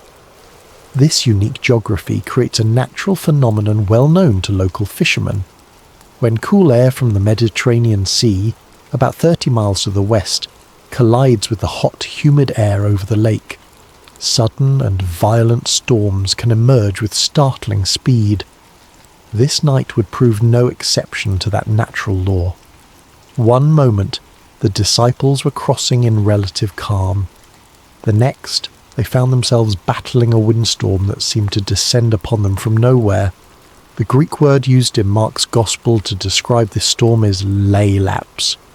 Not a gentle rain shower or passing breeze, but a furious squall, a tempest of frightening power. The wind began to howl, no longer a whisper but a roar that filled their ears and made conversation nearly impossible. It seized the sail, straining the ropes that secured it, and threatening to tear the fabric from its moorings.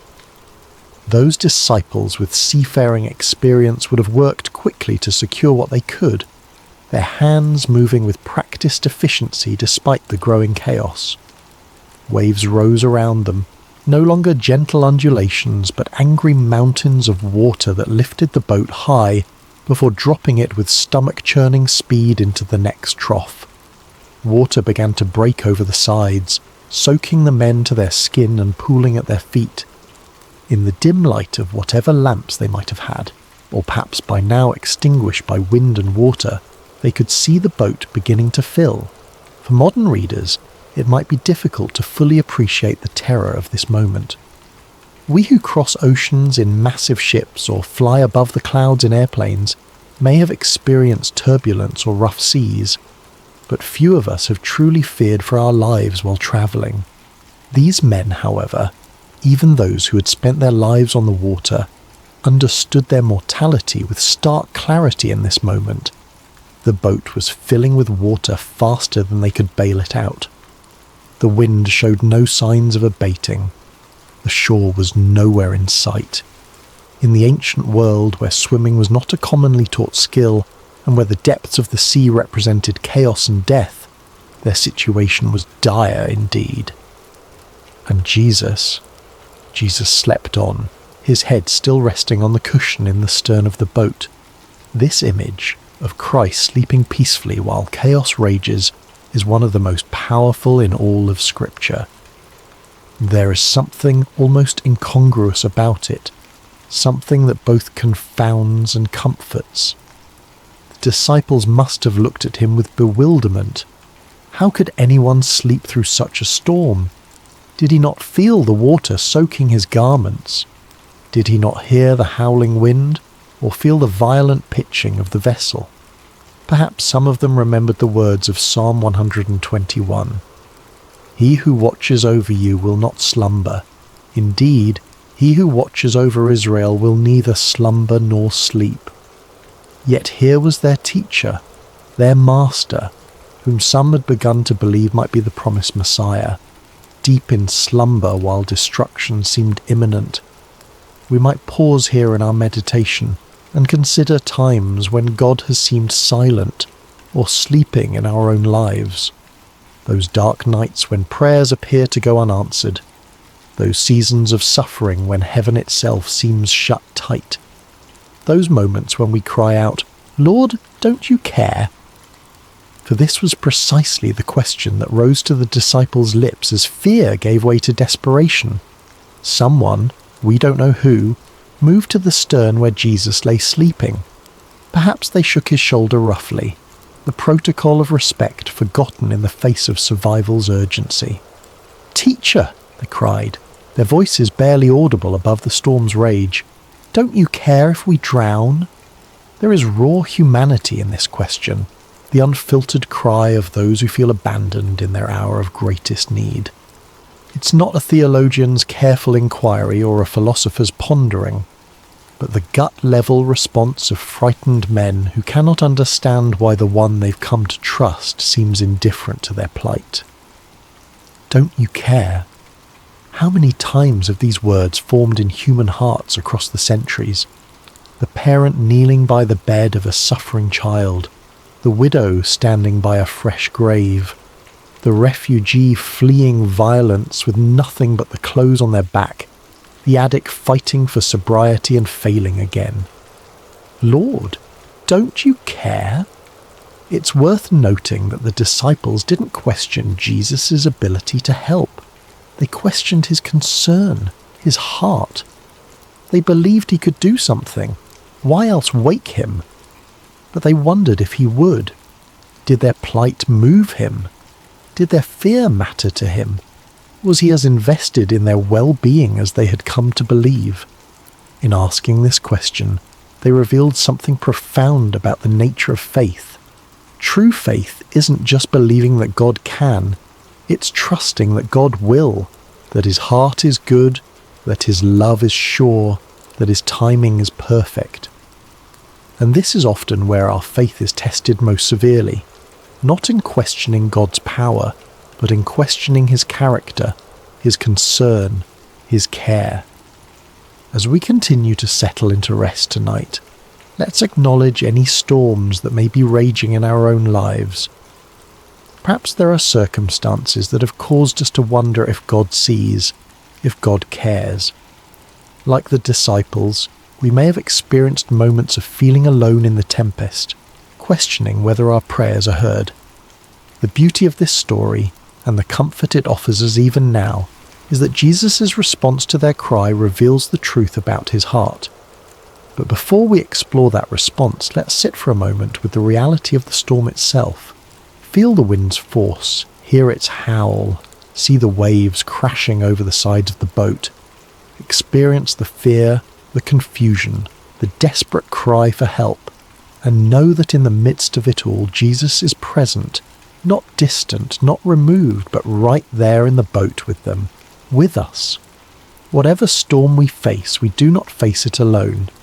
The Lord of all creation has chosen to journey with us, to be present with us in every turbulent moment and every threatening circumstance. As our breathing deepens and our bodies grow heavier with approaching sleep, let us find comfort in this reality. The presence of Jesus in our boat does not exempt us from storms, but it changes everything about how we experience them. He's here even when he appears to be sleeping. He hears even when he seems silent. And he will respond in his perfect time with his perfect power. Now, as we picture the disciples crowding around Jesus, as we hear their cry of "Don't you care if we drown?" let us watch and see what happens next, for the storm is about to meet its match. The chaos is about to encounter its creator. The winds and waves are about to recognize the voice of the one who called them into being. Jesus woke to the violent pitching of the boat, to the spray of water across his face, to the desperate cries of his disciples. "Teacher, don't you care if we drown?" Their question hung in the air between them, nearly lost in the howling of the wind, yet impossibly loud in its implication. Did he care? Could they truly doubt this? He who had healed the sick, restored sight to the blind, cleansed the lepers, did they think his compassion extended only to strangers and not to those closest to him? He who had called them by name, who had shared meals and long roads and countless conversations with them, did they imagine his heart was indifferent to their fear? Yet Jesus did not respond to their question directly. He did not immediately reassure them of his care or explain his apparent indifference. Instead, he rose, calm, unhurried, sovereign, and turned his attention to the storm itself. Mark's Gospel tells us that he got up, rebuked the wind, and said to the waves, "Quiet, be still." The Greek phrase used here, siopa pephimoso, carries the sense of be silent, be muzzled. It is the language one might use to quiet a disruptive animal or silence a disturbing noise. There is authority in these words, command and expectation of immediate obedience, and obey they did. The wind, which had been screaming across the water with destructive force, died away at once. The waves, which had been crashing over the sides of the boat and threatening to sink it, flattened into submission. The entire chaotic scene transformed in an instant from deadly peril to perfect calm. Imagine witnessing this moment. 1 second, you're fighting for your life against one of nature's most terrifying displays of power. The next, you're floating on a sea as smooth as glass under a clearing sky. The contrast would be disorienting, almost unbelievable. The silence following such tumult would ring in your ears. The stillness after such violent motion would leave you feeling strangely weightless. Only then, after demonstrating his authority over creation itself, did Jesus turn back to his disciples, and his words to them were not what they might have expected. No warm reassurance that yes, of course he cared, no gentle understanding of their fear. Instead, he asked them 2 pointed questions. Why are you so afraid? Do you still have no faith? These questions weren't meant to shame or condemn. Jesus was not expressing disappointment so much as issuing an invitation to examine the gap between what they professed to believe about him and how they responded when those beliefs were tested by circumstance. The first question, why are you so afraid, invites examination of the source of our fears. Fear often arises from a perception of threat coupled with a sense of powerlessness to address that threat. The disciples feared drowning because they perceived the storm's power and recognized their inability to control it. But Jesus was suggesting another perspective. When he is in our boat, the equation changes. The presence of the Creator fundamentally alters the balance of power in any situation. The second question, do you still have no faith, probes even deeper. These disciples had witnessed Jesus perform miracle after miracle. They had seen him heal diseases medicine couldn't touch. They had watched him cast out demons that had tormented their victims for years. They had even seen him challenge the religious authorities of their day with an authority that clearly came from above. Yet when the storm came, when their own lives were threatened, their faith faltered. They reverted to fear rather than resting in confidence that the God who had demonstrated his power in so many other circumstances remained just as powerful in their present crisis. This is a common human pattern, isn't it? We can intellectually believe in God's power and love. We can recall times when we've experienced his faithfulness. We can even testify to others about how he has worked in our lives. But when new challenges arise, particularly ones that feel overwhelming or threatening, we can forget everything we know and surrender to panic. Jesus' questions invite a different response. They challenge us to align our emotional reactions with our professed beliefs, to allow what we know about God's character to inform how we feel when facing life's storms. This is not about denying fear. Fear is a natural human emotion that even Jesus experienced in the Garden of Gethsemane. Rather, it's about preventing fear from distorting our view of God and his activity in our lives. The disciples' fear had led them to question Jesus' care for them. "Don't you care if we drown?" His questions in return invited them to question their fear instead. Was it consistent with what they knew of him? Was it justified in light of who he had revealed himself to be? As we continue our journey toward rest tonight, these questions can guide our own reflection. What fears keep us awake at night? What storms in our lives have made us wonder if God cares? And more importantly, what do we know about the character of Jesus that might speak to those fears? If Jesus is truly who Scripture reveals him to be, all-powerful yet deeply compassionate, sovereign yet intimately involved, holy yet merciful, then our fears must be evaluated in light of these truths. Not dismissed or denied, but placed within the larger context of who God is and how he works.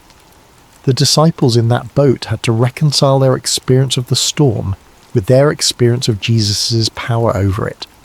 We too must reconcile our experience of life's challenges with our understanding of God's character and capabilities. This reconciliation doesn't happen once and for all. It's an ongoing process, a continued growth in trust that develops as we walk with him through both calm seas and raging tempests. Perhaps the most comforting truth in this entire account is the simple reality that Jesus was in the boat with them. He had said, "Let us go over to the other side, you will," not "let me meet you on the other side," or "to try to make it to the other side." When Jesus says, "let us go," he commits to the entire journey, not just the destination. Similarly, when Jesus calls us to follow him, he doesn't promise absence of storms. He doesn't guarantee that the path will be smooth or the journey comfortable. What he does promise is his presence with us in whatever we face. "I am with you always," he would later tell his followers, "to the very end of the age." This presence changes everything. It doesn't always change our circumstances, though sometimes, as in this story, it dramatically does. But it always changes the meaning of those circumstances and how we can respond to them. As we feel sleep drawing nearer, let us rest in this truth. Whatever storm we face, Jesus is in our boat, not as a passive passenger, but as the Lord of wind and wave, the one whose word can transform chaos into calm, the one whose presence transforms our fear into faith. The question Jesus asks, "Why are you so afraid?" isn't meant to dismiss our feelings, but to direct our focus toward the greater reality of his presence and power. The perfect love he embodies casts out fear, not by pretending the storm doesn't exist, but by reminding us that he exists within the storm with us, and that makes all the difference. In the aftermath of the storm's sudden cessation, a profound silence settled over the Sea of Galilee. The only sounds remaining might have been the gentle lapping of now calm waters against the boat's hull, the dripping of seawater from soaked clothing and hair, and perhaps the still rapid breathing of men whose hearts had not yet caught up with the dramatic change in their circumstances. The contrast could not have been more stark. Moments before, chaos had reigned, wind howling, waves crashing, men shouting in fear. Now, perfect stillness surrounded them. The sky was clearing, stars reappearing like hesitant witnesses emerging after danger has passed. The sea, which had threatened to claim their lives, now cradled their boat with gentle care. In this strange new quiet, Jesus' words hung in the air. "Why are you so afraid? Do you still have no faith?" These questions weren't harsh or condemning. They were asked by the same voice that had just commanded the elements and been instantly obeyed. They were spoken by the same lips that had taught multitudes about the kingdom of heaven, that had pronounced forgiveness to the repentant, that had offered living water to the thirsty. His tone may have been one of genuine curiosity rather than criticism, a teacher using a powerful experiential lesson to reveal what was in his students' hearts. The disciples' reaction to this moment is profoundly revealing. Mark tells us that they were terrified and asked each other, "Who is this? Even the wind and the waves obey him." This was a new kind of fear, not the desperate fear of drowning that had gripped them during the storm, but the reverent awe that comes from encountering something, someone, beyond human comprehension. Their question, "Who is this?" is perhaps the most important question any person can ask about Jesus. It's a question that has echoed through centuries across cultures within countless human hearts. Who is this man who spoke with unparalleled authority, who healed with a touch, who forgave sins as if they were his to forgive, and who, as they had just witnessed, commanded the very elements of nature with a word? The disciples had already seen Jesus perform many miracles. They had watched him heal sickness, cast out demons, even restore withered limbs. But this display of power struck them differently, perhaps because it touched so directly on their own expertise. Peter, Andrew, James, John, these were fishermen who had spent their lives on this very sea. They knew its moods and dangers. They had weathered storms before through their own skill and experience. But they had never seen anyone simply speak to a storm and have it obey. Their question reveals something profound about spiritual growth. Revelation comes in layers. We don't grasp the full reality of who Jesus is all at once. Even those who walked with him physically, who ate with him and listened to his teaching daily, came to understand his identity gradually, through accumulated experiences and progressive revelation. This moment on the sea represented a significant shift in their understanding.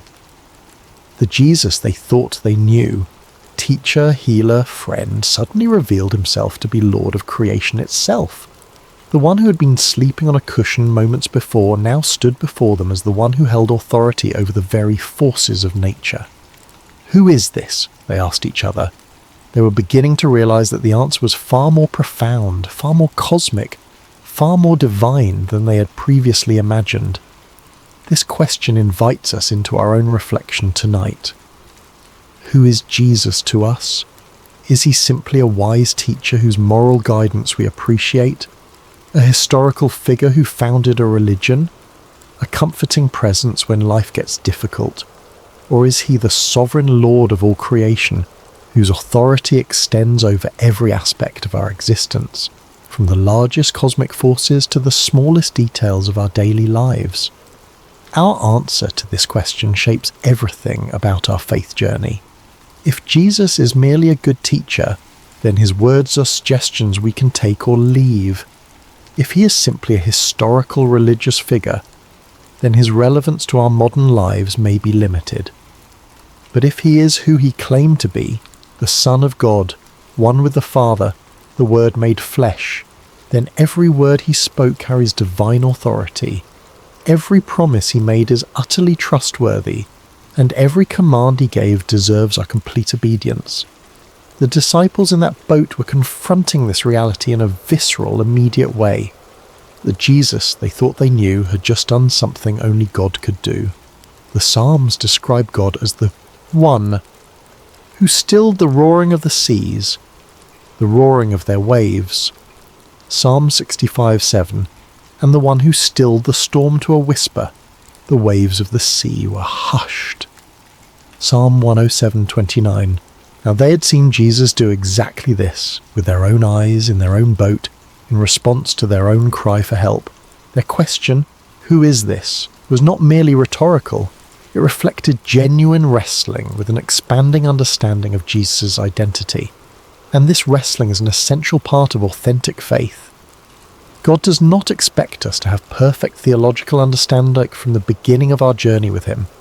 He reveals himself to us gradually, meeting us where we are and gently expanding our capacity to know him as he truly is.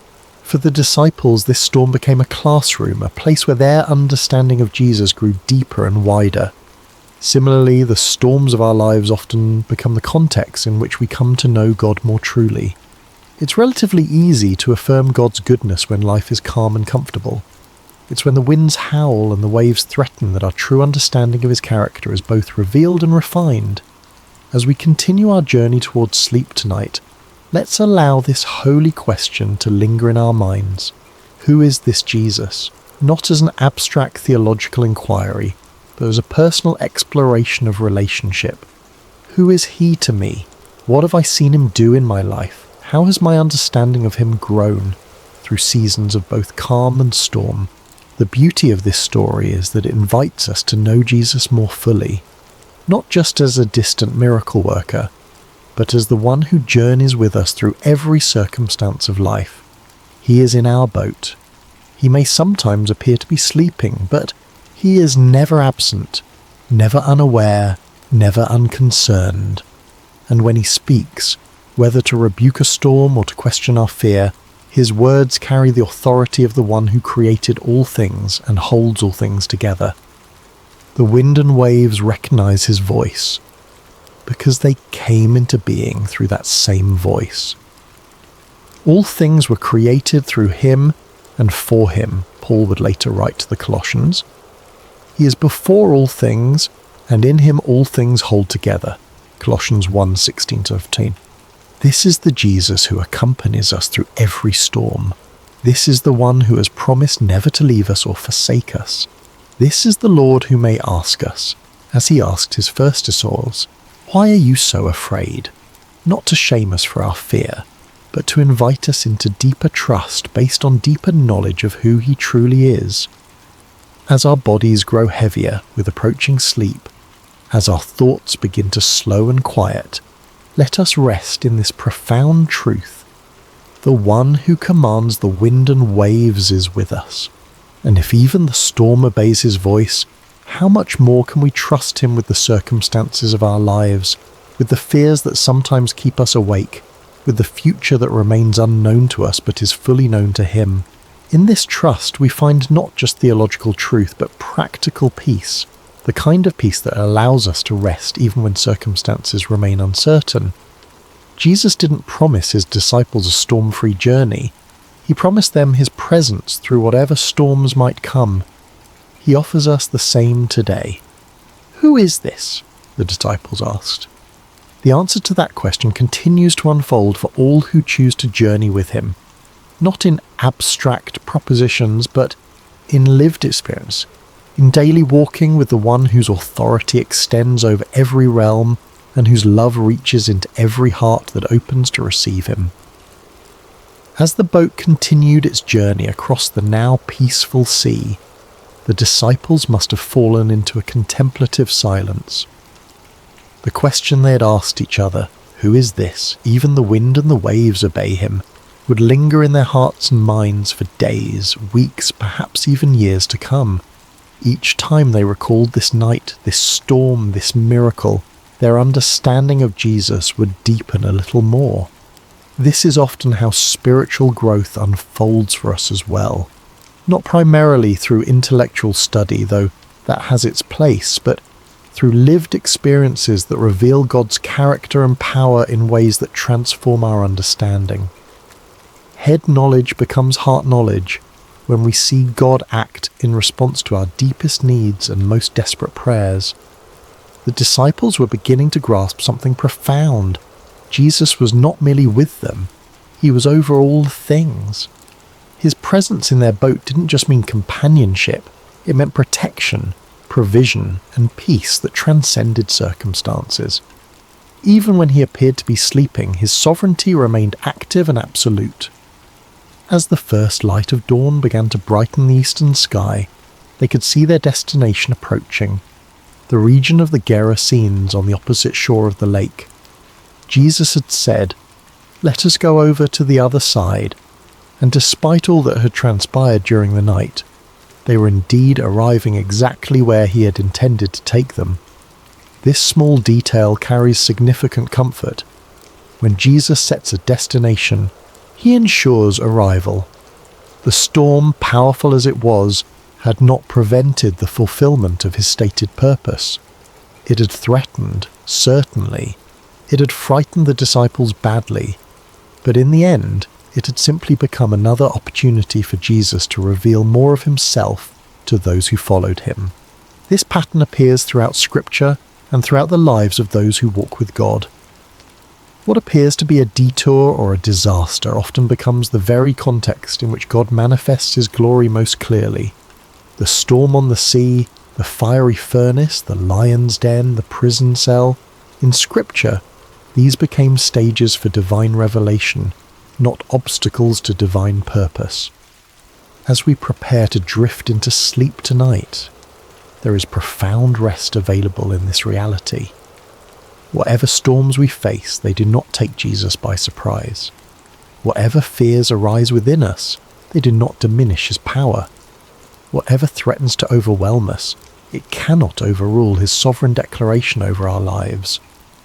If Jesus has said to us, in any area of our lives, "Let us go to the other side," then we can rest assured that no storm, internal or external, can prevent us from reaching the destination he has established. The journey may include unexpected turbulence. We may experience moments of genuine fear, but the presence of Jesus in our boat, in our lives, our circumstances, our hearts, guarantees safe passage. This doesn't mean we won't get wet, doesn't mean the journey will always feel comfortable or proceed according to our preferred timeline. The disciples in that boat experienced genuine terror before they witnessed miraculous calm. They got soaked to the skin. They may have lost cargo overboard. The boat likely required bailing out and repairs afterward, but they made it to the other side because Jesus had declared that this would be so, and in the process, they came to know him more deeply than they had before. The storm became not an obstacle to their progress, but a vehicle for their spiritual growth. As we reflect on this story one final time tonight, let's consider 3 enduring comforts it offers to all who journey with Jesus. First, Jesus is present in every storm. He may not manifest his power immediately or in the ways we expect, but he's never absent from our struggles. The psalmist wrote, "God is our refuge and strength, an ever-present help in trouble. Therefore we will not fear, though the earth give way and the mountains fall into the heart of the sea, though its waters roar and foam, and the mountains quake with their surging." Psalm 46:1-3. This presence is not just comforting, it is transformative. It changes how we experience our circumstances, even when it doesn't immediately change the circumstances themselves. Second, Jesus' timing is perfect. He allowed the storm to rage for a time before calming it, not because he was indifferent to the disciples' fear, but because the experience would deepen their understanding and strengthen their faith. Similarly, when he seems silent or inactive in our lives, it is never due to indifference. His timing takes into account purposes and perspectives that extend far beyond our immediate comfort, encompassing our long-term growth and God's eternal glory. Third, Jesus' authority is absolute. When he spoke to the wind and waves, they had no choice but to obey. The same voice that said, "Let there be light" at creation, now said, "Be still" to the storm, with the same creative authority and the same immediate result. This ultimate authority means that nothing we face, no circumstance, no enemy, no fear, no failure, is beyond his power to redeem, restore, or transform according to his perfect will. These truths don't eliminate life's storms, but they fundamentally change how we experience them. They allow us to sleep, literally and figuratively, in the sovereignty of the one who has promised to bring us safely to the other side. As your body relaxes more deeply now, as your breathing slows and your thoughts begin to drift, imagine yourself in that boat after the storm has ceased. Feel the gentle rocking of the vessel on calm waters. See the stars reflected on the surface like scattered diamonds. Hear the quiet lapping of small waves against the wooden hull. And most importantly, know that Jesus is there with you, awake, aware, almighty. The night is passing. Dawn approaches. The shore draws nearer with each moment. And the one who commanded the storm with a word continues to hold you in the palm of his hand, guiding your vessel to exactly where he intends it to go. In this assurance there is deep peace. In this knowledge there is perfect rest. In this presence there is complete safety.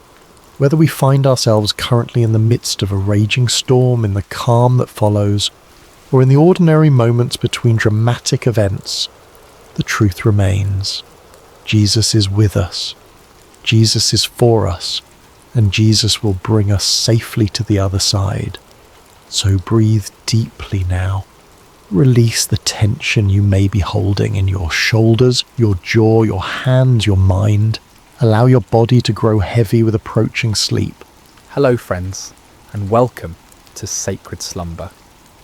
I hope your day has been filled with blessings, no matter what time you're joining us or where you are in this beautiful world. Before we begin tonight's journey into the remarkable story of Gideon, I want to invite you to subscribe to Sacred Slumber so you never miss these powerful biblical narratives that can transform your heart and strengthen your faith. Now let's settle in as we explore one of the most extraordinary accounts of courage, faith and divine intervention in all of Scripture. The sun hung low over the hills of Israel, casting long shadows across a land that had once flowed with milk and honey. But those days seemed like distant memories now. The once prosperous nation had fallen into chaos, its people scattered and hiding like frightened animals. For 7 long years, the Midianites had swept down upon Israel like locusts, devouring everything in their path. Picture, if you will, the terror that gripped every village and farmstead. Families would wake each morning not knowing if this would be the day the raiders would come. Fathers would venture out to check their crops, only to find them trampled and stolen. Children would be hushed to silence at the first sound of hoofbeats on the horizon. The very air seemed thick with fear and desperation. The Midianites, along with their allies, the Amalekites, and other eastern peoples, had turned the conquest of Israel into an annual ritual. Like a plague of locusts, they would arrive at harvest time, their camels beyond counting, stretching across the landscape as far as the eye could see. They would strip the land bare, taking not only the grain and livestock, but also crushing the spirits of God's chosen people. Farmers had abandoned their fields, choosing instead to hide in mountain caves and underground chambers. The marketplaces that once bustled with commerce now stood empty and silent. What should have been a time of celebration and thanksgiving for the harvest had become a season of dread and starvation. Israel's cities, once proud and strong, had crumbled into mere shadows of their former glory. The walls that should have protected the people lay in ruins, and the gates that once welcomed travellers now hung broken on their hinges. It was as if the very blessing of God had departed from the land, leaving behind only sorrow and defeat. In this atmosphere of despair, mothers would gather their children close and whisper the old stories of how God had delivered their ancestors from Egypt, how he had parted the Red Sea and given them victory over mighty enemies. But those stories seemed like fairy tales now, beautiful but impossible dreams from a time when God still cared about his people. The elders of Israel shook their heads in bewilderment. Where was the God of Abraham, Isaac and Jacob? Where was the mighty deliverer who had once fought for them? Had he forgotten his covenant? Had he abandoned them to their enemies forever? It was into this world of darkness and desperation that our story begins, in the small town of Ophrah, where a young man named Gideon was about to discover that God had not forgotten his people, after all. But Gideon, like so many others, had lost hope. He had watched his family's livelihood disappear year after year, and he had grown tired of empty promises and unanswered prayers. On this particular day, as storm clouds gathered on the horizon, both literally and figuratively, Gideon was engaged in the dangerous work of threshing wheat, but he wasn't doing it in the traditional threshing floor where the grain could be properly separated from the chaff by the wind. Instead, he was hidden away in a wine press, a place where grapes were normally crushed to make wine. It was cramped, inefficient, and poorly ventilated, but it offered something more valuable than convenience. It offered concealment from enemy eyes. As Gideon worked in his makeshift hiding place, sweat dripping from his brow in the confined space, he embodied the broken spirit of his entire nation. Here was a man reduced to secret, fearful labour just to provide basic sustenance for his family. The very act of threshing wheat, once a joyful community celebration, had become a furtive, isolated struggle for survival. Little did Gideon know that this moment of apparent defeat would become the launching pad for one of the most remarkable displays of God's power in human history.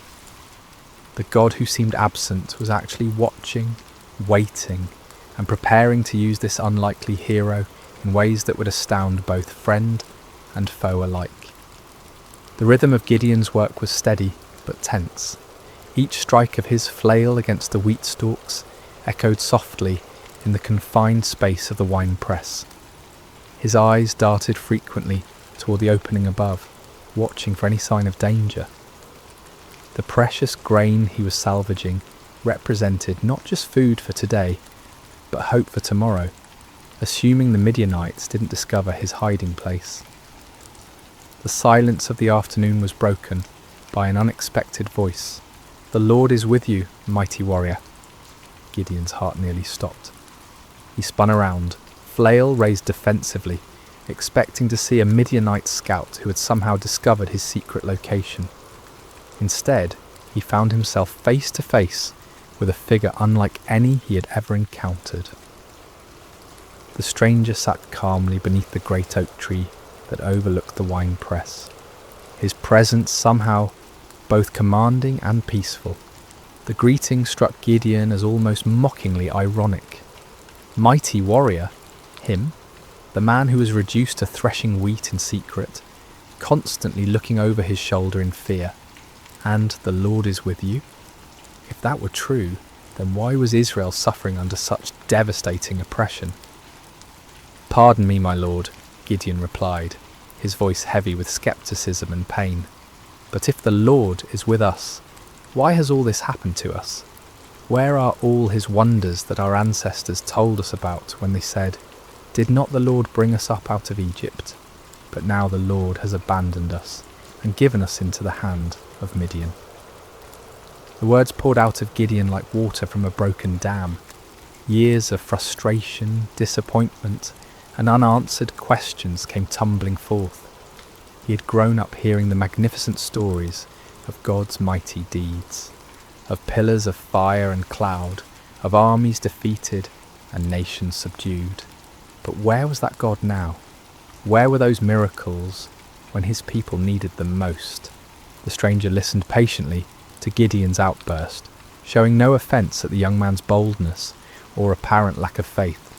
There was something in his eyes that spoke of ancient wisdom and unlimited compassion. When Gideon finished speaking, the visitor's response was both simple and earth-shattering. "Go in the strength you have and save Israel out of Midian's hand. Am I not sending you?" The audacity of the command took Gideon's breath away. Save Israel? Him? The implications were staggering. This wasn't a request for him to join an army or support a cause. This was a divine commission to personally lead the deliverance of an entire nation from a seemingly impossible situation. "Pardon me, my lord," Gideon stammered, his mind reeling, "but how can I save Israel? My clan is the weakest in Manasseh, and I am the least in my family." Gideon's response revealed the depth of his feelings of inadequacy. In a culture where tribal strength and family position determined social standing and influence, he saw himself as doubly disqualified. His clan held no political power, commanded no great armies, and possessed no significant wealth. Within that already weak clan, he was the youngest, the most inexperienced, the least likely to be chosen for any position of leadership. But the stranger's next words would echo through the ages as one of the most profound promises ever given to a human being. I will be with you, and you will strike down all the Midianites, leaving none alive. The promise was comprehensive and absolute. Not some of the Midianites, not most of them, but all of them. The victory would be complete and decisive, but more importantly, it would not depend on Gideon's strength, wisdom, or experience. It would depend entirely on the presence and power of God himself. Still struggling to believe what he was hearing, Gideon made a request that would reveal both his desire for faith and his need for certainty. If now I have found favour in your eyes, give me a sign that it is really you talking to me. Please do not go away until I come back and bring my offering and set it before you. The stranger agreed to wait, and Gideon hurried to his house to prepare an offering. His heart raced as he worked, his hands trembling slightly as he prepared a young goat and made bread from an ephah of flour. This was not a small offering by the standards of his time, especially for a family struggling under the oppression of constant raids. Yet something within him compelled him to give generously, to honour this mysterious visitor properly. When Gideon returned with the prepared food, the stranger instructed him to place the meat and unleavened bread on a rock and pour out the broth. Gideon obeyed, though he couldn't understand the purpose of these strange instructions. What happened next would leave no doubt about the supernatural nature of his visitor.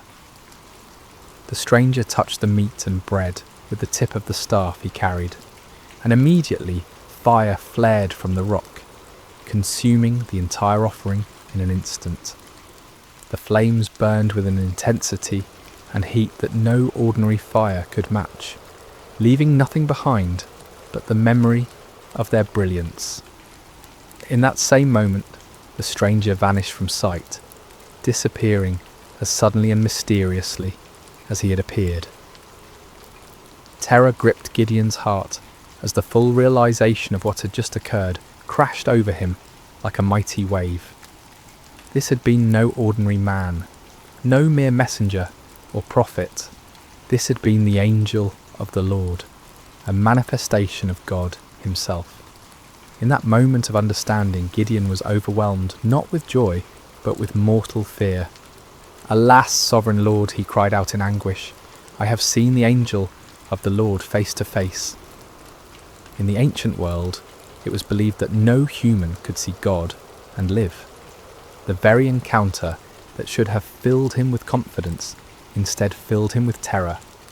Had his boldness in questioning and testing the Lord sealed his doom? Would he die for having stood in the presence of the Almighty? But even in his moment of greatest fear, God's grace reached out to comfort him. The voice of the Lord came to him again, gentle and reassuring. "Peace, do not be afraid, you are not going to die." With his own hands, Gideon built an altar on that spot and called it, "The Lord is Peace." The place where he had threshed wheat in fear and desperation had become holy ground, the site of a divine encounter that would change not only his life, but the destiny of an entire nation. As night fell over Ophrah, Gideon stood beside his new altar, his mind swirling with the magnitude of what had occurred. The God of his ancestors had not abandoned Israel after all. He had been working, planning, preparing for this very moment, and somehow, incredibly, he had chosen Gideon to be his instrument of deliverance. Yet even as faith began to bloom in his heart, doubt lingered like shadows at the edges of his mind. The task before him seemed impossible, the odds insurmountable. How could he, one man from the weakest clan in Manasseh, possibly hope to defeat the countless multitudes of Midian and their allies?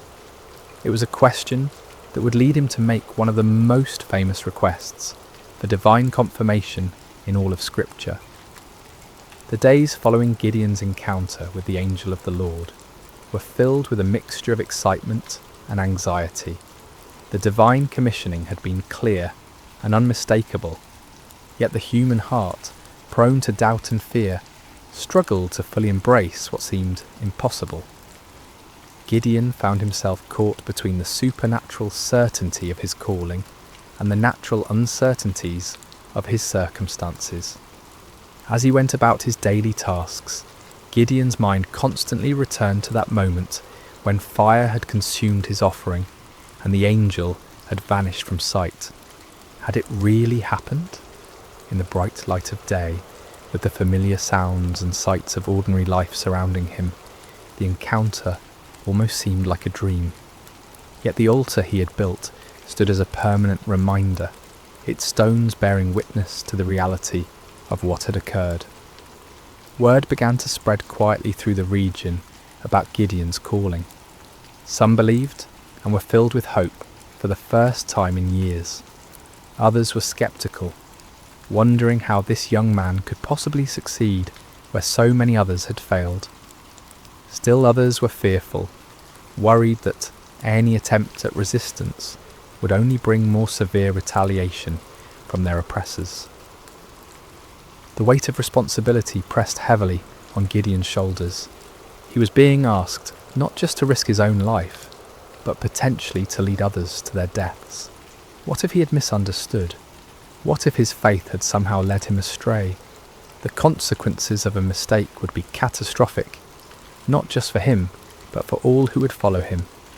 It was in this state of mind that Gideon made his famous request for divine confirmation. The fleece test, as it would come to be known, represented not a lack of faith, but rather a deep desire for certainty in the face of overwhelming responsibility. "If you will save Israel by my hand as you have promised," Gideon prayed earnestly, "look, I will place a wool fleece on the threshing floor. If there is dew only on the fleece, and all the ground is dry, then I will know that you will save Israel by my hand, as you said." The request was specific and measurable. In the normal course of nature, dew would form on all surfaces exposed to the night air. If God could reverse this natural process, causing moisture to collect only on the fleece, while leaving the surrounding ground completely dry, it would serve as an unmistakable sign of divine intervention.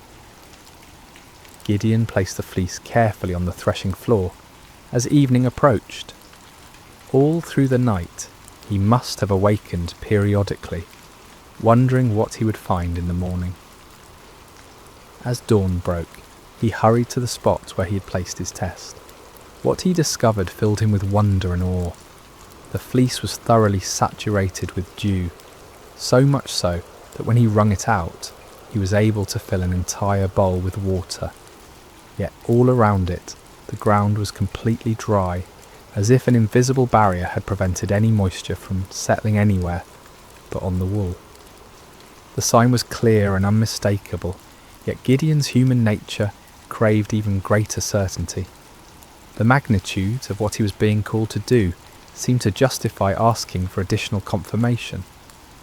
With remarkable humility and boldness he approached God with yet another request. "Do not be angry with me," Gideon prayed, acknowledging that his repeated testing might seem to indicate a lack of trust. "Let me make just one more request. Allow me one more test with the fleece, but this time make the fleece dry and let the ground be covered with dew." This second test was even more remarkable than the first. It would be one thing for God to cause dew to collect on a single object, while keeping the surrounding area dry, but it would be quite another to keep one small piece of wool completely dry while saturating everything around it. This second sign would demonstrate not just God's power over nature, but his precise control over the smallest details. Again, Gideon placed the fleece on the threshing floor and waited through the night. When morning came, he found exactly what he had requested. The fleece was bone dry without a trace of moisture, while the ground all around it sparkled with heavy dew. The grass, the stones, the nearby trees, everything was wet with the night's moisture, except for that one small piece of wool. God had patiently granted both requests, demonstrating not anger at Gideon's need for reassurance, but understanding and compassion for human weakness. The fleece tests revealed important truths about the nature of faith and the character of God. Faith is not the absence of questions or doubts. Rather, it is the willingness to act in obedience despite those questions and doubts. Moreover, God's response to Gideon's requests showed his patience with those who seek him earnestly. He did not rebuke Gideon for his need for confirmation, nor did he withdraw his calling because of the young man's hesitation. Instead, he graciously provided the assurance that Gideon needed to step forward in faith. The fleece tests also demonstrated the balance between seeking divine guidance and taking action. There comes a point when further testing can become an excuse for inaction, when the desire for certainty becomes a barrier to obedience. Gideon wisely limited his requests to 2 clear signs, then proceeded to act on what he had received. As news of these miraculous signs spread throughout the tribes of Israel, hope began to stir in hearts that had been dormant for years. Perhaps God had not forgotten them after all. Perhaps deliverance was indeed coming through this unlikely young man from Ophrah. But before Gideon could lead Israel into battle against their oppressors, he would need to assemble an army. The call went out throughout the territories of Manasseh, Asher, Zebulun, and Naphtali. Men who had been hiding in caves and mountain strongholds began to emerge, drawn by the promise of freedom and the reports of God's miraculous confirmations. The response was overwhelming. 32,000 men answered the call, a substantial army by any measure. These were not professional soldiers, but farmers and craftsmen, fathers and sons, united by their hatred of oppression and their desperate hope for liberation. They came carrying whatever weapons they could find, swords that had been hidden from enemy raids, spears hastily fashioned from farming tools, bows that had been used for hunting game in the wilderness. As Gideon looked out over this vast assembly of volunteers, he might have felt a surge of confidence. Surely with 32,000 men, even amateur fighters, he could mount a credible challenge to the Midianite forces. The odds were still daunting, given that the enemy could field armies many times larger, but at least now they had a fighting chance. Yet God had other plans. The fleece tests had been preparation not just for Gideon's faith, but for an even greater demonstration of divine power. The true test was not whether Gideon could trust God with impossible signs, but whether he could trust God with an impossible strategy. What happened next would shock both Gideon and his army, challenging every human assumption about warfare and victory. God was about to demonstrate that his ways are not our ways, and that his power is made perfect, not in human strength, but in human weakness. The morning sun cast long shadows across the camp as 32,000 men prepared for what they believed would be their march to war. Weapons were sharpened, provisions were packed, and final prayers were offered. The air buzzed with nervous energy as farmers turned warriors contemplated the battle that lay ahead. Gideon moved among his troops, offering words of encouragement and trying to project the confidence that a leader must display. Yet privately, he was still awed by the magnitude of what was happening. Just weeks earlier, he had been hiding in a wine press, and now he stood at the head of the largest volunteer army Israel had assembled in generations. But as the army prepared to march toward the enemy encampment, God spoke to Gideon with words that must have sent shockwaves through his entire being. "You have too many men. I cannot deliver Midian into their hands, or Israel would boast against me. Our own strength has saved us. Too many men? The statement seemed to defy all military logic.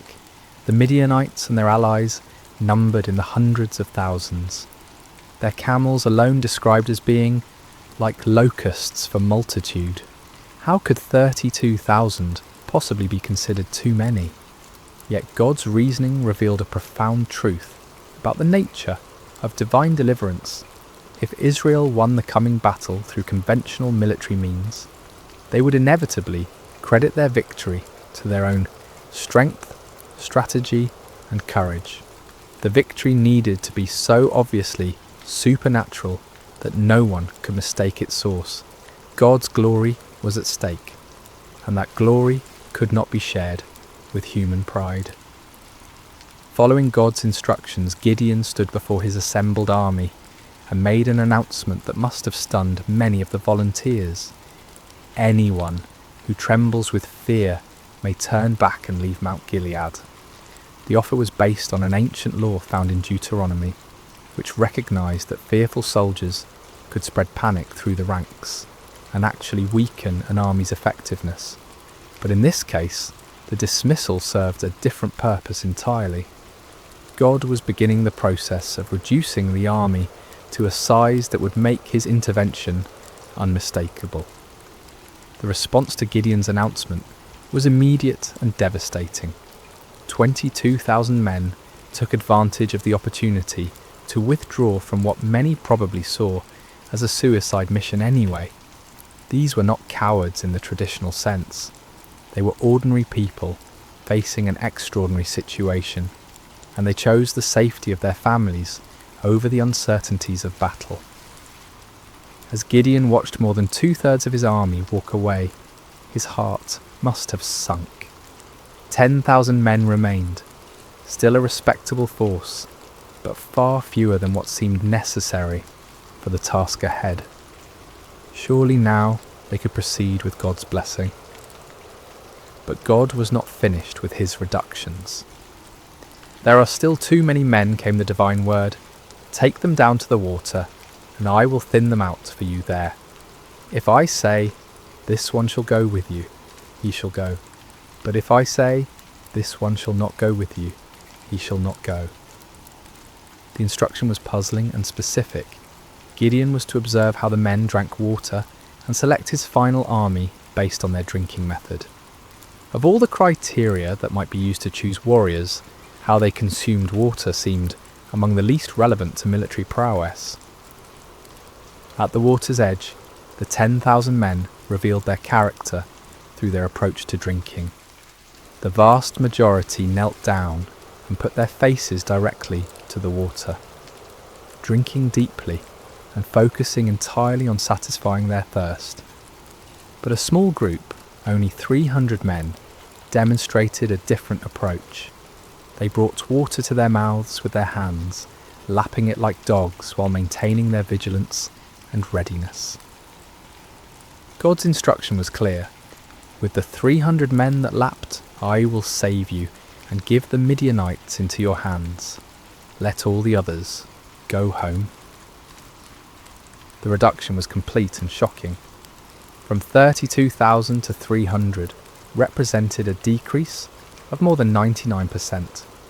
What had begun as a substantial army was now reduced to little more than a large company. The odds, already daunting, had become mathematically absurd. Yet the selection criteria revealed profound spiritual truths.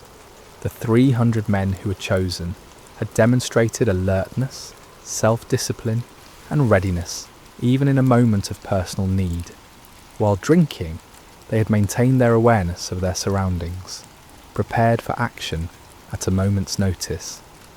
These qualities, while admirable in soldiers, were really symbols of spiritual preparedness and faithfulness. As the dismissed soldiers departed, taking most of the weapons and supplies with them, Gideon was left with 300 men who looked more like a ceremonial guard than a fighting force. The enemy they faced was described in terms that emphasized their overwhelming numbers. All the Midianites, the Amalekites, and the other eastern peoples had settled in the valley, thick as locusts. Their camels could no more be counted than the sand on the seashore. The disparity was so extreme that it moved beyond the realm of military strategy into the realm of the miraculous. No human commander would voluntarily reduce his forces to such a level when facing such overwhelming odds. Yet this was precisely God's point. The victory that was coming would be so clearly divine in origin that no one could attribute it to human planning or prowess. For Gideon, this final reduction must have been the ultimate test of faith. Everything in his military thinking, everything in his natural instincts, everything in conventional wisdom screamed against such a strategy. Yet his experiences with the fleece had prepared him for this moment. He had learned to trust God's ways even when they contradicted human logic. The 300 men who remained showed remarkable faith as well. They could see the enemy forces spread across the valley below them. They knew the odds better than anyone, yet they chose to stay, to trust in the God who had called them through his servant Gideon. As night fell over the Israelite camp, the 300 men prepared for what would be the most unconventional battle in military history. They had no idea that they were about to participate in a victory that would be remembered and celebrated for thousands of years. A victory that would demonstrate God's power to use the weak to confound the mighty. The stage was set for a night that would change everything. The Midianites slept in their countless tents, confident in their overwhelming superiority.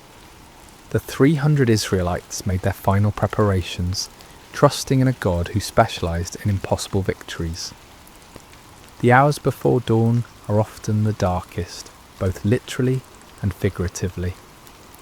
As Gideon and his 300 men crouched in the hills overlooking the vast enemy encampment, the weight of their impossible mission pressed down upon them like a physical burden. The valley below was filled with the tents of their enemies, stretching as far as the eye could see in the starlight, a sea of canvas that housed an army larger than any they had ever faced. Despite the miraculous signs he had witnessed and the divine assurances he had received, Gideon still struggled with doubt. God, in his infinite understanding of human nature, provided one more confirmation before the battle commenced. "Get up, go down against the camp," the Lord instructed, "because I am going to give it into your hands. If you are afraid to attack, go down to the camp with your servant Purah and listen to what they are saying. Afterward, you will be encouraged to attack the camp."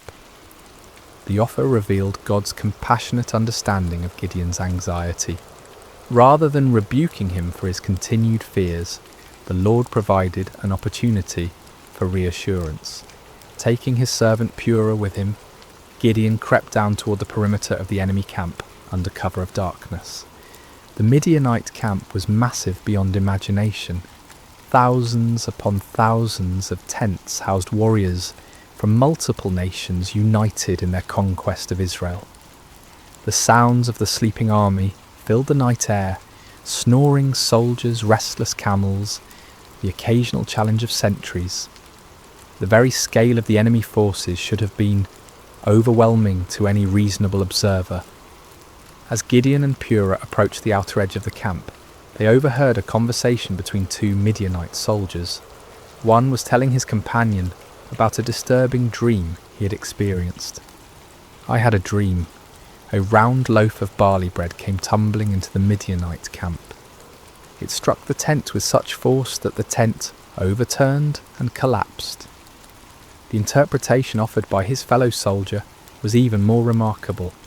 "This can be nothing other than the sword of Gideon son of Joash, the Israelite.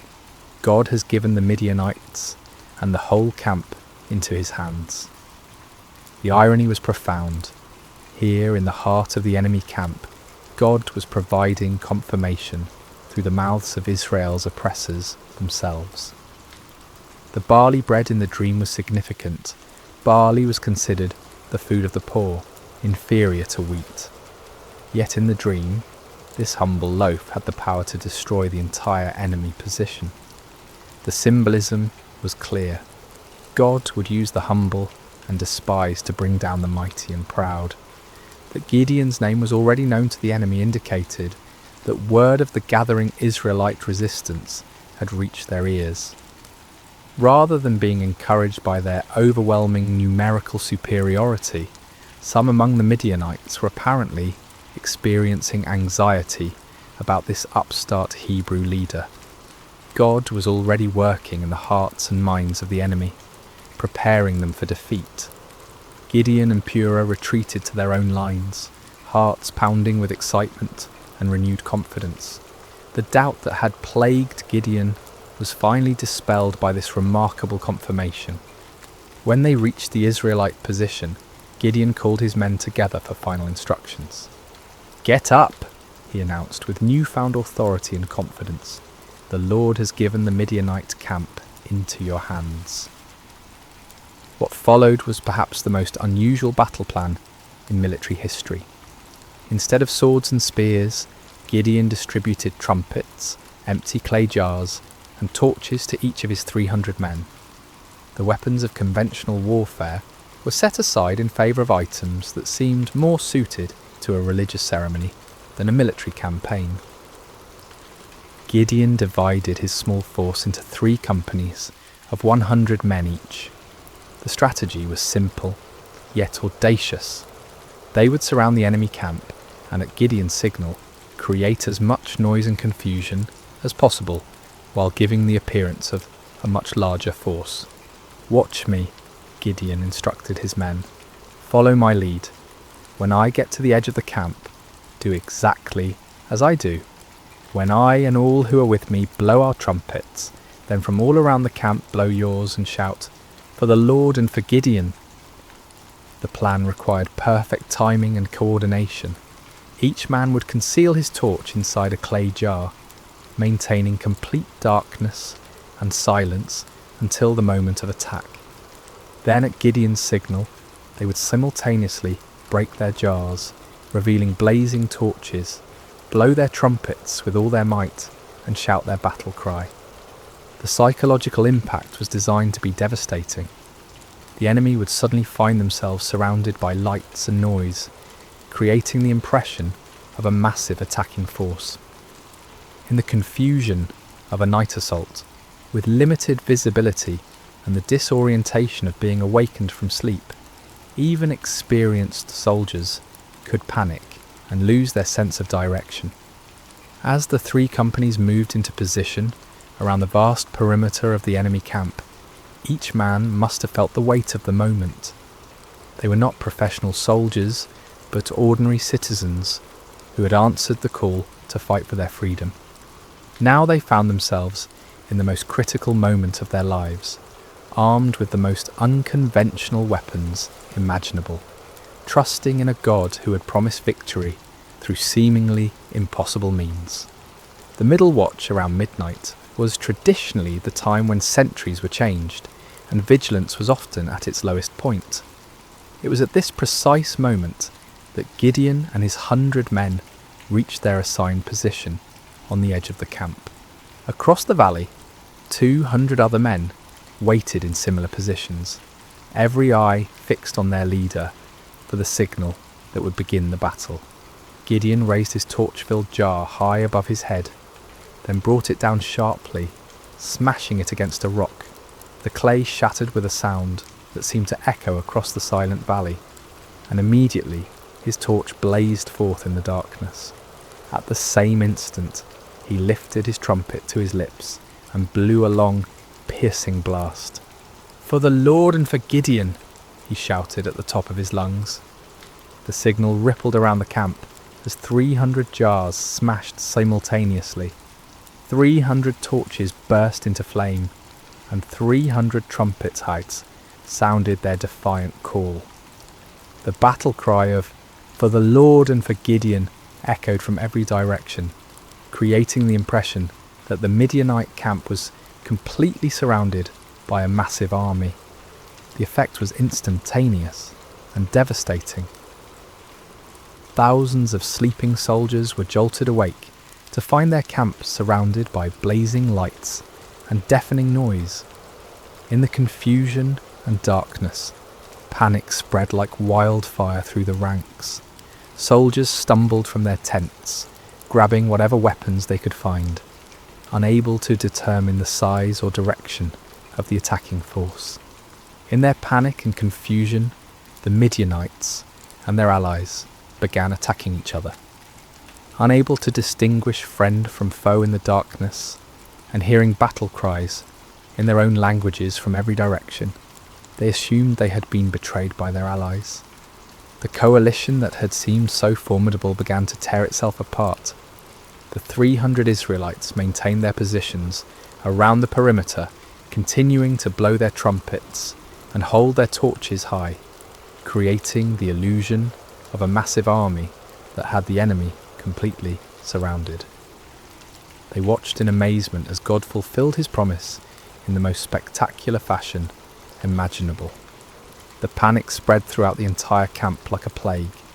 What had begun as confusion quickly escalated into a full-scale rout as the enemy forces fled in every direction, abandoning their weapons, supplies, and even their camels in their desperate attempt to escape what they perceived as certain destruction. The victory was complete and overwhelming, achieved not through superior numbers or military might, but through divine intervention, working through the obedience of 300 faithful men. The God who had called Gideon from his hiding place in the winepress had once again demonstrated that his power is made perfect in human weakness. As dawn broke over the valley, an astonishing sight greeted the 300 Israelites. Where the night before had stood the mighty encampment of Israel's oppressors, now lay only scattered debris and abandoned supplies. Tents stood empty, their guy ropes cut by fleeing soldiers. Weapons lay discarded where they had fallen from panicked hands. The camels that had been described as innumerable as locusts wandered aimlessly, their owners having fled into the wilderness. The ground itself told the story of the night's chaos. Bloodstains marked the spots where confused allies had struck down one another in the darkness. Personal belongings were strewn across the landscape as the fleeing army had abandoned everything that might slow their escape. The scene looked less like the aftermath of a battle and more like the remnants of a catastrophic natural disaster. Gideon and his men moved through the abandoned camp in wonder, scarcely believing what their eyes were witnessing. The victory was so complete, so overwhelming, that it seemed almost too good to be true. Yet the evidence was undeniable. The army that had terrorized Israel for 7 years had been routed by 300 men armed with trumpets and torches. But God's deliverance was not yet complete. Even as the 300 marvelled at what had occurred in the valley, word of the miraculous victory was spreading throughout the hill country of Israel.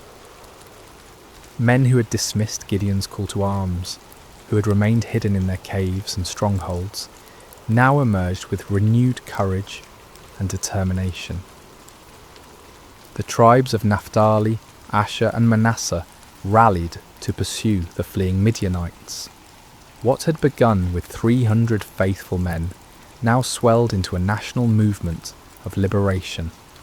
The psychological impact of the victory was as important as the military result.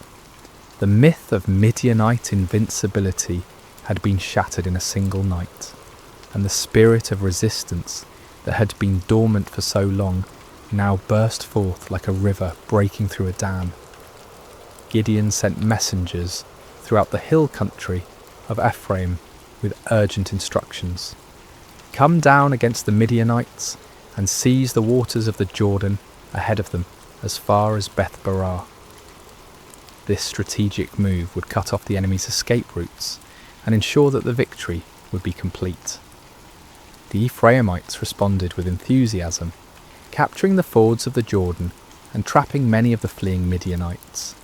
In the pursuit that followed, they captured 2 of the Midianite leaders, Oreb and Zeb, whose names meant raven and wolf. These princes, who had struck terror into Israelite hearts for years, were now defeated and killed at the places that would forever bear their names: the Rock of Oreb and the winepress of Zeb.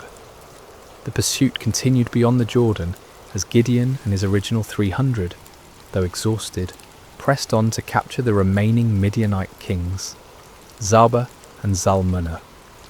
The victory was total and decisive. An empire that had dominated the region for 7 years was completely destroyed in a matter of days. The land of Israel enjoyed peace for 40 years during Gideon's lifetime. The oppression that had driven families into hiding was replaced by prosperity and security. Fields that had been abandoned were cultivated again. Markets that had stood empty bustled with commerce. Children who had grown up knowing only fear could now play freely in their villages. But perhaps the greatest victory was not military but spiritual. Israel had rediscovered that their God was still the same mighty deliverer who had brought their ancestors out of Egypt. The impossible victory served as a permanent reminder that with God all things are possible. The story of Gideon and the 300 speaks across the centuries, with timeless truths that challenge and encourage us today. First, we see that God uses the unlikely. Gideon was not a seasoned warrior or a natural leader. He was a fearful farmer, hiding from his enemies. Yet God saw potential that others missed. This reminds us that God's calling is not based on our qualifications, but on his purposes. Second, the reduction of Gideon's army from 32,000 to 300 demonstrates that faith matters more than numbers. In a world obsessed with statistics and metrics, God's economy operates differently. He delights in using small faithful remnants to accomplish great things, ensuring that his power, not human strength, receives the glory. Third, Gideon's requests for signs teach us about the balance between faith and doubt. God was patient with Gideon's need for confirmation, showing us that honest questions and requests for reassurance are not signs of weak faith but of a heart that desires to walk in God's will. Finally, the story shows us that obedience in the face of fear is the essence of courage. Gideon was afraid, his army was outnumbered, and the strategy seemed foolish. Yet they obeyed, and God honoured their faithfulness with victory.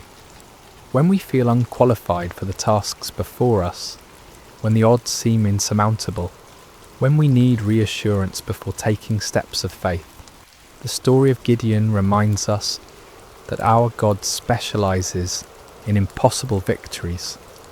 He is still calling ordinary people to extraordinary purposes, still using the weak to confound the mighty, still turning fearful hearts into faithful warriors. The God who met Gideon at the winepress is the same God who meets us in our hiding places today, calling us to step out in faith and watch him work miracles through surrendered lives. Just as the 300 trumpets and torches became instruments of divine victory, our simple obedience can become the means through which God accomplishes his purposes in our generation. May we have the courage to answer when he calls, the faith to trust when he leads, and the persistence to follow when he sends us into battles that seem impossible to win. For with God, the 300 can defeat the multitudes, and faith can move mountains that seem immovable. The story of Gideon reminds us that our greatest victories come not when we feel strong and capable, but when we acknowledge our weakness and depend completely on God's strength. In those moments of surrender, we discover that we serve a God who delights in doing the impossible through the most unlikely people.